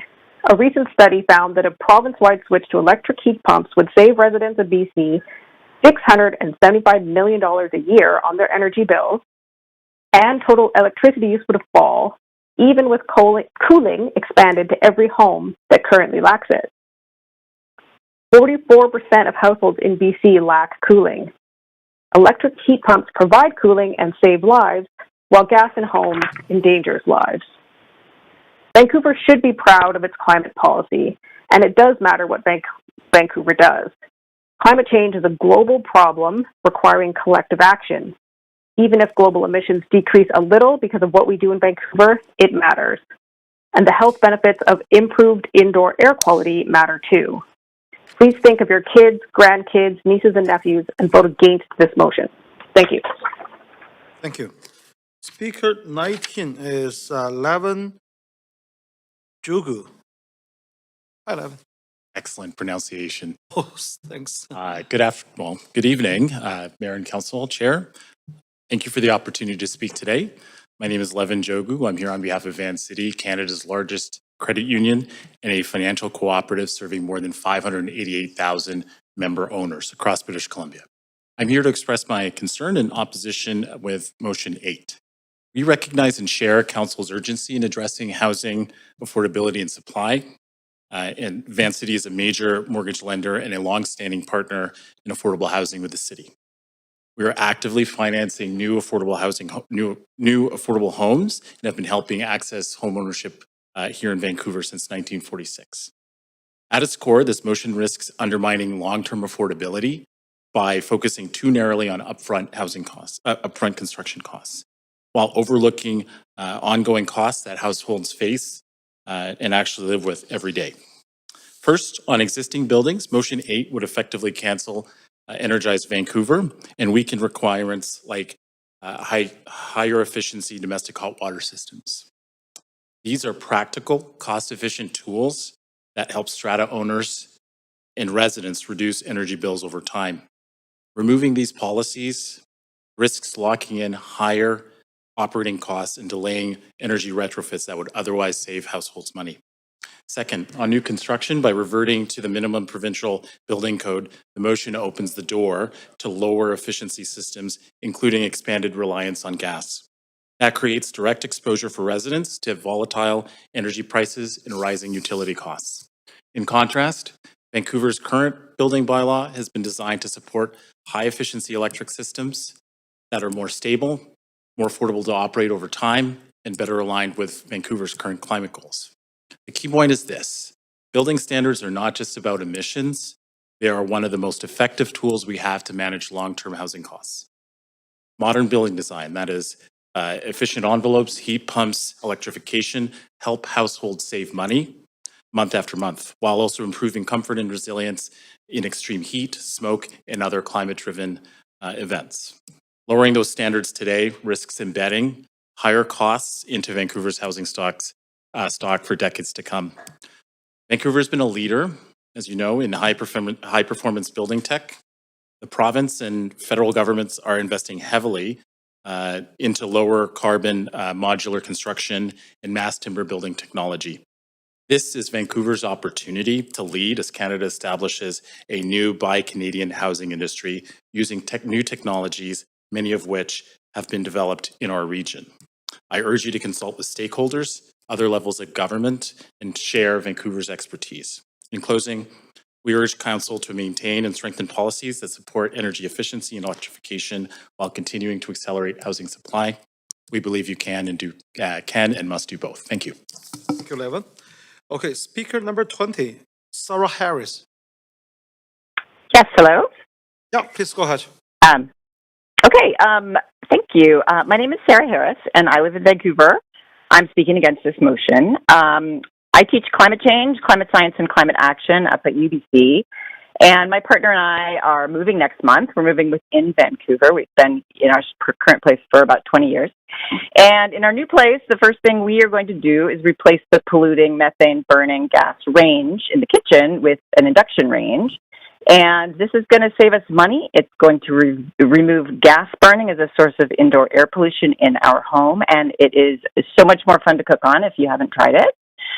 And then the second thing we're going to do is replace the polluting methane-burning gas hot water heater. And this is going to completely eliminate burning methane gas within our home. Vancouver could be a leader in affordability hand in hand with climate action. We have been a leader, and the way forward is electrification with non-fossil fuel energy. This motion perpetuates our current situation in which the many of us support the few rich people who are making oodles of money off of selling fossil fuels to us. This motion allows for lock-in of methane-burning appliances in our home for more decades to come, which is just what the gas lobby wants. This is not an affordability measure. An affordability measure would be to go full speed towards supporting the transition to the new energy system, which is fossil fuel free. And the savings we would see in healthcare, the savings in infrastructure costs, the reliability, the increased sovereignty that the new energy system offers are massive. The sun, as you know, is already with us, and it's going to be with us long after the fossil fuel billionaires have extracted their last dollar from us. And I think now it should be abundantly clear, especially with the political situation, just how fragile the fossil fuel system that we have relied on for so many years actually is. The people who are going to benefit financially from this motion are not the residents of Vancouver. The people who will benefit are the owners in the gas industry. That's not affordability. That's a con. You on this council represent me and the other residents of this city, and I'm sure you normally hear way more from the fossil fuel lobbyists than you hear from constituents. And I'm asking you to please vote against this motion. Thank you. Thank you. Speaker number 21 is Marcus Peterson. Not on the line. Okay. Speaker number 22 is Chen Yang Boon. No, not on the line. 23 is Doc Hamilton Evans.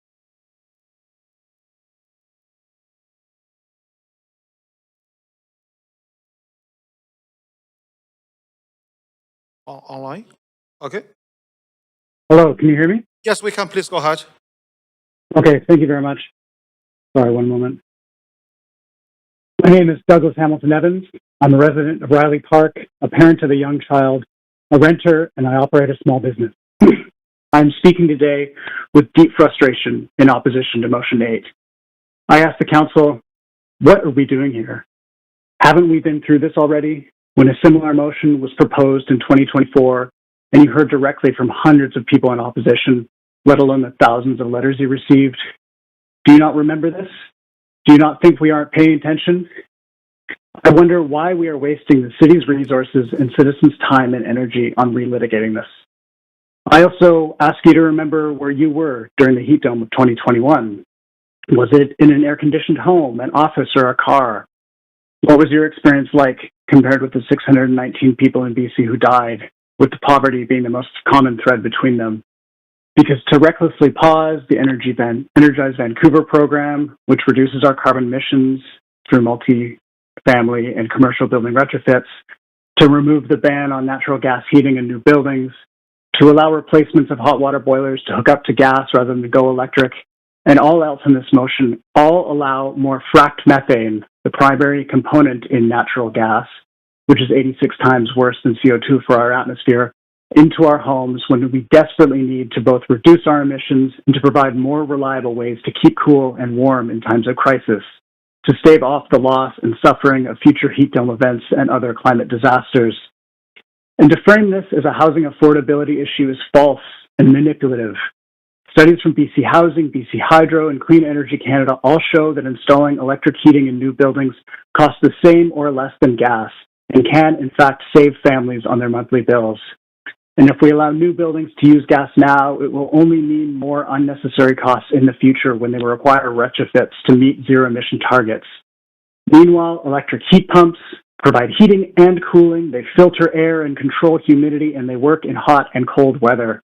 And as we see from the horrific wars on Ukraine and Iran, there is an economic volatility to gas at the same time that renewable energy like wind, solar, and the batteries behind them or heat pumps are becoming cheaper and more reliable. To abandon years of work to get gas out of our buildings ignores this moment we're in and the future we deserve. And there are so many better ways to increase the supply of affordable housing in this city than this gambit of deregulation, and I would love to see City Council be more ambitious and imaginative in response to the housing crisis. I would like to thank Councillors Rebecca Bly, Lisa Dominato, and Brian Montague, as well as Pete Fry, for voting against a similar rollback in 2024. Your bravery and common sense has been recognized, and I hope to see the same from you and your fellow councillors as you vote against Motion 8. Thank you for your time. Thank you. Okay, speaker number 24 is William Osroth. William? Good evening, Mayor, Chair, and Council. Good to be with you tonight. My name is William Asroff. I'm the CEO of Brightside Community Homes Foundation, a large nonprofit housing provider operating homes throughout Vancouver. I'm a resident of Vancouver, and I pose this motion. Brightside in 2022 made a commitment to become carbon neutral by 2035.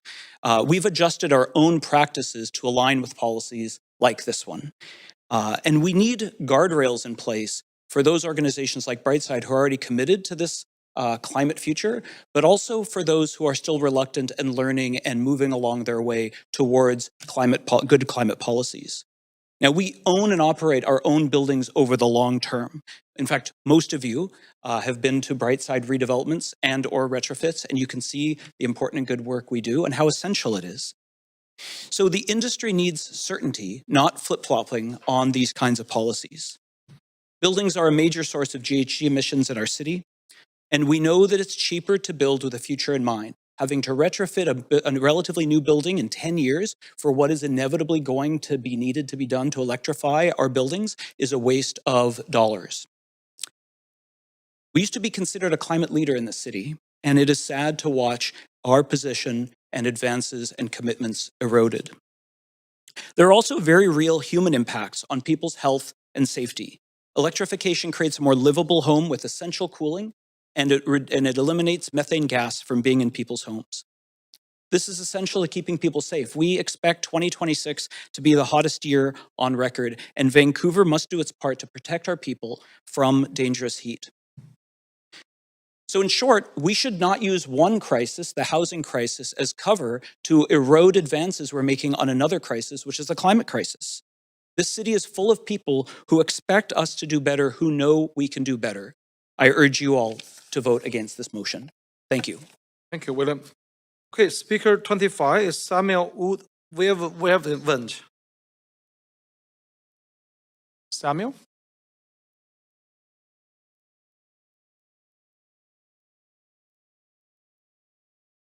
Okay, no. Speaker number 26, Gabriel Askner. Speaker 26 is not on the line. 27 is Bob Annenberg.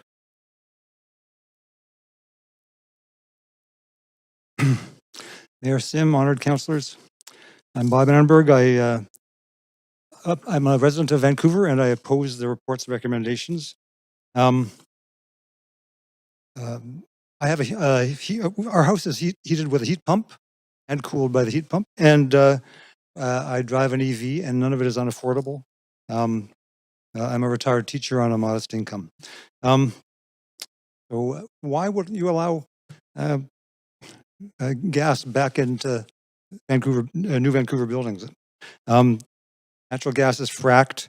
Fracking poisons millions of liters of potable water every year with chemicals, making it unusable. So it sits in ponds and then starts to leak. Fracking wastes BC's valuable water in this time of drought. Remember, Vancouver just imposed level 2 watering restrictions on all residents, and that's the earliest it's ever happened. So the climate change is real. Fracked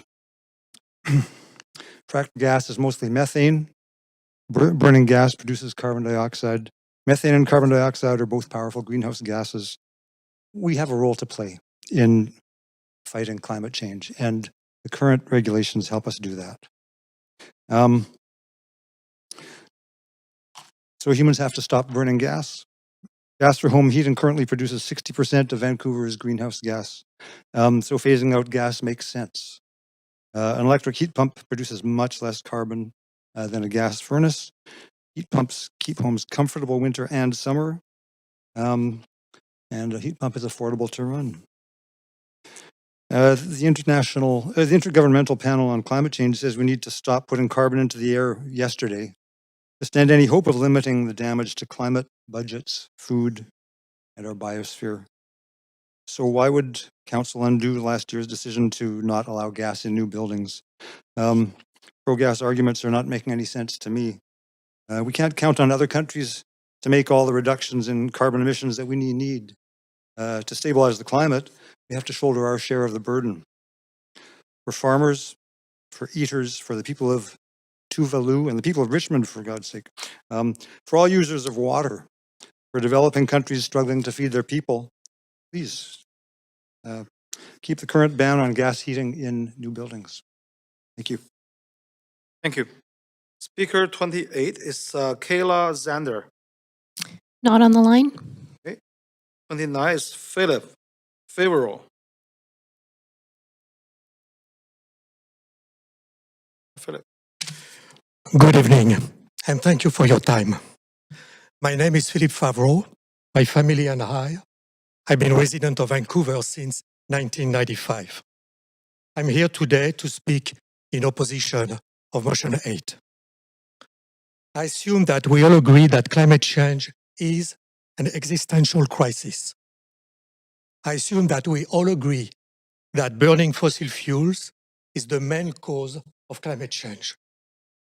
And it's not difficult to understand that installing a gas furnace instead of a heat pump is not going to solve our affordability crisis.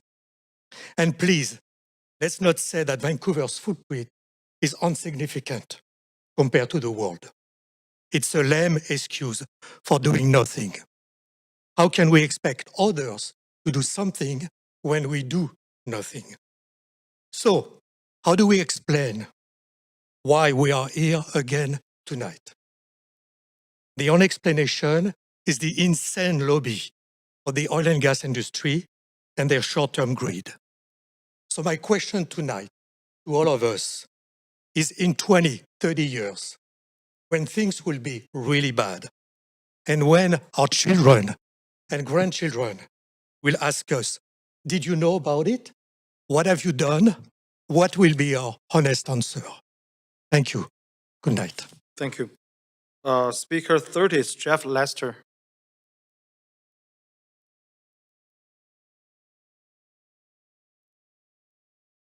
I don't see him. Oh. Okay. Speaker 31 is Lucas Choney. Hello? Yes, we can hear you. Okay. Good afternoon, Mayor Sim and Council. My name's Lucas. I'm a climate organizer based in Vancouver, and I'm speaking here today asking you to vote against Motion 8. So I want to be quite direct about why this matters. This is not just a technical adjustment or affordability. It's just an outright rollback, right? So Motion 8 pauses Energize Vancouver, completely strips zero carbon and the energy step code requirements for new construction. And it's reopening the door to all these super inefficient hot water gas systems in these retrofits that we can't go back to. So these are some of the most substantive climate policies that Vancouver has built over the past few years, and they're being gutted all three at once, which I find it just incredibly shameful. The city's building sector is obviously one of our greatest sources of emissions, and these policies were created for a reason in the first place. It's because we want to stop locking in fossil fuel dependence in our building stock, and we need to do it now before the new wave of construction and retrofits comes over the next few decades and sets the baseline for what's going to be the next 30 to 50 years. Vancouver's not in the same building code as the province because it's leading the way, and we want to keep it that way. Pausing Energize Vancouver doesn't make retrofits cheaper for residents. If anything, it delays the transition, it raises the long-term costs, and it shifts the burden onto future tenants who will have to pay for higher gas bills instead of developers having to pay for these upgrades and retrofits at the time of construction. So essentially, removing the step code requirements doesn't make housing more affordable. It just makes buildings cheaper to build, but then more expensive to operate, and it hands developers a short-term saving, and then at the expense of the people who will live in these buildings for decades on end after that. Reopening the door to these hot water systems is a huge backslide, and it locks in another decade or two of emissions. Now's not the time to give FortisBC another handout. We do not refine all of our natural gas in Canada, and we're vulnerable to international price fluctuations. And I don't even want to mention the clear health concerns that now we know gas cookers have. EU lawmakers are saying that about 700,000 cases per year of child asthma in Europe are associated with gas stoves. And this number could even be larger. I want to acknowledge Councillors Meisner and Dominato for voting against this motion in the past in 2024, and I ask that you do so again this time around. Thank you so much. Vancouver has the opportunity to hold the line and honor our reputation of being the greenest city. So let's do it. Vote no. Okay, Speaker 32 is Iona Bonamis. Hello, Mayor and Council. My name is Iona Bonami, and my Chinese name is Tosi Wing. As a longtime Vancouver resident, as a mom, and as an urban planner, I'm speaking in opposition to this motion, which seeks to bring Vancouver backwards when it comes to energy efficiency and reducing carbon emissions. This is particularly frustrating for a number of reasons. First, experts, including those in the development industry, have made it clear that building all-electric is one of the easiest and most affordable actions that we can take to protect our community from increasing climate disasters. The city's own data shows that it takes the same amount of time to build an all-electric home, and the cost is comparable for buyers. Heat pumps can provide energy and cost savings over time since they're far more efficient than gas furnaces. And I've experienced this firsthand myself. After installing heat pumps in my home, my energy bills have dropped dramatically since switching over to a heat pump system. Secondly, burning gas in buildings is the biggest source of climate pollution in Vancouver, accounting for nearly 60% of our carbon emissions. Transitioning over to a highly efficient electric space and water heating will dramatically reduce these emissions. Lastly, we are about to have another record-breaking year in temperatures this summer, which means our most vulnerable populations, including seniors, will be at risk of serious health issues. This pattern of increasing temperatures will not stop, and with an aging population, we need to do more to protect them, and installing heat pumps in buildings is a very tangible way to do that. We lost nearly 100 people in the city in the 2021 heat dome, many of whom were seniors or people living alone. We often talk about protecting people's safety when they're in public spaces. Well, this is a very real way to protect people's safety when they are inside their own homes. I was really proud when we were the first Canadian city to declare a climate emergency in 2019 and then to develop a climate emergency action plan. And it's really frustrating to see this motion come forward to gut Vancouver's climate policies. So I strongly urge you, I beg you to please vote this motion down so that Vancouver does not become a straggler in our region. Thank you. Okay, thank you. Speaker 33 has withdrawn. Speaker 34 is Alex Boston. Not on the line. Okay. 35 is Judith Brooke. Me? Yeah, we can hear you, Judith, but as a procedure question, can I ask you if you are a resident of Vancouver? I got it. Yep. Thank Okay, you for the please go ahead. opportunity to address the Standing Committee on Finance. My name is Judith Brooke, and I am a Metro Vancouver resident. I'm speaking in opposition to Motion 8. Let's focus on affordability. There are many reasons for high housing costs in BC, such as rising labor costs, supply chain issues, tariffs, land costs, etc. The electrification of a building is not one of those reasons. Indeed, there would be no need for a gas permit, for a gas line installation, or for an inspection. BC Housing, BC Hydro, Clean Energy Canada, they all state that installing electric systems in new buildings typically cost the same or less than using gas. I remind you that November 2024, hundreds of people spoke to this council in addition to a myriad of letters you received affirming the need to continue building electrification. Buildings contribute over 55% of the city's emissions and must be lowered.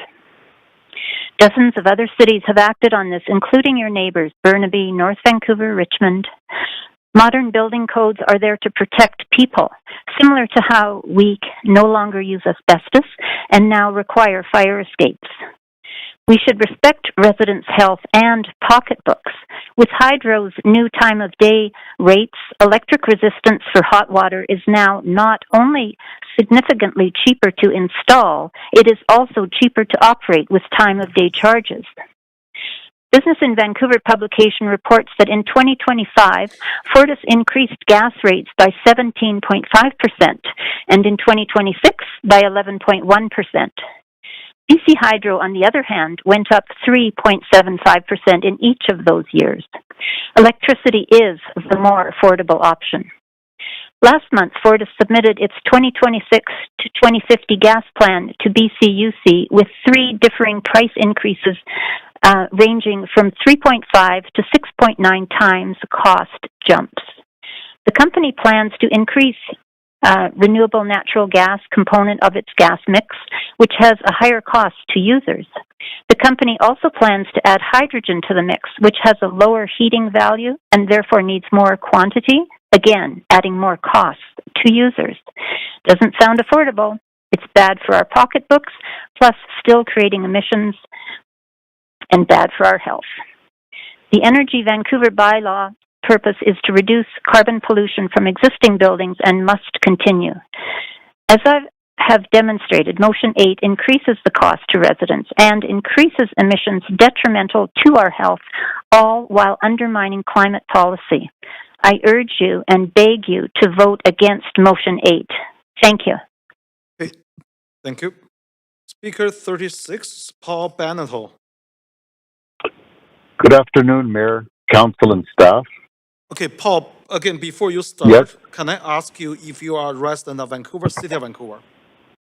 No, I'm not. Okay, that's okay. However, Yeah, just okay. a procedure question. Please go ahead. Yeah. But our organization is supportive of all municipalities and all residents. And my name is Paul Bonotto, and I am President and Senior Director of Modular BC. We're a provincial nonprofit organization dedicated to growing British Columbia's modular industry to deliver more affordable homes and create skilled jobs in communities across our province.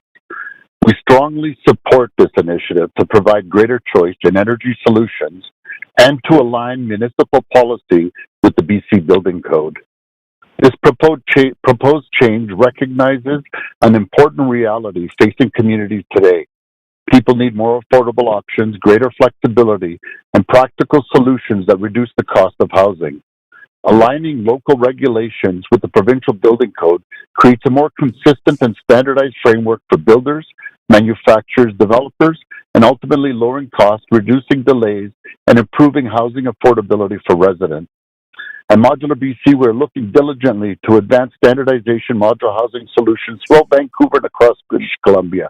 In partnership with the National Research Council, we are helping develop a provincial standardized modular housing program.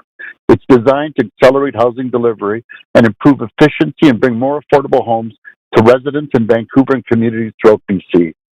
As everyone in this chamber understands, and this is important, British Columbia and Canada as a whole is facing a critical moment. Housing affordability, economic uncertainty, and rising construction costs require immediate and collaborative action. This call to action is not only for industry, it's for all municipalities. We must work together to modernize outdated policies and remove barriers that place unnecessary financial strain on families, seniors, workers, and future homeowners. We must also remove constraints that limit industry's ability to deliver practical, cost-effective, and innovative housing solutions. Did you know modular reduces building emissions by up to 43% and waste by 50 to 70%?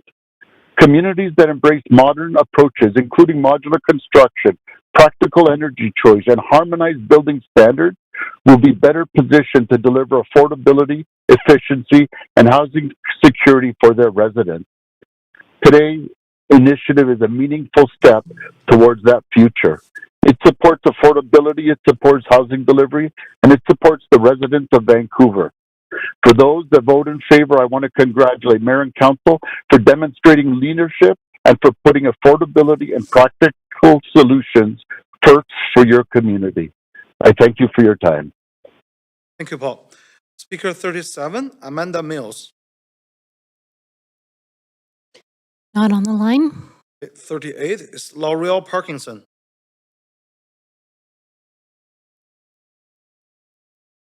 Okay, L'Oreal, before you begin, can I ask you if you are a resident of Vancouver, City of Vancouver? I'm a resident of Metro Vancouver. But not City of Vancouver, right? Just a procedure question I have to ask. Yeah, I'm resident of Metro Vancouver. Not City of Vancouver. Okay. I oppose motion 8. I retrofitted a heat pump into my old house in 2021, just before the heat dome. The air conditioning was fantastic. My heating bills have been lower since I put in the heat pump, substantially lower, and the retrofit was really expensive. If motion 8 passes, many others will need to do an expensive retrofit. This will be hard on people financially. Your council has a proud history of climate leadership. You started decarbonization of new buildings in 2020. Just 6 years later, 32 communities in BC have adopted a high level of decarbonization, including 12 other communities in the Greater Vancouver region. Motion 8 would have you turn your back on this great progress that you started. Motion 8 says decarbonization makes new housing more expensive. Many others today will tell you that that's false, both for construction and for operation, and that gas will soon rise in price. I mentioned this in the letter I sent you yesterday. I'll concentrate on Energize Vancouver. Mayor Sim wants to pause Energize Vancouver. This important program was developed in 2022 for the health and safety of the public. Energize Vancouver was possible because of your charter. This program reduces building emissions through annual reporting of energy consumption and greenhouse gas emissions in large buildings. Buildings owners have known about it since 2022. Energize Vancouver helps building owners electrify their buildings via funding, rebates, and technical assistance. And yes, the biggest polluters are fined because money makes people act. With buildings responsible for 55% of Vancouver's emissions, how else will we reduce this pollution? Please maintain your climate leadership. Don't keep flip-flopping, as has been mentioned. Be dependable for builders. Keep gas out of new buildings. Make good use of your charter. Continue Energize Vancouver. Please vote no on motion 8. Thank you. Thank you. Speaker 39, Rhiannon Fox. Can you hear me? Yes, we can. Thanks. Good evening, Mayor and Council. I'm representing the Canadian Association of Physicians for the Environment, and I'm speaking today to urge you to reject the motion before you because it is an attack on public health and equity. This motion would lock in fossil fuel combustion in homes for decades, increasing emissions and delaying a mass rollout of heat pumps, systems that don't just heat our homes, but also filter the air during wildfire seasons and provide life-saving cooling during extreme heat events. As both wildfires and heat waves become more deadly, everyone deserves heat, cooling, and clean air. But this motion would effectively deny that to many future residents, leaving them even more vulnerable to conditions we know are already harming our communities.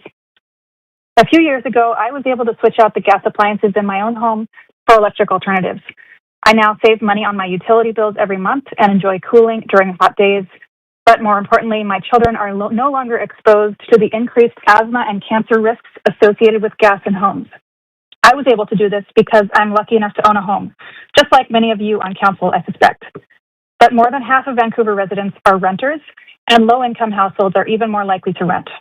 Renters have no say over their appliances, their ventilation, or the air their kids breathe. Gas in buildings for renters means higher utility bills, toxic exposures, and no way to change it. People in small homes face 4 times the pollution as those in larger spaces. This motion would lock in those inequities for decades and ensure that those who already bear the greatest health burdens continue to suffer the most.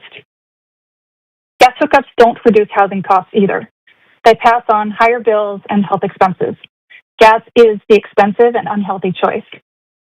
In late 2024, 150 physicians and other healthcare providers signed a letter opposing a similar motion, and Council listened. We're asking you to listen again. The climate crisis is worsening, and the health impacts of fossil fuels are becoming impossible to ignore. The City of Vancouver must lead, not backtrack. It must protect public health and ensure that no child's future is compromised by burning gas in their homes. Please reject Motion 8 and stand with the builders, healthcare workers, renters, and the majority of residents who want clean air, lower bills, and a city that prioritizes health and equity over fossil fuel interests. Thank you. Thank you. Speaker 40 is Claudia Cornwall. Hello, my name is Claudia Cornwall. I'm a resident Claudia, sorry, of before you Metro Vancouver. Yes, Metro Vancouver. Okay, so not City of Vancouver, right? Mayor It's and a procedural Council, question I have to ask. Yes, I live in Metro Vancouver, yes. Not the City of Vancouver, right? I want to be very clear. It's a procedural question. Yeah. Okay, please go ahead. I'll restart your clock. Okay. Yeah, okay. Thank you, Mayor and Council, for your attention. The last time this topic came up, I also spoke to you. I told you that my husband and I had demolished our old bungalow and replaced it with a highly efficient all-electric house. We have a heat pump and solar panels on the roof. We use substantially less energy and less grid electricity than we used to. We draw from the grid in the winter and export to it in the summer. We currently have a net credit of $170 with BC Hydro. I haven't paid anything for utilities in the past year. The all-electric house is rapidly becoming a more affordable option than gas. I will cite 2 reasons why. During the 2021 heat dome, 619 people died in BC from the effects of high temperatures. As a result, the BC government changed the building code. It now requires that new buildings have at least one room that can be cooled to 26 degrees. If you install a heat pump, you can heat and cool your house. If you use a gas furnace, you need to install an additional air conditioning system, which makes this the pricier option to build. Secondly, gas prices are rising. As Judith Brooke mentioned earlier, Fortis increased its rates by 17.5% in 2025, and in 2026, another 11.1%. Electricity from BC Hydro, on the other hand, went up only 3.75% in each of these years.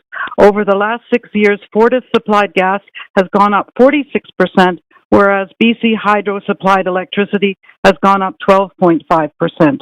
These increases in gas prices took place even before the very recent geopolitical turmoil and the closing of the Straits of Hormuz.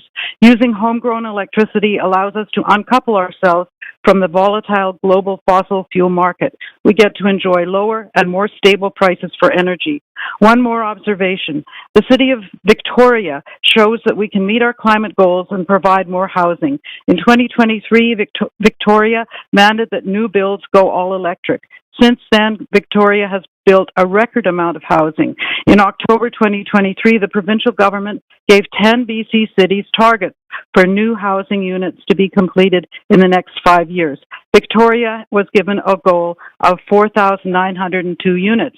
It exceeded its targets for the first 2 years, and by November 2025 had completed 48% of its 5-year goal. It is still ahead of target. I urge you not to go backwards and instead embrace the new electrified and affordable future. Thank you. Thank you. Speaker 41, Jason Tuckman.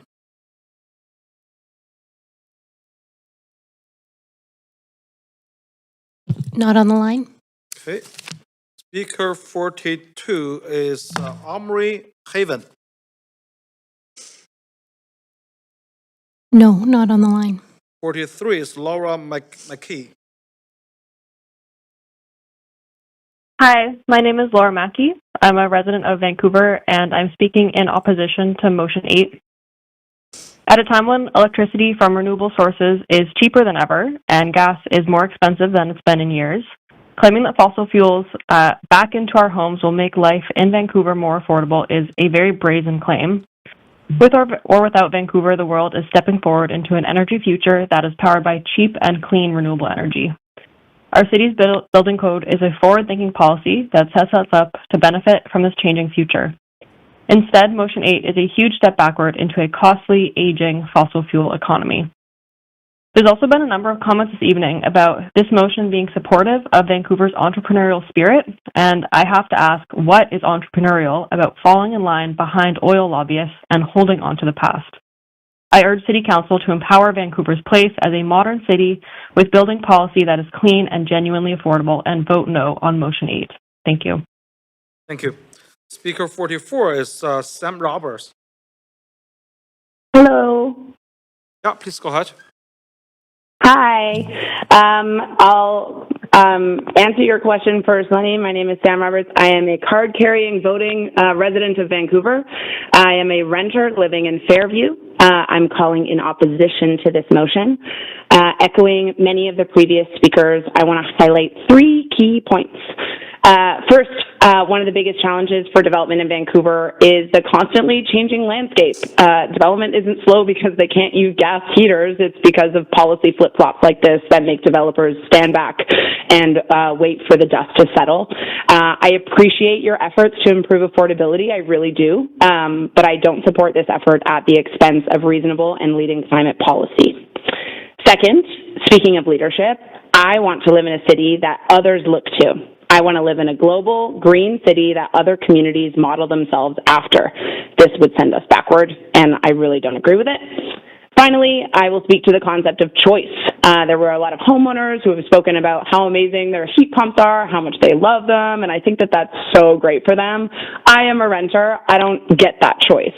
There is not enough buildings in this city that have heat pumps that it is a viable choice for most renters, and I think that this policy is something that government, the whole purpose of government for me is to to create guardrails so that people can't harm other people for personal gain. And I think that this particular motion allows for people to choose the bad option that may be slightly cheaper right now for short-term savings at the expense of future occupants and existing renters.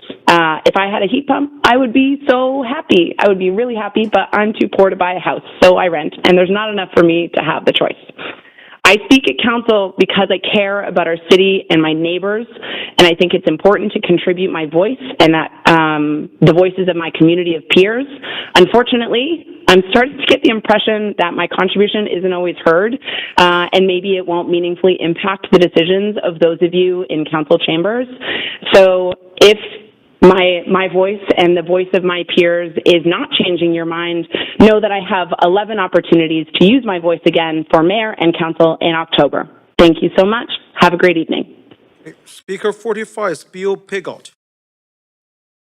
My name is Bill Piggott, and I live in the city of Vancouver. I'm speaking against Motion 8, and I'm asking you to vote against it. I live in a condominium in a new 6-story passive house building.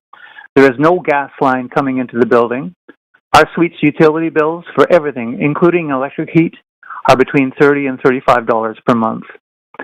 Studies show that switching to heat pumps paired with electric heating would save British Columbians a collective $675 million a year on energy bills. And heat pumps provide not just heating, but cooling in the summer as well. I'm a retired elementary school teacher who taught in the Lower Mainland for well over 30 years.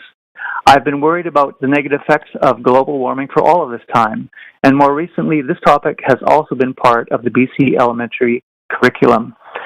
Students know that burning fossil fuels is the primary driving force behind global warming, and know about its catastrophic effects. Devastating forest fires, destructive spring flooding, dry summers, water restrictions, heat domes, etc., etc. They worry about their future because they understand the urgency to reduce and ultimately eliminate the burning of fossil fuels. They ask why it's taking so long. As a teacher, I've seen firsthand the anxiety levels in students steadily increasing over the years. What will the world be like when they grow up? Why aren't adults fixing this? Do they care about our future? Personally, I have to ask, why is the mayor's senior advisor a director at 2 private natural gas companies? Why do ABC councillors spend so much time meeting with Fortis reps and lobbyists?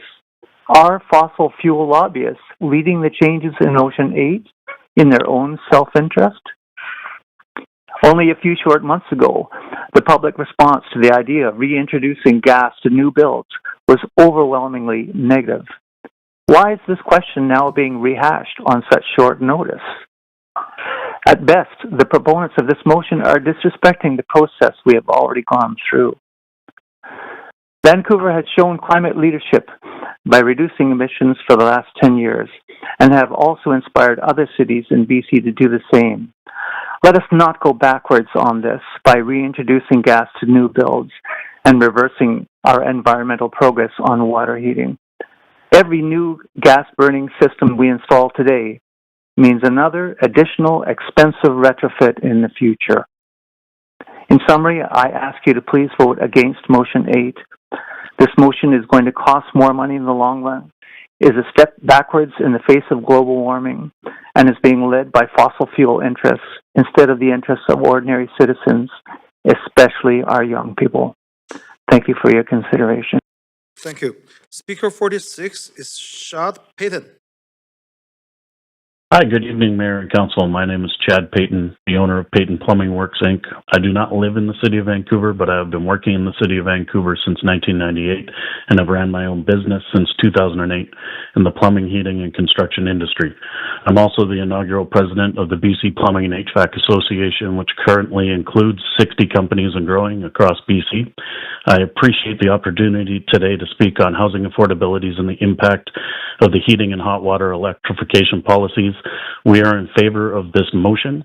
I see the need to reduce emissions and improve efficiencies. However, from the perspective of contractors, tradespeople, and homeowners that work directly in these buildings every day, there are serious cost and practical concerns that need to be considered. The transition to electric heating and hot water systems is significantly increasing construction and renovation costs in particular projects. Many of these require expensive electrical upgrades, large service capacities, additional infrastructure, specialized equipment that both contractors and consumers are still learning to install, service, maintain, and operate effectively. At this time, many homeowners currently operate old gas boilers, furnaces, and water heaters that could be replaced with ultra-high efficiency equipment. Modern gas systems can achieve efficiencies of 95% and higher for boilers and furnaces, and up to 98% efficient for tankless water heaters. These are proven technologies that our industry has decades of experience installing safely and efficiently. New construction and major renovations likely represent only a small portion of Vancouver's total housing stock. The vast majority of gas equipment, especially with rebate supports, if these policies could allow more flexible upgrade options, including high-efficiency gas equipment, could improve the efficiency, reduce the emissions across a larger number of homes, and make a much larger impact at a lower overall cost to residents. We also acknowledge that the BC electrical grid is under increasing demand and pressure. Fully electrifying heat and domestic hot water across all housing types creates a long-term infrastructure capacity and reliability issue during peak winter demands, highest summer heat, the future operating costs for homeowners, the supply of BC hydro supplements already from other provinces and the U.S. to achieve what we're already consuming these days. My request is not to stop the innovation or environmental progress. It's simply to allow balanced solutions and giving homeowners, builders, and industrial professionals flexibility to allow gas systems as part of the solution alongside of electrification, dual fuel strategies, and support a transition that balances and reduces emissions equally. Thank you for your time. Thank you. Speaker 47, Cybele Stip.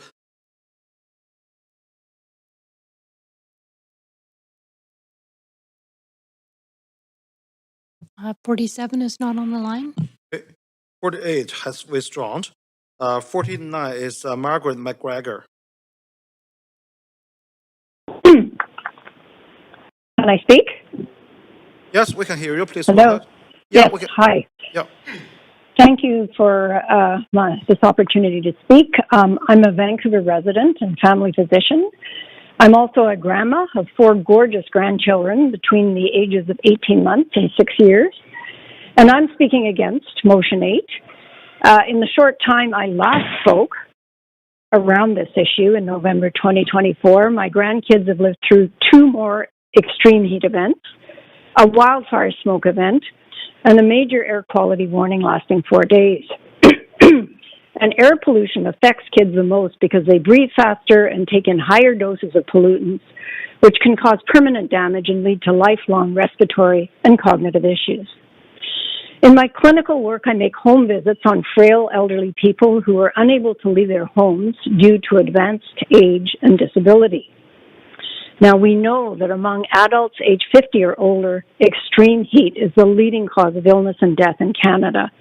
And during the 2021 heat dome, we saw a 100% increase in deaths in our province.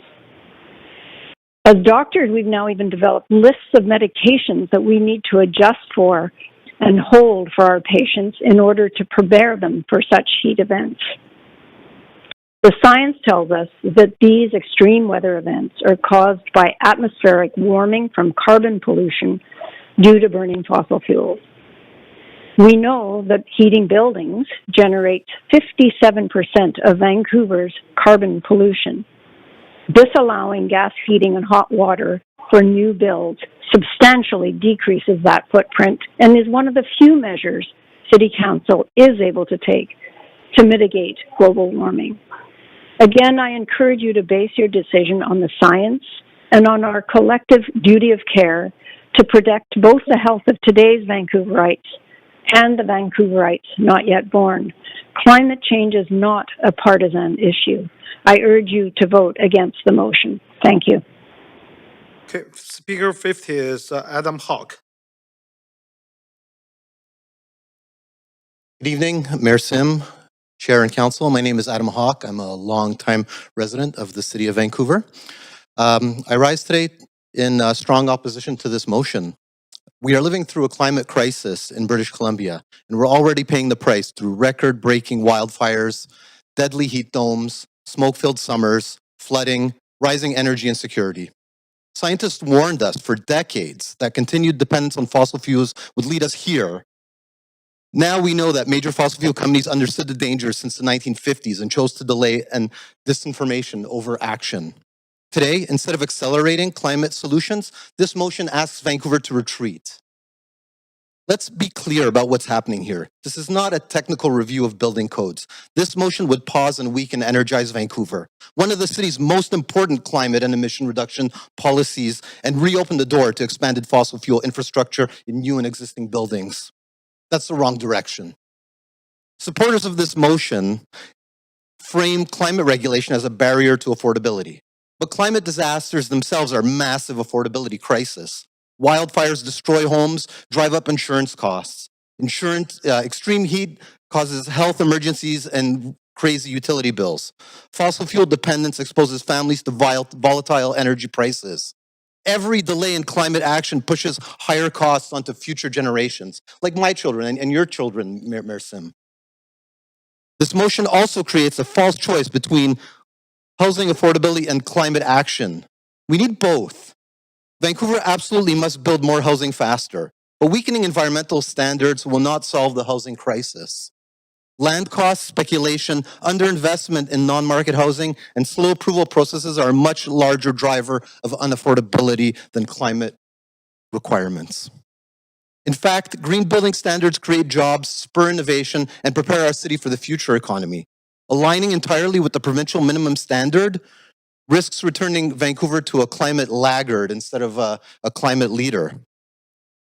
And we should ask, who benefits from this rollback? Fortis BC, the gas fitters that have been calling in who want to keep selling furnaces for the next 2-3 decades?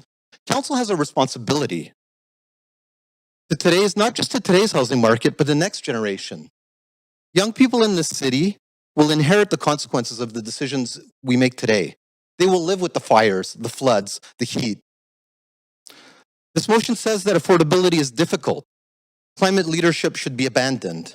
I reject that completely. Vancouver should be building affordable, energy-efficient, climate-resistant housing, not weakening standards at the exact moment when scientists warn us we are running out of time to avoid the worst of the climate change impacts. I urge Council to vote against this. Thank you. Thank you, Adam. Speaker 51 is Yudi Verga. I'm Ildi Varga, and thank you. And I do live in Vancouver, lived here since 1973. I'm a grandmother, and I'd like to hand a clean environment on to the next generation. I'm not going to repeat all the very eloquent reasons that I've heard or people have called in or spoken about why we should vote against motion 8. I am actually quite appalled that we're discussing it again because twice the city and the citizens have said they don't want gas in new buildings. We don't want to roll back on climate help. So anyway, I'm appalled, and you'd have to change the title of the Greenest City newsletter to what? Sort of slightly green city if you vote for this motion. So I really urge you, please, to vote against motion 8. Thank you. Speaker 52, John Irvin. Yes, thanks, Chair Zhao. Yes, I'm a resident of Vancouver, speaking against the motion. Let's start with some science. Methane is what natural gas actually is. It's its chemical name. It's 20 times more impactful than CO2 is, methane. The good news is it dissipates, but it has a punch when it happens. And basically, I want to make this personal. The town I grew up in 2023, Edson, Alberta, had to be evacuated twice. a big major fire burning in the gas fields, by the way, south of town, which also made our air quality poor with higher asthma rates for kids in those gas fields areas. It came up to the town by about 1.5 kilometers. The town was evacuated fully. This was in 2023 in the summer. Then the wind shifted and the fire started moving the other way. Huge, massive fire, by the way.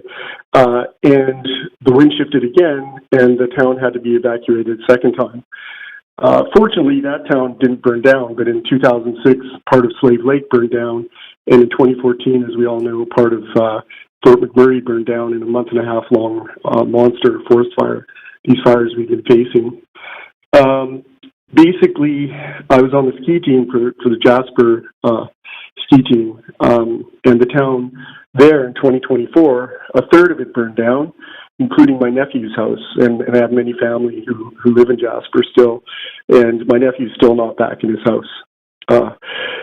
So, you know, and this is all tied to, you know, drying forests, drying fields brought on by climate change. Last summer, I spent my vacation worried, keeping my kids happy, but worried. There were fires to the north, east, and west of us in Whistler, and we wrote down a single track ride to Brandywine Falls. I recommended to people. It was fun. But the forest, inside the forest, where it's normally not dry, was bone dry. And, you know, this is just fires. Other people have talked about the heat dome, the loss of 100 citizens. You know, I mean, we just really need to wake up and tackle this and move to sustainability. There are other large-scale affordability measures around energy, like the sewer heat recovery, which we've done successfully in Southeast Falls Creek to create heat, and also coupled with solar and radiative solar. And also Sanaka is doing that. So that's what you folks should be doing, setting policy at the big scale to make the city sustainable, including, you know, working with BC Hydro to increase electricity supply to us. But thank you for your time. I gather my time's up, and take care. Thank you. Speaker 53 is Bobo Eric. Not on the line? Okay, Speaker 54 is Yon Fing.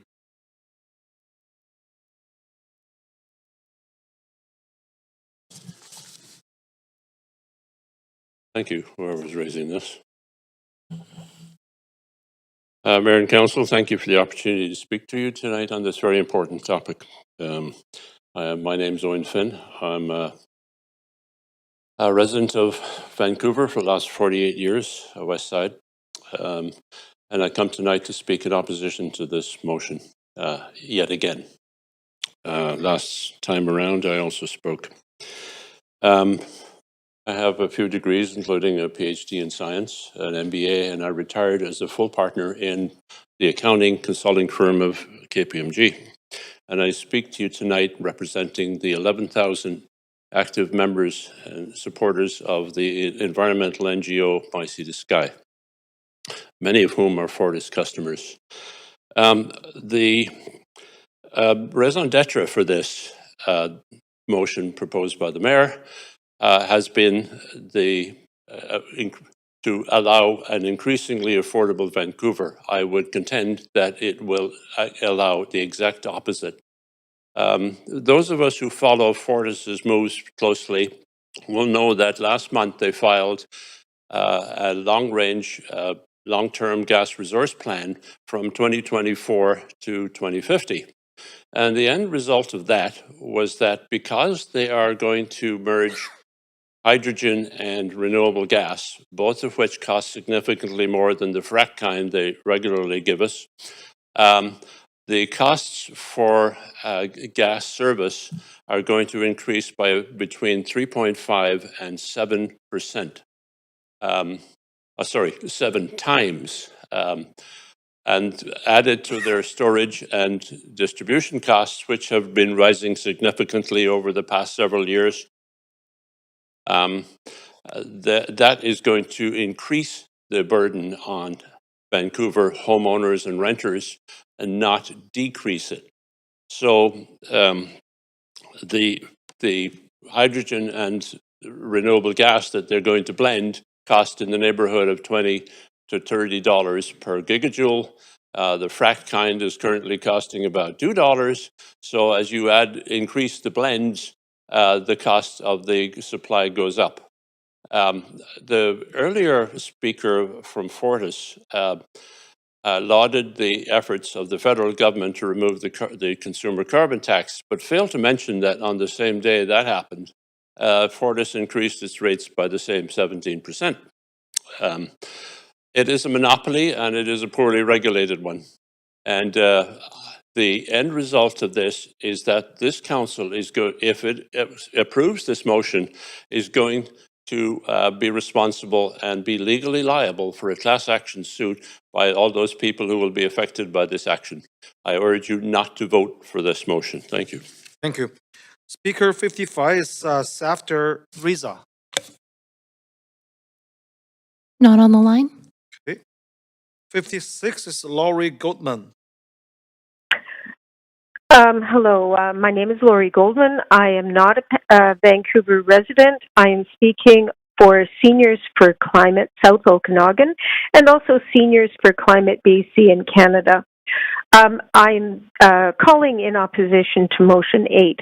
I used to live in Vancouver for 16 years. I was so excited to be part of a city that was so bold in their plans to protect the residents of the city and to protect the planet, to understand that sustainability was really important to have a green city. And so I'm very disheartened that this has come up again. People have spoken very eloquently about all the reasons that Vancouver should not be going back to the last century. There are many jobs in renewable energy and in electrifying buildings. The job of council is to pass plans and bylaws that protect the people, not that harm the people. Putting gas back into new buildings, not helping people to transition to electrical systems for heating and hot water, that harms the people, that harms the children. It's 2026. The world knows that fossil fuels have brought us to the brink. And reducing emissions from buildings is really easy. It's effective and it reduces pollution. And actually, builders do know that building electric buildings with appliances like heat pumps, as we know, which heat and cool the people and keep us safe, and with hot water heaters, it takes less time to install and can make construction more affordable. So I'm not sure. I'm not a builder. I'm a senior. I'm a teacher, and I'm very worried about our future. And I really am very concerned that this idea of choice is having people choose to kill themselves by having gas is sort of like the tobacco industry telling us that people should have a choice. But you know, we actually made laws that protected people by not allowing people to smoke in restaurants, to not allow people to smoke in hospitals and on airplanes. I mean, this is okay to say to people, we're not going to allow you to hurt yourselves. So when it comes to affordability, the city should absolutely be working with the provincial government to make things much safer, much faster, much more affordable to build better, safer, more sustainable buildings. Gas stoves and also retrofits, of course, especially for tenants and seniors. Gas stoves contribute to asthma. They release nitrogen dioxide and other harmful gases. And the gas costs are soaring. I have a fossil gas in my house, and my rates have gone up so much. And even when I'm not using Laurie, it in the that's summer, your time. I'm paying. Okay. Yeah, thank you. Speaker 57 has withdrawn. Speaker 58 is Emily Kelsell. Not on the line. Okay, Speaker 59 is Anjali Carter-Raul. Hello. Hi, please go Can ahead. you hear me? Yes, we can. Hello, Council. My name is Anjali. I'm a resident of Vancouver, and I'm speaking today in opposition of Motion 8. I want to be clear, I'm not in opposition to motions on affordability, but the language of this motion fails to explain just how the city will use it to force developers towards affordable solutions. It does rather show how it'll make it easier and cheaper for developers to build here. Intent does not equal impact, and lowering costs for developers does not equal lower costs for renters or buyers, unless you're also regulating who and what they are building for. Where are your affordable housing commitments? Where are rent increase restrictions? Where is the renter's office at all? This motion is a wolf in sheep's clothing. Its language attempts to hide that it is a massive backslide in our city's climate commitments, especially to our 2030 embodied emissions climate goals. It is a slap in the face to residents who have been promised climate solutions and leadership from this council, and honestly, the language of the motion feels incredibly manipulative, because ultimately the crux of it is the rollback of a decade of progress. Removing step codes and walking back our commitments will lock in housing futures that make the residents of this city less safe. Gas in our homes is bad for physical health. We know this, and current practices aren't good enough to manage extreme weather events or contribute to net zero. So we need to be creative. And if what you're saying is that current developers can't adapt to the multifaceted needs of our community, which include climate and affordability, then they should make room for others who can. But developers have been learning how to meet the moment and develop under these policies, and the City of Vancouver is ahead of the province, so why are we rolling it back now? Our city is a leader in this regard, and the rest of the province is following us as established leaders in sustainability initiatives. We're learning, changing, and adapting to this moment. That is what needs to happen when you're in a climate emergency. Council should be supporting net zero building projects that are going to be part of the solution, not protecting the dwindling viability of the gas sector. I grew up in Southern California in extreme smog and heat. I grew up at the base of mountains that in the summer I couldn't even see. I have long-term respiratory damage as a result of this, and I do not want that for the children of this city. Affordability does not need to come at the cost of our climate or our safety, and this council seems to be very worried about safety in the city. Pushing forward this motion will make us less safe. More Vancouverites will die from climate disasters like the heat dome, and you will have been complicit. I really need you to sit with that. Extreme climate events are not happening on their own. They're happening because people like you, people with power at every level, have let it happen. What is stopping our city from having affordable housing is not climate solutions. It is not the climate crisis. It is not step codes. It's you. And for your constituents who have told you time and time again that we do not want this, I implore you to listen and to vote no on this motion. Thank you. Thank you. Speaker 60 is Suki Sahota. Good evening, Council. My name is Suki Sahota. I live in East Vancouver, and I also would like to voice my opposition to this motion. While I appreciate the stated concern around housing affordability, this motion risks creating a false choice between affordability, safety, and climate responsibility. Vancouver needs all three. This motion proposes pausing elements of Energize Vancouver and moving toward broad deregulation and alignment with the provincial baseline building code. But the provincial code is exactly that, a baseline. Vancouver has historically gone further because our city faces unique realities: higher density, aging infrastructure, seismic risk, climate vulnerability, and ambitious emissions reduction targets. The Vancouver Building Bylaw has often served as a leader for the province, not a barrier to progress. Many innovations that later became standard across British Columbia were first implemented here. Weakening those standards may produce marginal short-term savings for some projects, but it risks imposing much larger long-term costs on residents through higher energy bills, retrofit expenses, and climate-related impacts. Affordability is not only about the upfront cost of construction, it is also about the ongoing cost of living. More energy-efficient buildings, lower utility costs for renters and homeowners over decades. Better performing buildings are healthier, more resilient during extreme weather, and cheaper to operate in the long run. I am also concerned by the framing in this motion that implies environmental and safety standards are somehow the primary drivers of unaffordability. The evidence shows that land values, speculation, financing costs, labor shortage, and the broader market conditions play a much larger role in housing prices than energy efficiency requirements alone. The proposal to pause enforcement of Energize Vancouver before the review is even completed sends the wrong signal to industry, residents, and investors. Regulatory certainly matters.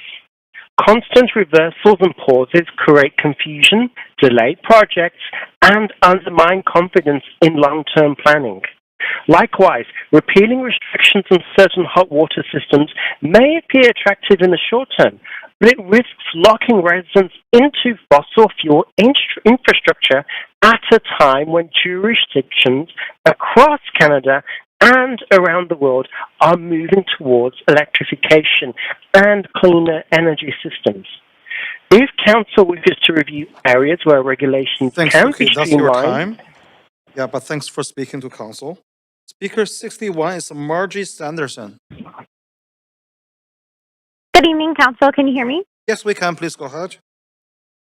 Thank you. My name is Margie Sanderson. I'm a Vancouver resident, and I am calling in to oppose this motion, and specifically repealing the gas ban. I think, this council has heard from Vancouverites already on this topic once in the previous council when the ban was first introduced, and then once already during this council period where, this council majority attempted to reverse the gas ban, and that was turned down. And I really appreciate the councillors that voted against that, and I hope that you will vote against this motion again tonight. And I think people have spoken to the science behind this, so I won't repeat what's been said, but I just want to express how absolutely betrayed this makes me feel as a Vancouverite to see council considering this again when, we have already sent a clear message that we do not want this, and council has already voted on this in this term. So, I think that this is a real betrayal to our city and to our city's future, and I hope that you will vote it down tonight.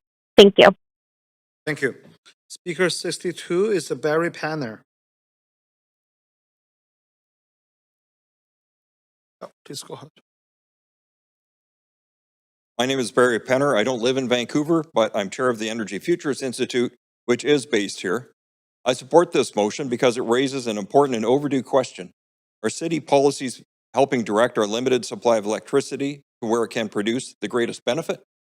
This motion does not say Vancouver cannot exceed provincial standards where there is a clear and demonstrable local benefit.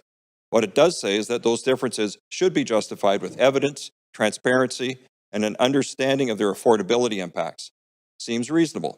This motion also does not say that builders and residents can't install electric appliances if they choose to. But there's an issue that's been glossed over: electricity supply. BC has a limited amount of additional power available, with growing competition for it from multiple sectors of the economy. In fact, a review of BC Hydro's plan for future electricity supply was temporarily suspended this spring by the Utilities Commission when a projected supply gap by 2030 was identified, meaning BC Hydro might not be able to meet peak demand on the coldest winter days less than 4 years from now. This has the BC government openly considering another large hydroelectric dam less than a year after the $16 billion Site C dam came online. BC Energy Minister Adrian Dix acknowledged this just a week ago today on CKNW Radio's Jazz Johal show at 5:11 p.m., if you want to look it up. Also last week, TELUS announced plans for $1 billion in AI data centers in BC, including Vancouver. This will require enough electricity to power the entire city of Penticton, and then some. British Columbia has loudly banned Kentucky bourbon and California wine at the liquor store, but for the past 3 years, the province has quietly been buying large quantities of American electricity at the substation, much of it from fossil fuel sources. Electricity is now a strategic resource, and we need to be thoughtful about where we use it.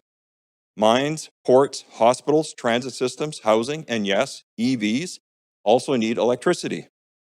Should scarce power be directed towards supporting job creation and much-needed tax revenue for public services, or toward replacing a fuel source British Columbia already has in abundance, namely natural gas, when doing so increases costs and raises electricity reliability concerns. That is the broader policy question.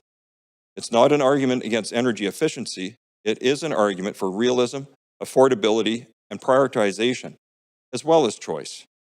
Natural gas plays a crucial role in British Columbia's economy and energy system, particularly during winter peak heating periods.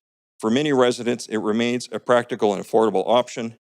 And although not mentioned in any government news release, on April 1st this year, BC Hydro rates increased 3.75% on top of a 3.75% increase last year, with more to come as the cost of the Site C dam got factored into our rates. Thank you very much. Thank you, Barry. Okay, speaker 63 is Anna Houghton. Not on the line. Speaker 64 is Elizabeth Bodinard.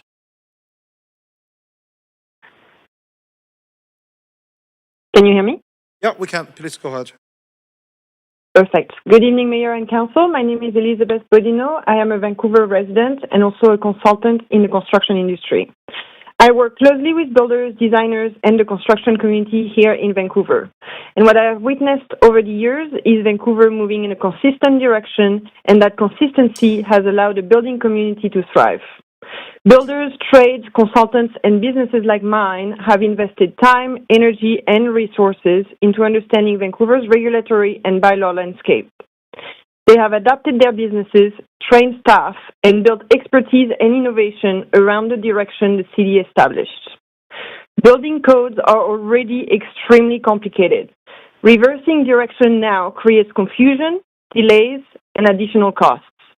I also work on projects across BC, and I'm very familiar with how the STEP code is implemented. The reality is that it is already far from consistent across jurisdictions. Different municipalities interpret and apply requirements differently, with different timelines, processes, and expectations. So the argument that this motion will create consistency is simply not true, as it does not reflect what we are seeing in practice across BC. If anything, adding another major shift in direction risks creating even more uncertainty and fragmentation for the industry. This is going to be bad for business. In the troubled times that we live in, predictability is exactly what Vancouver and Canada need right now. And Motion 8 is not stability, and it is not predictability. I also do not believe this motion will improve affordability. I appreciate that Council is desperate to address a housing crisis and affordability pressures. I am deeply concerned about those issues myself. However, this motion is a revisit of decisions, policies, and industry engagement processes that have already happened over many years and are currently happening at the provincial level. The city has already spent significant time consulting with builders, engineers, consultants, manufacturers, and the broader business community on these directions. As someone who has built a career around making the Vancouver Building Bylaw practical and achievable for the building community, I am deeply concerned. I'm worried for my colleagues, for local businesses, for homeowners, and for the broader community that ultimately carries the cost of delays and uncertainty. I employ staff here, and we spend our money in Vancouver. We are part of the local economy that is trying to move projects forward and build the much-needed housing. For these reasons, I urge Council to reject this motion and instead focus efforts on reducing permitting delays and supporting housing delivery by creating more certainty for the industry rather than reopening decisions that have already been made and implemented. Thank you. Thank you. Speaker 65 is Michael Kearns. Hi, Mayor and Councilors. My name is Michael Kearns. I'm a Vancouver resident, a parent of two, and next week I'm going to graduate with a master's in architecture and landscape architecture from UBC, with plans to work on housing affordability, low-carbon construction, prefabrication, and missing middle housing here in the city. I'm speaking today to urge Council to reject this motion. This motion is wrapped in the language of affordability, but it does very little to address the real causes of unaffordable housing in Vancouver. It does not seriously confront land costs, financing, parking requirements, infrastructure charges, permitting delays, or rezoning uncertainty. Instead, it is written as a predetermined retreat, a retreat from Vancouver's green building, retreat from climate action, a retreat from building innovation, and a retreat from one of the most important recent building code reforms available to this city, the single-stair construction of multi-story and multi-dwelling housing. That is not a neutral affordability review. It reads more like a rollback strategy that serves the fossil fuel status quo. And while I understand that Mayor Sim might find it frustrating to replace the hot water heater while preparing for the World Cup, one annoying appliance replacement should not become the policy basis for dismantling years of green building leadership and innovation. Even more concerning is the threat this motion poses to Vancouver's local code authority. That authority is not just red tape. It is where some of the city's most important housing innovation can and has happened. Architects, builders, code experts, housing advocates, and climate advocates have spent years pushing for better rules. Rules that allow better buildings, lower carbon buildings, and more flexible housing types. Single-stair construction is a perfect example. Single-stair reform could allow small apartment buildings to be built more effectively in Vancouver lots. It can reduce wasted floor area, improve daylight and cross-ventilation, support family-sized units, and unlock 6-story walk-ups, courtyard housing, co-housing, and other missing middle housing types. In fact, single-stair construction may be one of the city's most progressive steps towards affordable construction and more diverse housing types.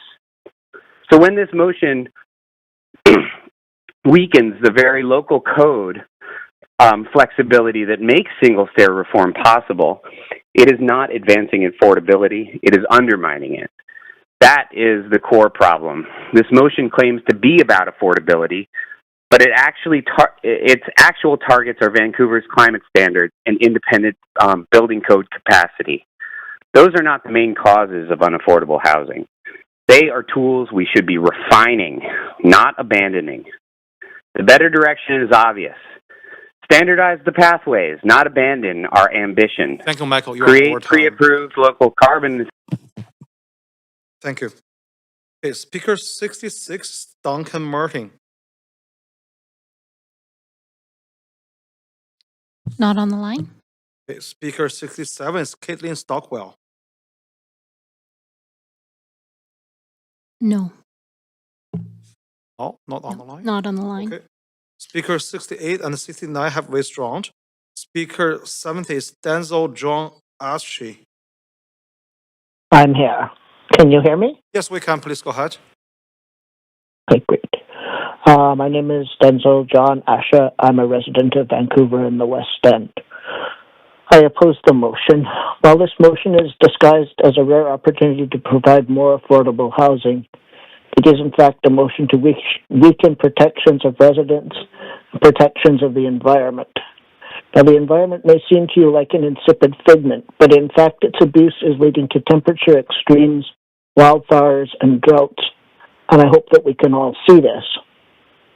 These are the results of climate change due to greenhouse gas emissions. It is not nothing. It is not coincidence. It's the result of unbridled pandering to the fossil fuel industry. This motion, which will allow fracked and so-called natural gas into residences and other Vancouver buildings, is another sop to largely foreign-owned fossil fuel companies. The enormous and indeed incredible amount of electricity and water needed for fracking should be prohibitive in a city with water restrictions, especially in May, which is the earliest they've ever been.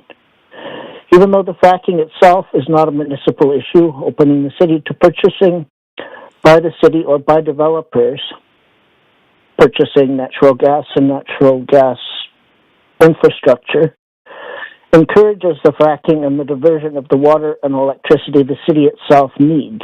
You should know better.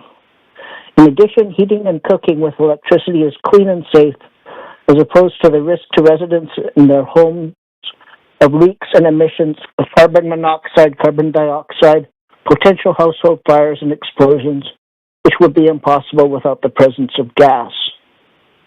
Fossil fuels are very 20th century for these reasons.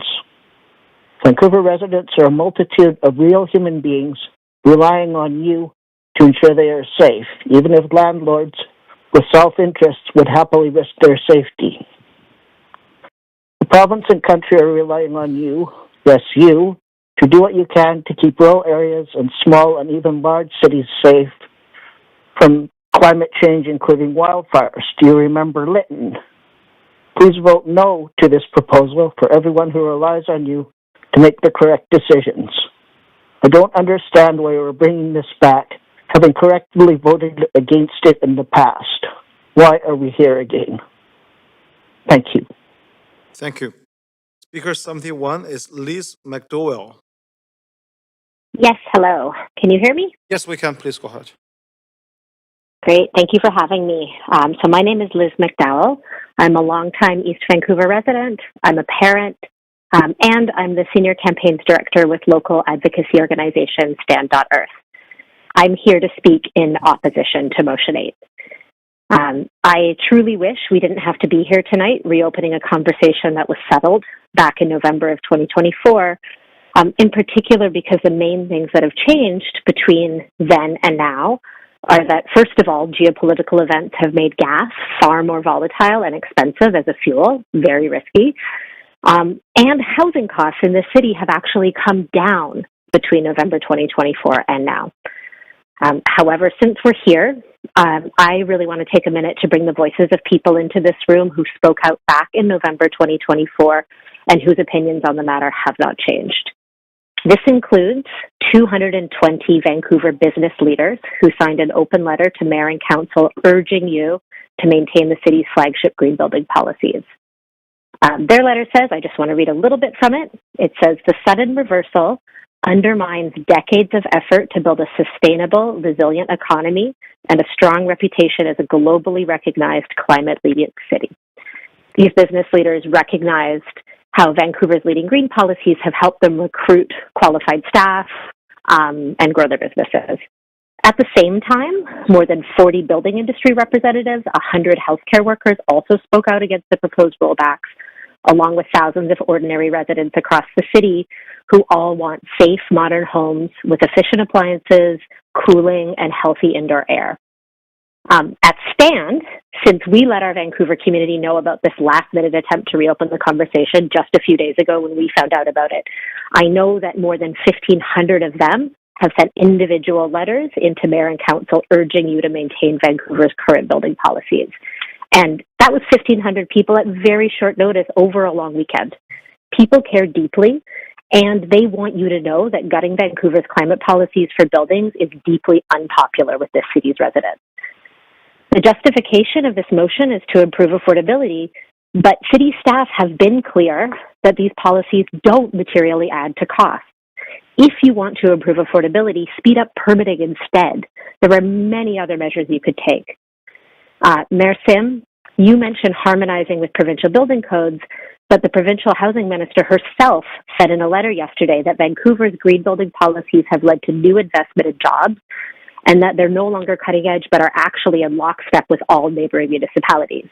She also notes that any sudden changes to Vancouver's approach could introduce confusion, costs, and delay for builders.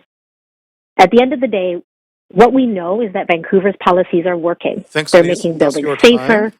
Thank you for speaking to Council. Speaker 72 is Scott Sinclair. Hi, can you hear me? Yes, we can. Please go ahead. Yeah, hi. Dear Mayor and Council, I'm a Vancouver resident and owner of SES Consulting, an energy efficiency engineering firm located in Gastown that employs 18 staff serving the building retrofit market. While I commend your efforts to prioritize affordability, I feel the comprehensive review of the Vancouver Building Bylaw, Energize Vancouver, and Energy Step Code is not a valuable use of staff time. I interact with these policies daily and have found that these regulations do not impact construction costs, contrary to what I've heard from other speakers. These policies drive innovative best practices in our industry, resulting in changes to building stock that improve efficiency and increase longevity. Efficiency lowers operating costs for owners and tenants. Decades of work have gone into the specific details of these policy tools. Prepared with industry feedback and detailed cost analysis, these tools verify that higher efficiency levels can be achieved at no premium when planned thoughtfully. Based on my experience designing and retrofitting domestic water and space heating systems in buildings, as well as overseeing the construction of these retrofits, this review will not identify improvements in affordability and is therefore a waste of staff resources. As they stand, these regulations increase the efficiency of building systems. Finally, I note that BC Hydro's new PowerSmart 2.0, released yesterday, invests $1 billion over 3 years in new offers, rebates, and rewards to help homes and businesses across BC reduce and shift energy use and lower costs. We are fully invested in efficiency, and you need to continue that path. It is BC's plan for a more affordable and resilient energy future. The City of Vancouver needs to embrace this vision to help residents lower their costs. Motion 8 directly conflicts with the goal of improving affordability, wasting staff time and taxpayer dollars. I urge you to vote no for this motion. Okay, Speaker 73 is Stuart Muir. Thank you for the opportunity to speak. My name is Stuart Muir. I'm a Vancouver resident. And although I'm speaking today as a private citizen, let me add that I'm also the head of a Canadian public interest advocacy group, Resource Works, headquartered right here in the city of Vancouver. I support Motion 8 because it asks a question that should have been asked before it was ever passed. Does the cost to homeowners justify the result? I have watched Vancouver depart from provincial standards to restrict what I and other homeowners can install in our own homes. I was told this would make my city greener. What it has done is make Vancouver more expensive, and I don't see the evidence that it's any greener. Now, this week, as referenced earlier, BC Hydro launched PowerSmart 2.0, largest ever conservation program, $1 billion initiative to get BC residents to use less electricity, not more. They're handing out free thermostats and cash for cutting consumption. And the program is built on the admission the grid cannot keep up with demand. As a result, BC continues to be a net importer of electricity. And this is the system that this city's bylaws are forcing homeowners onto. As a resident, I find it difficult to understand why this city is mandating more load onto such a system right now. Now, natural gas technology has not stood still while this city was trying to ban it. Modern condensing furnaces, they run 95 to 98% fuel efficient. That's 95 cents to 98 cents of every dollar of gas gets turned into heat, very efficient. Old units ran far less, maybe 80%. And that problem was solved by industry innovating, which is what it should continue to do. Now, the City of Vancouver decided I can't choose a natural gas water heater for my own home, even though it fits my budget, even though it works with the infrastructure that's in my walls. When I put in an electric heat pump, the city judges the appliance, but ignores the fact that the electricity powering it comes from a grid that is overstretched and increasingly reliant, by the way, on imports. I see a double standard in this. It just puzzles me whenever I think about it. One solution gets a pass on its source, the other gets penalized for it. That's not really a policy, it's a thumb on the scale. Now, we have heard as well I've heard from numerous home builders and developers that costs and bottlenecks associated with electrification have caused them to shelve projects. We never see a headline from that because it just goes away. It never happens. We're seeing a lot of it. We're seeing developers simply not moving ahead. Now in 2026, the provincial carbon tax is gone. The economic context when this measure was adopted no longer exists. And so this motion raises the right question about the use of choice in our fuel system. I think that quantification of the benefits of this policy, if it's to be sustained, should be quantified. Show us the evidence. If the evidence isn't there, give Vancouver residents back the right to choose. I support lower emissions. I support more efficient appliances, more affordable homes, and I support heat pumps. I also support passing Motion 8, and I urge the Council to do so. Thank you. Thank you. Speaker 74 is Ruofan Wang. Hi, can you hear me? Yes, we can. Please go ahead, Rofan. Thank you, Acting Mayor. Good evening, councilors and your worship. My name is Rofan Wang. I'm a Vancouver resident, and I'm calling in tonight to oppose this measure. Look, I get it. A lot of housing policy is controversial. Relaxing below-market rental requirements to ward off a collapse in new apartment supply was controversial, but necessary. Allowing desperately needed new apartments to move ahead without a public hearing was controversial, but necessary. Permitting homes to replace an empty Safeway parking lot was somehow controversial, but necessary. So I get it. Sometimes housing policy requires council to make tough votes. But this isn't housing policy. Let's be charitable for a moment and concede for the sake of argument that jettisoning Vancouver's climate leadership will result in modest but tangible relief for a few pro formas. That seems plausible enough to me. But any such relief would be transitory in light of the strict zoning, high DCCs, and wider market conditions. It also discounts the fact that blowing up the VBBL will create regulatory uncertainty that will itself hurt housing in the short term. And as countless speakers have pointed out, these modest affordability benefits entirely discount the immense cost of locking future residents of these homes into decades of fossil fuel supply fluctuations and price shock, just as we stand on the cusp of an electrical revolution. In effect, you are bailing out Fortis and the few already troubled projects on the backs of future renters and homeowners by tying them indefinitely to the increasingly uncompetitive rates of an obsolescent industry. Even today, that's bad value. In 10 years from now, you'll look like the guys who bought the typewriter factory after the invention of the personal computer. You know how else I know this is a sham housing measure? Because I read the agenda for today's council meeting. And the very next measure that your worship's colleagues in the majority introduced on tonight's agenda is a backdoor program to retreat from the city's multiplex program on the basis that, and I quote, residents in some neighborhoods have raised concerns related to building massing, height, lot coverage. You're either pro-housing or you're not. You can't be pro-housing on natural gas and anti-housing 2 hours later because a mansion owner in Point Grey doesn't want to walk up next door. Keeping gas out of homes is fiscally responsible and an ecological imperative. I hope that this council will not be misled into making the wrong decision for an entirely pretextual reason that makes no sense and has no basis in reality. Thanks so much.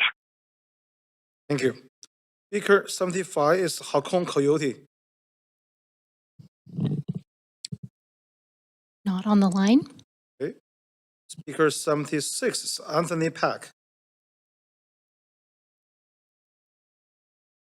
Hi, can you hear me? Yes, we can. Please go ahead. Oh, great.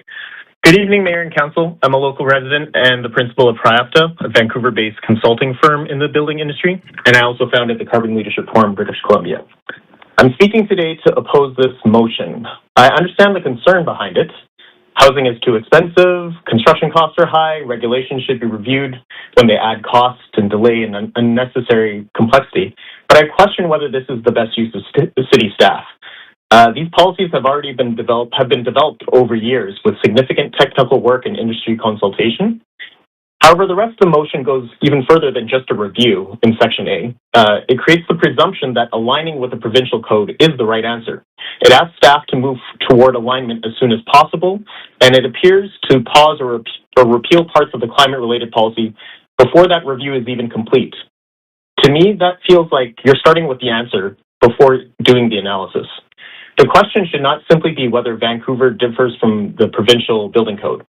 The question should be whether a requirement helps us build better housing and what is the real impact on costs, timelines, emissions, and long-term affordability. In my work, I've seen that affordability and climate action do not have to be in conflict. Some of the best embodied carbon strategies are also material efficiency strategies, like optimizing the structure or reducing unnecessary concrete usage. That can help teams find cost-saving and cost-neutral ways to reduce emissions. I'm also concerned about the timing of this motion. The BC Housing Minister has told Council that the province is already reviewing the costs and impact of the energy and zero carbon step codes. And that review will include industry input, and it is expected this fall. And she also asked the Council to consider delaying this decision until that work is complete. And I think that's the right approach. Making local changes before that review is finished could create more uncertainty for the industry, not less. This also follows some sudden shifts from the Council on climate policy over the past few years. The previous natural gas debate brought over 140 registered speakers. More recently, there was proposed budget cuts, which, among many things, affected the planning and sustainability capacity, brought out over 600 residents, most of which were opposed. This kind of public response matters, and the decisions like this need care, not to be rushed. So my request is simple. Postpone this motion until the provincial review is complete. And if the council does move ahead with a review, make sure that is an actual, genuine review. Remove the presumption in favor of alignment. Do not pause or repeal climate-related programs before the evidence is complete, and assess affordability more broadly, including not just upfront construction costs, but also operating costs, retrofit risks, housing delivery, emissions, and public benefit. Please choose a careful review, not a rushed rollback. Thank you. Thank you. Speaker 77 has withdrawn. Speaker 78 is Gurek Hashay. Hello, I'm on the line. Can you hear me? Yes, we can. Please go ahead. All right, hello, and thank you for taking the time to listen to the public. My name is Garrick Ashi, and I'm here to speak against Motion 8, so in opposition. When I first moved to Vancouver 13 years ago to work in our tech sector, I was inspired by the city's forward-thinking and futuristic energy. Vancouver was a clear leader in BC and in Canada on technology, culture, and climate. Unfortunately, I feel Motion 8 feels like part of a wider pattern of Vancouver turning away from that spirit of innovation. By reversing the electrification of new builds, undermining the build-out of heat pump infrastructure, and even pausing basic data collection on retrofitting, we're regressing while other cities leave us behind. Many of the largest cities in Metrovan will have gas bans in place by 2027, while Vancouver will be stuck with a ban on forward thinking. We've given up on leadership. Climate backpedaling will not solve the affordability crisis, which hits Vancouver hardest because working Vancouverites and our incomes compete for local housing stock with a global market of non-resident and corporate investors and landlords. Climate adaptation, in contrast, is a capital investment to lower long-term costs and increase our resilience. The municipal government has been unwilling to crack down on the financialization of housing, which undermines credibility that this motion is grounded in affordability concerns. Climate measures also support local businesses, which we heard from just a few speakers ago, and jobs in retrofitting, and they encourage people and communities to adapt. As a tech worker, I've seen how constraint breeds innovation and growth, while deregulation and laissez-faire breeds complacency and inefficiency. The argument of choice is also a distraction. We don't allow residents to choose cheaper asbestos or lead plumbing. Gas belongs on that list as well. I understand change is off-putting, especially when it comes from the outside, but I've learned that pretending change isn't needed just wastes time and leads to even more pain when the need for change becomes unavoidable. We know fossil fuel use has long-term consequences for our health, our safety, and our social resilience. Vancouver was once a proud leader in adopting new ways to tackle that challenge. I'd like to see the city regain and rebuild its ambitious, forward-looking spirit and tackle the affordability crisis in fundamental ways, not with puppet theater. Thank you. Thank you. Speaker 79 is Mike Barrett Sauron. No, not on the line. Okay, Speaker 80 is al-Abdul. No, not on the line. 81 is Maura Brown.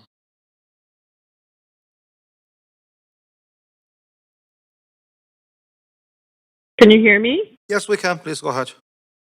Okay, thank you. My name is Maura Brown. I'm a resident of Vancouver, a concerned citizen, a mother, and a physician. Thank you, Mayor and Council, for the opportunity to speak today. I signed up to speak to express my strong opposition to this motion. As a healthcare provider, I'm deeply concerned about the health implications for our community, that the outcome of this motion would support decades of ongoing air pollution and cardiorespiratory health harms. This motion, while framed around affordability, risks undermining Vancouver's crucial progress towards net zero emissions and will undoubtedly have detrimental impacts on public health, which I believe have not been adequately considered. I'll build on much of what others have said. As I mentioned, as a healthcare provider, my primary concern is the direct impact of air quality on the well-being of Vancouver residents. Weakening regulations that promote clean energy sources, such as those encouraging electric hot water heaters, will lead to increased reliance on fossil fuels like natural gas. We know that burning natural gas for residential use contributes to both outdoor and indoor air pollution. This pollution contains harmful particulate matter and nitrogen oxides, which are known to exacerbate respiratory conditions like asthma and COPD, chronic obstructive pulmonary disease. It increases cardiovascular disease risk, and it negatively impacts the health of our children. For example, living in a home with a gas stove increases the risk of asthma by over 40%. There are peer-reviewed environmental studies from California documenting that in areas with reduced air pollution from increased uptake of electrical vehicles, there were reduced emergency room visits for asthma. Everyone here will be aware of the stress on our healthcare system, and adding to that by voting for this motion that supports ongoing air pollution is a poor choice for the citizens of Vancouver. The health harms disproportionately land on vulnerable groups, which include seniors, children, pregnant women, and renters who have no control over appliances and indoor air pollution, as was well described by a previous speaker. Sacrificing clean energy options for the possibility of short-term cost savings, which we don't even know exist in construction, will eventually lead to higher healthcare costs and a reduced quality of life from air pollution illnesses, as I mentioned above. The removal of carbon taxes mentioned in the motion does not eliminate the environmental impact of fossil fuels. It simply shifts the financial burden elsewhere, often onto the public health systems and onto vulnerable residents. We also know from current geopolitical events that dependence on fossil fuels is a security and a prosperity risk. Many countries are building out renewables at record pace to reduce this risk. We have a choice. We either fall victim to fossil fuel rhetoric, or we choose economic and environmental security by supporting the move away from fossil fuel dependence. Thank you, Maura. Thank you very much for your time, and I hope you... Thank you. Speaker 82 is Sean Bouchard. Yes, that's me. I'm not a resident of Vancouver, but I am a major builder in the region for the last 20 years in Metro Vancouver, with over 6,000 units that we have built. A couple of points. I've listened to a lot of people and a lot of motion on this debate on either side. I want to be practical. There is a very good point that was brought up. 15 years ago, I started on a panel in regards to electrification of BC. And we started going through all the data in regards to converting everything to electricity. And with the grid that we currently have, it is completely impossible. So we need to have alternate sources of energy, natural gas being one of them, to carry some of that load. A caller earlier expressed this fact in regards by 2030, BC Hydro has admitted they will be out of resource. And so the newer resources that they're bringing on are wind farms, and they're not reliable. And that almost brought Alberta's grid down last year in the winter. So I applaud the council, and I support the motion 8 in regards to this. It's a complicated issue, but we need to have energy choice for the stability of our province. And in regards to costs, I have built 6,000 units across the Lower Mainland. It is absolutely more expensive to build Step Code 4 than Step Code 3. And I'll give you an example. A single-family home is $18,000 to $20,000 more expensive to build Step Code 4 compared to Step Code 3. What does that mean in energy savings? Yes, your energy goes down, but at current costs, it takes 117 years to get cost recovery of that extra expense. Townhomes around 11,000, condos around 9,000. So I believe in energy efficiency to a point where it makes sense. And then the extra costs you spend are way too high compared to the reduction that you get.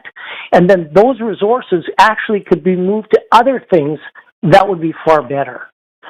So I applaud the council in taking this. I know it's hard to stand up and to say, let's be practical, but this makes a lot of sense. And in regards to people wanting to make a choice for natural gas, we make a choice. We give a choice to all our customers if they want an electric stove or a gas stove when they buy a unit from us.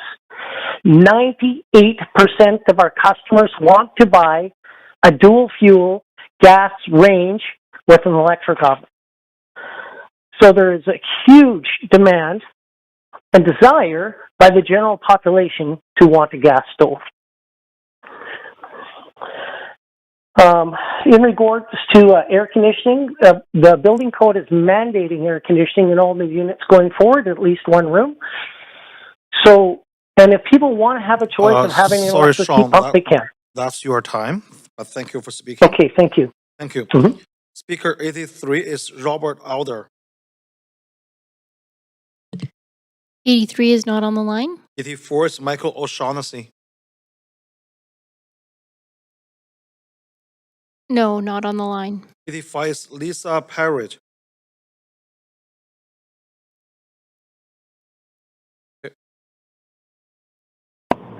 Hi, can you hear me okay? Yes, we can. Please go ahead.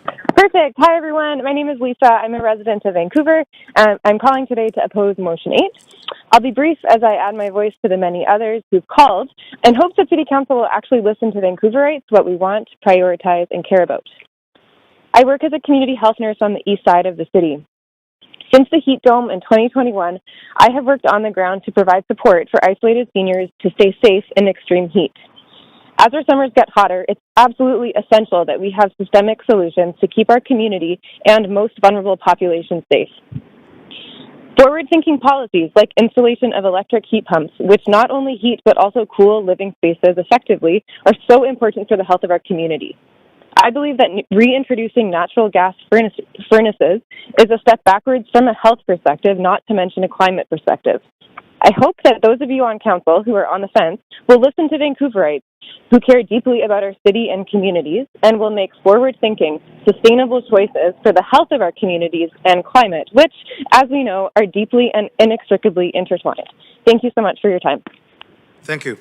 Speaker 86 is Brad White. Not on the line. Speaker 87 is Jeff Blair. Can you hear me? Yes, we can, Jeff. Please go ahead. Thank you. My name is Jeffrey Blair, and I appreciate the chair and members of our city council affording me this opportunity to speak in opposition to this motion number 8. I'm a longtime resident of Vancouver, and my wife and I have raised 3 children here, and now we are blessed with grandchildren. I spent decades working as a doctor at BC Children's Hospital, caring for the health of children in BC, and thus I'm very focused on what sort of future our children and their children will have. Not acting now to limit the intemperate burning of fossil fuels will ensure a sad, unhealthy environment for the future citizens, our children and grandchildren of Vancouver. Whereas the motion calls for, quote, a clear explanation of the public benefit which would be achieved by a divergence from the BC Building Code, it seems to me that here's the clear explanation. It's the real and now present danger of climate change. Our city's energized Vancouver bylaw supports the justifiable transition to low-carbon buildings in Vancouver and helps advance Vancouver's carbon pollution reduction targets. This motion, if passed, would pause that beneficial energized Vancouver bylaw. October 17th, the date of our next municipal election, is not far away. The voters are watching. We need innovation, not abnegation of our duty to our children. So, on behalf of the children and the future children of our community, I urge members of this council to vote no on this motion. Thank you. Thank you, Dr. Blair. Speaker 88 is Sheila Lam. Sheila? Hello, can you hear me? Yes, we can. Please go ahead. Okay, awesome. My name is Sheila. I'm a third-year medical student at UBC. I come before you today not just as a resident of Vancouver, but as someone training to protect the health of the city's future patients. I think it's disappointing that we're here discussing this topic again when hundreds of community members have expressed their opinion just last year.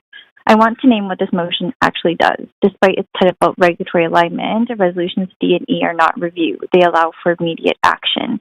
This allows for the reintroduction of natural gases into new buildings, dressed in the language of affordability. And mainly, the affordability argument is the motion's central justification, and it doesn't hold up. In November 2024, the city's own staff told us that the natural gas would not improve affordability for builders or homeowners compared to electricity. Councillor Davnato said it plainly. The affordability argument doesn't pencil out. Heat pumps provide both heating and cooling, saving hundreds of dollars for households per year compared to gas. The carbon tax, which this motion cites to have changed the economic equation, has been removed. But that actually makes electricity comparatively cheaper, not gas comparatively cheaper. The affordability argument for gas was weak before, and it's weaker now. What this motion doesn't mention is the direction that the BC is heading in. The province introduced the zero carbon step code into BC's billing code in 2023.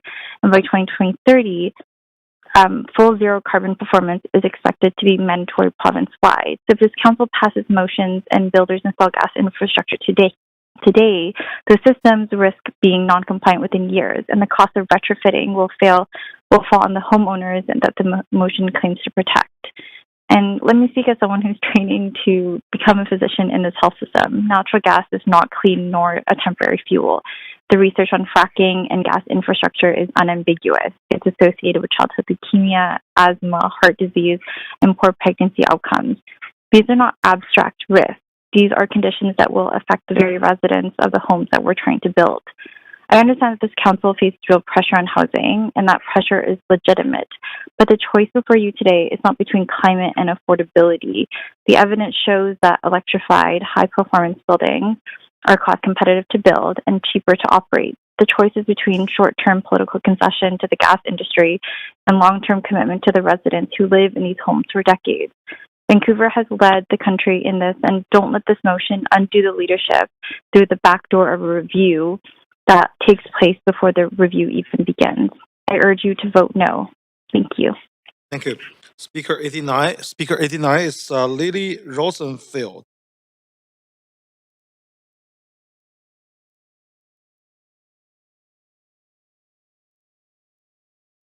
Oh. Okay. All right. Speaker 90 is Margarita Davago.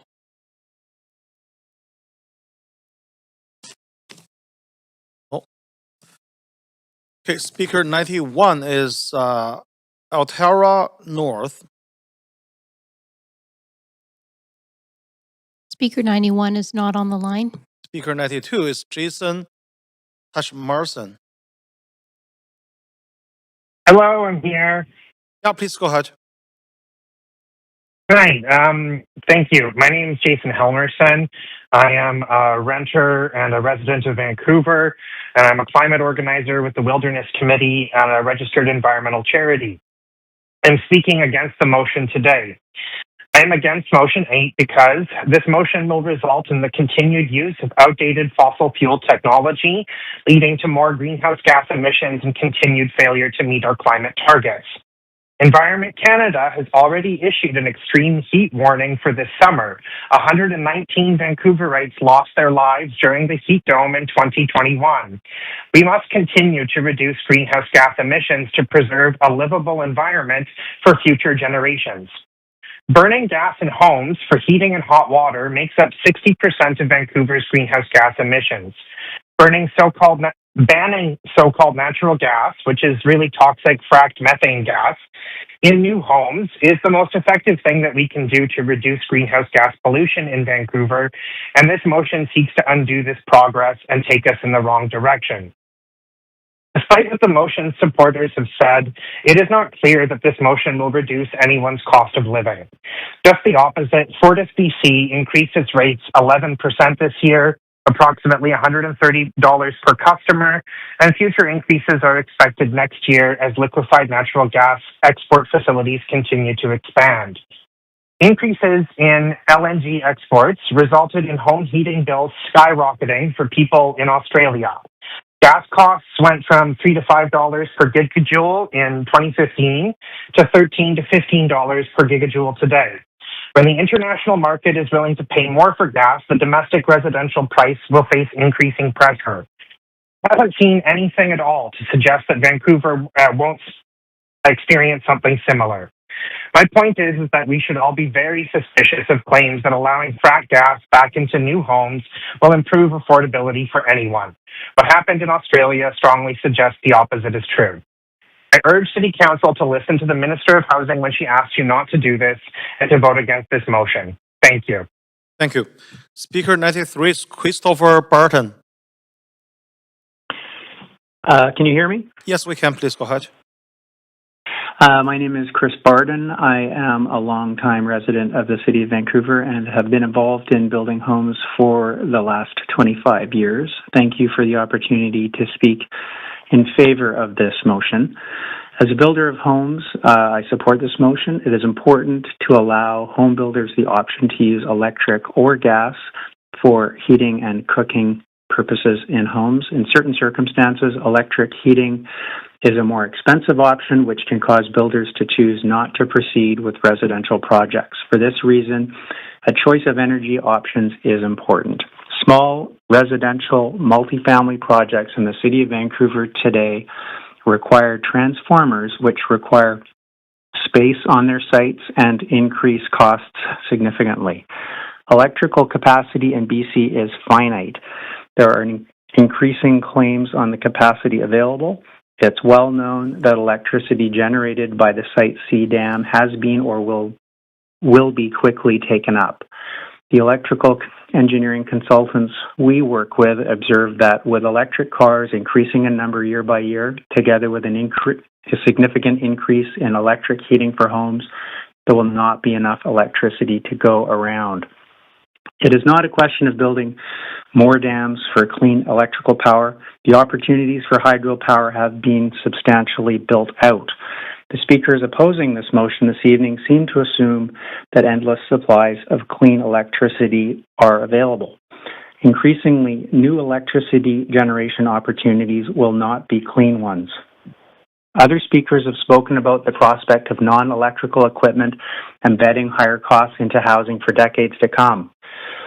On the contrary, as claims on the electrical grid increase, so will the cost of electricity. If homeowners do not have options in this circumstance, it will be the tie to the electrical grid as the sole source of heat and power that embeds higher costs for homeowners. The option of heating by way of electricity is not going away.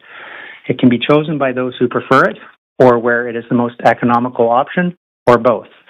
Allowing builders the option to install gas heating and cooking appliances can remove financial and physical impediments to building homes, allowing more to be built, more projects to proceed where otherwise might not be the case. In short, support for this proposal will see homes built. I encourage Council to vote in favor of this motion. Thank you. Thank you. Speaker 94 is Zoe Tucker-Balrog. Hi.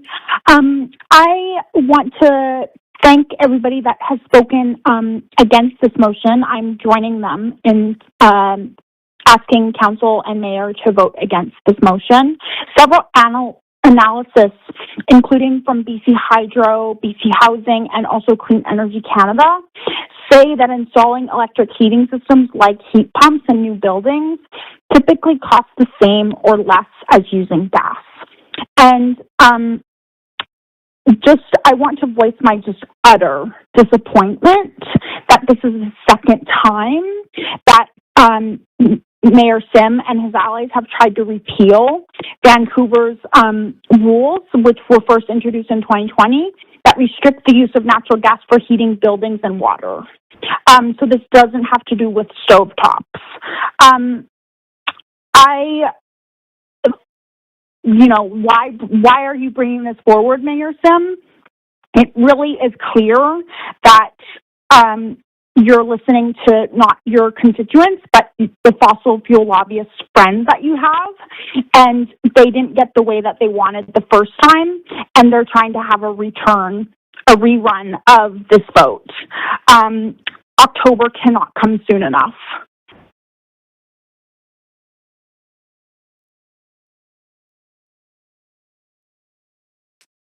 Okay, so I was informed Speaker 90 was on the line. So maybe unmute. Can Speak 90 speak? Yes, hello, can you hear me? Yeah, it's Margarita Davalgo, right? Yes, correct. Yes. Yeah, So yeah, my name is please, Margarita Del. please go ahead. Thank you so much.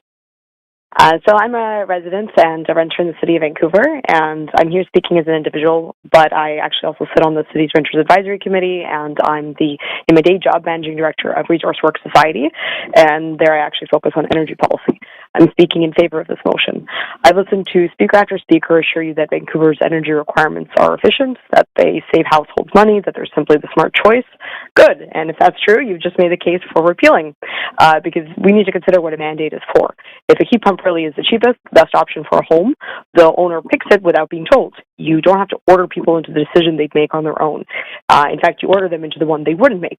So either these rules change nothing, and removing them costs the city nothing, or they force people onto a costlier path, and removing them puts money back into their pockets. So nothing about repeal prohibits choice in either direction. British Columbia's electrification ambitions are also very vast, and we need to keep that in mind. Fully electrifying this province means building the equivalent of many new Site C dams, and we are nowhere close to that right now.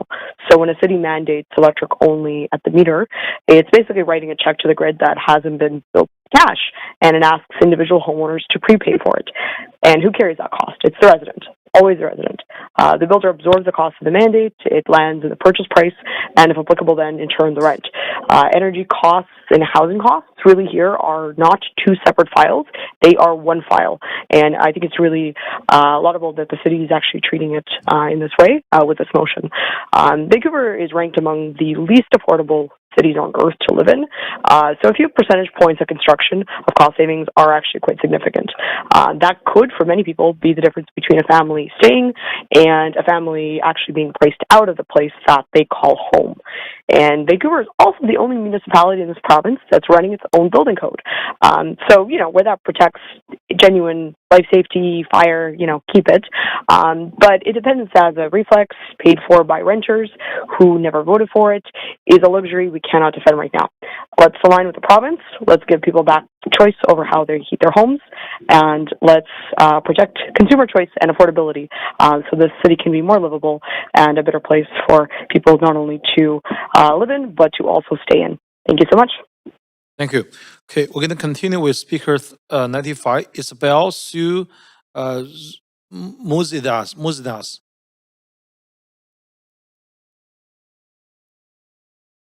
Speaker 95 is not on the line. Okay, 96, Samar Davrash. Hello, I'm on the line. Yes, please go ahead. Hi, my name is Samar. I'm a resident of Vancouver. I live on Cambie Street. I've been here for the last 5 years. I studied marketing, sustainability, and social impact at UBC, and I'm currently a community engagement coordinator with Ritmos Climaticos, a climate justice youth-led nonprofit group. I'm speaking here today because I know the importance of building emissions as a part of Vancouver's climate plans. Vancouver has been a leader in sustainability and presents itself as a leader, but keeps acting in the exact opposite way. And we've been through the story multiple times. We've tried to phase out fossil fuels from buildings, but council keeps opposing it for reasons that are beyond our comprehension, as we know that sustainability is actually brings affordable results in the long run, especially in terms of savings when it comes to energy efficiency. And we have seen this. There are builders that agree that involving higher levels of step codes actually brings better results in terms of cost efficiency. We've also seen public and renters and homeowners want to have these energy efficient systems installed as well. And this is not just a climate issue, it's also a public health issue. As we know, in 2021, 619 people died from a heat dome in 2021 because our buildings were not efficient enough to deal with the extreme heat waves. And if we had better heat pumps installed in buildings and more energy efficient systems, then those people would not have died. If you reverse this ban and if you continue to stall the phase out of fossil fuels from buildings like these and continue to reverse the good work that we have done in the past, then this number of 619 will continue to multiply and multiply, and you will have those people's blood on your hands if you do not vote and oppose this motion. So it really is that deep of a decision. This is not something to meddle with. This is not something to take lightly. Please reconsider this motion and please oppose it. As a young person specifically, I know that this matters even more for my future, and this matters for your future as much as it does for this, because the effects of climate are not linear. They will continue to accelerate, and we do not know the destruction that it is capable of having. So please reconsider this motion. Please put the lives of the many over just your lives instead of getting a payout from Thank you, Summer. That's your time. Thank you. Okay. Thank you. Speaker 97 is Jen Riley. Not on the line. 98 is Yasdan Gordonpour.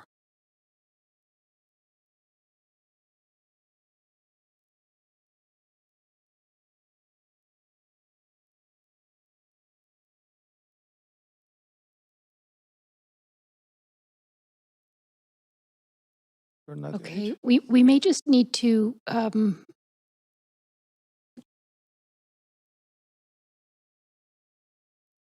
with the speaker with the last four digits of 6465. Please identify yourself. I am speaker 97, correct? Yes, I'm on the line. Jen Riley. Correct. Okay, so I'm here. Please go ahead, Jen. Great.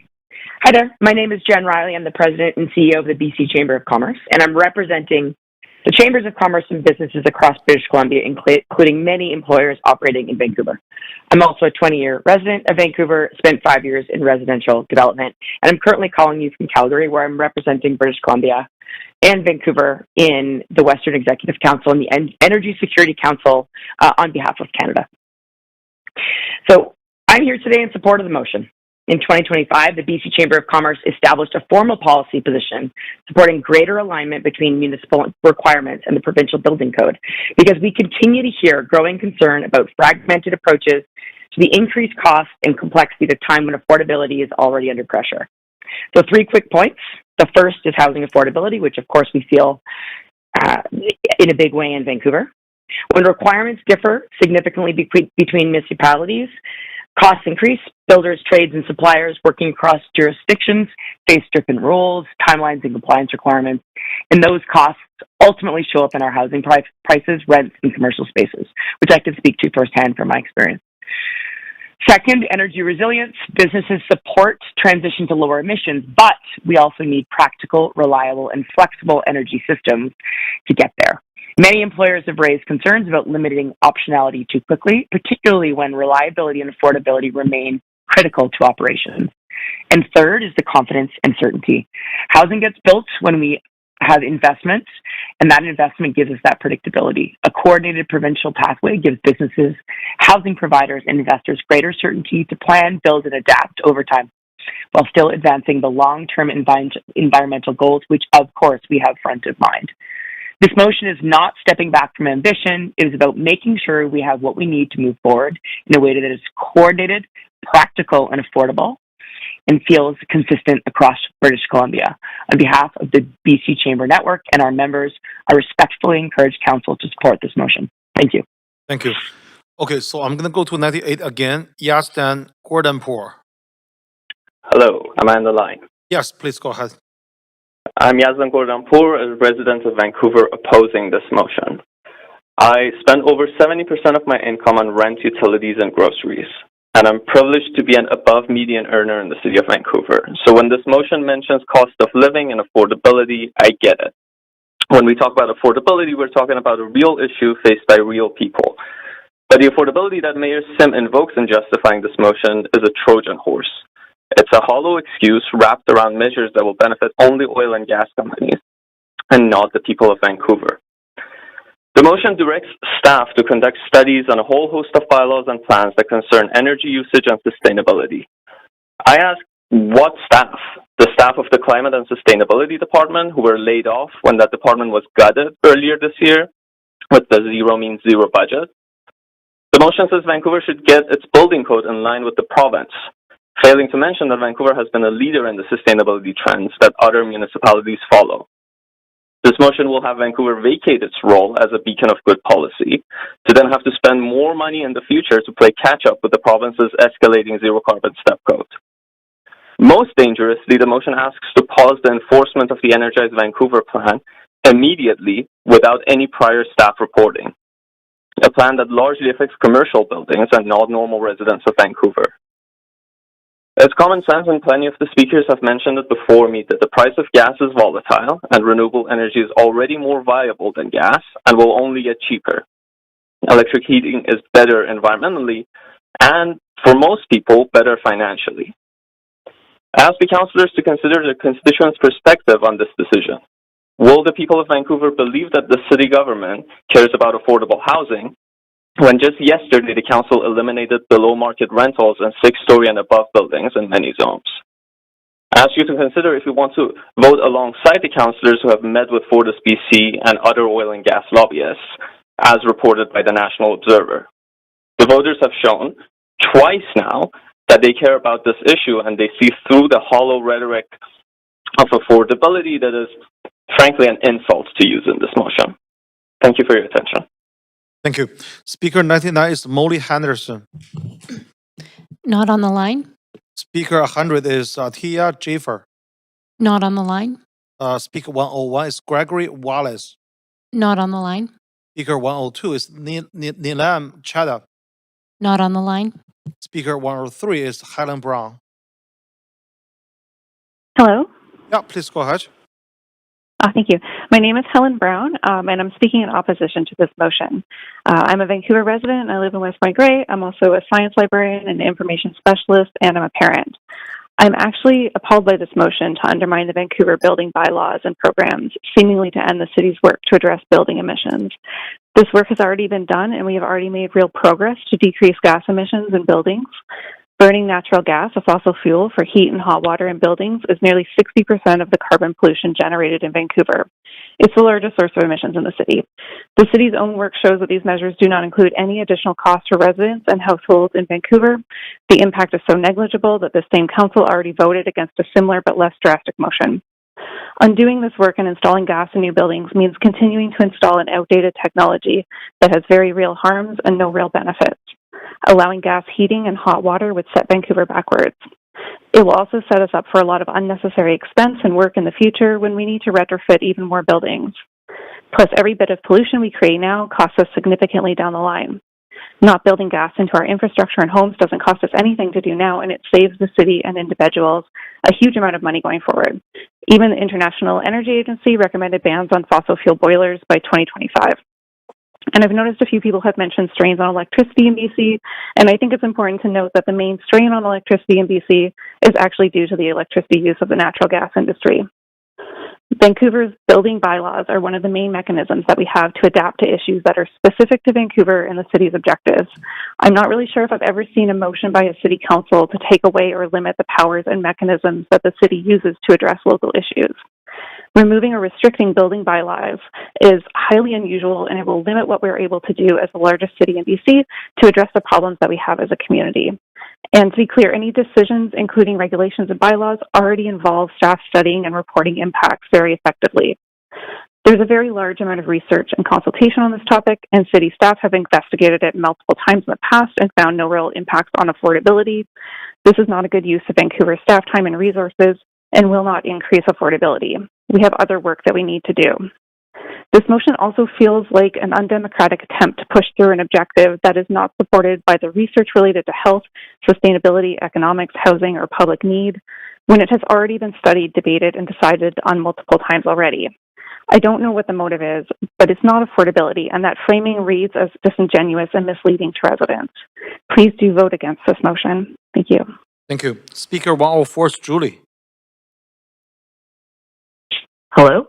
Hi, Julie. So as a procedure question, I need to ask Hello? you. Hi, Julie. Hey. Hi. Hi, as a procedure question, we need to ask you if you are a resident of City of Vancouver. I am not. Okay, thank you. Please go ahead. Okay. Hi, my name is Julianne. While I'm no longer a resident of Vancouver, I'm the principal architect of Uri Architecture, a practice based in the city. I'm speaking in opposition to Motion 8. While I support aligning the VBBL where it makes sense to sync with the province, particularly to support modular construction and housing innovation, I disagree with the motion's attempt to scale back climate-related bylaws and oppose the uncertainty it risks for emerging housing typologies and city building strategies, including single egress buildings in the village's planning program. Uncertainty kills projects, especially innovative, sustainable, and community-oriented ones that already face rising construction costs, financing challenges, and long approval timelines. Builders, designers, and owners need clarity and predictability to move forward. Vancouver has spent years developing policy frameworks tied to climate action, transit-oriented growth, and gentle density. Delays and uncertainty undermine these efforts. Each project delay means continued reliance on older, less efficient buildings and slower progress towards the city's climate goals. Let's get real here. The real barriers to housing affordability is more complex than energy regulations alone. They stem from broader issues of urban land becoming a way to grow wealth and investment money, and a political culture that prioritizes short-term and financial interests over long-term social and community well-being. We also know that housing costs are also impacted by uncertain approval processes. Delays, shifting policy direction, and regulatory uncertainty increase financing and construction costs, making projects harder to deliver and ultimately less affordable. It is exactly this kind of uncertainty that in policy discussions that can have a direct consequence of housing affordability. We've long been a guiding light for visionary policies around building efficiency, emissions reduction, and sustainable urban development. We have been working hard phasing out natural gas for space and water heating in new buildings as a part of the broader climate strategy to reduce carbon pollution by half by 2030. Though we're not there at our target, we have made meaningful progress as new buildings now produce about 70% less carbon than buildings constructed in the early 2000s. Let's not forget these deliberate policies and industry transformation were created because burning natural gas in buildings for space and water heating accounts for nearly 60% of the carbon pollution generated. This is not the moment to reverse course and weaken the very policies helping us move in the right direction. We should continue building on that momentum, not backtracking at a critical moment.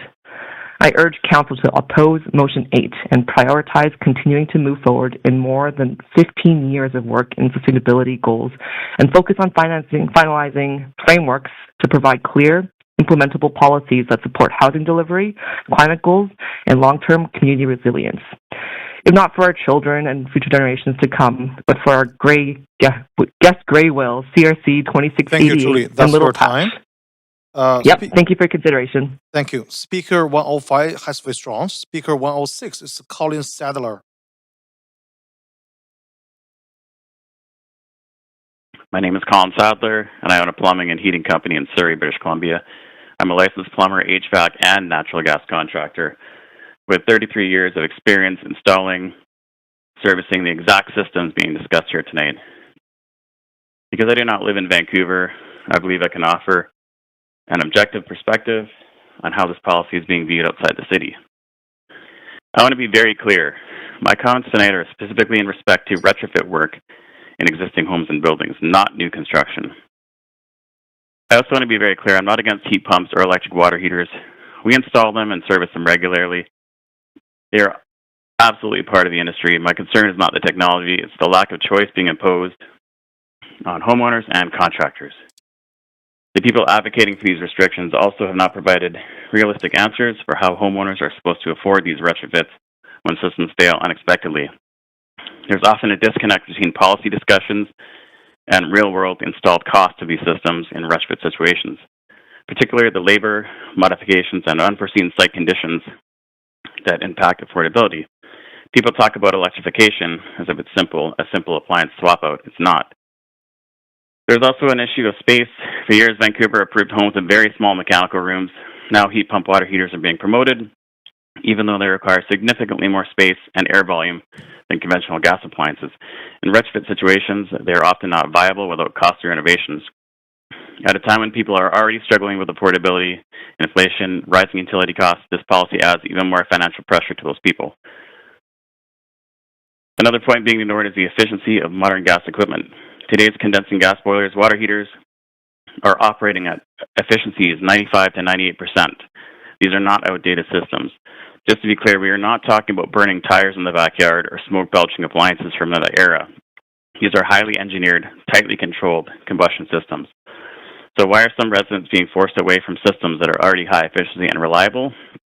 Another important point often left out of this discussion is removing natural gas infrastructure also removes the ability to use renewable natural gas when it makes sense.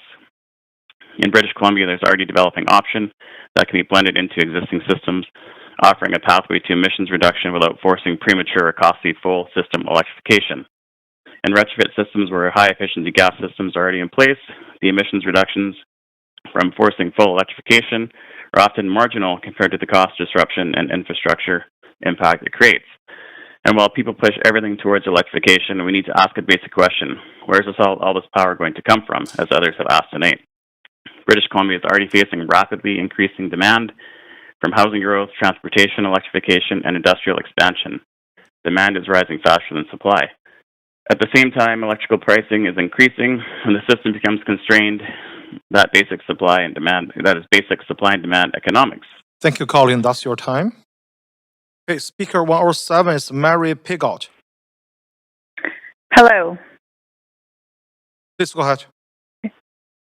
Hello, Mayor and Councillors. My name is Mari Piggott, and I'm speaking today against Motion 8.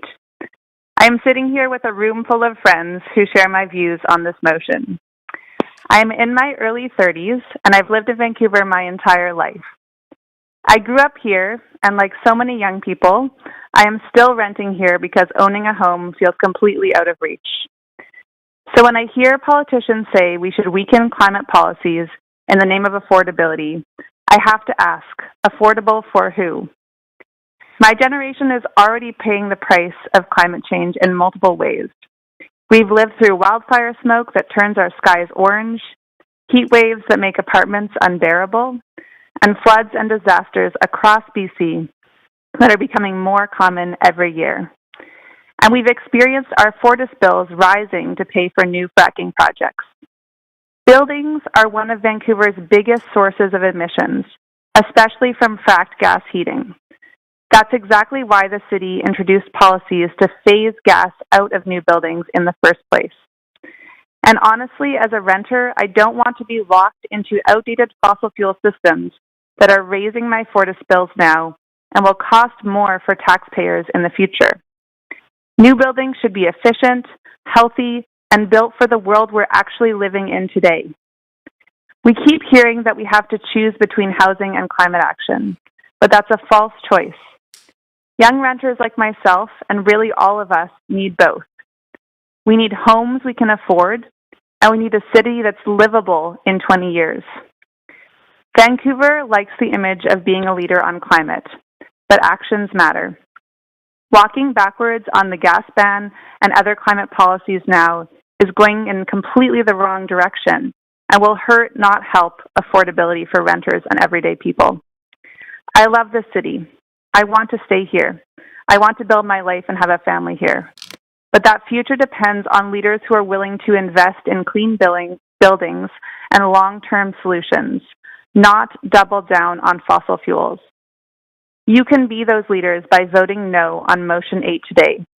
My friends and I here will be looking for leaders when casting our votes in the fall. Thank you. Thank you. Okay, speaker 108, Emma Dolhay. Hi, can you hear me? Yes, we can. Please go ahead. Hi, good evening. My name's Emma Dolhay. I'm a Vancouver resident, and I'm calling in today to speak in opposition to this motion. A lot of rhetoric about affordability has been used to justify this motion, as others have pointed out, and it's also being framed as a motion that's somehow meant to serve those of us who live in this city.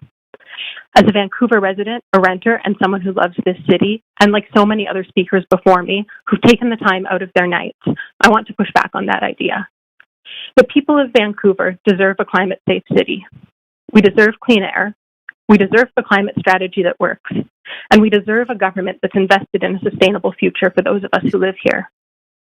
I want to live in a city where we make choices to look after each other and to look after the climate that every single one of us relies on. The Vancouver gas ban is a policy that fundamentally makes sense. It's given builders plenty of advance notice about the framework that they're expected to work within, and it lowers emissions. This motion has also been framed as an attempt to reduce delays and complexity. However, I would argue, as others have, that the repeated attempts to repeal these bylaws over the past year and a half already contribute to an environment of high policy uncertainty themselves. In contrast, our city's energy regulations are measured, sensible, predictable, and they provide a really key tool for addressing climate change, which is an issue that I and so many other speakers tonight care really deeply about. It's the job of government to not only plan for today, but to ensure that choices are being made that don't undermine our future. I hope that everyone on City Council will vote tonight with that in mind. Thank you. Thank you. Speaker 109, Daphne Allen. Hi there, good evening. My name is Stephanie Allen. I'm a resident of Vancouver and have developed affordable housing in the city, working in non-market housing sectors. The measure of policy is in its impacts, not in the clever marketing name applied to it. This policy's more accurate name should be eliminating regulations to put more profit in the pockets of speculators and investors by removing climate protection and building standards. If affordability was a focus for council, you would not have approved removing the below market rental requirement in residential projects within the RR2 district schedule. If this council cared about affordability, it would not have let the Little Mountain developer off the hook of their contract requirements to replace social housing units, allowing them to prioritize 325 market strata units instead. If affordability was a priority for council, you would have included non-market housing at the city-owned, city-led rezoning at 1405 Main and Quebec Street instead of making the decision to take on the risk of a 100% market rental project, passing the risk on to Vancouver taxpayers. If this council cared about affordability, the rezoning at 1880 to 1898 Main Street and Lawrence Street would not have been permitted to remove the 20% of units offered at 20% below market. If this ABC majority council cared about affordability, the Office of the Auditor General would not have identified 16 disastrous negotiated deals that gave away multiple millions of lost revenue that could have been used for affordable housing projects. If affordability is what council was after, there wouldn't be a ban on supportive housing. You wouldn't allow condos in the downtown Eastside Oppenheimer district, which will drive land values up and displace low-income renters, nor would you have voted against the free bus pilot program. If you cared about affordability, you would have kept the renter's office, supported the exploration of a public grocery store, and the citywide social housing policy. There's no fooling the public unless you make a requirement on developers to pass along every nickel saved to renters or buyers. All this policy does is destroy critically important building code requirements during an ever-worsening climate crisis. I encourage council to have the courage to either call this what it is, a scheme to deregulate for profiteers, or to else reject it outright. Thank you. Thank you. Speaker 110 is Jim Jones. Hello, I'm on? Yes, you are. Please go ahead. Great. Thank you. Good evening, Mayor, councillors, and city staff. I'm Jim Jones, a Vancouver resident. I'm speaking in opposition to the motion this evening. The impacts of climate change are a clear, evidence-based, local reason for maintaining stronger standards in the Vancouver Building Bylaw and the Energize Vancouver program than the minimum requirements in the provincial building code. And I mean local climate impacts here in Vancouver. In recent years, we've seen increased rainfall, wildfire smoke, heat domes, stronger storms, and rising sea levels. By Election Day this October, we may well have additional experiences of these types of events. Sea level rise is especially important because it won't stop until our greenhouse gas emissions stop increasing. Every winter now, the city installs flood protection at Jericho Beach, Kitsilano Beach, and False Creek. Every few years, the seawall needs repairs after storm damage. And much of Vancouver's critical infrastructure is extremely vulnerable. Our port facilities sit at barely above sea level. YVR is only 2.5 meters above sea level. The False Creek Flats rail yards, and our not even yet finished hospital, are about 3 meters above the ocean. The landscape that makes us a port, the downtown peninsula, is barely 2 meters high between Second Beach and Cole Harbour and between Science World and Van Term. It's hard to remain a port in a stormy world once you lose your harbour. Can Vancouver stop climate change on its own? Well, of course not. But the city does have important powers. It can regulate buildings and has repeatedly shown that it has influenced other cities, the province, and other regions of Canada and other cities worldwide. Over the past 15 years, Vancouver's green building policies have delivered buildings that are dramatically more energy efficient and lower greenhouse gas emitting. They are more comfortable and more resilient during heat domes. Over the next 25 years, existing buildings will improve too, as older heating systems are replaced at the end of their operational lifespan. These policies, unlike this resolution, weren't developed quickly or in isolation. The city has worked closely with industry for many years precisely so that builders could succeed in the transition and deliver better, future-proof buildings. And it's exactly wrong to say that the city should harmonize with the province. Why? Because the core job of the province is to set minimum standards to define the worst possible building anyone can legally build. And yet, BC stepped up its building code requirements in 2023. Why? Because Vancouver's building bylaw led to the STEP code, and that led to builders right across the province adopting high-performance building techniques. Vancouver enabled the province to up its game. You can't run this process in reverse without also reversing progress on climate action. In conclusion, the Vancouver Building Bylaw has been a leader in influencing STEP code municipalities across BC to improve energy efficiency and emission standards at the provincial level. And that, to quote the Mayor's motion, is, quote, a clear evidence-based local rationale for Vancouver maintaining stronger standards. Thank you for your time. Thank you. Speaker 111 is Derek Hunter.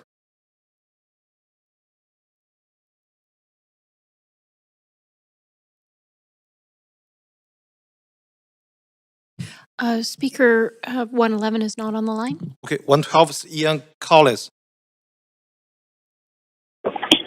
Hello, Mayor and Council. My name is Ian Cullis. I am the Vice President of Sustainability at Landlord BC.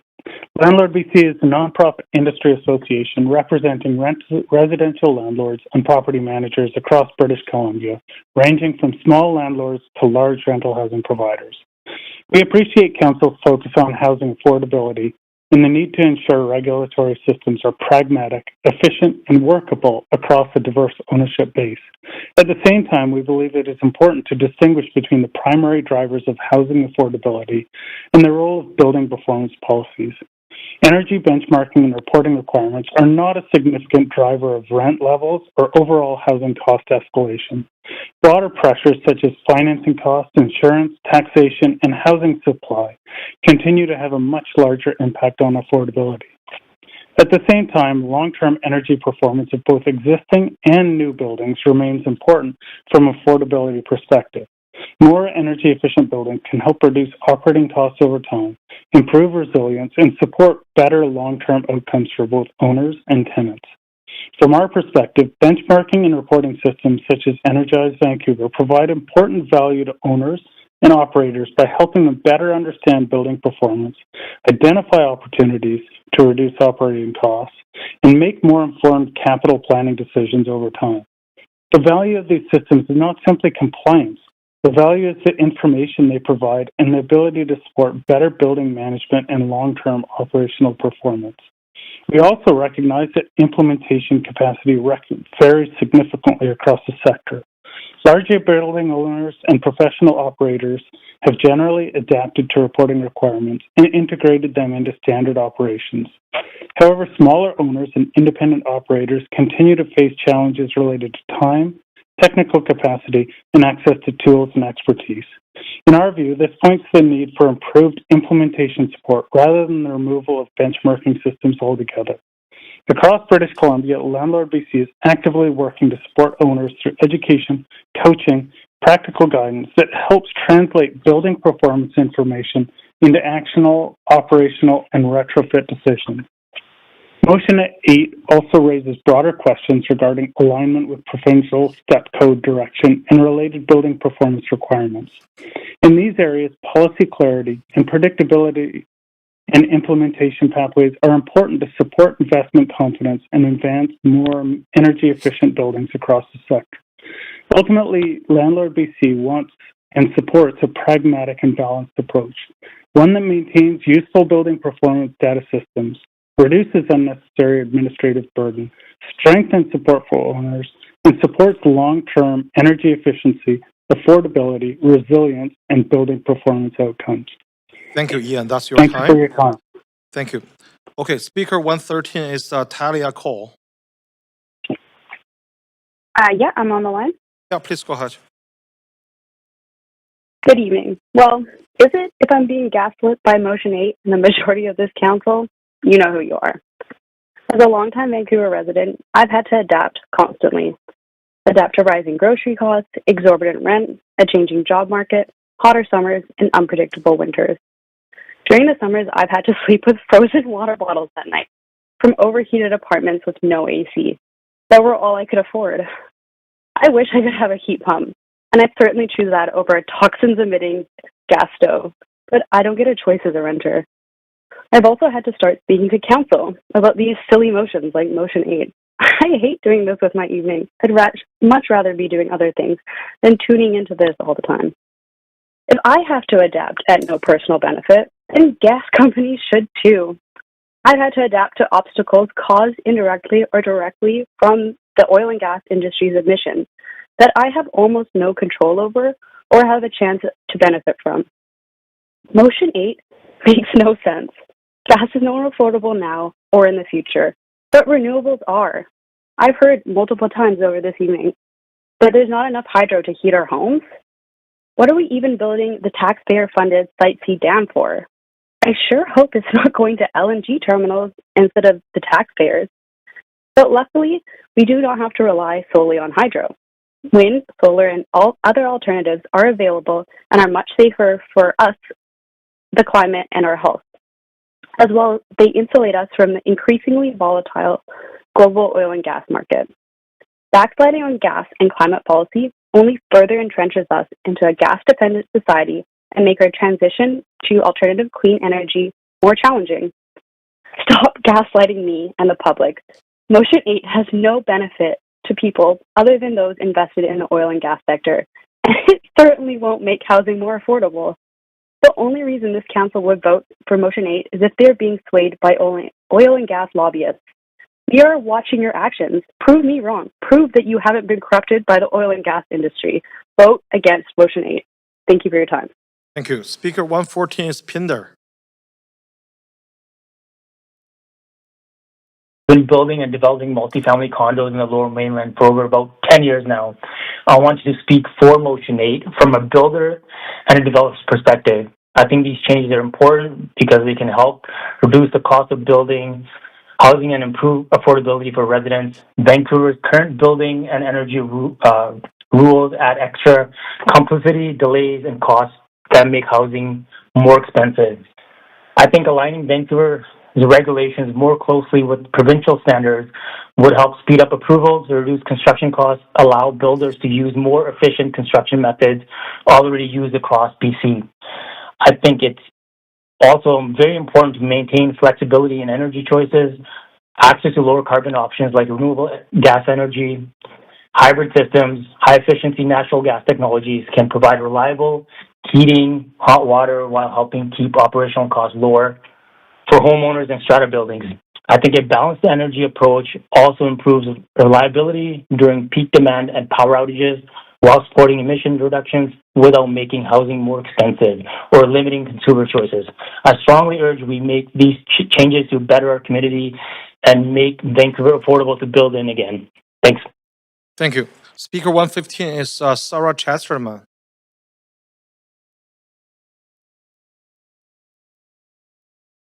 Speaker 115 is not on the line. Okay, 116 is Ash K. Yes, I'm here. Can you hear me? Yes, we can. Please go ahead. Hello? Okay. So I'm a resident of Vancouver for over 10 years. I'm a mom. I'm also a homeowner of a property in rural BC. And I'm an organizer with Decolonial Solidarity. And I've been listening tonight. I'm opposing Motion 8. I think there's been a lot of really great things said in opposition. I just want to emphasize a couple of things. First of all, natural gas is pollution. It's not renewable, and it's not clean. And it's a gaslight to say that it's either of those things. It's also a gaslight to say that our electricity supply is finite. There is actually the definition of the way that electric, wind, solar, hydro is that it's actually renewable by definition. And so while now our grid might be limited, there are actually solutions that are being implemented in China, Asia, Europe quite rapidly because technology has actually come a long way quite quickly for solar electric distributed systems on each building. We don't need to be talking about people choosing something like smoking or drinking and driving or, you know, all of these unhealthy things, which we know LNG is, natural gas, oil and gas is. It's unhealthy, and we don't have to have that choice. We can actually create more electricity without more dams. We can put solar electric panels in collaboration with the provincial and federal government to change course from this crazy fossil fuel, hurtling towards our own destruction strategy that seems to be adopted, and instead switch to installing solar electric panels with capacity to tie into the BC hydroelectric grid so that people could actually earn money back from selling their electricity back to the grid, which could then supply more supply for businesses and other larger